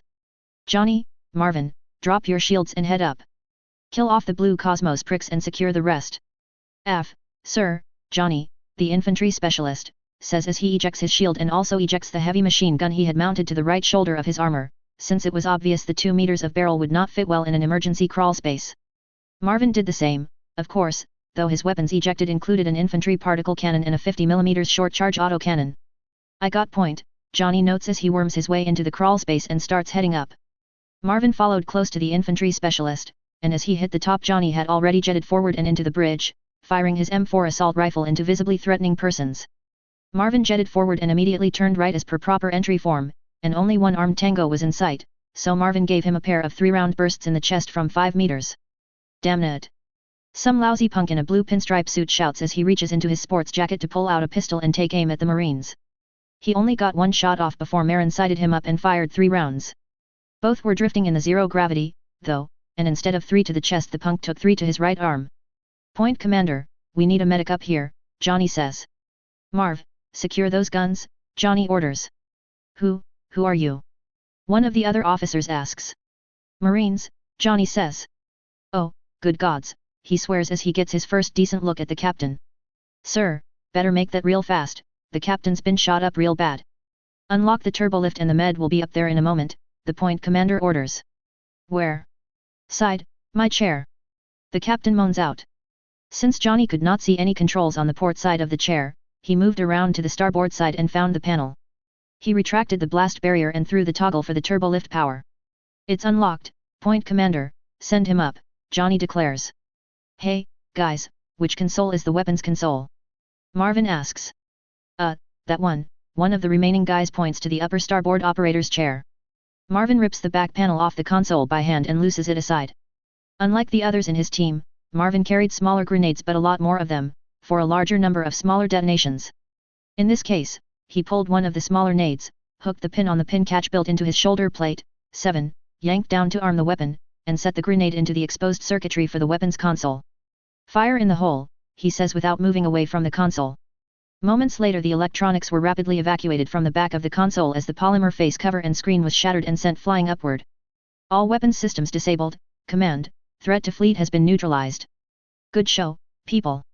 Let's finish securing this pig and kill off the rest of the Blue Cosmos pricks, their star captain declares. XXX. Acknowledged, Galaxy Commander, Star Admiral Centura replies. All forces, this is Fleet Command. Secure from Condition 2, enemy vessel has been neutralized at this time. Hyperion, Command, prepare to rig ad hoc tow measures to bring the ship in when Marines confirm ship is secured and personnel extracted. Hyperion acknowledges, Command. It was almost too easy to warrant a line on our codex, Star Admiral, Commander Ward notes. I will agree on that, but that simply means we have done the battle justice this time around. More is the better. The enemy was stupid enough to send one ship instead of a whole fleet, Wayne concludes. What is so wrong about that? Commander Waldfeld asks. In a real fleet operations, one ship is not enough of a stalking platform to get the job done, Commander. History is riddled with cases where one ship was caught alone and easily overwhelmed, and such cases far outnumber battles where one ship won the day. If this conduct is the measure of the Earth Alliance, it will be ZAFT that presents the only noteworthy challenge in stopping this war. Author's chapter afterward. Time keeps on killin'. You get the picture. I seem to be running out of time to do things anymore and have a lot more things to do in that time, so unfortunately my writing has to give in favor of more important pursuits like paying the bills. Still in all, I do make progress each day, and I swear I shall not give up on these endeavors, I will complete them. If there is one thing above all else, I hate leaving a story undone more than anything else. And I don't want to leave a good Johanjan when I know I can complete it, so. For what it is worth, this is the first chapter that shares at least part of a title with the original story. Fast Breaks and Slow Torture, Chapter 8 of the original, was the first whereby you saw the forces of the Mjir in actual combat, and the title represented how the battle went down. This time around, the title refers to more than just the battle with the Dominion, it has significance beyond just the procession of combat and the whims of fate. This one was a good one. It gave me an opportunity to correct more than a few things I did not like about the original way these scenes showed in the first revision. This is pretty much my definitive view of how the happenings went down around Mendel, but keep in mind that Mew and Kira had a bad encounter with Cruzet inside Mendel, which is occupied by Marines at this time, and things can and will get hairy in there, though not for the same reason as they did in Seed. And Gerald is definitely not through proving the power of the new Ezeel upgrade, not by a long shot. Stay tuned, things will get bloody quickly on that score. I am still preparing the opening documents for the Gundam to BattleTech conversion right now, so if any of you readers want to join in, message me and we can get things rolling as soon as I get the basics written up and ready. That's all for today. Next up, ZAFT goes looking for trouble in Mendel and finds that the ghosts of Mendel are loud, violent, and not all that pleasant to deal with even from inside a mobile suit. ZAFT gets their first object lesson in the power of Magi mobile armor tactics and training for a parting gift, as well. Review replies. On an aside about the reviews, I posted the last chapter at 4 p. Eastern, and in less time than it took me to give my 1911A1 a thorough cleaning I already had reviews from Phrase Remage and Knives. That R0x0 are big time, thanks guys. Knives 91, Murdoch will have his fun in chapters to come, but not today. Him and his crew are going to get along famously with some of the crew of the Mjir, of course. Imagine, if you will, the chaos of Murdoch's madmen and the apeshit Aztecs of the Mjir, scary, very scary. Phrase Remage, Magi C3 systems are actually a severely upgraded equivalent to the Comstar C3I system. In aerospace use they function the same as the Comstar C3I system, but due to the distributed computing power of advanced Magi war machines, they don't suffer the 6-unit limit that Comstar does, and most of the units have it integrated directly into the TDS as the first step to upgrading the units to Revision 6.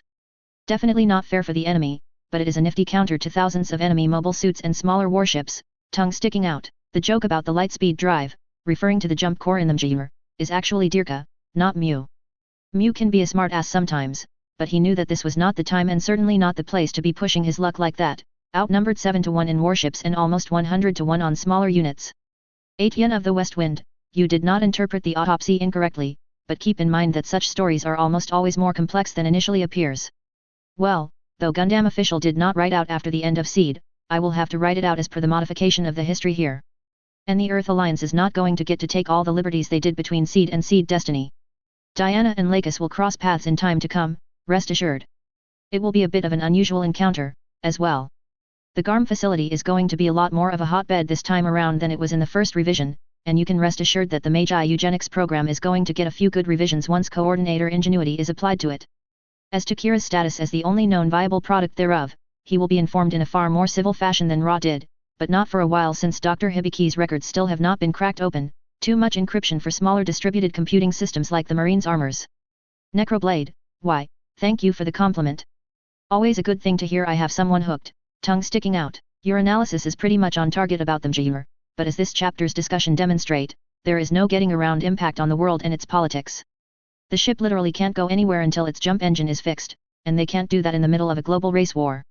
Not to mention, Magi have this strange belief that terrorists need to die whenever possible, so the PS cannon slugs are going to show up as to how the enemy got those, but not for now, not for now. As to phase shift evening the odds, keep in mind that PS does not stop beam weapons, and Magi prefer a balanced load approach, missile, beam, and ballistic weapons, that will definitely give the enemy a rude shock when they go head to head with them Mjir.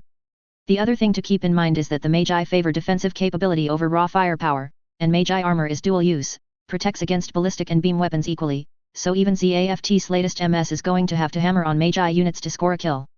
Hammer a lot, actually, in some cases. Well, as this chapter shows, the Dominion made the same mistake as the Archangel did, they did not see the Magi forces until well after it was too late to run away screaming. Only difference is, the Dominion was an EA-aligned ship and had to be dealt with to maintain stealth. Not to mention taking pot shots at an ally of a Magi ship tends to bring down their wrath in swift fashion, so. On the matter of the Klein faction and the Junk Guild, suffice it to say I have read through the Astray series thoroughly and things will be a bit different this time around from the original. Nitol 4183, thanks for the review, comrade. Laser designators are a problematic system of their own, actually, they can be spoofed very easily if you know what you are doing. LD technology is used in certain circumstances in ground action, tag spotting lasers, but not in space by the Star Empires, where using IR countermeasures makes using a laser tracking system far easier to spoof a LD weapon than a semi-active radar homing missile or even an electro-optical guided missile. And, Another thing to keep in mind when touting the usefulness of enjammers, the sensors on them can literally track, classify, and target commercial aircraft in the atmosphere of Terra while the itself orbits the moon. Magi sensor systems are more than powerful enough to burn through enjammer interference. It is a simple case of electronic communications principle. If you have interference in your channel, crank up the wattage until you overcome it. Artillery on the ground is subject to the same principle as the sensors on them. Crank up your radio's wattage until you burn through the interference. Just be sure to put on a tinfoil hat and lead underwear if you intend on being close to the antenna, that's all. As to targeting at range, the use of infantry with laser designators for laser-guided artillery shells, commonly called copperheads, is my first thought, otherwise you can use a curtain barrage to the same effect with a lot more guns firing. Magi artillery and fire support practices will get a workout in the side story Inferno in Chicago here in the next few chapters of it, so read up if you want to see some serious carnage and gun action. Dober gun, Gundam wing, is classified as a shell-firing cannon, not a beam weapon. Gundam wing suffers from what I call Gundam wing syndrome. Everything shot is explosive and any mobile suit can be killed by even a peripheral hit. This would make it appear that the Dober gun is a beam weapon, when in reality it is not. I use the suits and Gundam of the wing universe, but definitely under more realistic terms. The gripe sheet. I don't think anyone has done any complaining this time around. Footnotes. One sponson assembly is a type of turret integrated into the side of a larger unit that allows the gun in question to traverse and elevate, but is not the kind of top-mounted rotating turret you normally see on tanks. In fact, a sponson turret system was used on the first battle tanks in World War I, they are the side mounts for the smaller cannons. Two pommel refers to the end of the handle away from the blade, of a sword, or head, of a hammer. Piece of triptych, the word pummel is derived from the word pommel, and originally meant to strike repeated rapid blows with the pommel of a sword. 3 flight marshals are the personnel you see on the ground of airport or airbase footage with the orange wands directing craft where to go. 4 regulation. 5 chief of the boat is the highest ranking warrant officer or petty officer on duty. 6 electronic warfare officer. Yes, even Marines have electronic warfare capabilities. 7 because many grenades have pins too small for an armored Marine to get a finger into, a small metal hook on the exterior of the shoulder plate forward surface is used to pull the pins. This is especially useful when Marines are using indigenous or enemy weapons, which all too often have pins too small for them to use without this feature. TRO section, this time around, the unit in the microscope is the Dendrobium Mobile Armor. Aerotech 2 Vessel Technical Readout. Class/model/name, Gundam Dendrobium Orcus RX-78GP03. Tech, Mixed Tech/3067. Vessel Type, Aerodyne Dropship, Mobile Armor, see below. Rules, Level 3, Standard Design. Mass, 490 tons. Hull/frame, Lunar Industrial Orcus frame. Length, 40 meters. Power plant, Telstar Standard, C. Safe thrust, 8. Maximum thrust, 12. Armor type, Gundanium. Armament. 1 Anaheim Electronics Mega Beam Cannon, C, *. 1 Anaheim Electronics Eye Field Generator, C, *. 2 Anaheim Electronics Beam Saber Claw, C, *. 6 Monaco Arms Ultra Slammers Large Missile Pod, C, *. 6 Delta Dart Ripple Pods Micro Missile Pod, C, *. 4 Monaco Arms Chain Mine Pod, C, *. 4 Raytheon Crusher Series Folding Bazooka Pod, C, *. Manufacturer, Lunar Industrial and Technical, and multiple others. Location, Blue Moon Shipyards, and multiple others. Communications System, Telstar HN. Targeting and Tracking System, Mark IV TDS. Overview. When the Magi first encountered the Dendrobium weapons platform, it came as a severely rude shock to even the battle-hardened Aero Fighter Corps that first faced it. Not even the best of the enemy units prior faced had such a powerful platform that combined amazing speed, modular firepower, and significant survivability all into one package. Initially, the Magi had no real way to counter it beyond spraying the area it was coming through with naval autocannon fire in the hopes that one shot took it out. So effective was this combination that right off the bat the first Dendrobium encountered took out a Magi Mechana-class warship and its escorting dropships with only minor damage to itself. As with all units fought by the Magi, in due time, and enough destroyed warships later, an intact Dendrobium was captured, as well as its development staff, and thus was born the Dendrobium into the Magi ranks. Capabilities. The Magi Tumen, Armed Forces, classify the Dendrobium as a fleet interceptor mobile armor, which in and of itself is a bit of a misnomer. The Dendrobium is not really a mobile armor, it is a composite unit consisting of the Orcus mobile frame and the Stamen mobile suit. The Orcus itself cannot move or fight, it requires the mobile suit at the core of the unit to operate, therefore it is more closely classified as a composite unit. On the other hand, there is no question whatsoever as to the fleet interceptor designation. The main component of the Dendrobium is its incredible speed. With 6 standard-grade dropship equivalent engines built onto its 490-ton rated frame, the Dendrobium is literally faster than all but the smallest of aero fighters. No common production warship, dropship, or small craft can match its incredible speed, and the Dendrobium has literally been known to outrun capital-grade and standard-grade missiles in battle. The 6G continual acceleration the Dendrobium is known for is also married to a pair of long legs. With 45 tons of fuel and internal reserve, the unit can operate for over 2 hours straight at maximum burn in a combat situation, or can operate for 4 days at maximum strategic burn if transiting the distances between planets. At slower speeds, the Dendrobium is capable for operating over 6 hours in tactical situations or over 3 weeks if transiting between planets at standard, 1G, continual acceleration. Few dropships, of which it closely resembles, can match it in survivability due to the 72 tons of Gundam armor the Magi manufacture this unit with. The forward section of the Dendrobium can withstand a direct hit from the largest caliber naval autocannon available, though not much more than that, or several hits from smaller classes of guns or weapons. Dendrobium units are known to literally fly through swarms of capital missiles and come out on the far side intact and ready to return the favor to launching parties. This capability is enhanced greatly by the I-field generator that is standard on the Dendrobium, which disrupts naval particle cannons, naval beam cannons, buster weapons, and megaparticle cannons. The I-field generator carried by the Dendrobium is significantly larger than the individual generators carried on the Nui Zeal, but the combination of generators the Nui Zeal carries has more power overall and more redundancy. The other half of the ship's shock factor came to the Magi in the form of its weapons, both hard mount and modular. The primary cannon of the Dendrobium is a single mega beam cannon, one shot of which put a big hole in just about anything it was used on, including Magi warships, and this gun carries the range necessary to reach out and touch ships at medium naval ranges, a shocking trait for a unit so small. The other hard mount weapon class that gave Magi the fits initially, and continues to give the enemies of the Empire heartburn in bulk, is the paired anti-warship beam sabers. Though with absurdly short ranges when compared to such weapons as naval gauze rifles, the two beam sabers are capable of cutting the bridge clean off smaller warships and gouging long breaches down the side of heavier warships, and this all while moving hard and fast through an enemy fleet. A single stroke of the beam sabers is capable of veritably annihilating most smaller fighters and causing significant, if not crippling damage to larger fighters, small craft, and dropships. 2 of these beam sabers are carried by each Dendrobium, giving it amazing attack ability against a dense pack of enemies. Arguably, the piece de resistance of the Dendrobium is the modular weapons containers carried by the unit. One Dendrobium carries 20 hardpoints that can be loaded with a wide array of weapons, ranging from guided naval chain mines to micro-missile pods to large missiles, and even carries extra weapons for the Stamen Gundam at the core of the unit. The large missiles are particularly feared and revered Magi for their amazing punch in such a small package, as one armor loaded with such missiles is easily capable of bringing down numerous smaller dropships and putting serious holes in the side or front of a warship. The micro-missile containers provide the Dendrobium with effective anti-mass firepower, as one container launches 108 missiles capable of causing serious damage to a mobile suit or even serious damage to heavier targets in quantity. In common deploy, however, the chain mine is the favored weapon for anti-ship work, as one chain can theoretically damage up to 3 warships in close formation or can damage every facing of a single ship by wrapping the mine all the way around a ship from starboard fore to port quarter. Also typically carried by the Dendrobium are folding bazookas, beam rifles, and folding shields for the Stamen, which can be used while the Stamen is still connected to the Dendrobium or can be used by the Stamen separate from the Dendrobium, should the Orcus mobile platform be damaged too far to be usable. Another selling point of the Dendrobium is the ease of which the ship can be reloaded, re-outfitted, and refueled. The fuel tanks for the unit are a series of external drop tank fuel cells attached to the rear of the Orcus in various locations. These tanks can be ejected and replaced in a matter of moments by a good refueling crew, the expended tanks recovered and refilled in a matter of minutes, or the tanks can be swapped out by the pilot of the unit using an EVA thruster pack in less than 10 minutes. The weapons containers themselves are detachable, and can be replaced in as little as 5 minutes if ready spares are at hand for the unit.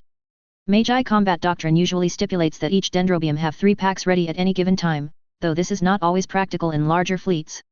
The beam sabers and the mega beam cannon are also modular weapons, and can be replaced in about 10 minutes so long as the maintenance crew is forewarned of the replacement and has necessary consumables and a spare staged and ready for the replacement. Battle history.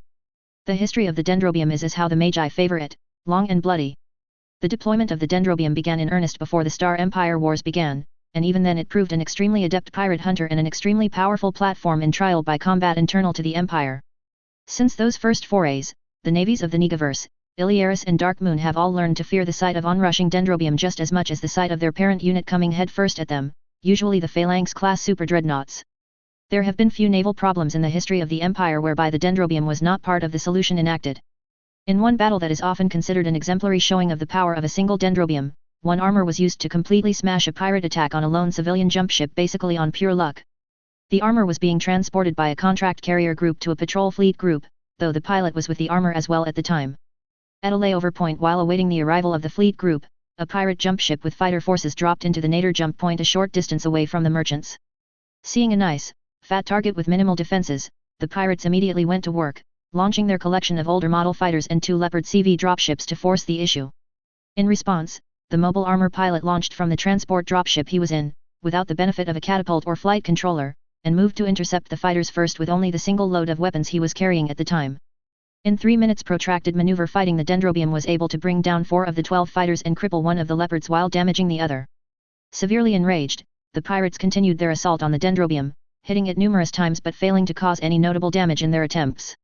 5 minutes further saw all the modular weapons on the Dendrobium used to the effect of all the fighters destroyed and both Leopard units crippled beyond usability. With the forces taken down, the Dendrobium turned his guns on the renegade pirate jump ship and proceeded to literally cleave the ship in half using the anti-ship beam sabers carried on his unit. Those pirates that did not accept the term of bond from the mobile armor pilot were executed as per Magi regulations on piracy. Variants. Many variants of the Dendrobium have come about over the years, though none of them were officially adopted due to one of 2 critical design flaws. The mass of the ship increased to the point that it was easily targeted by the enemy naval forces it was designed to counter, or the rebuild sacrificed SPPD or firepower to far too large an extent. In very few cases were the defensive measures of the Dendrobium upgrades enough to counter these increased risks. To date, the original Dendrobium is used pretty much in its standard configuration by the Magi still, because nobody has produced a meaningful upgrade that did not sacrifice too much speed, armor, or firepower to get it, or did not become severely vulnerable to warship fire. At the time of this briefing, a standing challenge exists between various aerospace firms with a bounty to the firm that can produce a meaningful upgrade to the Dendrobium, though as in years prior the results do not look promising. Notable vessels and crews. Galen Wiltz, Machine, Jukebox.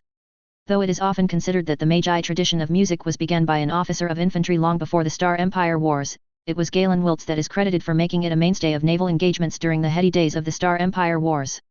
Prior to his non-standard modifications to his Stamen, music for the Space Forces was more often than not a personal preference thing, and risky at that with music mods that could not be varied by radio traffic, resulting in renegade pilots, missed orders and blown opportunities.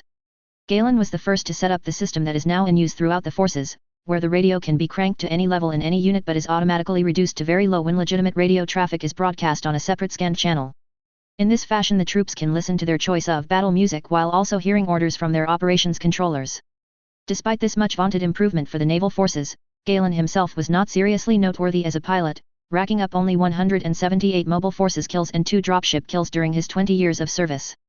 Rita Lagara, Machine, Red Typhoon. As often as not called the Princess of PMS by both subordinate and foe alike, Rita earned a hellish reputation during the calm of the Star League era by continuing her stalwart duties to the Empire during those years that everything else gave the impression of not needing to fight. Her nickname is a derivation of her actual rank. She was a combat princess of an order of knights on a backwater alternate instance of Terra where the Magi had set up manufacturing bases in unused lands. Her first few raids on those bases were stunning successes, as the area had little security in it, but her 5th raid would be the unit's undoing as she came head-to-head with a mercenary Magi unit hired by one of the involved corporations from the Magi regular armed forces. Her knights were wiped out in a matter of minutes, most killed in battle but some, including her, captured by the Bladesmen.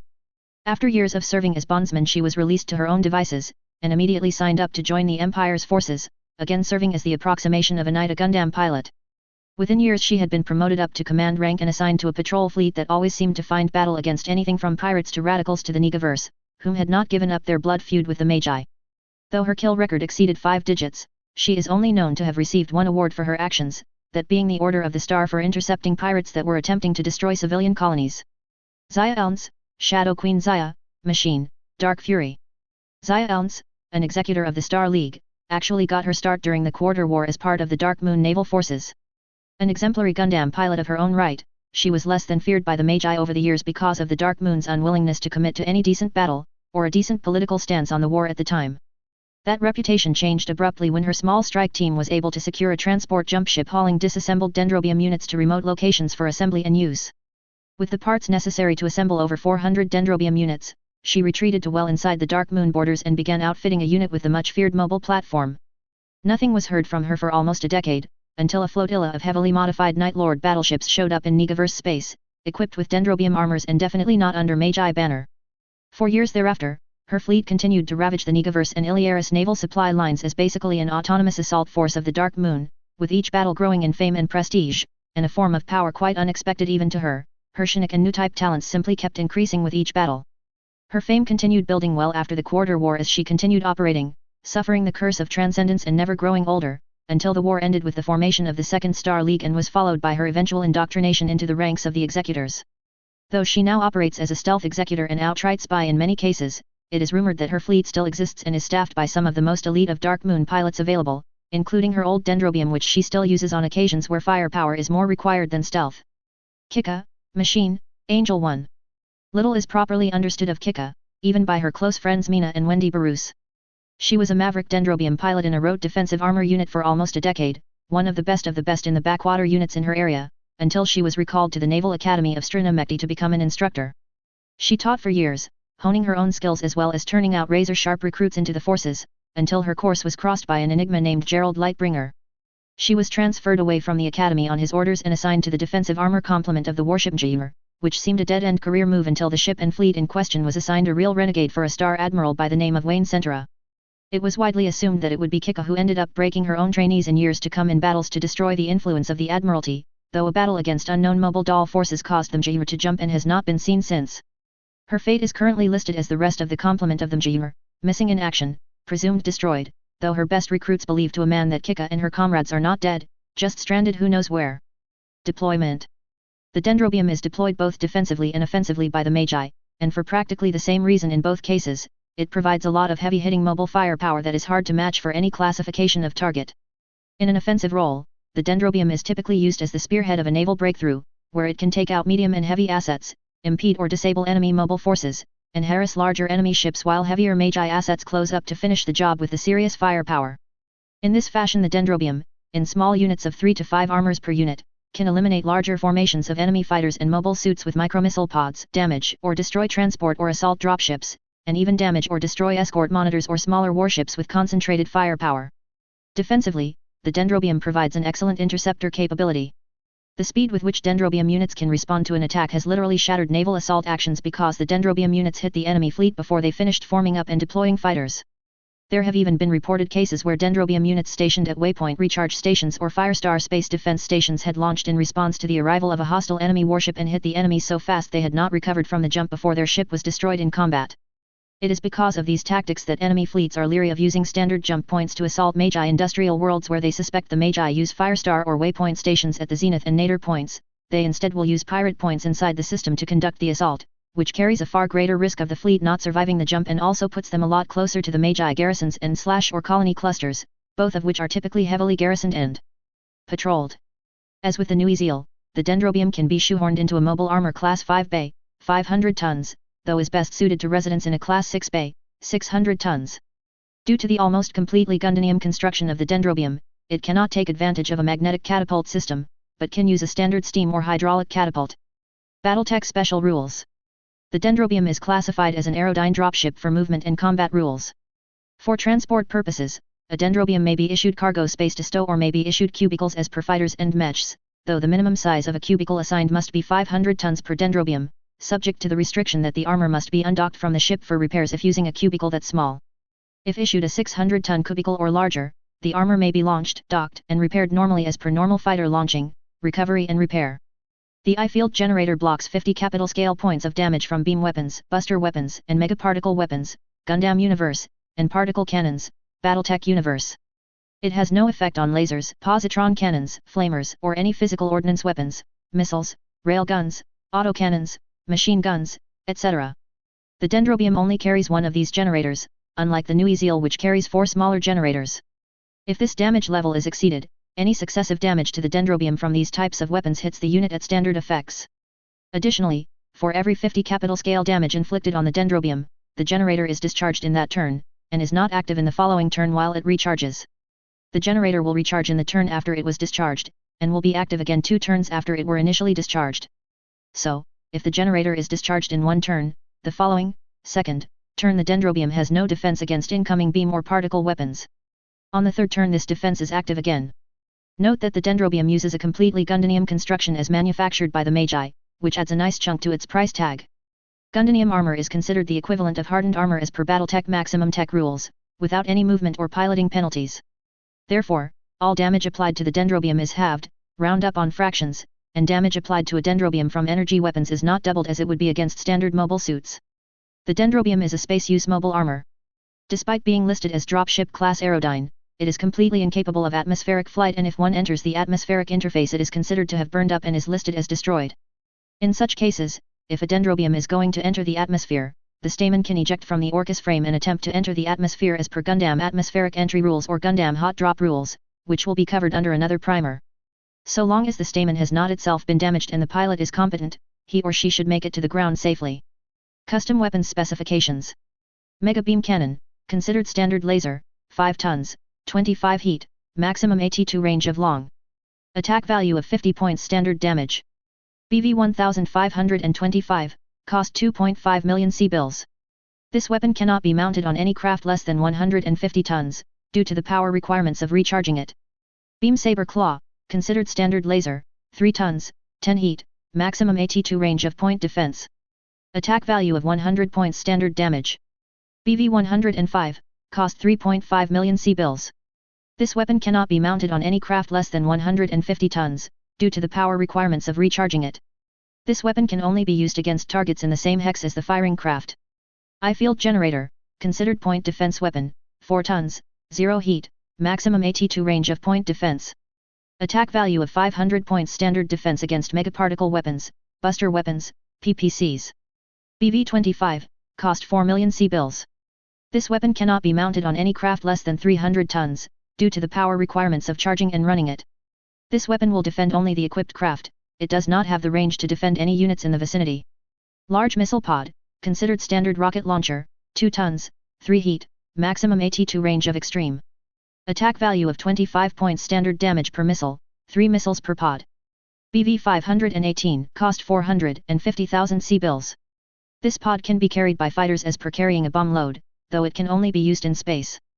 Micromissile pod, considered standard rocket launcher, 2 tons, 5 heat, maximum AT2 range of medium. Attack value of 1 standard damage per missile, 108 missiles per pod. Micromissile pods have a +2 bonus to hit when fired and are considered to have an Artemis 4 system for determining how many missiles hit. Battle value of 294 per pod, cost is 500,000 C-bills per pod. This pod can be carried by fighters as per bomb loads, but cannot be used in atmosphere. It is a space use weapon only. Chain mine pod, considered standard rocket launcher, 2 tons, 5 heat, maximum AT2 range of short. When fired, the controlling player designates the targeted hex of the weapon, rolls 1d6 and divides the result by 2, rounding fractions up. This result gives the player the maximum amount of enemy units in the targeted hex that will take damage from this weapon. If the die result exceeds the amount of enemies in the hex, the player may opt for extra hits on an already targeted unit. The targeted units each receive 2 hits of 20 capital scale damage, for units above 500 tons, or 2 hits of 150 standard scale damage, for units under 500 tons, from this weapon. BV of 1060 per pod, 650,000 C-bills cost per pod. Note that this pod can be carried by fighters and used in the same fashion, but cannot be used in atmosphere. This is a space use only weapon. Modular weapons pods, all weapons carried in the weapons pods are one-shot weapons, and though can be reloaded they cannot be used more than once between reloads. The pod contains 10 crits per side, 20 total crits per system, and can carry any combination of the pods listed above or weapons for the stamen. Balancing the load between sides is not necessary. Class/model/name, Gundam Dendrobium Orcus RX-78 GP03. Mass, 490 tons. Equipment, mass. Power plant, standard, 239.50. Structural integrity, 16, 39.20. Safe thrust, 8. Maximum thrust, 12. Heat sinks, 25 double, 13.00. Fuel and fuel pumps, 40.00. Bridge and controls, 4.00. Food and water, 200 days supply, 1.00. Armor factor, 1500 Gundanium, C, 72.00. Armor value, standard scale. 4, 500. Left/right sides, 375/375. Aft, 250. Equipment and options. Crew and passengers, 1 officers, 1 minimum, 0.00. Weapons and equipment. LOC, SRV, MRV, LRV, OV. Heat, mass. 1 mega beam cannon, C, asterisk. Nose, 5, 50, 5, 50, 5, 50. 25, 5.00. 1 eye field generator, C, asterisk. Nose. 0, 2.00. 2 beam saber claw, C, asterisk. Nose. 20, 6.00. 3 large missile pod, C, asterisk. 18, 12.00. 3 micro missile pod, C, asterisk. 30, 12.00. 2 chain mine pod, C, asterisk. 20, 8.00. 1 folding bazooka pod, C, asterisk. 0, 2.00. 1 folding bazooka pod, C, asterisk. 0, 2.00. L/RW, 68, 680, 28, 280, 8, 75, 8, 75. 1 lot spare parts, 3.06%. 15.00. Totals. 45. 483.70. Tons left. 6.30. Calculated factors. Total cost. 999,290,160 C-bills. Battle value. 19,012. Cost per BV. 52,561.02. Weapon value. 15,670, ratio equals 0.82. Damage factors.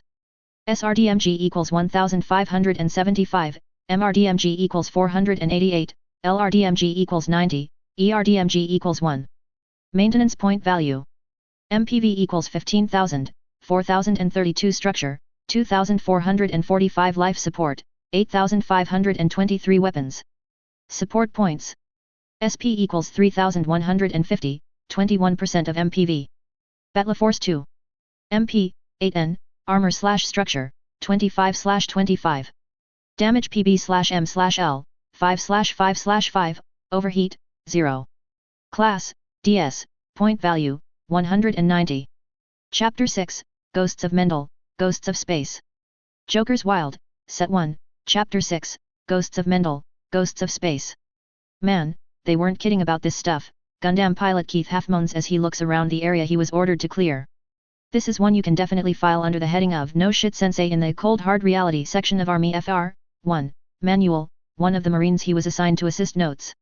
The shooting outside had not even drawn the ire of the few remaining Marines and one Gundam inside Mendel itself. The Star Admiral's orders had been rather clear, they were to clean up the colony for possible use as a home base UFN, or if the Mjir was wiped out in battle they were to go to ground and act as if they had never even heard of the Magi until they were contacted by someone in the know. Nobody expected the locals to have the necessary firepower to take out the Mjir, so the urgency of clearing roads and obstructions for the incoming personnel was quite manifest. No doubt, Keith notes.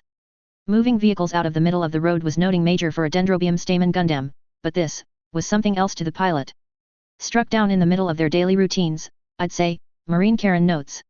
Probably never even knew what hit them, like a neutron bomb or something. X-ray overexposure. They had several minutes to finish dying, at the least, Marine Point Commander Elisa notes. And that would not have been a pleasant way to die, far as I have read about such matters. I absolutely needed to know that, Keith replies sarcastically as his Gundam looks around the area of the water fountain and Commerce Park. There were a lot of dead bodies in the area, the highest concentrations nearby a hospital which may have been treating the victims of the original attack. Think it was a surprise incident? Like they did not know they were going to get a dose of X-rays. Another Marine in the Star asks. Could be, the Star Commander notes. All right, big guy, you deal with the cars, we'll do the bodies, since there were multiple cars in the area that had wrecked, likely as the drivers started having severe radiation problems from the X-ray overdose.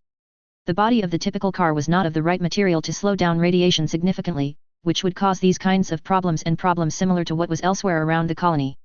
Got it, Keith replies as he moves to the nearest of the cars while stepping over about 6 bodies in the process. The Marines had fanned out throughout the Commerce Park and were taking stock of how they wanted to arrange the bodies for storage now and disposal later. The first car Keith pulled from a low-rise commercial building's wall was a minivan, and as he pulled it clear of the wall the driver fell out of the broken front window, what was left of her form and clothing he could tell was female.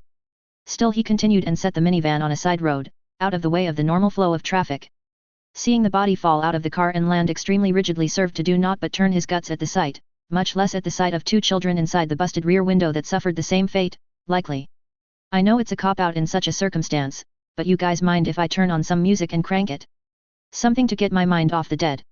It would be welcome, the Star Commander declares. Anything but Nightwish. I'm getting sick of Nightwish. Come in, boss man, it is tradition, another of the Marines says, to the sound of multiple raspberries from the other Marines. No, I never have been a Nightwish fan, but I can listen to them. I prefer same subclass, European metal, just different bands, Keith assures them, to the sound of raspberries from those that were Nightwish fans. Listen before you diss, kiddies, he declares as he finishes setting up the commands on his radio panel. The Commerce Park echoed to the haunting opening stanza, burning fires, burning lives on the long distant roads, through the lost mountains endless so far away from home, as the song Soldiers of the Wasteland began the Marine introduction to the band Dragon Force. Across the 9 minutes of the song, much was accomplished. The Marines had managed to stack most of the deceased and collect their identification for cataloging in that time period, as Keith had removed all of the vehicles from the Commerce Park area and stacked them down the side roads. Only one car alarm was set off, though in 5 minutes it died out due to a mostly discharged battery. Most of Keith's effort was in helping the Marines transport the deceased to where the bodies were being stacked, since the amount and size of vehicles to be moved was actually minuscule in the end, most were already out of the way or not parked in a wall. You know, that was a helluva good song, the first and loudest of the anti-other song protesters notes. You got anything with more of an edge, though? Oh, yes, Keith replies. I got one that will make you Marines feel all warm and fuzzy. This is Primo Victoria, by Sabaton. Keith aborts the coming selection, switching over directly to the song in question. Through the gates of hell. As we make our way to heaven. Through the Nazi lines. Primo Victoria. In this he got more than a few cheers from the Marines, as all of them recognized what the song truly represented, the invasion of Normandy, June 6, 1944 AD. Normandy was often used as a case study as well as training for the Marines in the art of storming hostile shorelines, which still counted as a valid and necessary skill set for Magi armored Marines. That is inspirational, Marine Officer Karen declares as the song ends. You know, there is some talk about since we're going to be here for a while, possibly stranded here forever, that we start a new set of traditions and honors, the Star Commander of Marines notes. That band name, Sabaton? They have some good ones for mobile forces as well as we lowly Marines. Of which calling Marines lowly itself was a joke of triple meaning, but Keith ignored the implicit challenge within. Well, we can also think beyond just Sabaton, or even beyond metal in general. Remember, there is some hard trance that qualifies as harder than metal, kiddies, he muses over the sound of a raspberry from someone on the radio channel. And how far are you willing to think outside that cockpit? A lady Marines notes. Yeah, like, why don't you come down here and show us how useful you are without 60 tons of target practice to hang in, and the comment drew a stifled groan from another of the ladies on the channel. Keith knew that Marines also had a rather unfair reputation for being more perverted than most of the Magi armored forces, with the possible exception of their sister service of the armored infantry. Can we save any such discussions for after our order package is completed? Not that I am dodging what might be a Nuka call, but I think I'll just have to shit. Keith shouts the last as he recognizes the forms of 2 mobile suits closing on his location. Unidentified mobile suits in the colony. Tango call. One of the Marine snipers shouts. 2 mobile suits, minimum 1 possible both Gundams. Incoming our location. Oh shit, Keith says, realizing he was practically defensive, too, right now, caught out in the open with only a beam rifle to his name, no disposable explosives and not even the folding shield to his name. Guys, I'm going to have to cover and fight defensive, you'd best get indoors, he orders as he closes up on a 10-story tall commercial building, covering behind it against possible enemy fire to come his way. Marines, fort in now. The Star Commander orders, which was the simplest of commands for Marines and armored infantry alike. They immediately moved to the building they had already cleared and set up as a duty barracks, spreading out on several levels of the building as they hunkered down to fight a possible urban battle with these enemy machines. Have they seen you? One of the Marines asks on Keith's frequency. Likely, Keith replies before a pair of missiles strikes the side of the building nearby where his Gundam was standing. Make that confirmed, they know I am here. Returning fire at this time, he says as he aims around the corner with the beam rifle, sighting up and firing on the 2 clearly hostile machines through the onboard sight camera. Both shots missed, but it did get them to break up and stop their direct charge. They split up, people, eyes out and be ready for anything. You suck them into the Commerce Park, we'll ram-fuck them and send the remains back in pieces, the Star Commander assures Keith. May not be too hard to get them here, but surviving it might be, Keith notes drolly. The enemy should be coming around the corner. X. The maroon beam rifle shots from the unknown machine were themselves a bit sinister to Raw, but being a coordinator and a veteran of some of the hardest fighting of the war, the unexpected was as much his ally as it was his enemy. The 2 shots had been dead on, the second even compensated for his movement to dodge the first, though the travel time of the beam gave him just barely enough time to dodge the first and block the second with his shield. The translated impact as the magnetic plates on the shield redirected the energy of the beam was hellish, far more than he expected from a simple MS-carried beam rifle, which made the nature of this contact immediately suspect. Isaac, loop wide right and fire from a distance, don't get too close. We don't know what this machine is capable of, don't take chances. Yes, sir, Isaac replies immediately as he widens his approach arc so he would be about 800 meters away from the target when he got a clear shot at it. The battle came to a head in the space of 2 seconds, hardly enough for Cruzat to completely realize what happened until after the shooting was over. As he got a clear sight on the right side of the enemy machine, so had Isaac, and both fired just as the enemy had fired into Cruzat's new GUAIZ. The 2 emerald beams struck, though Cruzat noticed something really peculiar. The armor that Isaac's beam struck, the main chest armor, was scorched visibly, but the beam did not penetrate completely. The beam Cruzat fired actually punched through the left shoulder of the enemy machine and inside as the maroon beam struck off center and left of the GUAIZ and completely sheared the left arm off at the shoulder. The machine collapsed straight down and back, something critical obviously destroyed by Cruzat's shot, but the fact that so much of his machine had been damaged so effortlessly made this a very powerful foe indeed. Isaac, are you all right? Cruzat asks as the adrenaline takes its toll on his body. He could feel that shortly he would need to return to the ship to take another stabilizer, but for now he should be able to continue. What kind of Earth Alliance machine is this? Isaac asks by way of reply as he lands. The pilot had not opened the cockpit up, so he was still aiming his beam rifle at the machine just in case the enemy was playing dead. Whatever it is, it definitely has more striking power than the Earth Alliance Drake-class ships. One shot of that beam rifle tore the left shoulder off my machine, but it is fallible. Yeah, well, my beam shot didn't bust through the armor on this thing. Isaac indicates where his beam scorched but did not penetrate his armor. Maybe we should take this thing back to the ship and break it down, study it as we have your machine, Cruzat muses, knowing that the side with the overwhelming power advantage would try to annihilate the other and thereby garner the mass destruction he craved from this war. Sure hey. Isaac grumbles as his proximity sensors trip, making noise as if there was infantry in the area. What the hell? He asks as the Gundam looks down and left, seeing something extremely unexpected as something bounces out of one of the buildings from the 3rd floor and down to the ground, then when it lands it jets back up to chest level on his Gundam, apparently aiming to grapple with his machine. What kind of holy shit? Isaac shouts as he hauls back on his Gundam, away from their line of advance as he sees what was unmistakably a miniature beam saber light off in one of their hands. He dodged 2 of them and managed to swat a 3rd with his shield, but at least 10 had already latched onto his machine as his various exterior sensors made note of.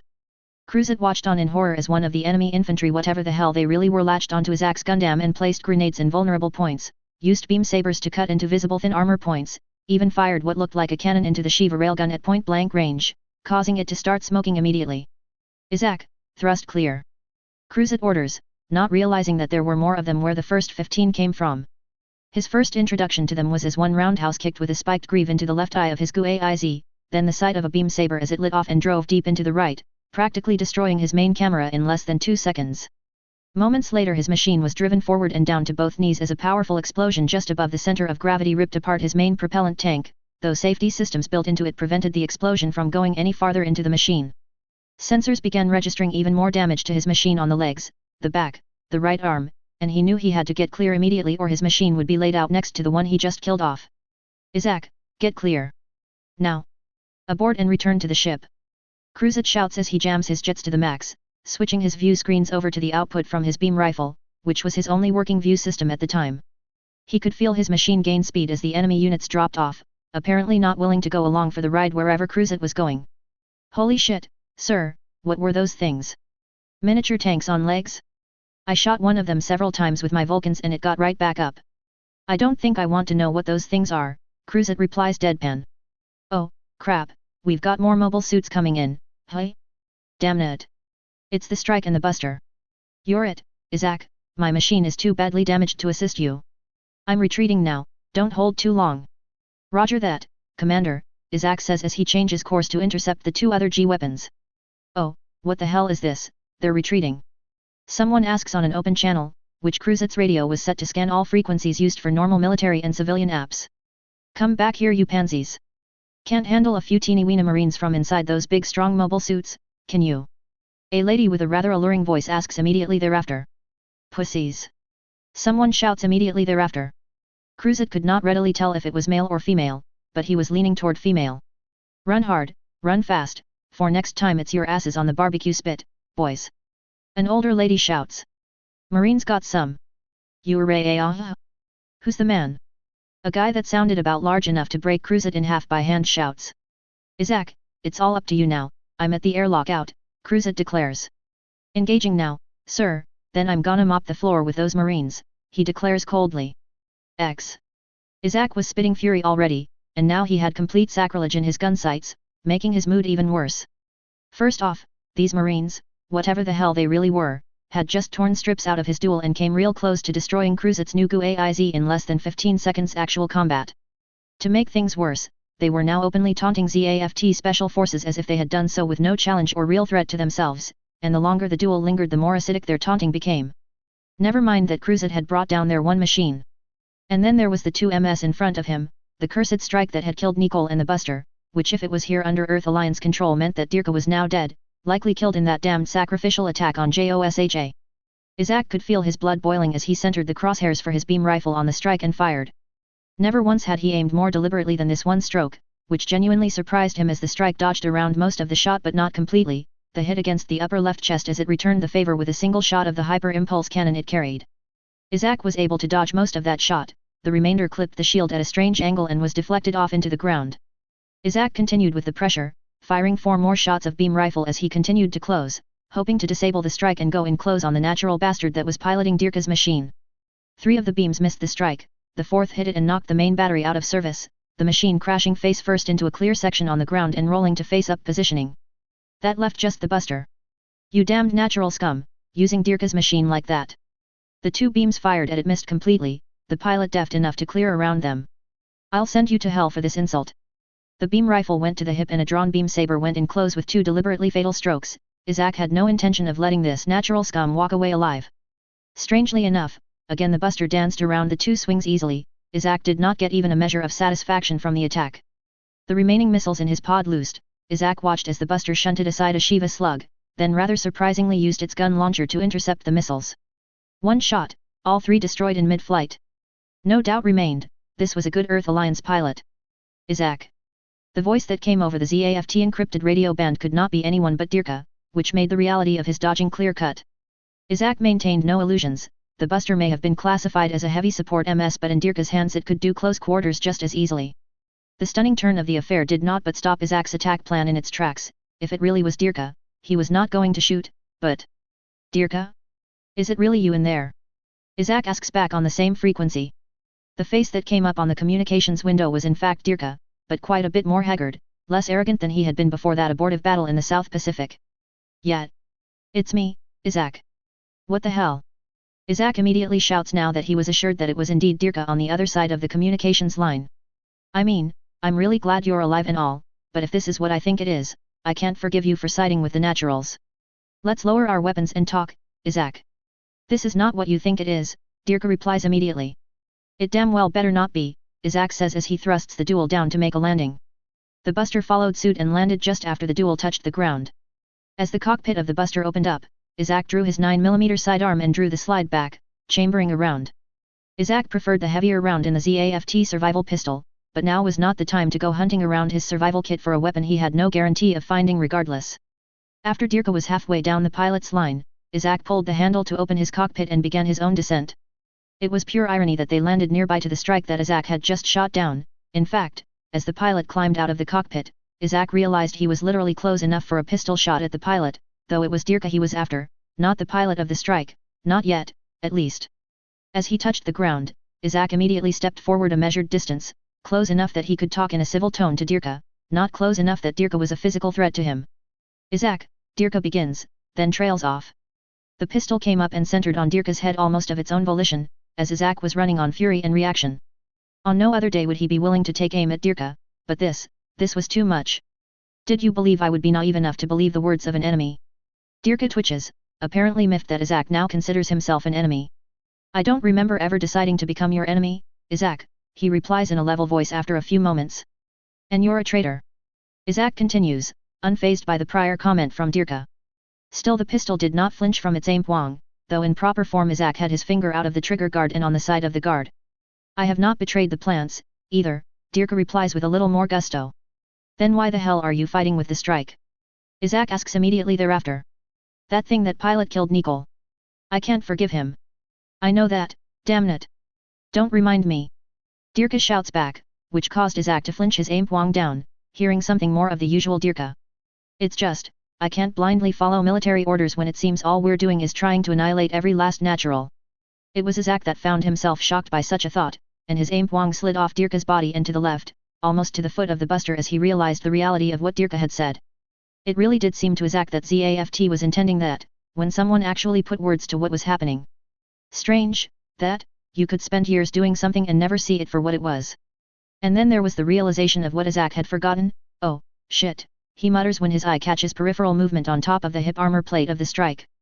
As he cautiously turns his head to look at it directly, never moving his pistol any closer to or farther from Dirka, he found himself staring down the bore of a weapon so large that he could literally see partway down the smooth bore barrel from the 20 meters separating the Marine and himself. More Marines had arrived at the strike, a couple moving to assist the strike pilot out of the cockpit and to waiting medical personnel.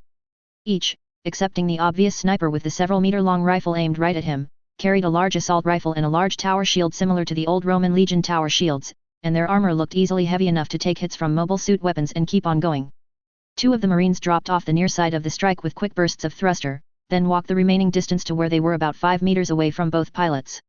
The lead of the two looks first to Dirka, then to the rather stunned Izak, then back to Dirka. Is this going to be a problem, Pilot Elsman?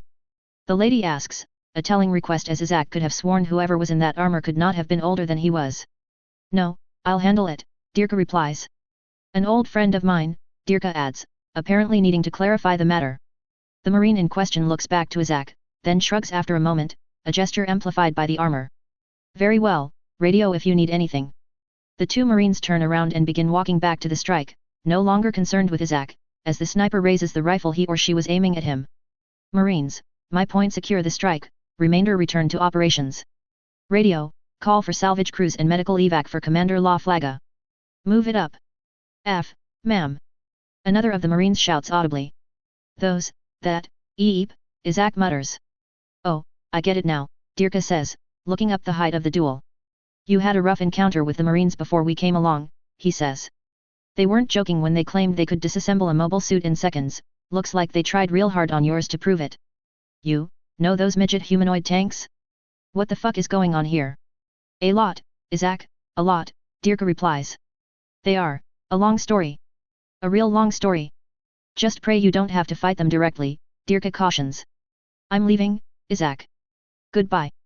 Izak did not try to stop him as he moved to the pilot's evac line and took it back up to the cockpit of the buster.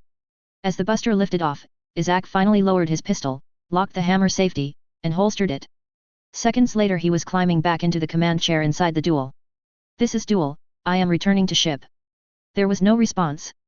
It took him a few to realize that he was still inside the colony and that what he had to say on the radio did not make it outside. Absinthe to Fleet Command, we are showing unusual possible activity on the far side harbor of Mendel. Moving now to verify, request backup at this time, Captain Holmes requests on the Fleet C3. The reason for the request was dead simple, the Flame Eater escort destroyer he commanded had no fighters at all carried in the monitor. The Absinthe itself existed for nothing but gun action. Holmes, Centura. I have just the man for the job. Gerald Lightbringer will be joining you in the target area. You are weapons free at this time, Captain, Wayne replies immediately. Gerald, you copy my last? He asks a moment thereafter. Star Admiral. If there is any more Pukes Hanjin around, I'll shake em up and send em home crying. Gerald changes course for the rear of Mendel and immediately begins a constant burn to get there in a timely fashion. Given where he was after depositing the 3 Earth Alliance Gundams for the pilots to be extracted, likely by some pissed-off Marines, and the techs to rack and begin analysis on the machines, getting to the rear of Mendel took 30 seconds. The Absinthe was just pulling even with the rear harbor as Gerald circled around the corner. What he found he definitely did not like. Command, Angel 0, I show enemy monitors launching mobile suits at this time, 16 confirmed launched, 1 heavily damaged and retreating from the colony. 3 monitors in the area. I will be engaging momentarily, he says as he drives his throttle forward, bringing the machine up to speed immediately. The retreating white-colored machine was nearest, and appeared to still have something approaching armaments available, so Gerald started off with a beam as it began to rotate on him. The first shot missed, which immediately revealed a critical fact to Gerald. So, you are a new type as well as a fly in the ointment, Gerald notes telepathically to stir the opponent up. He got what he asked for, a pair of beams that went no farther than the eye field on his armor. The first thing that Gerald noticed was that the machine already looked chewed up and showed evidence of having lost its arm courtesy of a Gundam's beam rifle. Another beam hammered into the eye field and went no farther once more, giving Gerald a bit of a laughing fit. What manner of demons are you? Gerald hears back on the telepathic plane, and where it came from was grossly evident, the enemy machine he was targeting. We are the ghosts of wars unimaginable in the average human heart, come unto this dimension to deliver a lesson on aggro control, boy, Gerald replies as he finishes closing with the enemy machine. At point-blank range and with a severely damaged machine, there was no dodging the volley of 105mm autocannon from the Nuiziel. The several dozen armor-piercing slugs hammer into what remained of his machine, tearing both legs off, striking the chest in several places, and completely obliterating the head. You are not even worthy of a line on my codex, much less the ammo to kill you off. Suffer well, boy, and watch as we unleash on your fleet. Tracers from the Absinthe passed by his armor, headed for the enemy warships, and in all fairness to Captain Holmes there was little expectation of hitting in the first salvo. Even still, 2 of the 5 volleys struck home on the leftmost ship as it in turn fired on Gerald in following of one of Murphy's laws, being that density of fire increases proportionally to the curiousness of a target. Gerald had to dodge around a pair of railgun slugs, which was not a simple task in a just under 500 tons mobile armor, but far from impossible either. Of the capital beams, one was destined to miss, the other he took the hit in the eye fields, making them less of a threat than he initially assumed. After he stopped maneuvering around beams, he could tell that the 2 barks of 35 cm naval guns from the Absinthe had torn massive rents in the ship already, and that further abuse would be catastrophic to it. Absinthe, Angel 0, split your fire between the portside and center ships. We'll leave the one on the right to evacuate the area. We leave survivors? Captain Holes asks, quite a bit shocked by the change in intent. Gerald replies immediately. We make it clear that fighting us is a losing proposition, but we don't kill them all or the message doesn't quite get across, he explains judiciously as one of the beam cannons from the enemy warship strikes his eye field. Oh, these things are getting a bit risky now, he says facetiously. I'll take the center one down, Angel 0. You hammer the left side, Anastas requests. Roger, Gerald says as he maneuvers hard, then hammers a set of missiles with his 105mm autocannons to knock them out before they hit his armor. 2. Time to put the fear of the angels in them, he says as he absorbs a burst of low-caliber autocannon in his armor while closing up on the left warship.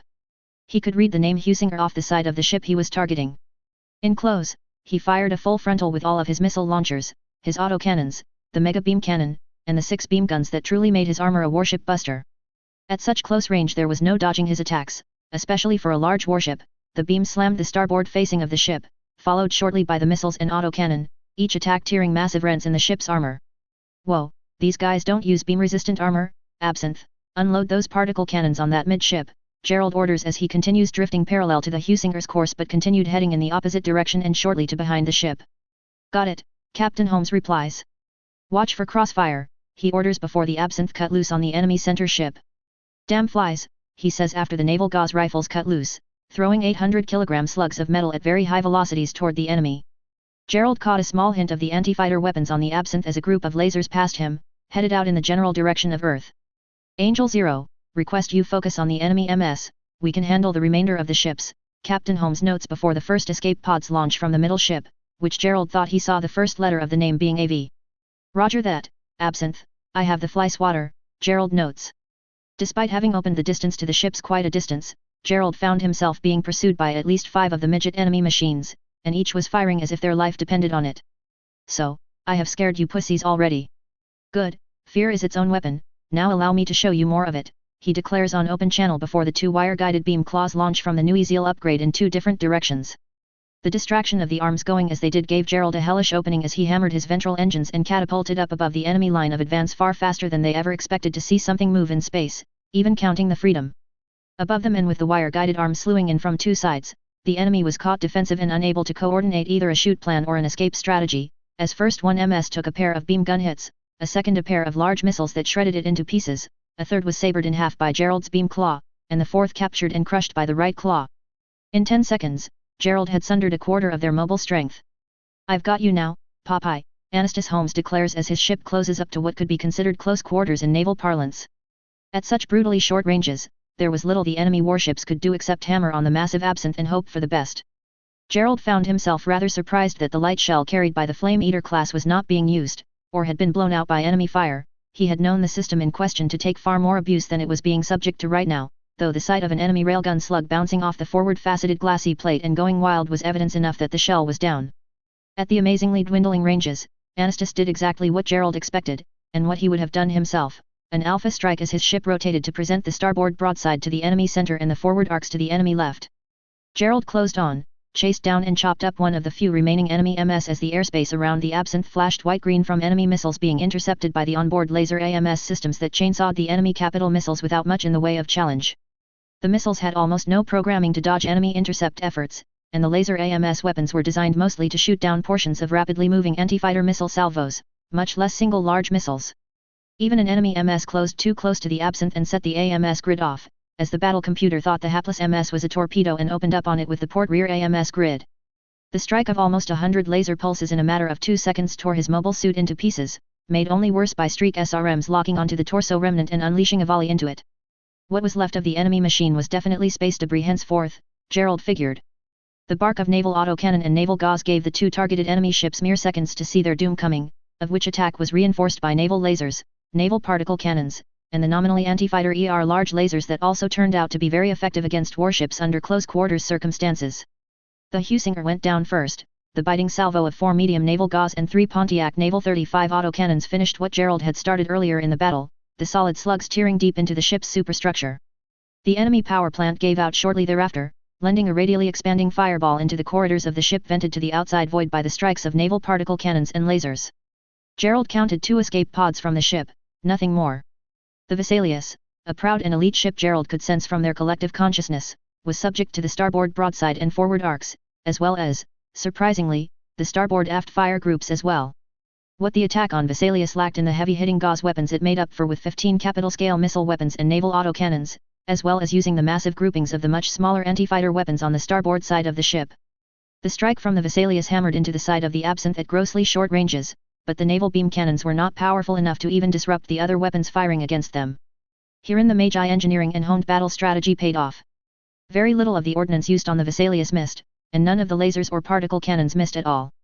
Within 4 seconds, tons of ballistic slug, dozens of missiles, and gigajoules of laser and particle cannon energy slammed into the ZAFT warship and immediately ground down and penetrated the armor. The difference was significant. Despite the variance of ordnance used, the Vesalius died faster and far more spectacularly than the Husinger.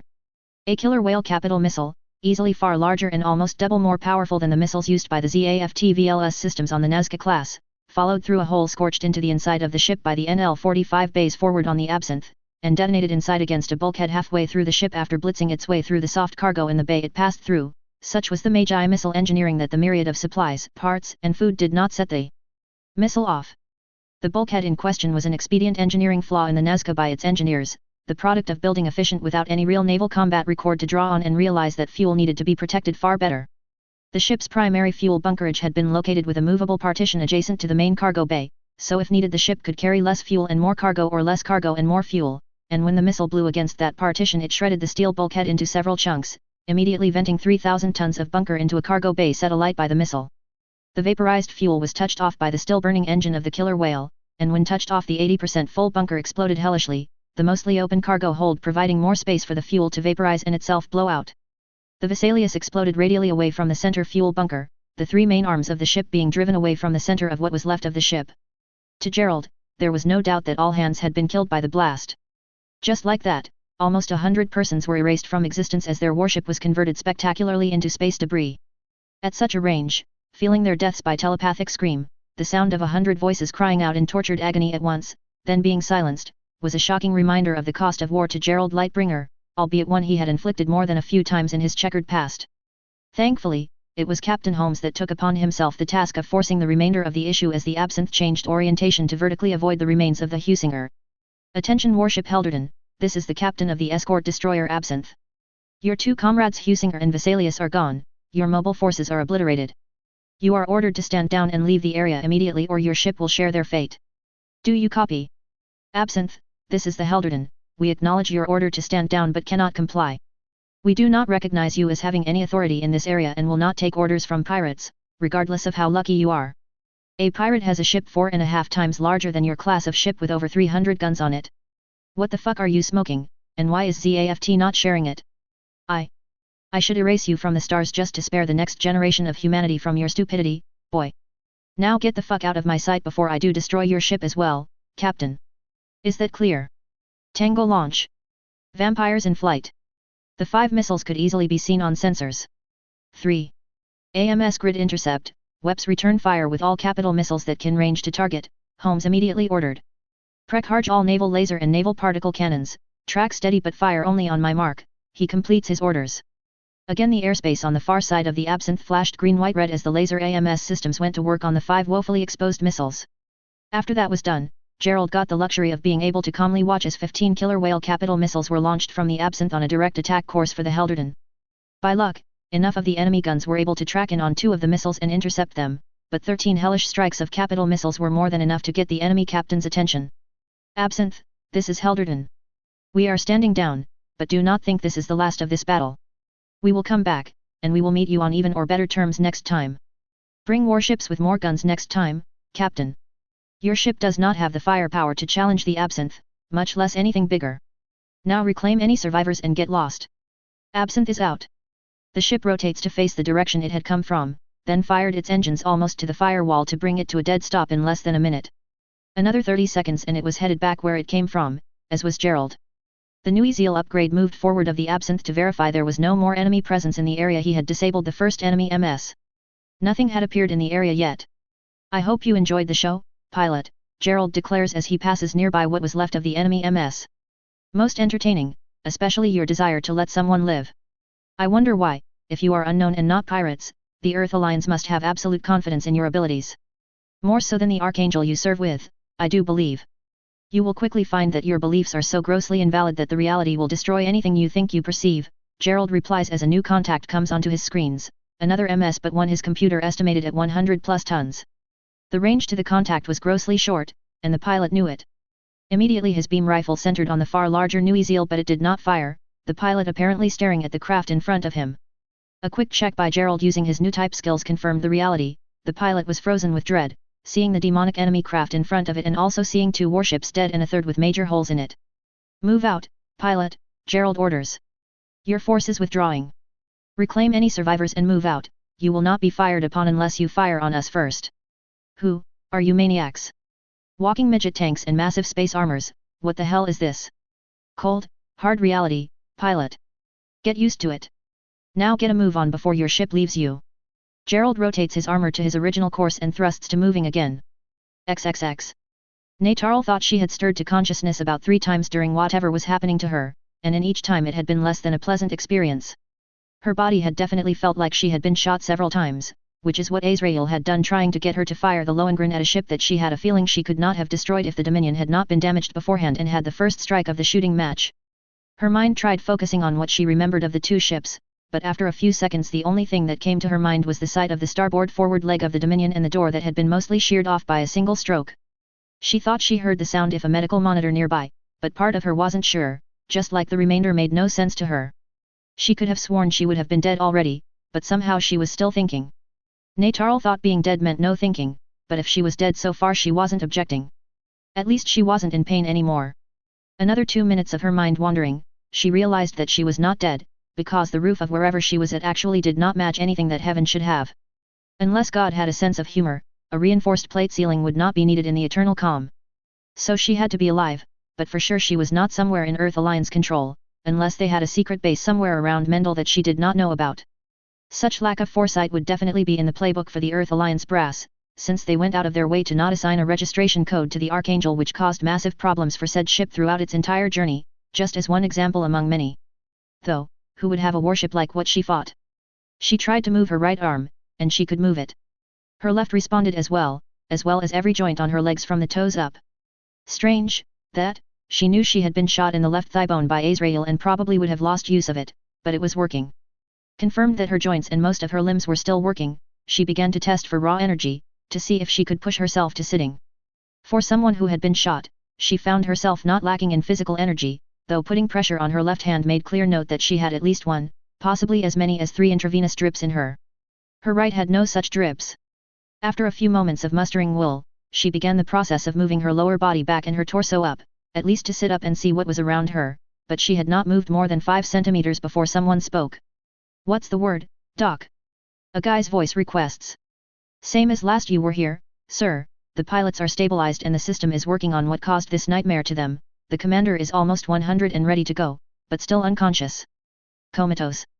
The apparent commander asks. NEG, mental fluctuations shows her mind in varying states of activity. It should not be long before she stirs for the first in quite a while. Understood. When she's cleared I want to know.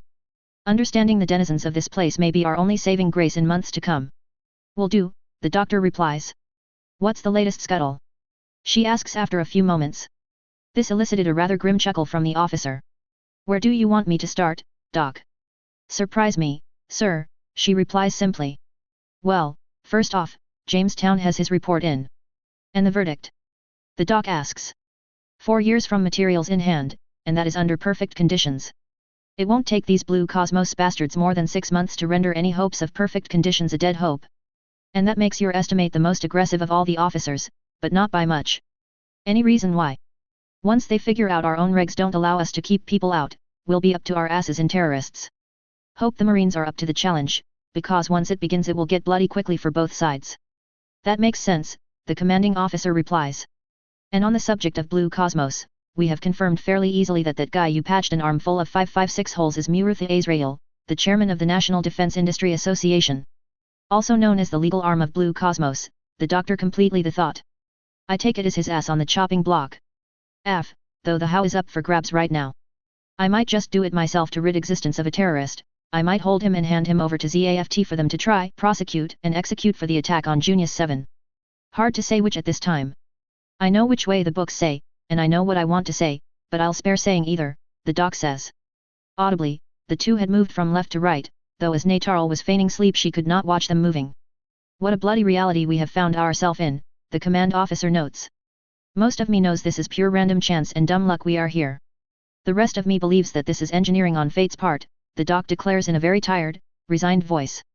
Thankfully, injuries from normal ops have gone down since the faulty jump, so I find myself with plenty of time to wander and only now a reason to do doubles or triples. Not worried about burning yourself out. NEG, sir, I can do a quad with only a small pick-me-up after the third and still be good for it. And before you start complaining, sir, myself and Rochelle are more than enough for this low PRI med ward, keep the staff thick in the areas we need it, like Bay 9, maybe. Your logic is cold, the commander replies.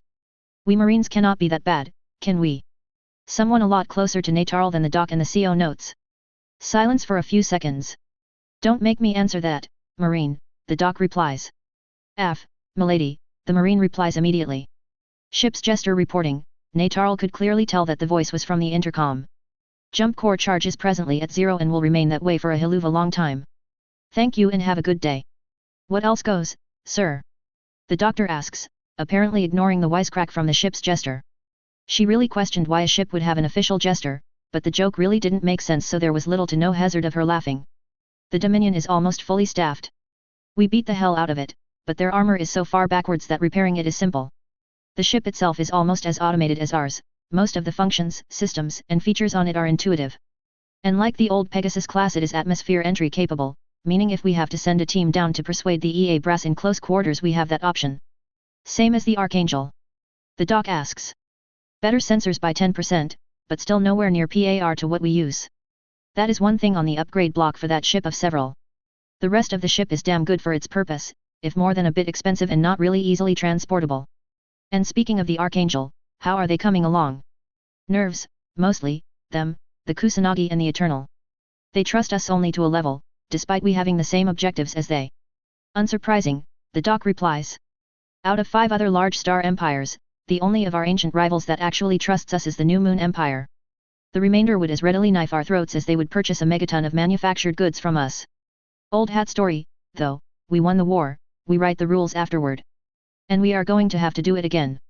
This Azrael shithead was dead set on finding some way to bypass neutron jammers so he could use his nuclear arsenal on the plants. I'll give him points for dedication, but the genocide thing definitely earns him a place in hell for his efforts.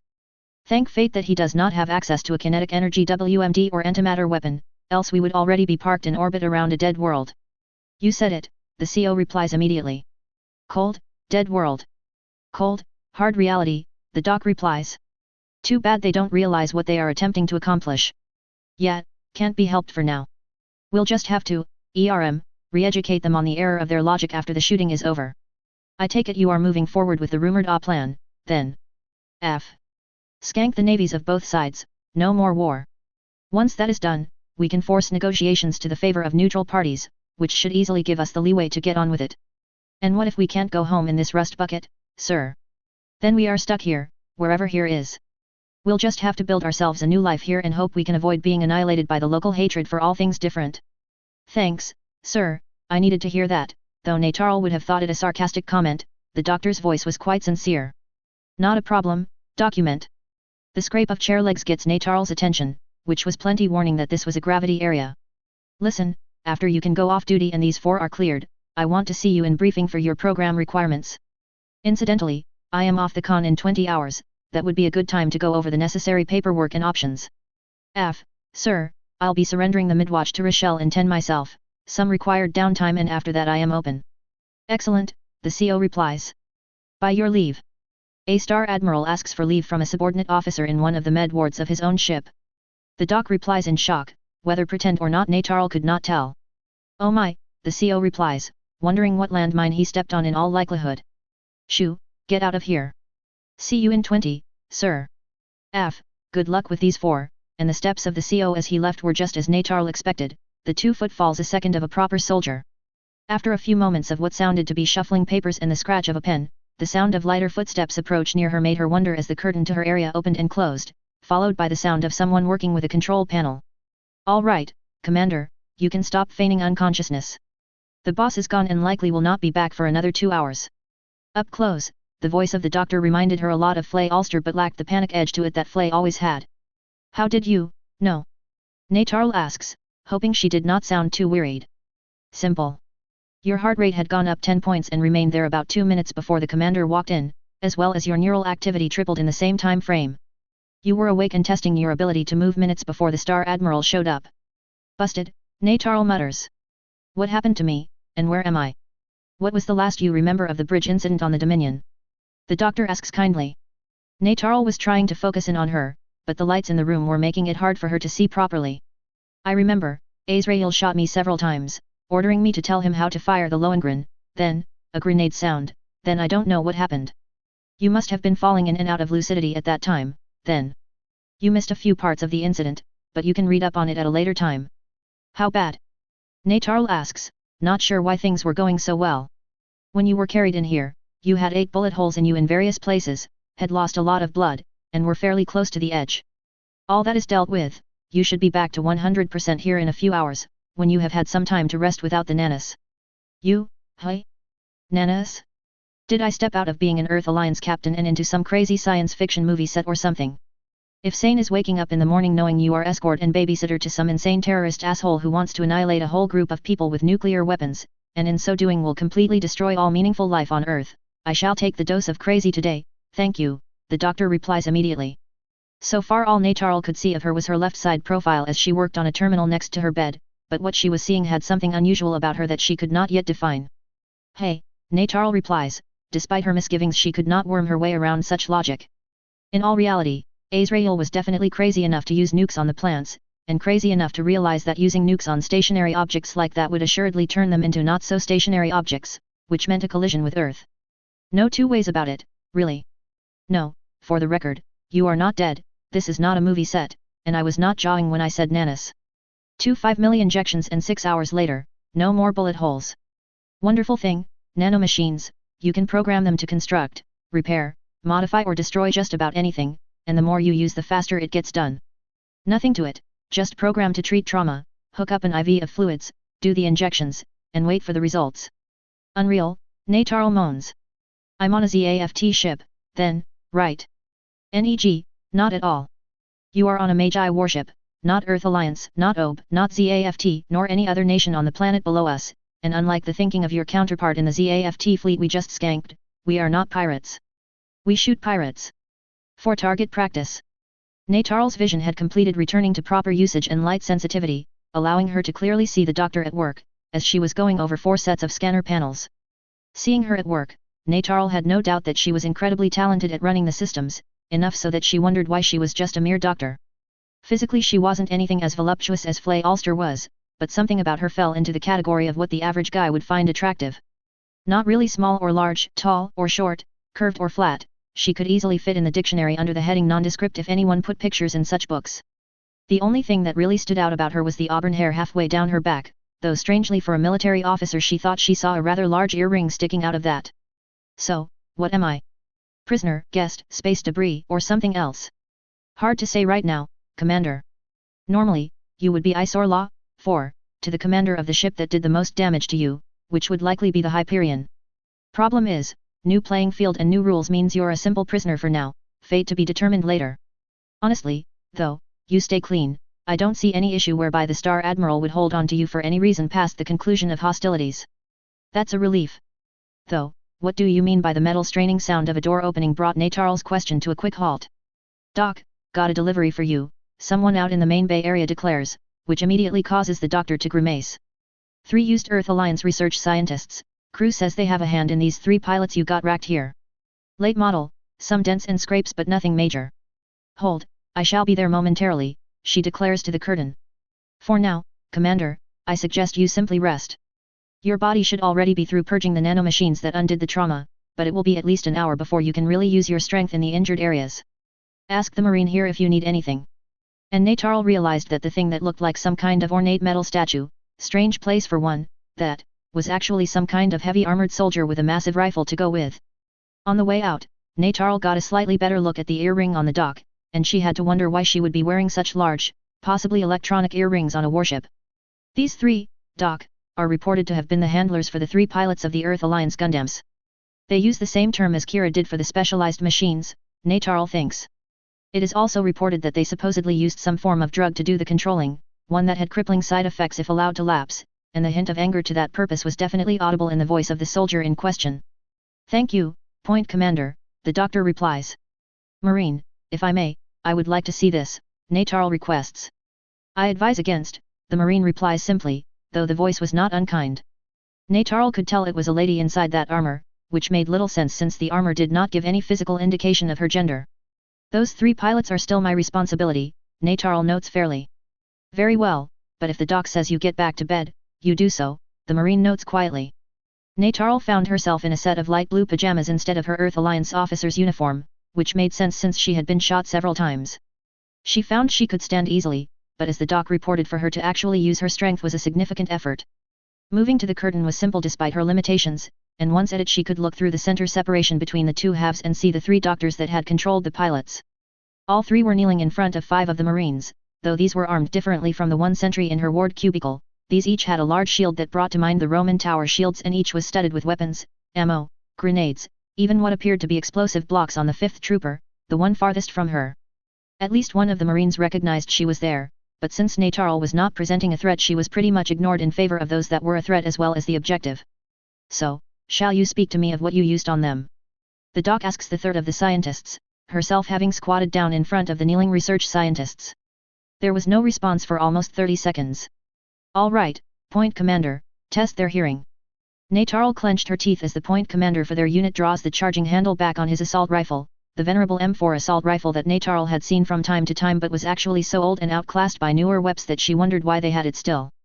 The next thing did not frustrate her, it actually scared her shitless as the same officer pulled a grenade off his chest plate, hooked the pin on a small pinhook on his shoulder plate, and ripped down to give the 3 an immediate rendition of the pin out of grenade sound. All right, which one of you 3 wants the pineapple up the ass first? The Marine asks. You can't do this. We're prisoners. The middle scientist protests. NEG, not quite, the doctor replies. First off, you are military officers captured in a war zone in civilian clothes, which technically puts you in the classification of spies. Second, if you are asking us to play by Geneva or Hague Convention policies after you use torturous methods on your own personnel to control them, you have definitely come to the wrong ward to seek solace.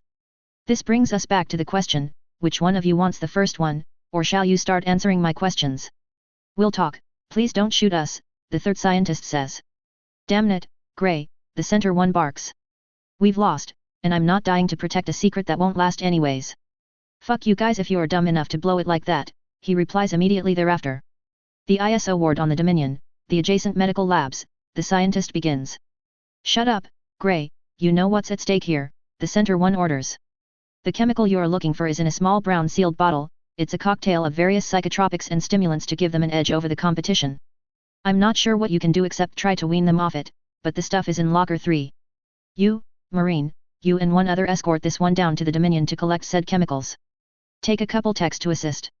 Brig these other 2 silent ones. If they are stupid enough to be obstructionist, they can argue the matter with their consciences in the cell walls. Doc. On your feet or I drag you to holding, boy, the point commander orders of the center scientist.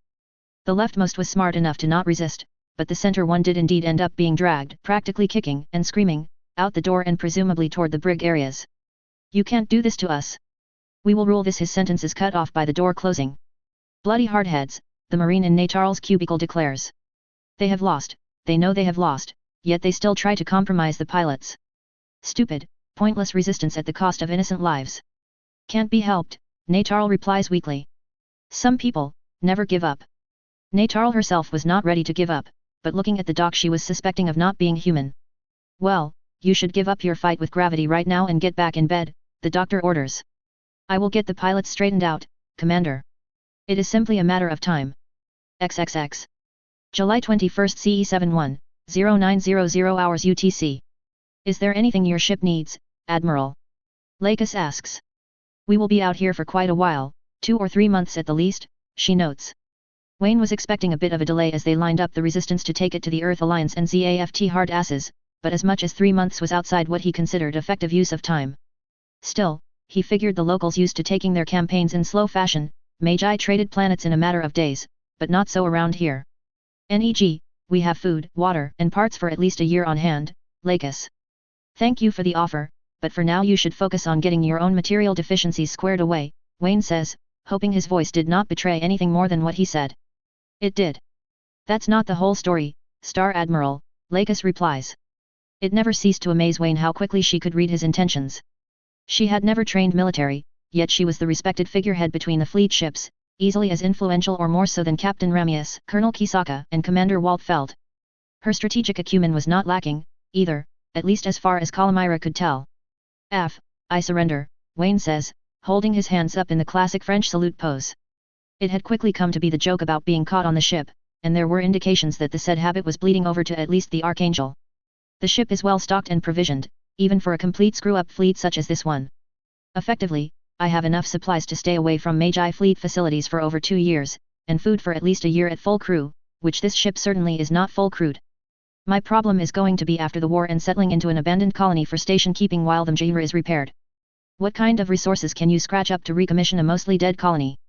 Nothing major for now, since even after the shooting ends the Mjira is going to have to ride roughshod over the players to minimize the chance of flare UPS. I don't think it is going to be that bad, not after they see the futility of the war, Lakis says, showing a hint of her inexperience on such matters. No, not that bad, but bad enough to warrant our continued activity on the matters. Not to mention, the terms of negotiation are easier to modify when they know they are sitting in, on, or next to the nastiest warship in the area, Wayne offers as reply. He could tell that Waltfeld agreed offhand, Colonel Kisaka agreed but was hardly showing it, and Captain Ramius was about half-half on the issue. Think petulant children, basically, with a discipline problem. They don't like being told what to do by anyone, especially the new schoolmaster in town. Put that way, even Captain Ramius agreed with him. I still don't think they would continue after it's over, Lakis replies, proving she still did not agree. Okay, we shall settle this honorably. From his uniform upper sleeve pocket he pulled out a folded C-bill. 50 C-bill says that after the shooting is over, the Earth Alliance is not going to negotiate in good faith on major matters until after we have handled them a bit roughly, be it by oblique threats or an actual minor shooting incident. No take, Commander Waltfeld replies. Nope, Colonel Kisaka replies. I'll take that bet, Commander Lawflager replies. Except, how much is 50 C-bills worth? 1 C-bill will buy me 2 gallons of fresh dairy product on a planet where it is distributed. 1 gallon on a planet that has to import it. Yeep, Kagalai groans. That's 5, almost 6 Earth dollars to 1 C-bill. Stable economy, Wayne replies a moment thereafter. Everyone expects stability and a meager amount of growth, none of this roller coaster ride of global ties and interconnected trading markets and stuff like that. Get into that, and a chain reaction of events outside your control can cripple your economy. Attention ship's techs, a faulty pressure release valve in Marine Barracks 4 Charlie needs replaced. Control head is presently spewing hot, steaming bullshit at this time. Thank you, ship's jester is out. And for a second there, I thought that was a legitimate service call, Mu opines aloud, since most service calls were broadcast like that inside them. Jr. What about international trade? Commander Waltfeld replies, getting back on topic. Trade? Trade is good, so long as it is fair market trade. Volatility is not good, especially when societies are built solely around trade and are at the whims of other parties, Wayne replies. And what happens when you get asked the question about trade? Kagalai asks. If what you are planning happens, you will become your own government in essence, Kagalai continues, to which Kisaka nods. Simple. We trade with those who are honorable in their dealings to themselves and their neighbors. And I think there are some growth market potentials here, a few military and a lot civilian. Once the world finds out about our ship, they're going to want supermonitor ships like this one, and they are going to want FTL jump ships, more of the latter than else, Wayne thinks behind a passive mean.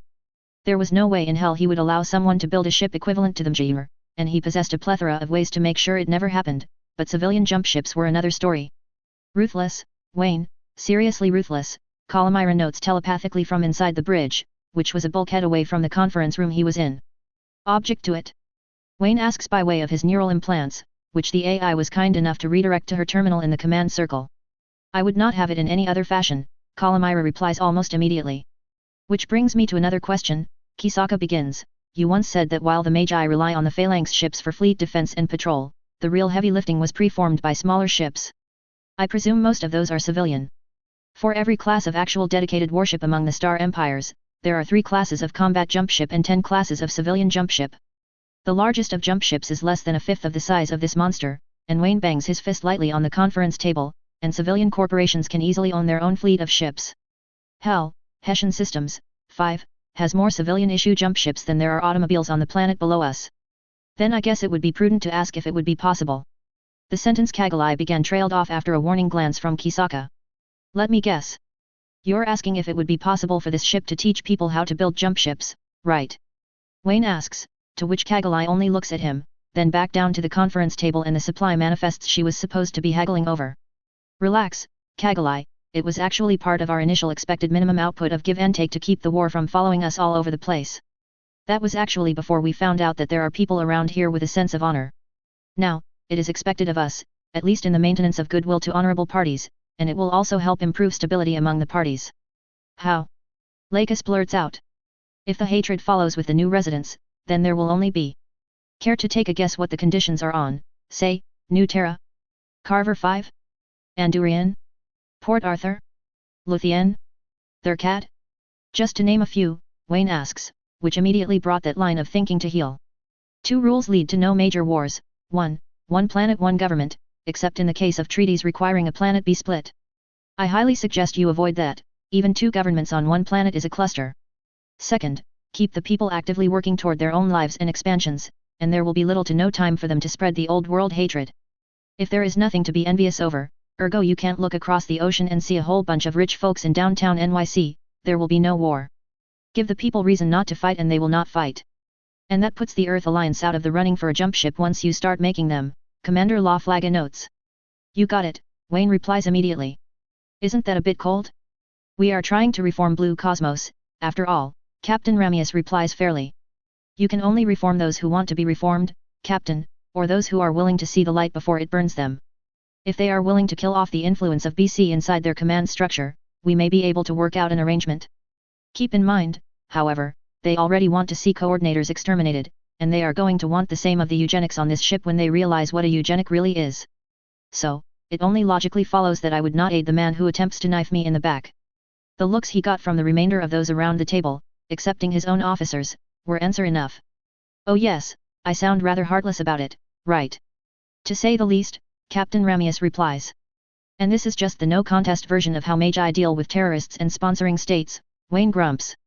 I would disdain to see your reactions to more proactive counter-terrorism measures. You mean, you actually do, Lakis begins, but falters. After you have had persons trying to off and on exterminate you for 3,500 years, you will understand where we Magi hail from. Now, shall we dig ourselves out of this morbid rut and back onto the matter of logistics? This is insane, Commander Laflaga replies, apparently unwilling to give up the turn of conversation. Wayne sighs as he cradles his forehead in his right palm. Nothing dies harder than a perverse idea. I owe the fates 20 C bills for this one. XXX. July 21 CE 71, 1300 hours UTC. The Harrow units were something of an anachronism that didn't go away with the times. Too trivial to be considered serious, yet too useful to completely kin or relegate to civilian pursuits only, the half-meter-wide Harrow balls just never went away even as the nanotech systems came online. After all, the nanas took time to do their thing, the Harrows could do some things in a matter of moments and others no longer than it took to fetch apart. And then there was the nostalgia factor. The Harrows had been part of the fleet for millennia, making them one of the oldest production units out there in common use. Nobody wanted to see them go, and many people wanted to see more of them in operation. The latter group actually liked the new mods to the good old Harrows that gave them a serious upgrade in personality and intelligence, almost to the point of a full construct class AI, 6. So, the Harrows were definitely here to stay, despite the midget Harrows that had been seen around the presence of Lady Lakis Klein as most of the Magi thought of her. Though, anyone would admit that the Harrows tended to misread some concepts when given a good opportunity. Yo man, sup? Harrow 6 asks as he rolls to a stop next to the bunk of the particular Marine Star Commander he was looking for. Said Marine was presently in his bed, going over some note pewters to clear up some of the dreaded paperwork. What's bangin', Harrow man? The Marine replies, then, Wilkes, get your ass down to the firing range or I'll have to suspend you. Your quals are a week overdue, he says before Harrow could reply. Yeah, the said Marine replies Biofra. He jumps clear of his bunk and heads out the door. Need some help, Marine-sama? Got a new piece of info I need to research. And Spitz down in the engine room said you were the one to talk to. Spitz? Don't have a clue who you're talking about, the Marine replies, meaning it. He did have a reputation for being a scrounger and fixer, which is probably why this guy Spitz had sent the Harrow up here. What's he need? I need some porn, the Harrow asks in the same level voice. The lady Marine in the next bunk over breaks down into a laughing fit so violent that she fell out of bed laughing. I know I didn't hear that right, the Marine replies. What do you want with porn? Trying to figure out what is so attractive to people about porn, the Harrow continues. By now the whole barracks was laughing about the conversation. Okay, do you want male straight, female straight, gay or lesbian? Star Commander Bone, replies. Holy shit dude, you have access to all of that? You demand. The Harrow does some kind of funky spin on its base. But, hold on, you mean this is linked with human sexuality? What, Spitz didn't tell you about that? The Star Commander asks. Fuck that man, forget I asked, the Harrow notes in what was clearly a disgusted tone. Perverts. Everywhere I go, perverts. One thing that the Harrows had been programmed with was a general distaste of such subject matters, though why was outside anyone's guess except for the ship's AI. Welcome to reality, the Star Commander replies as he gets back to his paperless paperwork. Harrow. Harrow. The sound of some kind of bouncing, metal against metal clang could be heard just inside the door to the barracks. Harrow. Anyone home? No way, that ain't no Harrow, the Harrow next to the Star Commander's bed declares. Harrow. Harrow. The Star Commander watched as the pink ball bounced across the room and stopped its forward bouncing in front of the clearance where Harrow 6 was it. Harrow. Wanna play, Harrow? Who brought this weak shit into my house? Harrow declares in a very grumpy voice. Harrow. Does not compute. The Harrow bounced up onto the Star Commander's bed and was bouncing there, albeit in a muted fashion, until the Star Commander batted it back onto the ground. I'll bet it doesn't compute you dumb piece of pink bird shit, Harrow 6 declares as the little pink Harrow begins bouncing around it in circles. Let's play. Let's play. Tag. Tag. It asks in its high, whiny attempted Harrow voice. Dude, man, you have a daughter now 6. Harrow 9 asks as it rolls to a stop at the end of the causeway. Fuck off, 9. Like hell this weak shit is related to me. Harrow 6 declares. Stupid. 6 shouts as it rotates full 360 real fast while whipping out its arm.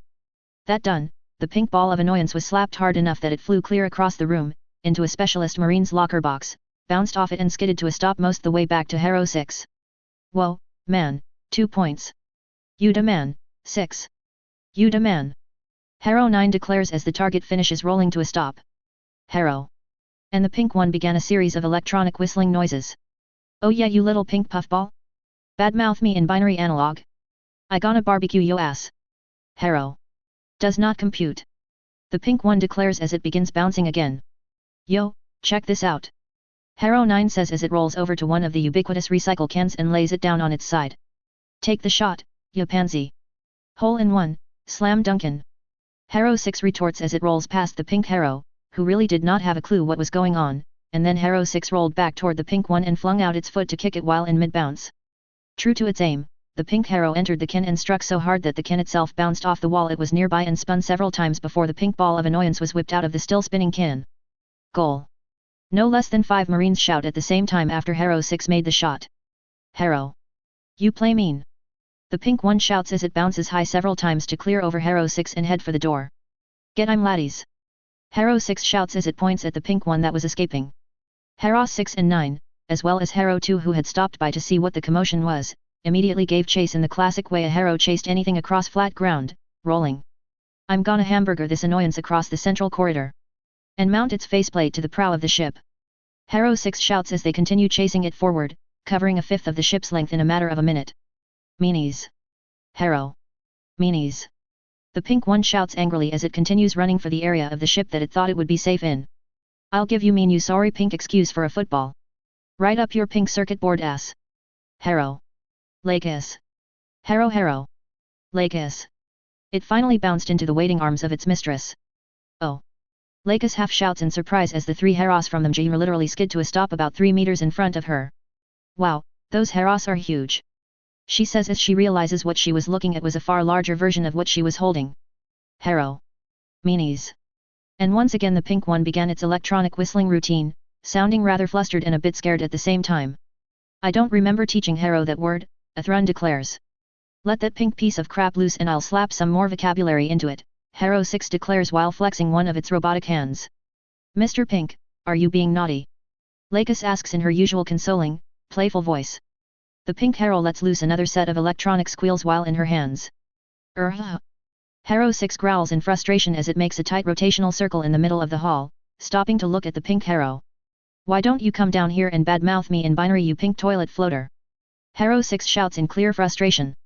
What the hell is this, Harrow 6? Century Commander Lightbringer asks as he walks past Lakis to interpose himself partially between Lakis and the 3 harrows on the ground. The harrow in question straightens up and salutes Gerald, as did the other 2 harrows at the same time. They definitely knew how to recognize superior officers, Athrun figured. That pink dumbass toy wandered down to the Marine barracks I was chillin' in, startin' shit with me and the Marines, so I had to re-educate it on the error of its logic, Century Commander. We chased it down here, but you can see where it is now, and that thing is still badmouthing me. Let me edit. Stand down, Harrow 6, that's an order, Gerald declares immediately, knowing what the harrows were really capable of if wound up enough. Century Commander, it salutes again. Return to your duty posts, and chill the hell out, he orders immediately thereafter. Grr, understood, sir. I'll warn the lady, though, if that thing gets loose and starts shit again, don't expect to find it intact, Harrow 6 declares before it closes up and begins rolling toward the rear of the ship. More like, don't expect to find it again, period, que pasa. Harrow 2 declares as it does a backflip that segued into its roll back from whence it came. Smack you later, pink ball, Harrow 9 declares as it hunches down and rolls away as well. Harrow. Harrow. Meanies. Harrow. Lakis Harrow declares before letting loose another string of binary. Those harrows have some serious attitude, Athrun declares as he watches them roll down the hall and eventually go their separate ways. Yeah, but it takes a hell of a lot to piss them off like those 3 were. What did your harrow do to warrant that? Gerald asks after he turns back to Lakis. Harrow. Does not compute. Harrow. I don't know, Athrun declares. I don't think I want to know, either, he finishes his thought. Enough of this crazy electronic crap. Let me buy you a drink, both of you, if you don't object. Nothing alcoholic for me, sorry, Lakis replies. I'll pass for now, Athrun replies. If this gets any crazier, though, I may take you up on that offer. Suit yourself, Century Commander Lightbringer replies as he walks the several paces to his usual hide hole, the sniper bar and grill. Lakis and Athrun return to their ships in due course, having duties of their own to attend to. It would be the ship's gesture that summed it up for everyone involved. Attention all hands, the harrows may be in a foul mood at this time. Use caution and keep your belts cinched tight, people. That is all. Author's chapter afterward. Clean up on the south side of Mendel, ZAFT warships got gutted and chunked. I had to ad hoc some of the detail, like the movable cargo/fuel partition, but that is detail work and extrapolation on my part. ZAFT may be good, but they are still new to the naval war thing compared to the Earth Alliance and they are babe in the woods greenhorns compared to the Magi on that subject. Despite their lack of true veterancy and good, solid ships, they still managed to cause a significant amount of damage to the Absinthe, as will be detailed in chapter to come. You got a taste of marine combat in this chapter, but you can rest assured that the Marine antics are far from over as of right now. Marines have a lot more potential for being destructive than you saw here, and I intend on deploying all their destructive tendencies in due time. I am thinking, maybe correct a really plot hole in my original story using them? Har har har. I'll be honest here, this one was not quite as much fun as the prior chapter, but it was still hellishly funny to write, especially the hero scene. Someone once asked if I would be willing to introduce the UC hero to the CE hero, so there you go. And no, in case you can't tell, I do not like the CE hero, it is just way the hell too annoying for my tastes. Of course, there are cures for annoying so. Also, don't expect the hero antics to be over with at this time. More of the heros will be seen to come, and this is only the beginning of the War of the Heros. If some of the bent of the med ward scene does not make sense to your or feels unfinished, you can relax on that account. There will be much more on that account in the way of closure. I just began the process here, but you can expect it will get more airtime here in the next chapter or two. On an aside, I actually have the next chapter to Archangel's Amazing Adventures ready for deploy at this time, but it is on hold for a beta check to make sure I did not screw something up in the process of the writing. Hold on, people, I will have it ready deployed no later than Thursday, beta check or not. Review replies, I got a whole host of replies to this chapter, thank you one and all for the support and intuitive questions. In some cases, I am going to block quote my original reply, because the information contained within is something I believe should be passed around to everyone. Death Zealot, the next chapter of AAA is on standby for beta service at this time, I expect I will have it deployed this week. Hold on to your Rs, because much is about change on that front. Also, N-jammers only stop the movement of neutrons, how, I would like to know, they cannot stop the movement of hydrogen isotopes inside a fusion reactor, which is almost all of what the Magi use. One village idiot, one block quote of 2 for this chapter. Hey, thanks for the review. Always a pleasure, smiley face. BC is just beginning to show what flavor of moron they truly are, and after the shooting is over they will end up making things worse for the EA in short order, but don't take my word for it, stay tuned and observe. They're going to get desperate before things get better. Azrael will get his fate, trust me on that if nothing else. He got lucky in not getting killed outright, the dice decided he survived this one. Brain rape is a haluva way to put such things, but yes, I can see where a society that does not have a strategic Chinook or equivalent would say such things. Yes, even with this kind of firepower, the Mjira is considered a substandard, crap, joke fleet. To answer your question thoroughly, a standard, regular or veteran, patrol fleet consists of 2 Phalanx-class ships operating in tandem. Both ships have full mobile complements internal plus at least 4 monitors apiece plus at least 6 extra fighter carrier dropships per ship, bringing the total up to 2 super dreadnoughts, 8 escort monitors, minimum, 400 mobile armors, minimum, 600 mobile suits and Gundams ratioed about 3 milliseconds to 1 Gundam, minimum, 450 aero fighters, minimum, plus extra. Carried assets equal to no less than 1,500 fighters, MS, Gundams or an equivalent amount of mobile armors per ship. The Mjir, on the other hand, started its patrol run far under strength and only partially made up for it by picking up extra assets along the way. An elite patrol fleet formation consists of the same number of units, but has as much as 95% Gundams and even replaces fighter capacity with Gundams or high-end mobile suits, as well as being crewed by the best personnel in the armed forces. It is not uncommon for an elite patrol fleet to be able to take out as many as 3 regular or veteran patrol fleets on skill alone, the disparity is that great. To preempt the coming question, this level of force was necessary on patrol fleets, not even counting strike fleets, due to the fact that the other star empires used large fleets of smaller vessels to take down strategic targets or capture planets, and in some cases the only thing standing in their way was a patrol fleet and the planetary garrison, not often much of a threat to a hardened enemy force. The easiest way for the Magi to counter the masses of smaller battleships, cruisers, and destroyers was to rely on heavier ships with large formations of mobile forces, which also had the side effect of increasing the net survivability of the warships by developing strategies to that battle plan.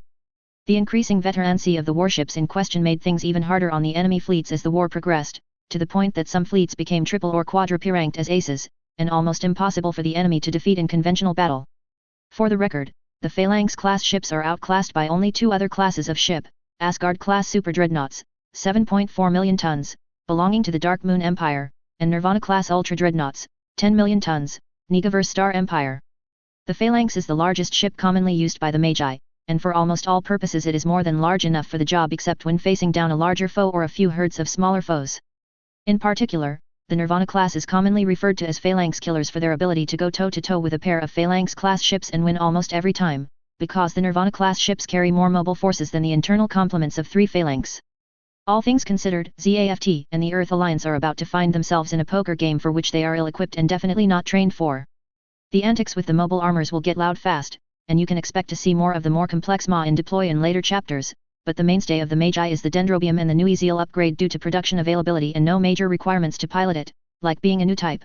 This accepts having to train for 3 years to pilot them effectively, of course. And you can expect the MA and the Destroy from the Destiny timeline will make their mark on the scene when the time is right.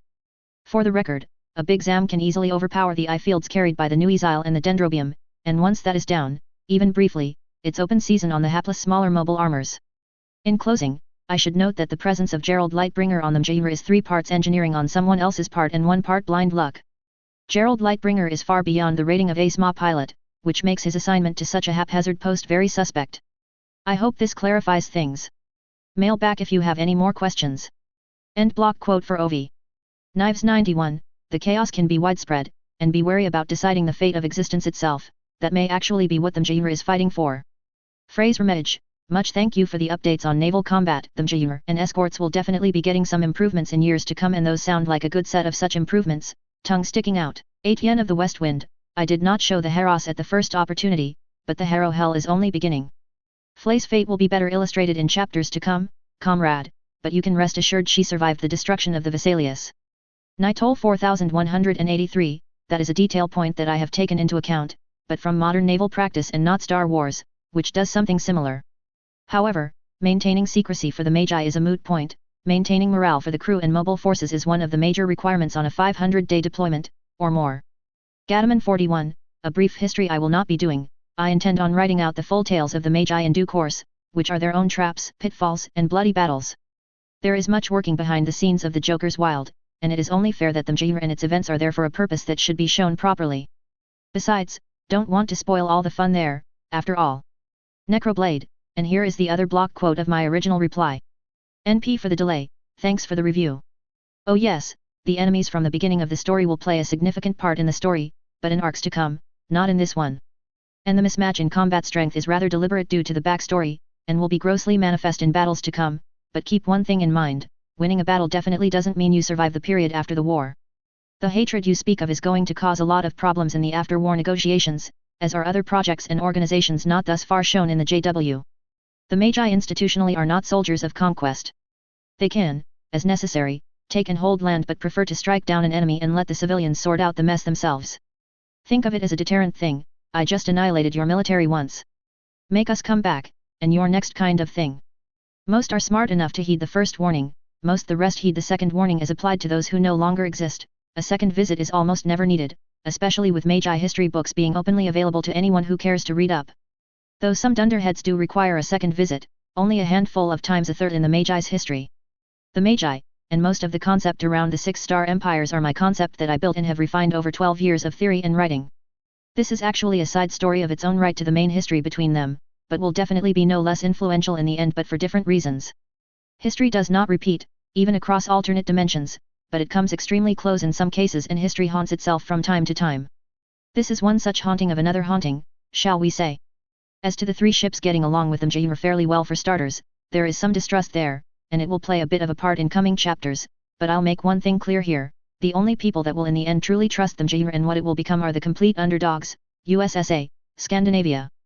ZAFT definitely is not going to trust them because of their immense power and elitism that ZAFT can't match, since coordinators are good but the Magi have eugenics, coordinators one good step farther than ZAFT even dreamed of.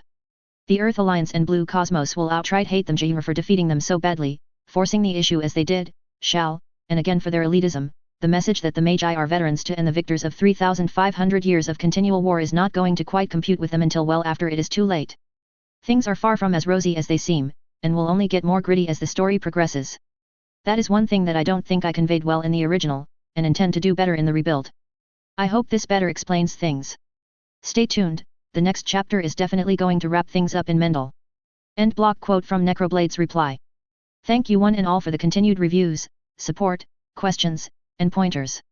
Keep them coming, as I shall continue the insanity, tongue sticking out, the gripe sheet. No complaints from the last chapter. W00T. Footnotes. 1 Mass Evacuation First Response Manual. A 3-day training course for Magi personnel on what you do when responding into areas that have suffered mass evacuations or mass casualties, from chemical or biological weapons. 2. Under my modified BT rules for ace pilots, a pilot with certain skills can use direct fire weapons, autocannons, MG, lasers, beam weapons, to intercept missiles. The ace rules will be better explained in another time. 3. Vampires is an Air Force reference to incoming anti-ship missiles. 4. Eyesore Law, from BattleTech, Clan English, literally translates to the spoils of war. As the Magi use the term, it falls pretty much under the same usage, but the difference is significant from the clan application of the principle. It will be gone over at a later and more appropriate time. 5. Hessian Systems is a very large, influential megacorporation inside the Magi and New Moon empires, performing many manufacturing and service tasks ranging from manufacturing thread spools all the way to warship armor plating, providing restaurant staffing all the way to interdimensional cargo transport, and many tasks or products in between. 6. There are 3 classifications of artificial intelligence entities among the Magi: construct, which are programmed from the ground up; upload, which is the core consciousness of a living being uploaded into a computer to serve as an AI, the AI for the Magi is an upload; and ACAI, which stands for almost complete artificial intelligence, of which the Heros fall into this bracket. ACAI have the distinct advantage of being very useful and moldable but taking a lot less physical hardware to operate. Logic and reason. I have no topic readily at hand for the logic section this time around. Anyone out there, please submit a request for a topic you may need a detailed breakdown on, and I shall write it up in my next chapter. TRO section. As this is the first breakdown of the Nazca class, I will include their TRO in this chapter. Pay special attention to the armor ratings and the mass of the main components, armor, structure, engines, as well as the density of arsenal, and you will see why the absinthe went through them like a chainsaw. Note that the TRO text in the notable vessels is directed toward a canon Nazca, not the Nazca as is seen in this chapter. Aerotech 2 Vessel Technical Readout. Class/model/name, Nazca Class Destroyer. Tech, Mixed Tech /3067. Vessel Type, Monitor, Jump Ship Transportable. Rules, Level 3, Standard Design. Mass, 90,000 tons. Length, 255 meters. Power Plant, Standard, C. Safe Thrust, 8. Maximum Thrust, 12. Armor Type, Non-beam resistant plate. Armament. 5 White Shark, C. 2 Heavy NPPC, C. 4 Light Gauze Rifle, IS. 9 Rotary AC/5, UK, C. Overview. As the war with the Earth Alliance dragged onward, the improvements in enemy naval technology, specifically the use of the Agamemnon-class battleships in larger numbers, forced ZAFT's naval engineers back to the drawing board to produce and deploy a faster, more cost-efficient warship capable of carrying mobile suits into battle with the express purpose of being more survivable in a protracted naval engagement and carrying the same amount of suits. Thus was born the Nazca, named after an ancient tribe of natives from Peru on Earth. Capabilities.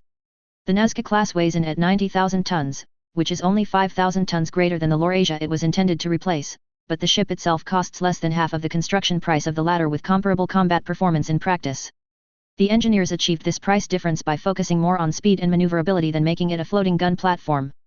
As repeated battles with the Earth Alliance proved in practice, the ships firing at each other oftentimes turned out to be the final blow in a naval engagement, whereby most of the assault work had already been performed by the mobile suits carried in the fleet. As such, the only effective capital-scale weapons carried on the Nazca class are a pair of 120 cm high-energy beam cannons. The remainder of the weapons are light and medium-point defense weapons for eliminating mobile armors that get too close to the ship.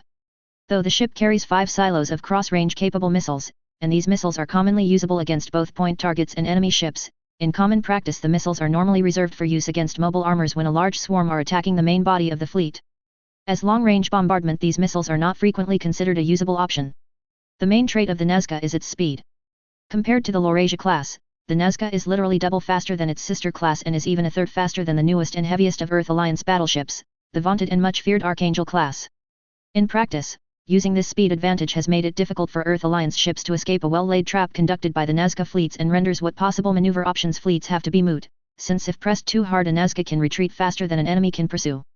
In pure defense the Nazca beats out any Earth Alliance ship except the Archangel, dedicating 387 tons of armor across all facets of the smaller and heavier ship's frame, providing excellent protection against ballistic and missile hits.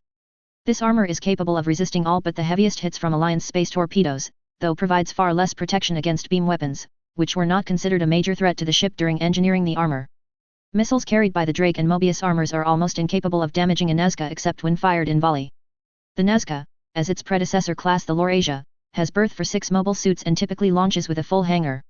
These suits are deployed by the forward catapult one at a time, and all 6 can be launched in just under 3 minutes. Typically the ZGMF-1017 GIN class of mobile suits is deployed on the Nazca, though this can also be changed up to include the ACE mobile suit ZGMF-515 CGUE for cases where an assigned pilot has one of these more rare and powerful high mobile suits. Later in the war these ships were outfitted with 6 of the latest ZAFT suits, the much-feared ZGMF-600 GUAIZ, giving the ship terrible striking power against any classification of target, be it ship, mobile forces or fortification. If the ship has any one weakness, it is a marked lack of capital-scale weapons for use against other ships. This can be exploited by a small number of enemy ships with higher firepower per ship, so long as the Nazca ships cannot bring their mobile forces to bear against the enemies. Battle history. The battle history of the Nazca is mixed, though leaning more toward a successful carrier platform than the record of the Earth Alliance equivalents. In pitched battles, the combination of high speed and maneuverability has lent credence to the tactics under which it is used, and the mobile suits it carries are as devastating to the enemy ships as they were at the beginning of the war. The only failing it has as a class is the inability to go toe-to-toe with the Archangel-class ships, which may be the only saving grace for the entire Earth Alliance Navy.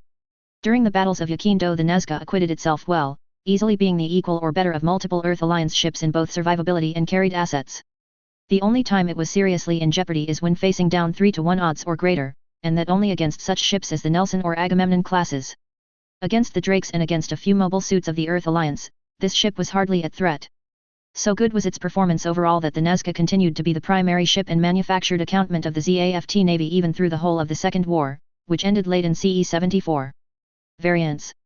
Only one notable variant of the Nazca exists, which was deployed late in CE 73 as a final protective measure for the plants. On this ship, a new system of quantum fernals was deployed for use against incoming nuclear weapons and their carrier craft, whereby the weapon, codenamed Neutron Stampeder, would cause the missiles to detonate prematurely. This also had the side effect of causing the missiles inside the carrier warships to detonate, which destroyed the ship due to the effects of a nuclear weapon detonating inside a ship. Of the actual missiles already in flight, though detonated they caused little damage to enemy forces. Author's note on the Neutron Stampeder: this is a completely bullcrap weapon system. Nuclear weapons do not detonate spontaneously, even when acted on by an outside force. Only by a very specific internal process that can only be disrupted by outside force, not initiated by outside forces, will a nuclear weapon detonate. The physics are completely against the Neutron Stampeder ever working in practice. That being said, I am not going to write up a variant TRO of this version. Notable vessels and crews. Vesalius, Captain Aids. The Vesalius served with distinction during the First War. As the flagship of the Cruza team, the Vesalius was involved in the incidents surrounding Heliopolis and its collapse, which actually was a covert strike to steal or destroy the Earth Alliance prototype ship Archangel and the 5 prototype mobile suits being constructed illegally there. It was also involved in the subsequent battles at Artemis, the pursuit of the Archangel, and the battle that ultimately destroyed the Earth Alliance 8th Fleet.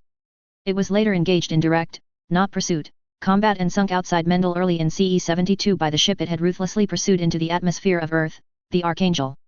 Captain Aids was killed in action during its final battle. Voltaire, Commander Isaac Joule, Captain Unknown. The Voltaire served as the flagship of the Joule team. Despite his transgressions late at the end of the First War, Isaac Joule was granted command authority and assigned a team. His ship first saw carrier action during the Break the World incident in which a Rouge group of terrorist coordinators attempted to render Earth uninhabitable by dropping one of the continents of Junius 7 on the planet below. The ship itself would not be involved in combat until much later in the Second War, where the Joule team would sortie in defense of the Eternal against their own forces to stop Chairman Durandal's attempt to use the Requiem cannon against targets on Earth, which would have had massive implications and casualties. The Voltaire is assumed to have survived the end of the Second War, but this is unconfirmed. Deployment. Nazca-class ships are deployed as Laurasia-class ships are, workhorses. They are used for every naval role possible, from assault to pitched battle to garrison. Their higher speed factor makes them ideal for pursuit and flanking attacks, which is a tactic used by enterprising commanders more than once. BattleTech special rules. The missile tubes on the Nazca are considered VLS tubes and as such are cross-range capable. The missiles launched from a Nazca may attack a target in any direction to the ship at a range up to the maximum range of the missiles. The armor plate on a Nazca is considered anti-kinetic only. When resolving attacks from energy weapons, all damage against the armor is doubled. Damage is considered standard against the internal structure. As with the Laurasia, if all players agree they may opt to launch mobile suits from the Nazca into the hex immediately forward of the Laurasia, with a velocity 1 greater than the Nazca in the direction of the launch. Class/model/name, Nazca-class destroyer. Mass, 90,000 tons. Equipment, mass. Power plant, standard, 43,200.00. Structural integrity, 215, 19,350.00. Safe thrust, 8. Maximum thrust, 12. Heat sinks, 338 double, 0.00. Fuel and fuel pumps, 5,000.00. Bridge and controls, 225.00. Food and water, 100 days supply, 61.00. Armor factor, 519 non-beam resistant plate, C, 387.00. Armor value, capital scale.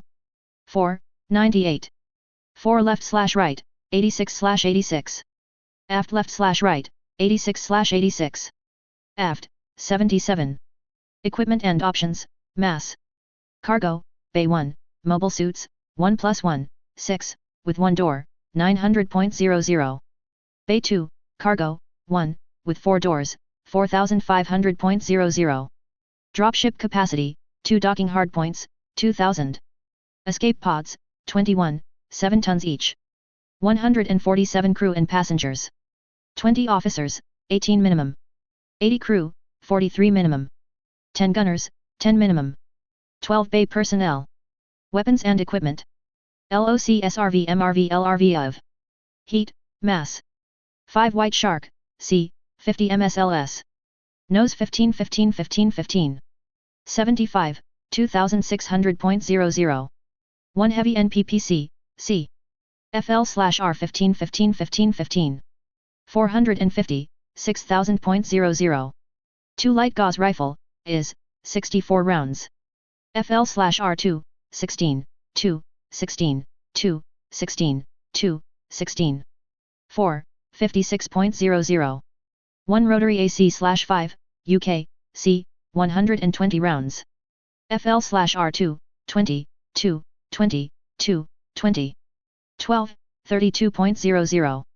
1 rotary AC/5, UK, C, 120 rounds. FL/R 2, 20, 2, 20, 2, 20. 12, 32.00. 1 rotary AC/5, UK, C, 120 rounds. AL/R 2, 20, 2, 20, 2, 20. 12, 32.00. 1 rotary AC/5, UK, C, 120 rounds. AL/R 2, 20, 2, 20, 2, 20. 12, 32.00. 1 rotary AC/5, UK, C, 120 rounds. AF 2, 20, 2, 20, 2, 20. 6, 16.00. 1 lot spare parts, 5.00%, 4500.0. Totals. 583 heat. 90,000.00 tons. Tons left, 0.00. Calculated factors. Total cost, 201,862,000 C bills. Battle value, 43,152. Cost per BV, 4,677.93. Weapon value, 23,761, ratio 0.55. Damage factors. SRDMG 607. MRDMG 566. LRDMG 384. ERDMG 130. Maintenance point value, MPV 307,682, 194,357 structure, 92,500 life support, 20,825 weapons. Support points, SP 297,010, 97% of MPV. Battle Force 2, not applicable. Chapter 7, Extraneous Conflicts. Jokers Wild, Set 1, Chapter 7, Extraneous Conflict. July 21 CE 71, 1800 hours UTC. Whoa, holy shit man, one of the pilots declares. You're still alive, Shunny? Oruga asks. I guess, or this is Azrael hell, one of the two, Shunny replies. Clotho. 10 more minutes and I'll beat that white one, just don't punish me please, the third pilot mutters in a half daze. Whoa, something ain't right here, Oruga, Shunny notes. I don't recognize any of this shit, and I don't feel like I'm wired, he notes. Dude, did we win? Did they take us off that shit? The third pilot asks. Gamma gamma gamma hey the fuck it was scald. To answer the questions, gentlemen, no and yes. Whoa, I don't remember any of the docks on the Dominion being as hot as you, Clotho says on pure reaction when he sees who he was talking to. Dude, you just completely toasted your chances to get anywhere on that note, Shunny notes. Actually not, Pilot Andres, the doc replies. What he said is a hell of a lot better than what most of the Marines say when I have to patch them up, then turn around and officially bust their chops for whatever they did to themselves to warrant the medical treatment. And the med staff from the Dominion is in lockup down the hall. The shit they did to you three just became grossly illegal. Dude, does that mean we can line up and take swings at them until we beat their brains out? Clotho asks. I suggest a metal pipe or similar, the doc replies. Using bare hands may be more satisfying, but you chance breaking bones, and I don't want to have to patch up broken bones from a vengeance trip, clear. She had moved to one of the terminals built into the wall and typed a quick series into it. Gerald Lightbringer, request 3 alpha is green. Thank you, and she thumbs off the intercom command she had put in. I think I should warn you, by technicality you lost the Battle of Mendel and were subsequently captured, as was your ship the Dominion, the doc notes. And is this the ship that tore a chunk out of the Dominion? Shunny asks, remembering that much from the fight now passed. The Montgomery? No. You are on the Warship Jaimer, the flagship for our small fleet. See, Shunny? Size does matter, Clotho replies. The smaller they are, the better they work it. God you're a pervert, Shunny replies. I don't know why I put up with your shit, Shunny replies. I don't really get what you mean by small in that, pilot, the doc replies as she moves to the terminals between Shunny and Clotho's beds. The warships that busted the Dominion were Montgomery, slightly smaller than your ship, and Hyperion, slightly larger than the Dominion. The armor that busted you three specifically, the new Ezeal upgrade version, masses more than all three of your machines combined. And for the record, you're going to have to do a lot better than that if you want my attention, Clotho. Busted, Shunny declares. Sorry, ma'am, this happens every time he gets around ladies. Understandable, so far the Earth Alliance is turning out to be a bit on the shallow side for crew rest and amenities. You got that right, Oruga replies. So, who are you with, ZAFT? Junk Guild? Ob. Wouldn't surprise me if she was, the Earth Alliance couldn't retain nice people like her, Clotho says. One question, though, why is my body tingling? Oh, the nanomachines I used to clean up the gamma-glyphectin poisoning to your body are still at work unscrewing all the damage your bodies took from that poisonous shit. Consider yourselves lucky, kids, another year or so and your job would have killed you by default. No way, they didn't say shit about that when we took on the assignment, Shunny replies. Dumbass, they didn't say shit to begin with, they just ordered us to do it, Oruga replies. You three may be the strangest fire team I've ever had in here, the doc replies as she continues her rapid typing on the terminal she was sitting at. What, these three have beat out the Lima team from 5 Bravo? An older man's voice declares. I didn't think anyone could possibly beat those yahoos out for strangest med ward antics.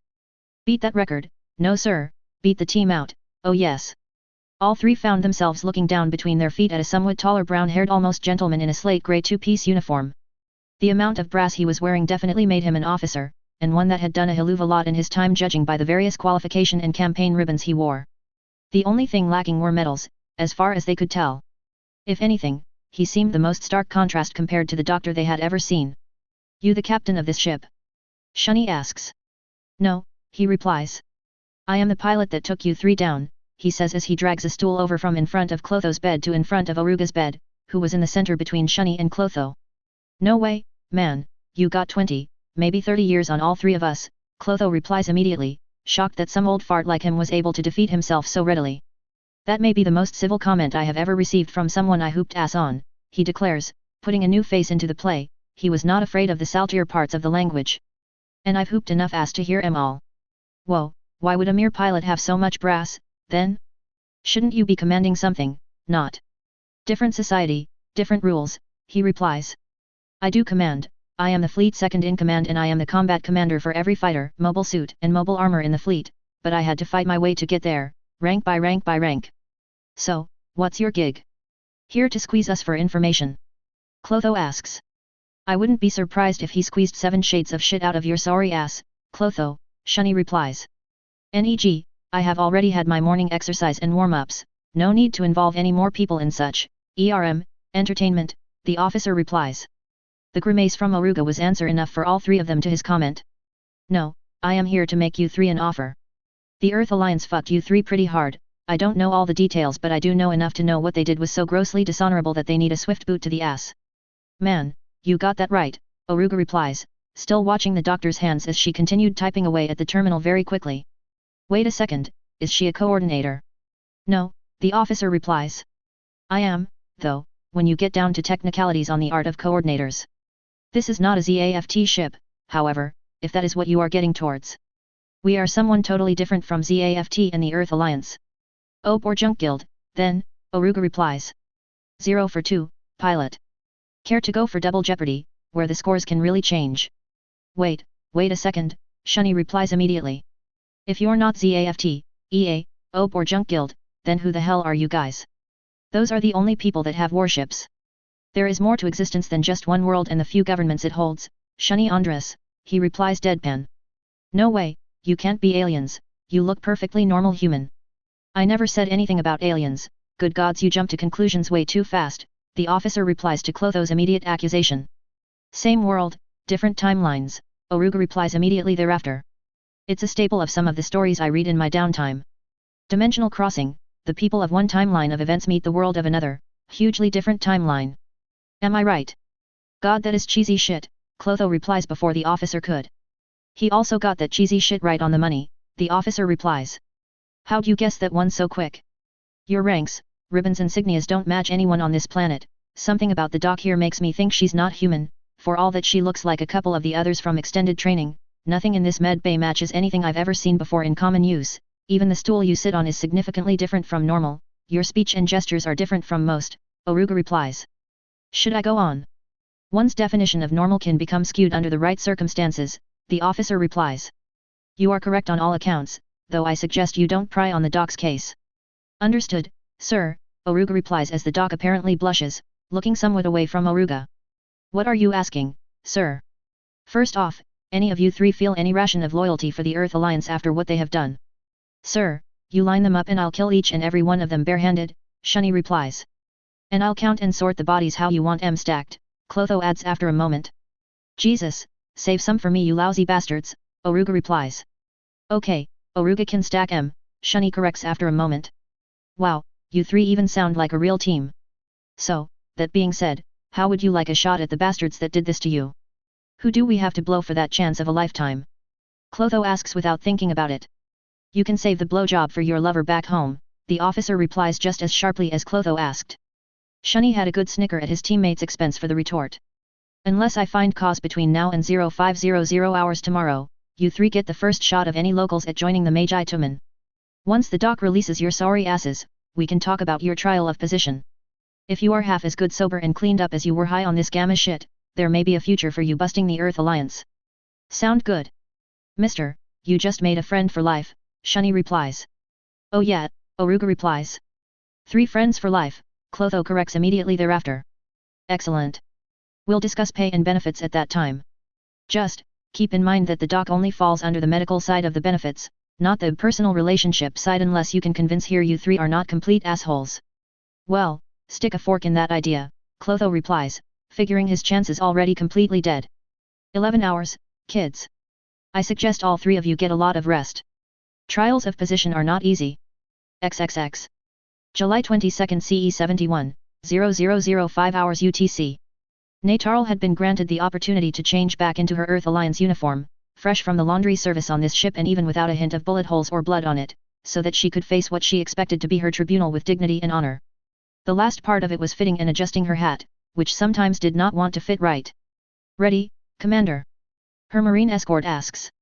This one still had the full arsenal of at least 1 tank gun, 2 weapons she suspected were energy weapons, pistol, assault rifle, very large assault rifle and grenades, but no shield.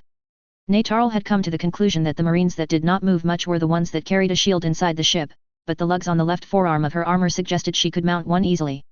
I hope I am, Natarl replies. I will warn you, the Star Admiral can be an unsettling person to deal with, even by our standards. I respectfully suggest you play it level, and you may walk out without losing a chunk of your butt in the process. That was both less than endearing and somewhat reassuring to her. If all she lost was a chunk out of her butt, she was not going to complain too loud. Thank you, I am ready, Natarl says. Head forward, right turn, the Marine orders, since there was little indication of which side was forward or reverse without being accustomed to the ship. The scale of the Mjir was mind-blowing to Natarl. Nothing the Earth Alliance had even came remotely close to how big this ship was, or how powerful it was feared to be. She had learned much from the rather talkative Marines in her med ward and thereafter her cell block. They were rather open and not afraid to admit that the ship she was now prisoner on was over 15 times larger than the Dominion, and her ship would be recommissioned to them as an escort monitor to be added to their fleet. What the purpose of that fleet was nobody had really said, but one thing was for sure, they did not like either side of this equation, ZAFT or the Earth Alliance. The march from the restroom to the appointed location was surprisingly short. The Marine had her stop at a door, nearby a blast door at the end of the hall that was guarded by 4 of the Marines, 2 with shield and 2 without. With the press of a button on the door controls, the Marine declares, "Star Admiral, I have Captain Badgeruel as requested." The door in question had a simple placard on it, nothing ornate. Stateroom, MHW 6428 Mgr. Star Admiral Wayne Centura, Fleet Command. Century Commander Gerald Lightbringer, Mobile Forces Commander. Star Commodore Mike, Monitor Commander. Strategic Officer Calamira West, Strategic Analysis and Information. And the thought of the ship's registration number, 6428, made her cringe in abject terror. The ship was supposedly almost 20 times larger than the smaller of the 2 ships that tore apart the Dominion, and if this ship in all its old age was number 6428 of the fleet, even counting half attrition due to the supposed war they fought long ago, that was still a hellish amount of these ships in service. "Enter," a voice orders from the far side through the door speaker. Before the Marine tripped the door, Natarl realized that she recognized the voice as being the officer that had inquired about her before the doc discovered her awake. The door slid open with something resembling an electrical whine of a ram actuator. Natarl entered first, followed by the Marine. "Please remain at station outside, Marine," the Star Admiral notes. "Af, Star Admiral," the Marine says before she steps backwards twice to exit the stateroom. The door closed behind Natarl, leaving her alone with the Star Admiral and one other officer that she had not seen before nor could guess about. The stateroom she stood in was impressive, to say the least. Easily triple the size of the equivalent room on the Archangel or Dominion, she could sense just as easily as see the room had history. There were many books in the book racks on 3 of the 4 walls, but just as much the room had some pictures and preserved pieces of triptych, including a sea naval boat anchor that supposedly did not come from the ship. Natarl must have focused on it too much, that was a terrorist hunting operation, the unknown officer notes. One of their organizational leaders had put out to sea minutes ahead of the Marines chasing him. With no artillery or air available, the Marine officer called for any fire support available to take the ship out. This warship, in orbit around the planet, was the only unit capable of taking the shot, and it did. That anchor was found 6 kilometers inland from the shoreline nearest where the ship was. It had landed in a cow field and scared the herd into a stampede. The ship's operational officer at the time bought the anchor off the ranch owner at market price for the herd he mostly lost. "Please, have a seat, Captain," the obvious Star Admiral requests, gesturing to a chair. The oak desk he sat at showed some signs of abuse and subsequent repairs, but for the most part appeared to be secured to the floor so it would not become a 1,000-pound wooden device of death. Behind him, 3 flags stood at poles, 2 with symbols that could not but be some kind of symbolism for governments that Natarl had never known. The third was a hammer held vertical in a mailed fist, with 2 lightning bolts crossed behind it. It took her a moment to connect the name Gjr to what she was seeing, the hammer of Thor, Norse god of lightning. "Thank you, Star Admiral," she replies as she sits down in the offered chair. "Let me begin this by saying that I have no intention of charging you or the bulk of your crew with any form of war crime or other offense at this time. Your conduct, though serving of foul ends, was by the book and thus warrants no retribution. Certain persons on the ship but not necessarily of your crew, however, will be charged and dealt with as is required." "Understood," Natarl replies. "If I am not going to be charged, sir, what is this about?" Natarl asks. "By now, I gander you have realized we are not technically from this planet, despite the fact that the origin of our group can be traced back to another instance of Terra," the Star Admiral begins. "We have been briefed in on the circumstances surrounding the war and its history, however we have not come to understand the psychology of one of the main players of this war, the Earth Alliance. That being asked, I need to make it clear that I do not expect you to divulge classified information. I have already gone through the Dominion's logs and databases and have appended that intel to the master database on this ship. My concern is simply understanding the why of the war, if you follow." "I do not, sir, at least not readily," Natarl asks, realizing that her response could be considered reverse digging under the right circumstances. Apparently he did not consider her response to be reverse digging, or possibly did not care. More than discipline, crack troops, or the best equipment, psychology and objective wins or loses the war. If you fight a war with an unattainable objective, you cannot win the war as initially defined. Nazi Germany, World War II is the perfect example. If you fight the war with the wrong mindset or the wrong set of core beliefs, then you are doomed to failure as well. Same century of Terran history, Vietnam War, classic example of how a crippled mindset fails to hold out against a clear, determined mindset. and this despite the amount of casualties the Vietnamese took in that war. I know these wars, Natarl declares, quite shocked that somewhere their history coincided with what she knew. She was only partially correct in that assumption. I understand what you intend now, Star Admiral. Break the psychology, bleed the Navy, render impossible their objectives, the war ends of its own volition, he clarifies, which was a little more distinct than Natarl had understood. And what happens if the objective of the war is the psychology? Natarl asks. The pretense of the article of war return the plants to sponsoring state control does not apply anymore. Azrael is proof that the Earth Alliance is not out for control anymore, they want the plants broken, destroyed if necessary. Natarl only afterwards realized that while she considered this a strange but somewhat entertaining debate also was breaching policy on Earth Alliance conduct. She could not determine if this was by maneuvering their intent, or if it was coincidental and their question was sincere. The equation changes, in that case, the sub-officer replies. Since the psychology is straight hatred, there is no breaking that in normal practice. The effective method to render an end to the war becomes to destroy the Navy outright, thereby rendering their objective impossible, and force the issue aggressively at the negotiating table once they realize they have lost their outright attempt to annihilate the plants. You would stand in the way of this war, knowing full well it has nothing to do with you. Natarl asks, clearly shocked of what she was hearing. That depends entirely on how you define nothing to do with it, Captain, the Star Admiral declares coldly. First off, were you in my position, would you be able to live with yourself, knowing full well you had the ability to bring the war to a screeching halt, and did nothing about it? Natarl dodged. Do you seriously believe one ship can stop the war? After having taken the measure of the best ships and personnel on both sides of this war, yes, I believe this fleet is more than capable to the task, more so with the assistance of the Archangel, Eternal, and Kusanagi. And you dodged my initial question, the Star Admiral concludes. This is insane, Natarl replies. Corruption makes justice look like insanity, the sub-officer replies in kind, though not with the frustration of Natarl's tone.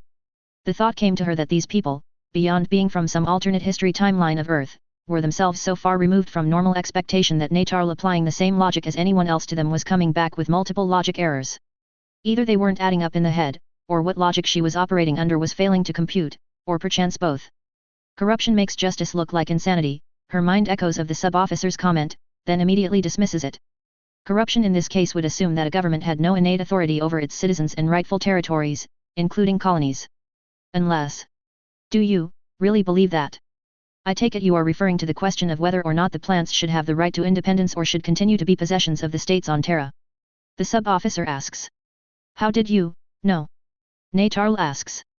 The bent of your question, in following with the silence after my prior, leaves only question as to our ability to wage the battle and win, or a question as to how far sovereignty goes when wagered against the rights of a dissenting group. As far as we are concerned, when a group dissents in the face of obvious humanitarian, political, economical, and militaristic depredations on the part of the state, then the state has forfeited its right to govern those persons who dissent. Simple solution, the plants walk but under treaties to pay back the production costs of the plants to the sponsoring nations and not a C-bill more. The two sides coexist separately UFN, end of story. A government exists to protect the people but is not at the beck and call of the people, otherwise there would be anarchy from the differing views, Natarl replies, though even her own words sounded hollow to her. At the end of the day, the state commands only by the consent of the governed, Captain. Our own history is rife with instances of this principle, most of them being before the 700-year anniversary of our government, and we have watched countless times as it was repeated on planets, in nations we had no control nor influence over. If the state goes off the deep end, the people will correct it, the Star Admiral comments not unfairly. Still in all, we have veered way off course here. From purposes of war to the right of governments to rule, that is not too hard a leap of imagination, the sub-officer declares. Regardless, to better answer your outstanding question, Captain, we will stand in the way of this war. First, we can do it and survive it. Second, any moral person would see these events and decry them, if not themselves try to stop the war. Third, for us to even chance going back to our native homes, we cannot garner the necessary material and personnel while a shooting race war rages on around us. Fourth, no matter how bad it is now, left alone it will only get worse, so saith Murphy, so shall it be. 1. Answer enough. I think so, sir, she replies. One last question, Captain. The present Lunar Fleet Admiral, William Sutherland, were he able to use nuclear arms against the plants, would he? That was a fairly easy question for Natarl, since she knew he was a member of Blue Cosmos and wasn't giving anything away since there was no way they would get nuclear arms working with enjammers everywhere. She had no idea how wrong she already was, much less could be. Yes, sir, he would do so without hesitation. Thank you for answering our questions pertaining to the psychology of the EA Navy. You will be released back to the Earth Alliance at the conclusion of hostilities, as you have thus far shown us no cause to hold you further. Thank you, sir, Natarl replies immediately. Dismissed. The Star Admiral called in the Marine to escort her back to her brig cell. XXX. July 22 CE 71, 0200 hours UTC. Medtech ANA reporting as requested, Star Admiral, the intercom to the stateroom declares. All right, Gerald, we definitely got more than we need and gave up the info on our list of things to give up. That should be it for now. I have some training to do, then I will be out of cycle for a few, Gerald notes. By your leave. Please do, thanks, Wayne replies. He was getting tired, but this was it for him for the day. Complete this one last process, he could finally go to sleep. Your turn, Doc, Gerald declares after he steps out of the stateroom. After a fashion, Wayne expected what he saw when the Doc entered. She looked like she was about to shit the classic brick, which in all reality would be the normal reaction of anyone else about to go through what Wayne had to do. Only difference was, the result that would come out of this discussion was so far removed from what she assumed that she had nothing to worry about. Wayne had no intention of shit-canning the project she was part of, especially since it had turned out better results than even he dreamed possible. Please take a seat, Ana, Wayne requests, which she does in a very conservative manner. Just to be clear about this, Ana, I will be recording this conversation, however I do want you to speak freely. Much is at stake here, and much shall be at stake courtesy of this at a later time. Understood. Sir, she replies meekly. AI, please begin recording, Wayne requests. Ready now, sir, the artificial intelligence entity replies. This hearing is on the operational results of Magi Operations Experiment 2 Sierra Lima 1-1 X-Ray Alpha 0-2 Alpha, Magi operations pertaining to the permissibility of independent androids following the construct programming model with a minimum learning curve to enter civilian pursuits or the TUMAN. In the absence of the program framers and testing personnel, Star Admiral Wayne Centura, shall complete the final program phase and make determination due to the fact that one of the program test subjects is part of my ship's crew and the ship is entirely cut off from the Empire, both by way of jump transport and hyperpulse generator. Present empirical date is unknown at this time due to loss of contact and timing pulse from the HPG network. Lima date and time July 22 Cosmic Era Year 71, 0200 hours UTC Terra time. As per project requirements, the final phase of the program shall be conducted by the authorized person and shall also be supervised by the ship's AI entity. The artificial intelligence entity notes audibly, presumably to add that to the recording. Identification number Alpha India 00094582, upload class artificial intelligence entity, formerly Star Captain Janie Tricchios of the Magi Bladesman Combat Engineers Officers, WIA September 17 SL384 and uploaded September 19 SL384 prior to being declared physically Kia September 19 SL384. There was a moment's pause, then, this conversation is being logged as secure project log number 89428240. For Wayne, the details on the ship's AI were something he had not looked up for the simple fact that he did not want to offend her, and he did not want to know how senior she was to him. By reverse beer math, and even the thought of beer make him want to be elsewhere, she was easily over 12 millennia his veteran in total operations experience, some of which would have been the most brutal operating in the Quiarter War and Operation Thunderbolt. After a fashion, Wayne made a mental note to call upon her judgment more often than he was, since she had definitely seen a lot more of existence as a disembodied AI than he would ever see. Please state for the record your identifier and core active times, Ana, the AI requests. Project X-Ray Alpha 6-0-2 Alpha, Subject 0-5-9, Artificial Construct Intelligence Entity Number Alpha India 27583059, Entity Name Ana. Enrolled as Ship's Duty Medtech on Warship Mike Hotel Whiskey 6-4-2-8, Magi Phalanx Class Warship Jr. Time active since initial activation command given to Core AI entity is 14 months, 18 days, 6 hours, and 42 minutes. Core active time not including downtime charging or Core AI maintenance is 9 months, 27 days, 5 hours, and 44 minutes. Personnel interactive duty time accounts for 52% of core active time, non-personnel interactive duty time accounts for 21% of core active time, personnel interactive non-duty time accounts for 18% of duty time. Non-personnel interactive non-duty time accounts for the remaining 9% of core active time. Please proceed, Star Admiral, the AI entity concludes. Very well, getting down to the nitty-gritty of the project review, Ana, how would you relate your experience operating as part of the crew of the Mjr, in terms of how easily it was to mesh into the crew and conduct yourself as part of the ship's staff, to include combat duties as necessary or required of your chosen position? Sir, I would have to declare it a moderately difficult task, and one that is not so easily framed as the question would make it. One of the founding principles of artificial intelligence is a programmatic equivalent to human or similar complexity, to include thoughts, emotions, reactions, judgment, and instinct. From interacting with and learning from the crew of the MGUR, which I am led to understand is far from a true gauge of the various entities in existence, I have learned that even within a relatively homogeneous group the variability of conduct, persona, whim, and aim can be so expansive as to grossly exceed the original programming variables by at least 300% and as much as 1000%. So, you are saying that under the original program specifications, when compared to a cross-section of even military society, any androids produced under the program spec would be very similar in comparison. Under your comparison, Star Admiral, 2 of the project's androids would appear extremely similar, almost to the point of any personality difference between them being trivial when compared to biological personnel. Noted. For the record, how would you suggest the program be modified in operational practice to correct this lack of variability? Wayne asks, which was an off-the-procedure question and all 3 knew it. Aina was beginning to get the sinking feeling about this review. Sir, the original program specification included a small variability, 10% plus or minus numerical variability of core traits built from 20 persona phenotypes widely accepted among Magi psychologists. If truly random results are to be achieved, i.e. the androids produced under full-scale production were to appear to be real people and not simply clones of each other, one of 2 outcomes are recommended: 1. The variability is increased by no less than 60%, or 2. Eliminate the phenotype bases and use completely random generation of core personality traits. And which would you recommend? Wayne follows up. Star Admiral, I would have to defer that question to the ship's AI. I do not have enough data from interactions to properly answer that question with sound judgment. AI. Wayne asks.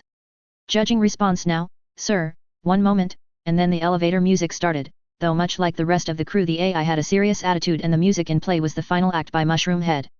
Wayne found the minute and change of song he got to listen to not that unpleasant, but quite a bit heavier than the average among Magi.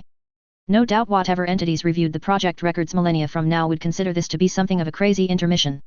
Sir, it is my best judgment that the phenotype system be retained to help maintain the stability of the AI entities thus created under the project, due to the possibility of severely conflicting core programming in the constructs should a full random system be used. However, I also venture to opine that the random variability of the phenotype system should be increased to 1500% variability above or below the present variability of the program to better match the variability of persons within the Empire and specifically within the ship's crew. Though a near result can be obtained, there will never be a complete digital equivalent to a biologic sentience persona variability, even under a full random generation. Maintaining the phenotype system at least assures a modicum of AI stability. What that normal people were that stable? Wayne replies, meaning several things at once and feeling them all. Very well, the responses from Aina and the ship's AI have been acknowledged and will be considered the official response to the first requirement of the final phase. Wait one while I read through this section, Wayne declares as he reads over the next phase of the project requirements. Immediately they were not to his liking, as any normal lady would rip his face off and nail it to the prow of the ship for asking a mere third of what he was supposed to ask. As is written of the project requirements for the second phase, when wagered against normal officer and gentleman's conduct, I cannot follow the stock procedure in this case, as such conduct would both dishonor myself and infuriate any normal person subject to such invasive questioning. Therefore in place of this series of questions I will make an open-ended request in following with the first phase. Aina, how would you relate your experiences in developing personal bonds of relationship, be they association, friendship, or more involved personal relationship? You may keep your answer as succinct as you wish, or you may divulge detail as you see fit, Wayne orders. Aina's answer was more than a few moments in the coming, as likely she had to rebuild her answer due to the fact that Wayne had just thrown out the stock question on grounds that he could not readily ask her if she had been sleeping with someone, just as one example among several of the Phase 2 questions. Sir, I would have to answer this question as a limited answer only due to circumstances, and that answer being a positive outcome. Building associations and professional relations within my chosen tasking was not a difficult task beyond any other difficulty in meshing with the remainder of the crew, and one that benefited myself and I guess those personnel I work with as well. Going strictly on judgment, I was not able to build many friendships in the relatively short operating time I have had in the project, less than 5 to be exacting, though such an answer is strictly a judgment call based on criteria that may or may not be suspect. In terms of more involved personal relationships, I have made no such advancements as per my core persona limiting such activities at a basic level, however options are available should events overcome those minimum thresholds. And that adroitly answered my next 2 questions, being whether or not any possible friendships may become more than friendship, and whether or not any more involved relationships might lead to a permanent relationship. Is there anything else you wish to add to this present line of consideration, Aina? Only that the program variables were initially written in to be inside what would be a more conservative range of conduct for persons, Star Admiral. From project notes that I had accessed prior to our cutoff from the Empire, it was the intent of the project administrators to limit such conduct to avoid situations that you speak of more permanent relationships, to include romance, outright devotion, or marriage between an android and another entity. And what is your judgment or opinion on this, Aina? Wayne asks out of a combination half curiosity and half professional obligation. Being thorough was a requirement before such androids were put into production, after all. Sir, permission to speak freely. She requests. Granted and henceforth required in this hearing, Aina, if you have been operating in a limited fashion, Wayne replies. It is my judgment that such restrictions are a gross waste of the super-emotional capacity that is the hallmark of this project series, Star Admiral. As per the project guidelines, XA6-0-2A is considered the final test bed for the emotional recursive systems, which itself is the final evolution of nearly 12 millennia of sentient emotional research and application to AI entities. Yet, by the project guidelines our emotional response is kept at a low level in some things and almost completely disabled in others. Comparing the wide variety of human response to similar situation, it is my judgment that the ERS module is a 99.8% duplication of human response to such stimuli and that any limitations to the system effectively cripple the validity of the system at both an operational and a purposeful level. So, effectively you are opining that under the present restrictions, you might as well not have the ERS installed and active, correct? Star Admiral, she replies. If I may venture an opinion, Star Admiral? As both a present artificial intelligence entity and a former living, sentient being, that is, the ship's AI begins. Indeed, please do so, Wayne requests in response. The intent of the project administrators was to prevent a moral yet real breakdown of personal, biological to biological relationships that would otherwise result in the continued expansion and prosperity of the Empire.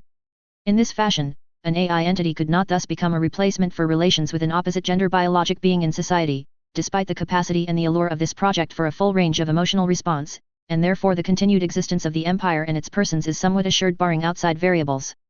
Following present Magi technology standards, it would not be possible for a biological android marriage to produce viable offspring, except in extremely limited and extremely complex modifications well outside both the scope of the project and nominal operational practicality. In saying so I mean no offense to the judgment of Aina, but those restrictions were put there for purposes that were well understood by the administrators and that any modifications should be weighed with the utmost gravity, Star Admiral. Wayne had to fight hard to not laugh at the course this conversation had gone. Just like any conversation with normal people, this one was now so far into the gutter that the sewer was looking inviting at present.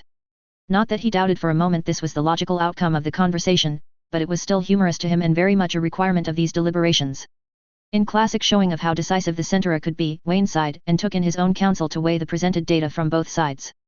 AI, at present technological standards among the Empire, what is the minimum expected material production and maintenance requirements over and above the project nominal requirements should such options be pursued? Calculating now, the ship's AI replies. Elsewhere in the ship, more than a few of the crew noticed that the main server was taking its time to respond for a few moments, as something was eating the processing capacity heavily. The drain lasted over 30 seconds, then, sir, the minimum production requirements per unit would increase as much as 30% in time and 5% in material for males, as much as 60% in time and 20% in material for female specimens. Maintenance requirements for both units remain the same until such a time as reproduction is initiated, in which case special considerations have to be in place for both genders of units to enable the process as well as allow for a viable offspring. At the minimum, both genders have to be fully nanotech enabled and regulated and maintained internally, which is something that was not part of the original parameters of the project. Effectively, though, were this ship to go about setting up the project for full production, I would expect the production units to be nanotech regulated as a matter of course, Wayne replies.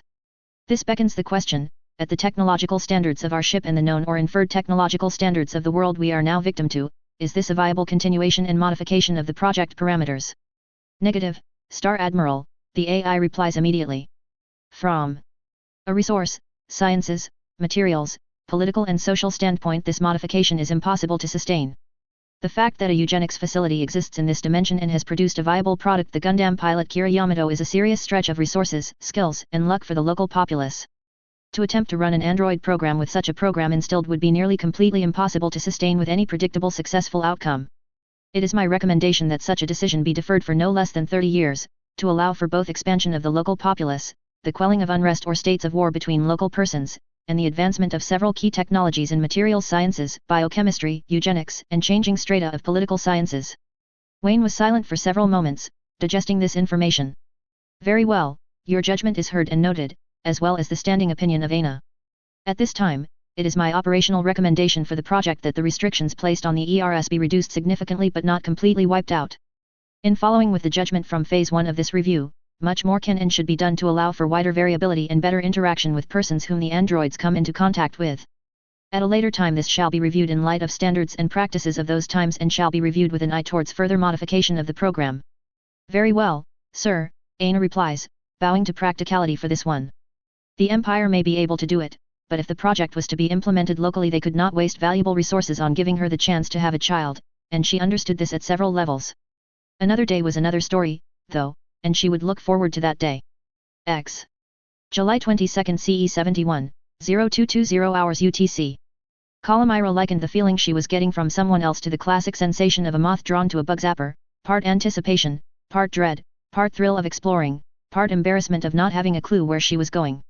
Someone, judging by base mental pattern it had to be Kagalai, was lost in the labyrinthine corridors of the Mjir, which was not a difficult task.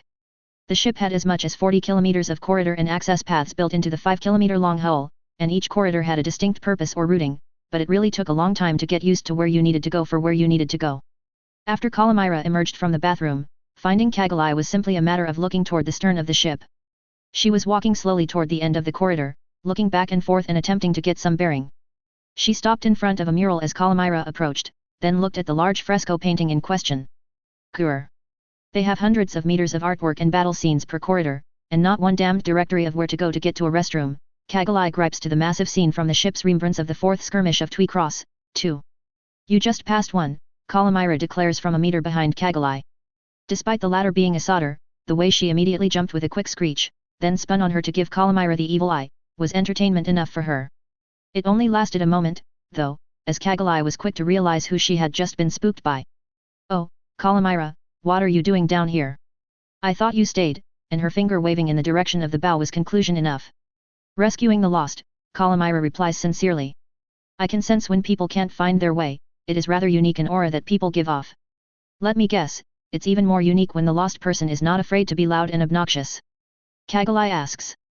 Restrooms right there, when you're through I'll give you a guided tour of the gun decks and some other points of interest in this area, and Calamira indicated a door that roughly separated one battle scene from the next. Said scenes were not part of the scene that Kagalai was griping to. For Calamira, it was a little bit of a waiting game as she looked over a scene of the final line which was a bit of an interpretation of the Battle of Ragnarok that was foretold in many circles. Calamira found herself questioning the belief after a fashion, though like most she did not question the lead up to it, the remainder of the Norse mythos. Where the interdimensional theory gave an infinite amount of possibilities for technological precession, it also gave an infinite amount of possibilities for non-technological precession, and the Magi knew well of this.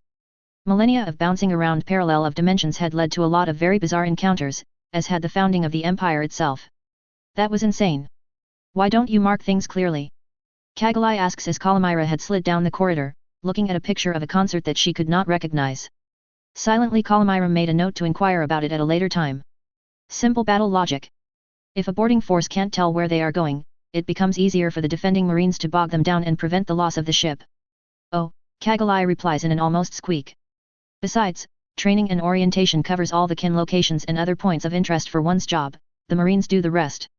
And even outside the main corridor there were a hell of a lot of marines available, standing sentry and patrolling. The sound of their armor echoed up and down some of the corridors of the ship at any given time as a pair of marines moved under arms but without shield to keep the peace and ready to repel boarders. Kagalai shivered at the thought of what one marine could do to a whole squad of unarmored infantry, much less those that she had worked with in the Desert Dawn. So, what's interesting around here? Kagalai asks, meaning it. Calamira had come to understand real quickly that Kagalai was definitely not the typical teenage lady, she actually liked looking around the inside of a warship, liked big machinery and dealing with people who were not afraid to do violence on the behalf of others.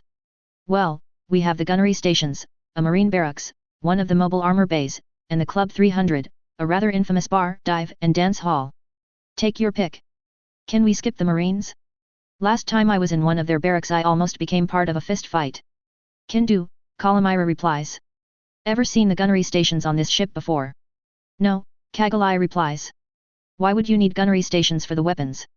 Shouldn't the computer control the guns? Yes and no, Calamira says as she walks to a hatch against the wall.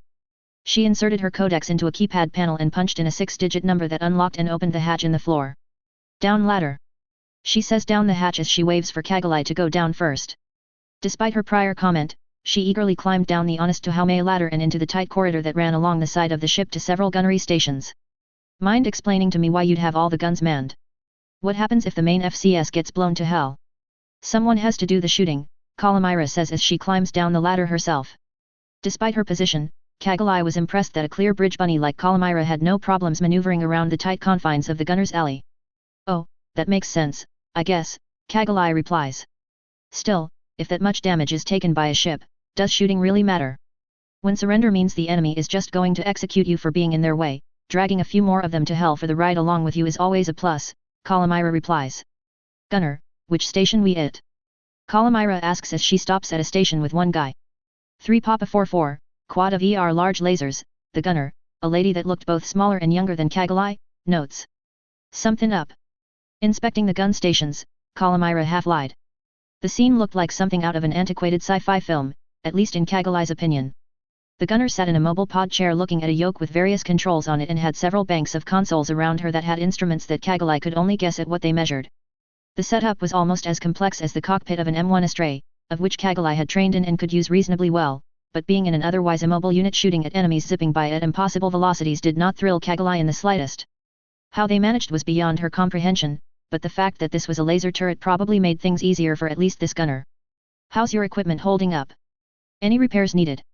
I was having a problem with damn it all, here it goes again, and the gunner climbed slightly out of the pod and delivered a swift sidekick to one of the consoles. The gauges had all zeroed on it for some reason, though with the application of the combat boot they all creeped back up to what showed to be nominal readings. And that's pretty much it for this station, the next one down off and on loses connectivity to the ball turret he's supposed to control. Mind if we take a round at the guns for a few? Calamira asks judiciously. Sure, go ahead, be my guest, the gunner declares as she climbs out of the pod chair. I could use a quick stretch, she concludes. Whoa, ma'am, didn't realize it was you, she says as she realizes who she was speaking to. You want the first go? Calamira asks Kagalai. I'll watch first, I'm not really familiar with these kinds of things, Kagalai replies. Calamira ducks into the chair and dons the headset, then flips over to the training frequency. Training, this is 3 Papa 4-4 requesting a practice round, over, Calamira requests. 3 Papa 4-4, I read your practice request. What'll it be, gunner? Give me a round of target tetras if you have any available, over, Calamira requests. Roger that. They'll be in your vicinity in 10 seconds. Time the match like usual. Negative, training, this is command structure, testing some old skills right now, Calamira replies judiciously. Roger that, officer, good hunting and good luck, the training officer notes as the first target shows up on her screen. This is where it gets interesting, Calamira declares as more of the drones begin showing up on the holographic target grid that represented her field of coverage. There was a highlight cone that showed where her systems were looking, and Calamira swiveled it onto the first drone almost on reaction. Kagalai was amazed with the complete simplicity of how well Calamira locked in on the first and fired a single laser at it, followed a half-second later by another. The first one missed by what looked like a mere meter, the second one struck the drone dead center and caused it to cook off in a fuel fireball. Without much in the way of visible effort, Calamira swiveled her sights and chair to look at a pair of the target tetrahedrons coming in higher than the first and immediately tracked in on it. Lead it, Commander, it's too far for a one-to-one shot, the gunner declares. Indeed, putting the sight over the target resulted in a miss by just a fraction, but giving it a half-meter lead solved that problem and resulted in another explosion. Good shootin', ma'am. If I may ask, how old are you? Kagalai asks the gunner. Her uniform had the name tag A. Hope Will on it. 14 and change, why? The gunner asks. And how long have you been doing this? 6 months in basic, almost 2 years now on the ship, the gunner declares. I'm newer than the best in this line, but I'm not the worst in this line by a long shot. Think you can do this one, Kagalai? Calamira asks after having eliminated half the androids. God, and that was without using the FCS. Kagalai asks as she steps up to the control pod with trepidation. Each station has its own targeting systems. Using boresight in a combat situation is damn near impossible, ma'am, things move way too fast to track right. The gunner declares. I'll try, Kagalai says as she sits down in the incredibly comfortable pod and adjusts the gun yoke to her height and reach. Just remember, don't fight the controls, move with them, Calamira advises. It's the same principle as mobile suit warfare, only you are stationary and the target is not. This is going to be tough, Kagalai grumps inside the confines of her mind. She did not realize she was nervous enough that Calamira could hear her thoughts without trying. X. July 22 CE 71, 0220 hours UTC. And now, Phase 3 of the review covers any physical concerns you have with your body structure, subsystems, or any other physical components of the project. If you have any outstanding concerns or possible improvements, I would like to hear about them, Wayne notes. Oh, I actually have several complaints to air, sir, she replies after a moment. Please do, Wayne requests.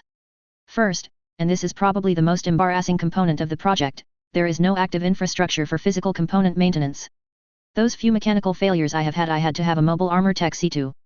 She did not declare which tech, nor did she declare where, and Wayne was not going to pry on either case. Recommendation? Wayne asks. He had not known about her having to have repairs done, so. If the project is going to go forward, a maintenance depot for the androids would be recommended proportional to the amount in service, sir, Aina replies immediately.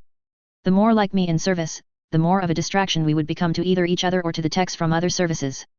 Peak operational efficiency can best be maintained by keeping us out of the way of the other tech's duties in terms of maintenance and repair services. Okay, then, if I was to set up a subdivision of the program for depot repair, would a 50 active to 1 tech division of labor be acceptable? Overkill, sir, Aina replies immediately.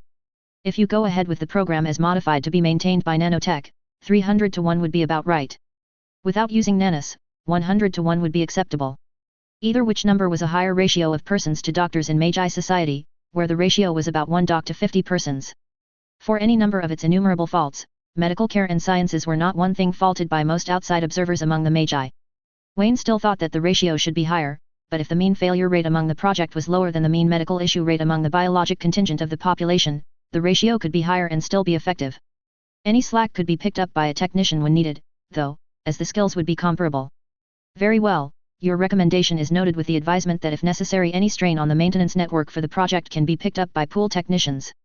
Thank you, sir, Aina replies immediately. My second issue is that there is no real way to sustain operations without some form of charging action between stints. Granted that this is not a huge issue in my case since my job is mostly low active, but in higher demand pursuits such as technician, soldiery, or manual labor duties this will become more of an issue.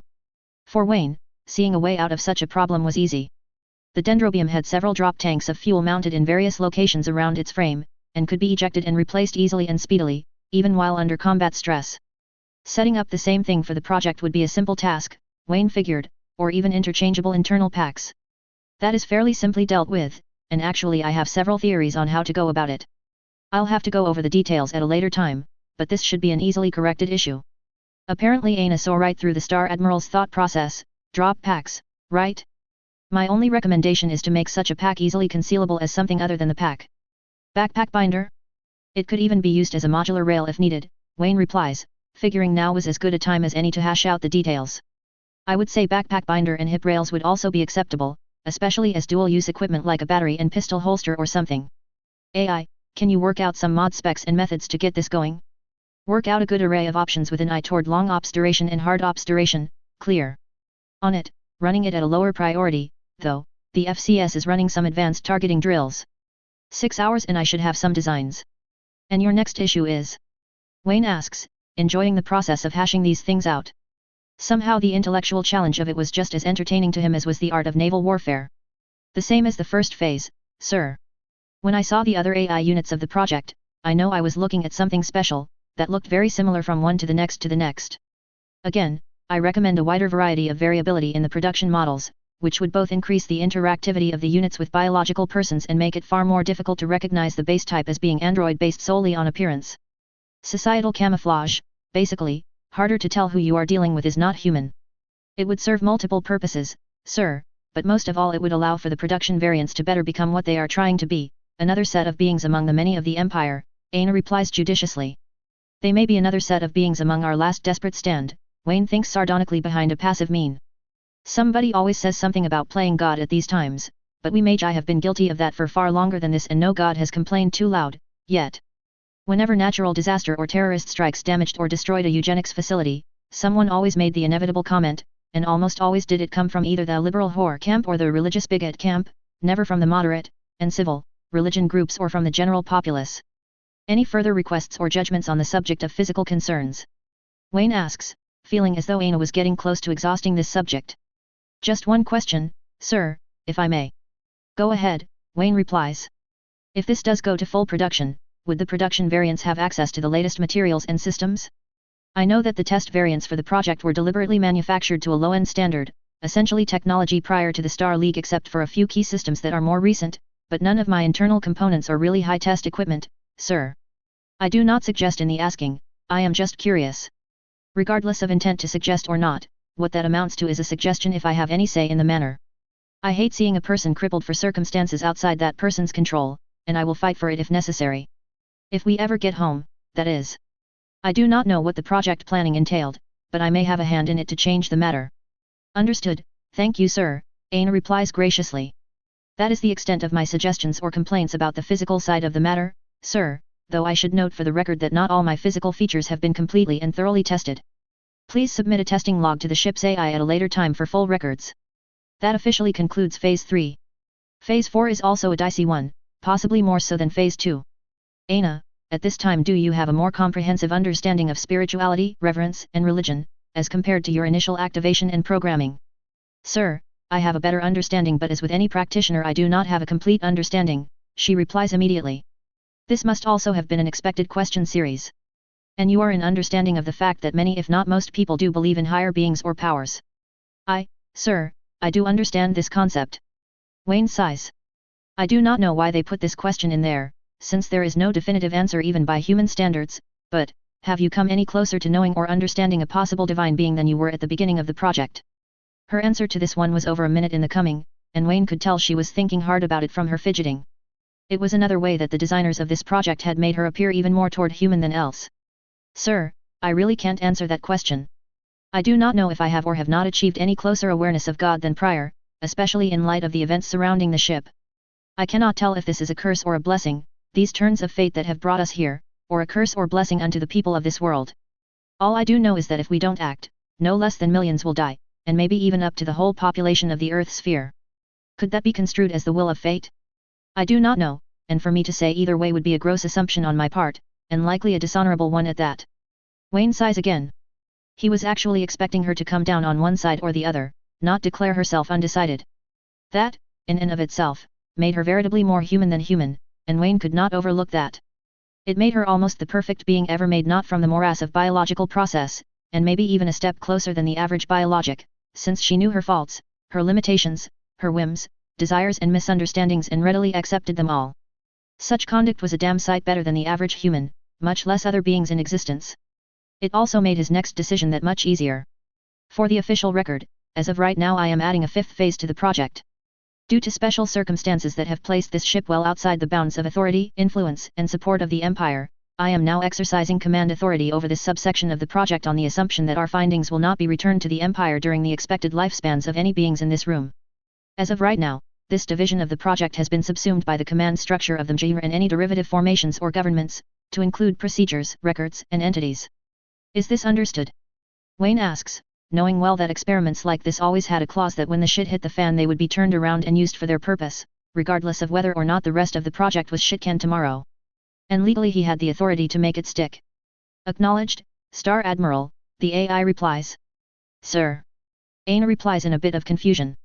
Aina, as per Phase 5 of the modified project, under your present judgment, knowing full well that it may not be possible for you to return to the Empire to complete your life cycle as a prototype to the project, would you consider it possible to use available means and materials to this ship to begin Alpha Stage full production of Project 2 Sierra Lima 1-1 X-Ray Alpha 0-2 Alpha using yourself as the base model for the full production models, with reasonable modifications as already discussed in prior sections?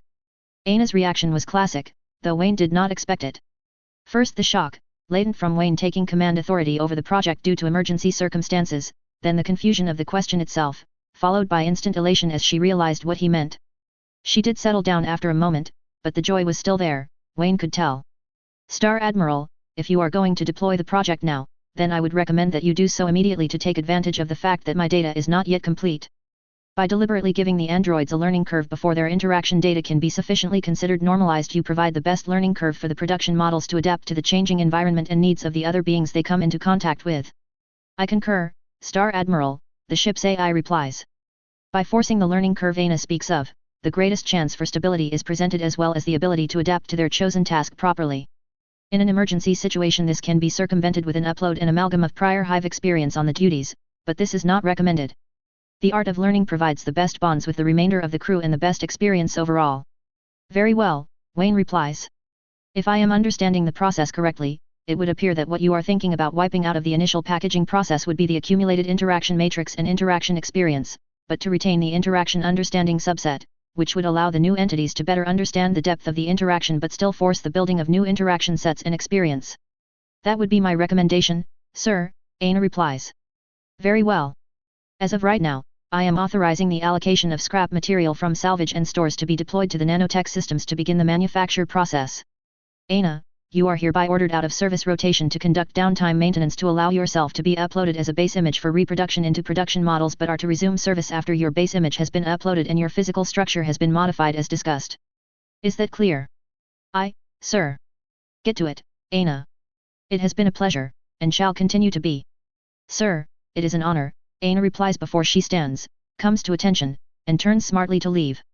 She stops just before the door, though, Star Admiral, one thing I believe I should clarify before I leave, she begins. Go ahead, Wayne replies. If you had asked the stock question from Section 2, including the questions on sexual intercourse, I would have not considered it an affront.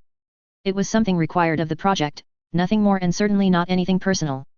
It is good to see you can distinct between duty and personal matters, Aina, but keep one thing in mind as you go forward from here on out, your life is your own, and you are under no obligation to share it as ordered when ordered.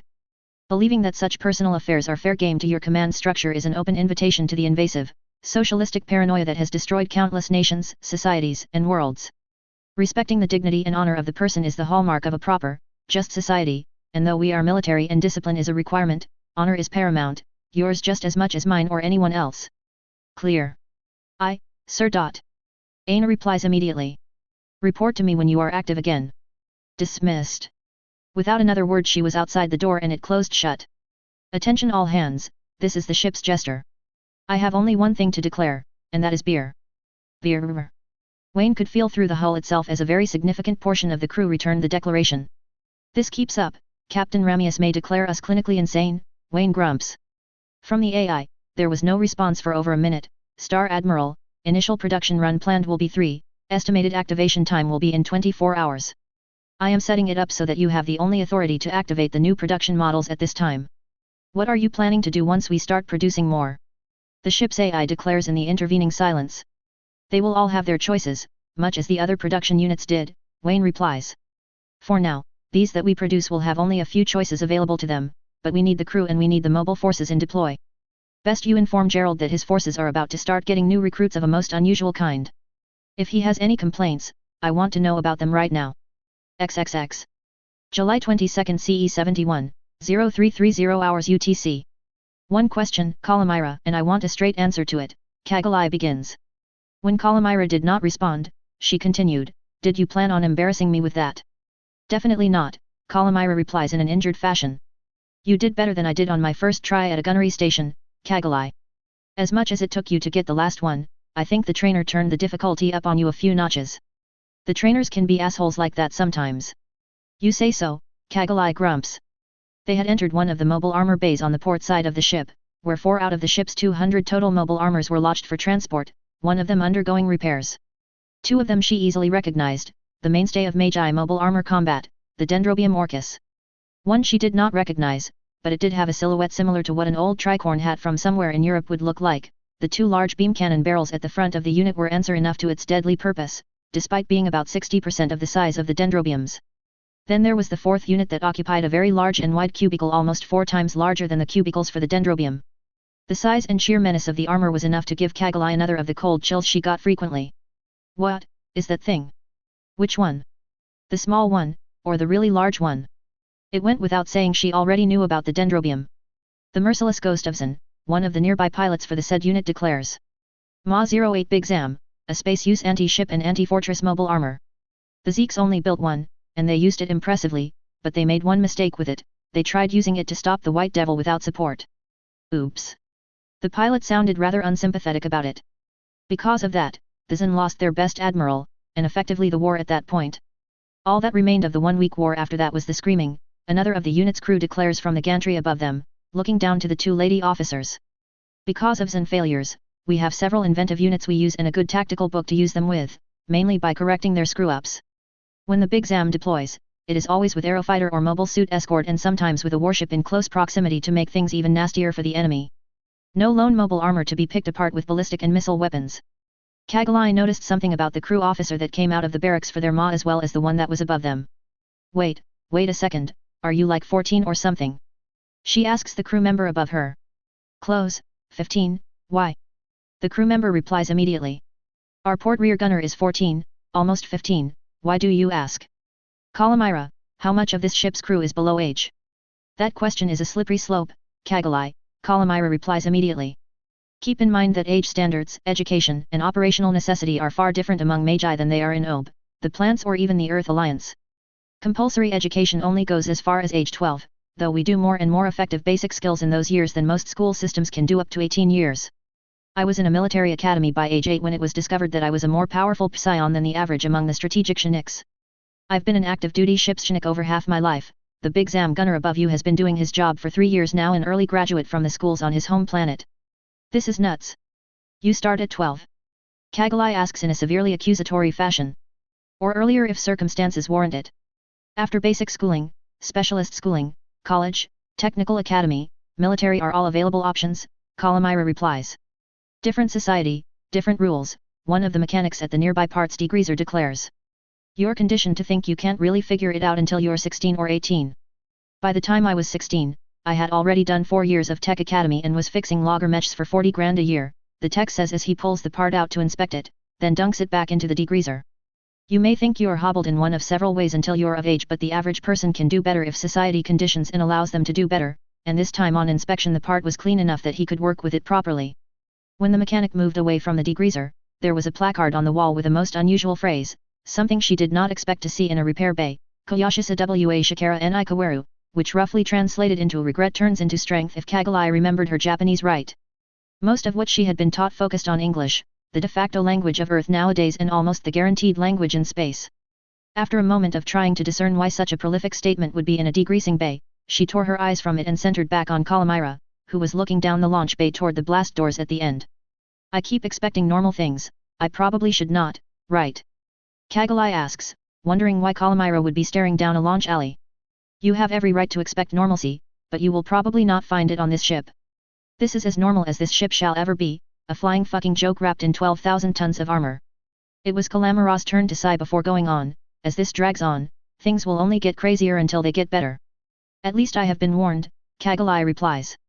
So, this armor can be used against fortresses, what would the smaller armor be used for over there? And she indicated the one that looked like a very large tricorn hat. That is used as mobile intercept, for taking down masses of enemy mobile suits and fighters. With 2 weapons. Kagalai asks the strategic officer. Close, Kagalai replies. 3 weapons, the 2 megaparticle guns on the unit can easily rip apart most small targets and seriously damage anything else up to warships. The 3rd weapon is the pilot's mind, which controls either 12 bits or 36 funnels, depending on the variant of the Elmeth. Remote weapons, like the gun barrels that Commander La Flaga used on the older Mobius Zero unit. Each bit or funnel has its own beam weapon that is similar to the beam rifles used by the GAT series suits. That one armor is probably more effective at controlling a large area of space than the Big Zam, but nowhere near as effective at destroying larger units as the Big Zam, the Big Zam's pilot notes. Isn't it worth more to take out mobile suits than the ships? Kagalai asks fairly. The hell of it is, it doesn't matter to me, the pilot replies calmly. 1 MS in the wrong place can cause a hell of a lot of damage. 1 warship can cause a hell of a lot of damage regardless of where it is. I count my unit's kills in naval terms, not the little crunchies that I kill by the dozens, but when the shit hits someone has to take them all out. Are you going to try to take them all out? Kagalai asks warily. As many as it takes, the pilot and Kalamira declare at the same time, in the same tone. None more, but none less, Kalamira finishes up. As you were, pilot, which served as an impromptu dismissal. Ma'am, the officer replies before he begins the task of rounding up his apparently unruly crew to get the Big Zam moving. Big Zam 2 is readied for deploy, all hands prepare for mobile armor deploy, the intercom in the hangar declares. Best we get out of here, we would only be in the way. We can observe from the pilot's lounge, Kalamira declares. As they were leaving, Kagalai watched as an even smaller crew member mounted the Elmeth in a modified version of the Magi pilot's armor. All hands, Elmeth 10 will be launching in 03 minutes. Big Zam 2, you are cleared to taxi at this time, may the fates watch over you on this sortie, the intercom blares before the 2 enter the pilot's lounge.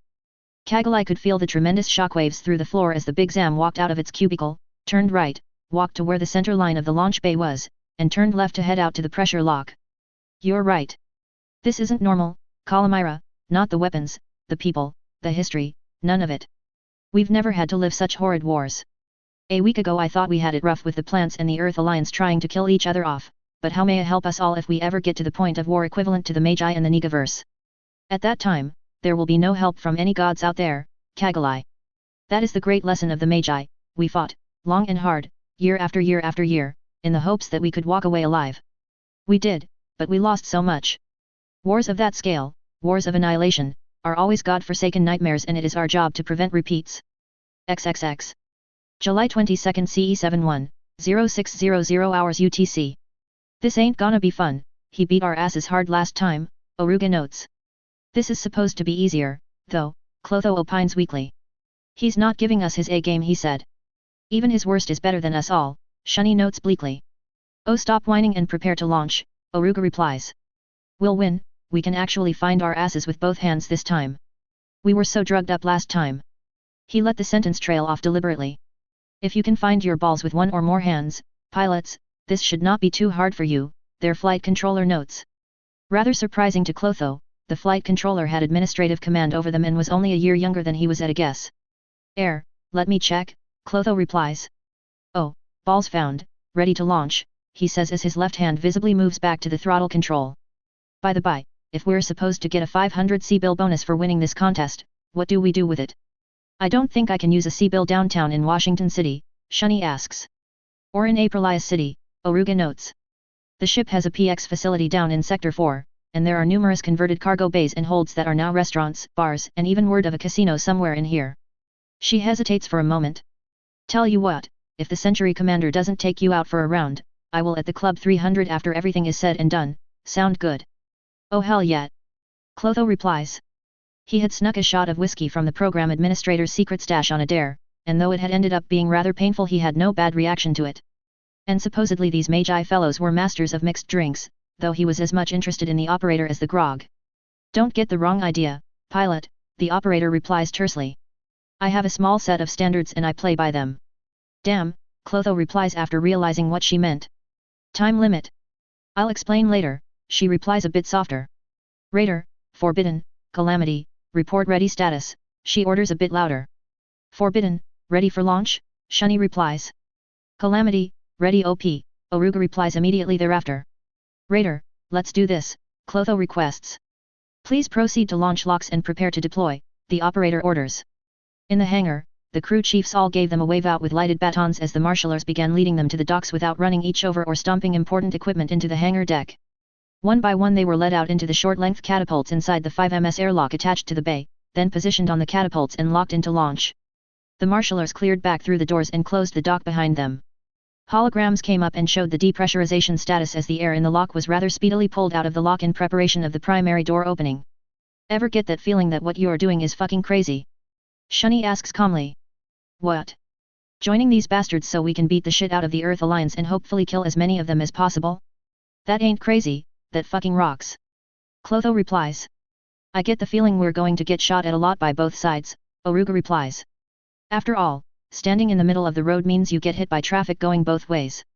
Fuck it, I say, Shunny replies. We were dead either way, might as well enjoy it. I think we'll win, Clotho says. Nobody expects the Inquisition to come out of fucking nowhere and hoop 3 portions of ass in a matter of minutes, which is what this ship is capable of. Those Earth Alliance fussies are so dead meat, one of the Gundam pilots on this ship can shred 10 of them and not break a sweat, Shunny replies. And I think I can do better. Without getting higher than a fucking kite. Gundam's Raider, forbidden, calamity, launch. Their operator orders as the catapult was tripped. All 3 launched in series, 1/2 second after the next. We do owe the Earth Alliance a thank you card, Oruga notes maliciously. They did give us these 3 beautiful Gundams and teach us how to use them. I got my thank you card for those asshats right here, and Clotho twitches the spherical breaker as indication of what he really meant. That's a new one, where'd you learn the word asshats? Piss parlor, couple of the mechanics were discussing the Earth Alliance and Creatai 9VE ways to deal with their personnel. And you will shortly get a chance to deliver that thank you notice to the Earth Alliance, but first you must prove yourselves up to the challenge, a haunting voice declares. Move to NAV Alpha and await further orders, pilots, the officer that had talked to them in the medbay and thereafter orders. Sir, Shunny replies immediately. Follow me in, guys, I'll take the heat, you do the dirty work, he says as he brings the mobile shields forward and adjusts his heading for where he was supposed to go. I'm in, Oruga notes. Gotcha, Clotho replies. A little closer, closer. The same officer taunts over the radio. We're here, Shunny declares. Mind telling us what is next, sir? The fun begins now. I am Century Commander Gerald Lightbringer, administrator of this trial of position. A successful outcome in this trial will determine your placement among the ranks of the Magi. Your combat tasking is to eliminate target drones in any fashion possible without so much as scratching the paint on my Gundam. Shoot me or strike me, and the rules of the game change significantly. Understood. Sir, ready whenever you say so, Shunny replies. Very well, I am waiting at NAV Point Bravo.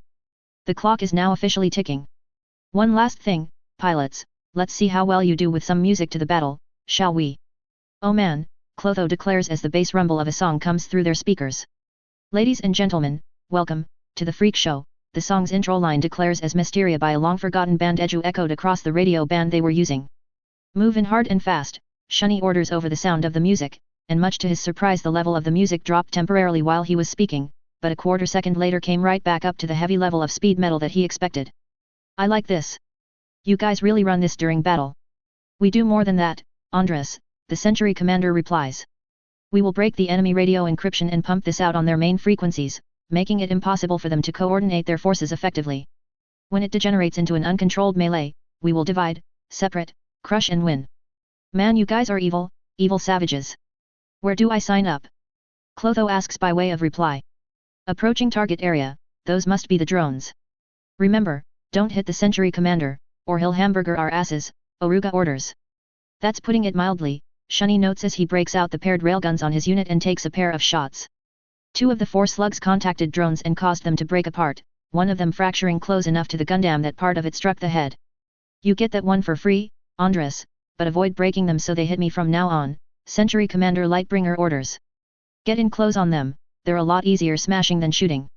Clotho says as the raider smashed 5 of the tetrahedral drones with its claws in a single pass. Easy for you to say, loudmouth, Oruga replies as his Schlag long-range beam cannons spoke, 4 beams fired garnering 3 hits on drones at a meager distance from the large, white Gundam. A sweeping blast of the Scylla multi-phase energy cannon wiped out another 5 of the drones, but required some creative maneuvering on Oruga's part to accomplish. You're doing good, kids, but I think you can do better, the Century Commander declares. You've already taken out a third of the drones, step up the killing pace. Oh, did I forget to mention that every third of them you kill, they begin moving faster and more erratically. Oh man, someone turned up the difficulty setting, Clotho grumps as he closes in on and takes a pass at the orbiting drones. Instead of 5 this time, he only got 2 and nicked a third that spun out of control and slammed into the Calamity, blowing up on impact because the drones were nothing more than a thin aluminum shell with 4 thrusters and a crapload of maneuvering fuel. The hit and subsequent flash fire did little to the Calamity except cause a grunt from Oruga. Sorry man, these things aren't fussy anymore, Clotho declares, which only drew another grunt from Oruga. Heh, I've got some tricks to use, Shunny declares as he switches targeting modes. A single shot of the Hresvelgr plasma cannon arced through 4 of them at once, followed by a pair of railgun slugs that got 1 more. You and I both, Oruga replies as he fires his Schlag beam cannons to 1 location, his Todd's block bazooka to another, the Scylla beam cannon to a 3rd location, and the Kafer's Way dual ram cannon in his shield to a 4th. Of his single group volley, he succeeded in eliminating 3 more, a far cry less than he wanted with a lot more effort and ammo. Damn, I need something like guided missiles or something, he curses. No time to go back for a refit, shut up and shoot, Shunny orders as he closes up on Gerald's unit with scythe drawn and slashes 2 of the drones in 3 strokes. He killed a third with the 60mm Vulcans he normally reserved only for intercepting missiles, but apparently the quality of Magi ammo made them more effective against armored targets. Oh, look, now they get even faster, closer, Gerald Lightbringer declares, and indeed they got harder to target for the 3 pilots. Keep it coming, pilots, you're over 2/3 there. Oh, right, I got this one, Clotho says. Shunny haul back and do some sniping, I'm going in close. Oh shit, Clotho, watch it or we're all dead meat. Shunny orders as he does haul back and engages with his railguns. The targets were now moving so fast that it took as many as 6 shots to get 1 hit, which Oruga figured meant they were facing elite pilots in simulacrum. Clotho launches the spherical hammer out on its swing line to a point well past Gerald, then fires up the rocket motor on it and begins swinging it in a massive arc in front of Gerald's Gundam. On the second swing in front of Gerald, the sphere and attached line chopped through 3 of the drones, scattering their non-exploding chunks all over the place, then a third swing in front toasted another 2. Holy shit, Clotho, Shunny moans as Clotho adjusts his angle of attack to sweep the area behind Gerald next. The first arc caught 4, the second arc caught 2, the third arc caught 1. Only 3 of the drones remained, and they were really moving now. Finish the detail, Gerald orders. I got it, Shunny replies as he sets his scythe and charges in. 1 drone remained basically right in front of Gerald's MS, which he took out with a very precise scythe slash at close range. Then as the Forbidden went below the flight plane of Gerald's Gundam he fired his railguns and Resvelgr at the 2 remaining drones, eliminating them both in a maneuvering pause. Did we win, sir? Oh yes, you won. An impressive result, but I think you can still do better. This trial is concluded.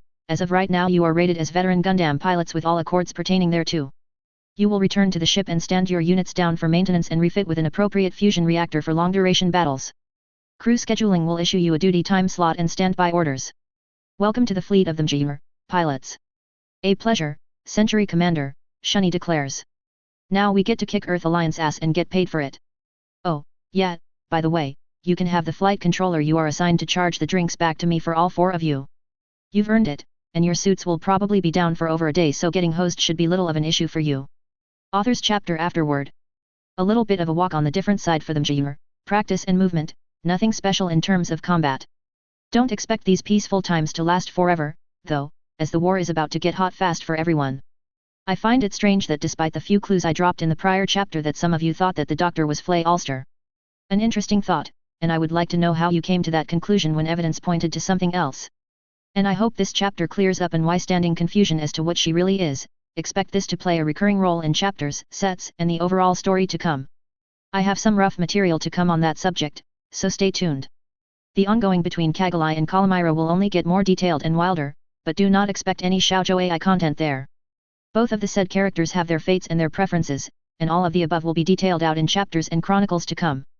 Any of you who read my works with frequency should know by now that I am not a pairing fan. I do not write any sort of major focus on main char relationships, but I will give them credit where due. Seed has more than a few levels where such is due and I shall do so, but don't expect this to change course away from the inevitably bloody battle to come. In terms of the music works that are occasionally mentioned in my chapters, with the occasional song quote from said works, there is a very good reason for that which shall be explained in detail in the logic and reason section below. I highly recommend that while reading the section to which a song is quoted as playing, you listen to the song as well to feel the psychological effect thereof. YT is one of the best places to find this stuff. I trust it should not be too hard to find. That is pretty much it for this chapter. Next up, a chance encounter and a supply run with intervening acts of insanity inside the MGR leads to the conclusion that something has to be done to channel the chaos. Thankfully, a solution is at hand. Review replies, 7 reviews for Chapter 6, an impressive turnout. Thank you ladies and gentlemen, tongue sticking out, 8 Yen of the West Wind, thanks for the review and the opinion on the Stampeder. I have no indication that it is a bluff, but I do have indication that the Gundam producers don't know jack about how nuclear weapons work in space, so my base analysis is that they are operating on bad logic. I will give Satsu credit where due, but this is not a piece of real estate in that category. Knives 91, Camillet. I think some songs like When the Lights Are Down, The Black Halo, or Ghost Opera may have to make a showing in chapters and chronicles to come. Read up on the logic and reason section below, you'll get a crash course in why the Magi revere metal for their duties. Tradition and all that. One Village Idiot, thanks for the intel, and yes you can expect to see customized units in the next chronicle of the Jokers Wild series at the least. Hard times and desperate enemies call for extreme measures, and I'm not going to spoil any surprises on that account. Tongue sticking out, well, there is now officially a big zam on them MGR, you can guess what is next. Big scrap between big units, anyone? As I dropped in review reply, from an administrative and skill set standpoint the Space Naval Forces would fall closest to the US Navy, but in the end they would best be served as their own branch of forces, as how the Marines are technically a department of the Navy but in reality are their own flag and calling. In Magi terms, all naval forces are under one division, there are exceptions, but have separate sub-command structures. Death Zealot, the difference in penetration is where it hit, because Magi armor is beam resistant by design. The beam from the dual hit in the heavy chest plates and was not able to penetrate, the beam from raw hit in the side plate of the upper arm, meaning it was able to penetrate the much thinner armor and get inside the structural components, which are not beam shielded. The Harrow antics are far from over, and expect them to get downright malicious before they get better. Like Harrow meets Fusion Incinerator malicious. You can probably tell I do not like the CE Heros, right? The next chapter of AAA is in the works, no due date at this time. Necroblade, thanks for the review and the concern about the ice storm, problems attendant to that did not last long. I will leave any speculation as to Gundam fights in other solar systems and such to the confines of your minds for now, but let your imagination go wild and send me some ideas. Nothing crossover yet, or at least any more so than already is, but when dimension hopping begins you can expect to see a lot of strange things go down. Yes, you are right, she loses some of the romanticism behind her position, and the rest is drowned out in the shock and awe that Jair brings, but keep in mind that it is always there and her popularity is not going down, but only up, higher and higher. That fact alone gives her immense influence, even to an extent with the Magi. She will use that influence, but the dice may have some interesting things to say as to how it works out. And while I am thinking about it, the Phalanx-class ships are not the be-all and all of space combat, despite the implied scale and nastiness of the ship. There are far worse ships out there, and ZAFT may even design their own incoming chronicles. The Marines are far from through, and yet may be the most terrifying of Magi assets in play short of the warship itself. Stay tuned for more very messy antics on that account, tongue sticking out. Nitol 4183, you're talking bad engineering in that case. When designing a warship, it is typical that there is far more power available to the ship than it will use even under full combat load. If the Earth Alliance is cutting it so close that rerouting power to the sensors would degrade the weapons, that is shit engineering on the EA part, and for that I have no sympathy.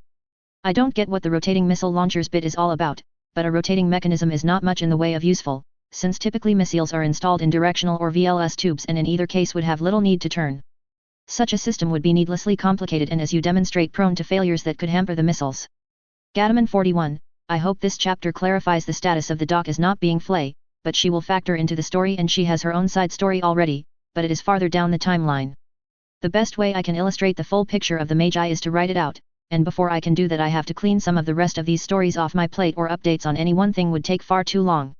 Rest assured you will get bits and pieces of the history here and there, the relevant facts pertaining to situations, and even some as part of the story, but really that is its whole own work that is infinitely more bloody than any Gundam story wants to be.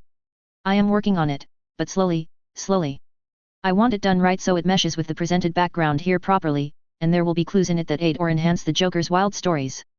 Thank you all for the reviews, and keep them coming. The more ideas I get from you, the better the whole thing gets, tongue sticking out. The gripe sheet. None listed, apparently I kept it clean and real. Hoo. Footnotes. 1. Murphy's Laws, anything left alone has a tendency to go from bad to worse. 2. The Skirmish of Twee Cross is a series of battles fought during the relatively peaceful Star League era of the Star Empire history. After the war settled down and the Star League really began taking hold, the navy of the Dark Moon Empire did not want to lose pace or face with the Magi, so they pitched a battle in the space around Twee Cross in Magi Dimension 2830. Despite the planet having little to no strategic or resource value, the Magi still hammered the Dark Moon forces flat in 6 hours of protracted battle. This battle was repeated every 100 years or so, leading to the Second Skirmish, Third Skirmish, and farther. It was not until the 8th Skirmish of Twee Cross that the Dark Moon was able to actually break even in the battle with the Magi, though the 9th Skirmish was again a loss for the Dark Moon. There was no 10th Skirmish, as the Star League collapsed shortly after the 9th and full war resumed. Logic and Reason, the Magi Tradition of Music. Excerpt from the Remembrance of the Magi, Book 2, Chapter 6. The invaders, many to our few, vultures of the cursed inner sphere, come to pick a carcass. Not known to be alive and enraged. Their advanced battle mech weapons and ground vehicles marched hitherto into oblivion, for they made fouling unto their own solid battle plans, expecting no contest from the garrison. The blast of gun, terrible crack of spellcraft rent the sphere undone. Yet their fate became manifest as the sound of battle music and cry of infantry hound. Their souls and minds asunder, unable to see their mistakes or hear the commands from air. As the echoes of Nightwish steeled the Magi that day, that the inner sphere was bloodied in such a way, nevermore to challenge the empire. Among the military of the Magi, there is a principle of tradition of music. As each military has its own traditions, so is it here, but this tradition serves more than just honorary purpose. Used correctly, it is a psychological weapon of immense utility. The tradition of music is a set of listed songs that serve various purposes. Different songs are used for different purposes, pertaining to both combat and non-combat purposes, with the intended effect of providing the trained Magi a psychological advantage. For the most part, such tradition is open-ended and varies from unit to unit, but for a select few taskings the choices are informally considered to be from a certain subset only, Nightwish music, specifically before the lead female vocalist Tarja Turun was removed from the band. In other aspects, any metal band may be used, or even in some cases a non-metal or even non-rock group is substituted by the unit's preferences. The psychological advantages are distinct. First, the use of metal music for these matters projects a sense of power and being onto the trained listener, giving a mental boost to morale and determination that is otherwise not present in tests. This has been confirmed in several lengthy studies conducted by the Magi, as units without major exposure or use of the tradition of music were more likely to fold under extreme combat circumstances. Second, the familiarity of such music can often drown out the sounds and effects of combat itself, delaying the onset of stress and fatigue and allowing the soldiery to fight longer and harder than their competition.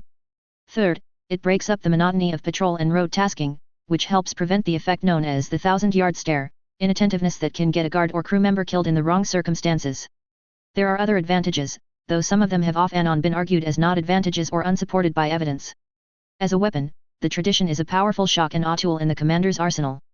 Magi tactics in using the music are simple: find the enemy radio frequencies, break the encryption, jam them open, and broadcast loud metal music on their carrier frequencies. In so doing, the commander that uses this tactic generates two major advantages for himself. Primarily, the fact that the enemy radio frequencies are bled over makes communication and coordination virtually impossible unless the enemy has a backup method to continue talking. Even the most technical of enemies that have faced the Magi were themselves crippled when their communications went to dogshit courtesy of a broadcast of Nightwish, Disturbed, Static X, or Strapping Young Lad on their main channels of communication. Second, the rebroadcast of music on enemy tactical frequencies is extremely demoralizing to enemy troops, as this provides heavy evidence that the enemy has broken existing encryption methods and frequency spectrums, as well as the fact that the message conveyed by most of the music is itself demoralizing when compared to their outlook for the battle to begin with. Combined with ambush or heavy assault tactics and Magi fondness for fire support, the combination has caused panicked routes in even the most hardened of enemy formations. The tradition itself stems from multiple historical sources, as the Magi have collectively learned their methods and tactics from foes as far-ranging as the ancient Egyptians all the way to the clans of Kerensky and much worse. In early days of the Empire, the Magi infantry noticed that when engaging old-time British redcoat infantry, it was possible to reduce the enemy advance speed and cause a more thorough rout by taking out the imperial drummers, flutists, and buglers. In so doing, they also realized that such sounds had an opposite effect when applied to their own ranks. Add music, the collective steeling of the unit and morale of the troopers increased significantly. Experiments were run to see how much, and the numbers became shocking quickly. In some cases, morale almost doubled among the troops when compared to equivalent formations in the same scenario. Further testing and methodology was executed on the fly, and in so doing a comprehensive set of guidelines was written up and presented to the general officers for adoption. The tradition would have died a borning there, were it not for the efforts of the Emperor of the Magi. The general officers, themselves set in ways arcane, read the report and promptly quashed it as it did not fit their notion of proper military conduct to pitch battles to the sound of charged metal music. At the same time as the reports and findings were shit-canned, Emperor Eric Atrebas was auditing training academies and learned of the studies by way of the instructors at the academies asking when the Emperor would authorize the inclusion of the music into the traditions and training. With some judicious tracking of the paperwork, Eric learned of where the report had gone missing and promptly ordered the generals to review the report and submit a process plan for implementing it within a week. Faced with clear orders to get the program moving, with a right the hell now addendum attached to the order sheet, the tradition of music was established and began its long, arduous tenure. The use of Nightwish as one of the main bands of the tradition again stems back to the Emperor Eric Atrebas. Prior to the Magi Revolution that became the founding of the empire, Eric Atrebas frequented a nightclub within which a certain hardcore band Nightwish played for the crowds frequently. As much free speech was squelched at that time, Nightwish was in and out of jail for political crimes but always got out on technicalities when the matter came to trial. Nightwish spent their 14th stint behind bars as the revolution sprung in the old capital, and the main political prison bastion Edinhurst was assaulted by the revolutionary squad that Eric Atrebas had become attached to. It would be the future emperor of the Magi that released Nightwish from their jail cells for the final time that day. The band went on to do world tours for the new military structure after the revolution, and served a long career that solidified support for Nightwish among the military of that day and forever. Today, Nightwish is revered among the Magi as being the music that inspired the founding of the empire, brought heart to the troops and people who suffered under the various manifestations of tyranny, and is considered synonymous among the Magi with absolute honor and integrity for the empire and its military. To the other five-star empires, the works of Nightwish brings mixed reactions but mostly leaning toward an immense dread that what is over that hill is a whole metric assload of Magi mayhem and destruction headed right at them. Until the defeat of the Negaverse Queen Beryl and the expatriated goddess Hera in the closing days of the Star Empire Wars, owning a Nightwish CD in the Negaverse Star Empire was considered a crime punishable by up to a year in jail and 5,000 sea bills fine. And this brings the question, what shall the tradition of music be for them, Jeever?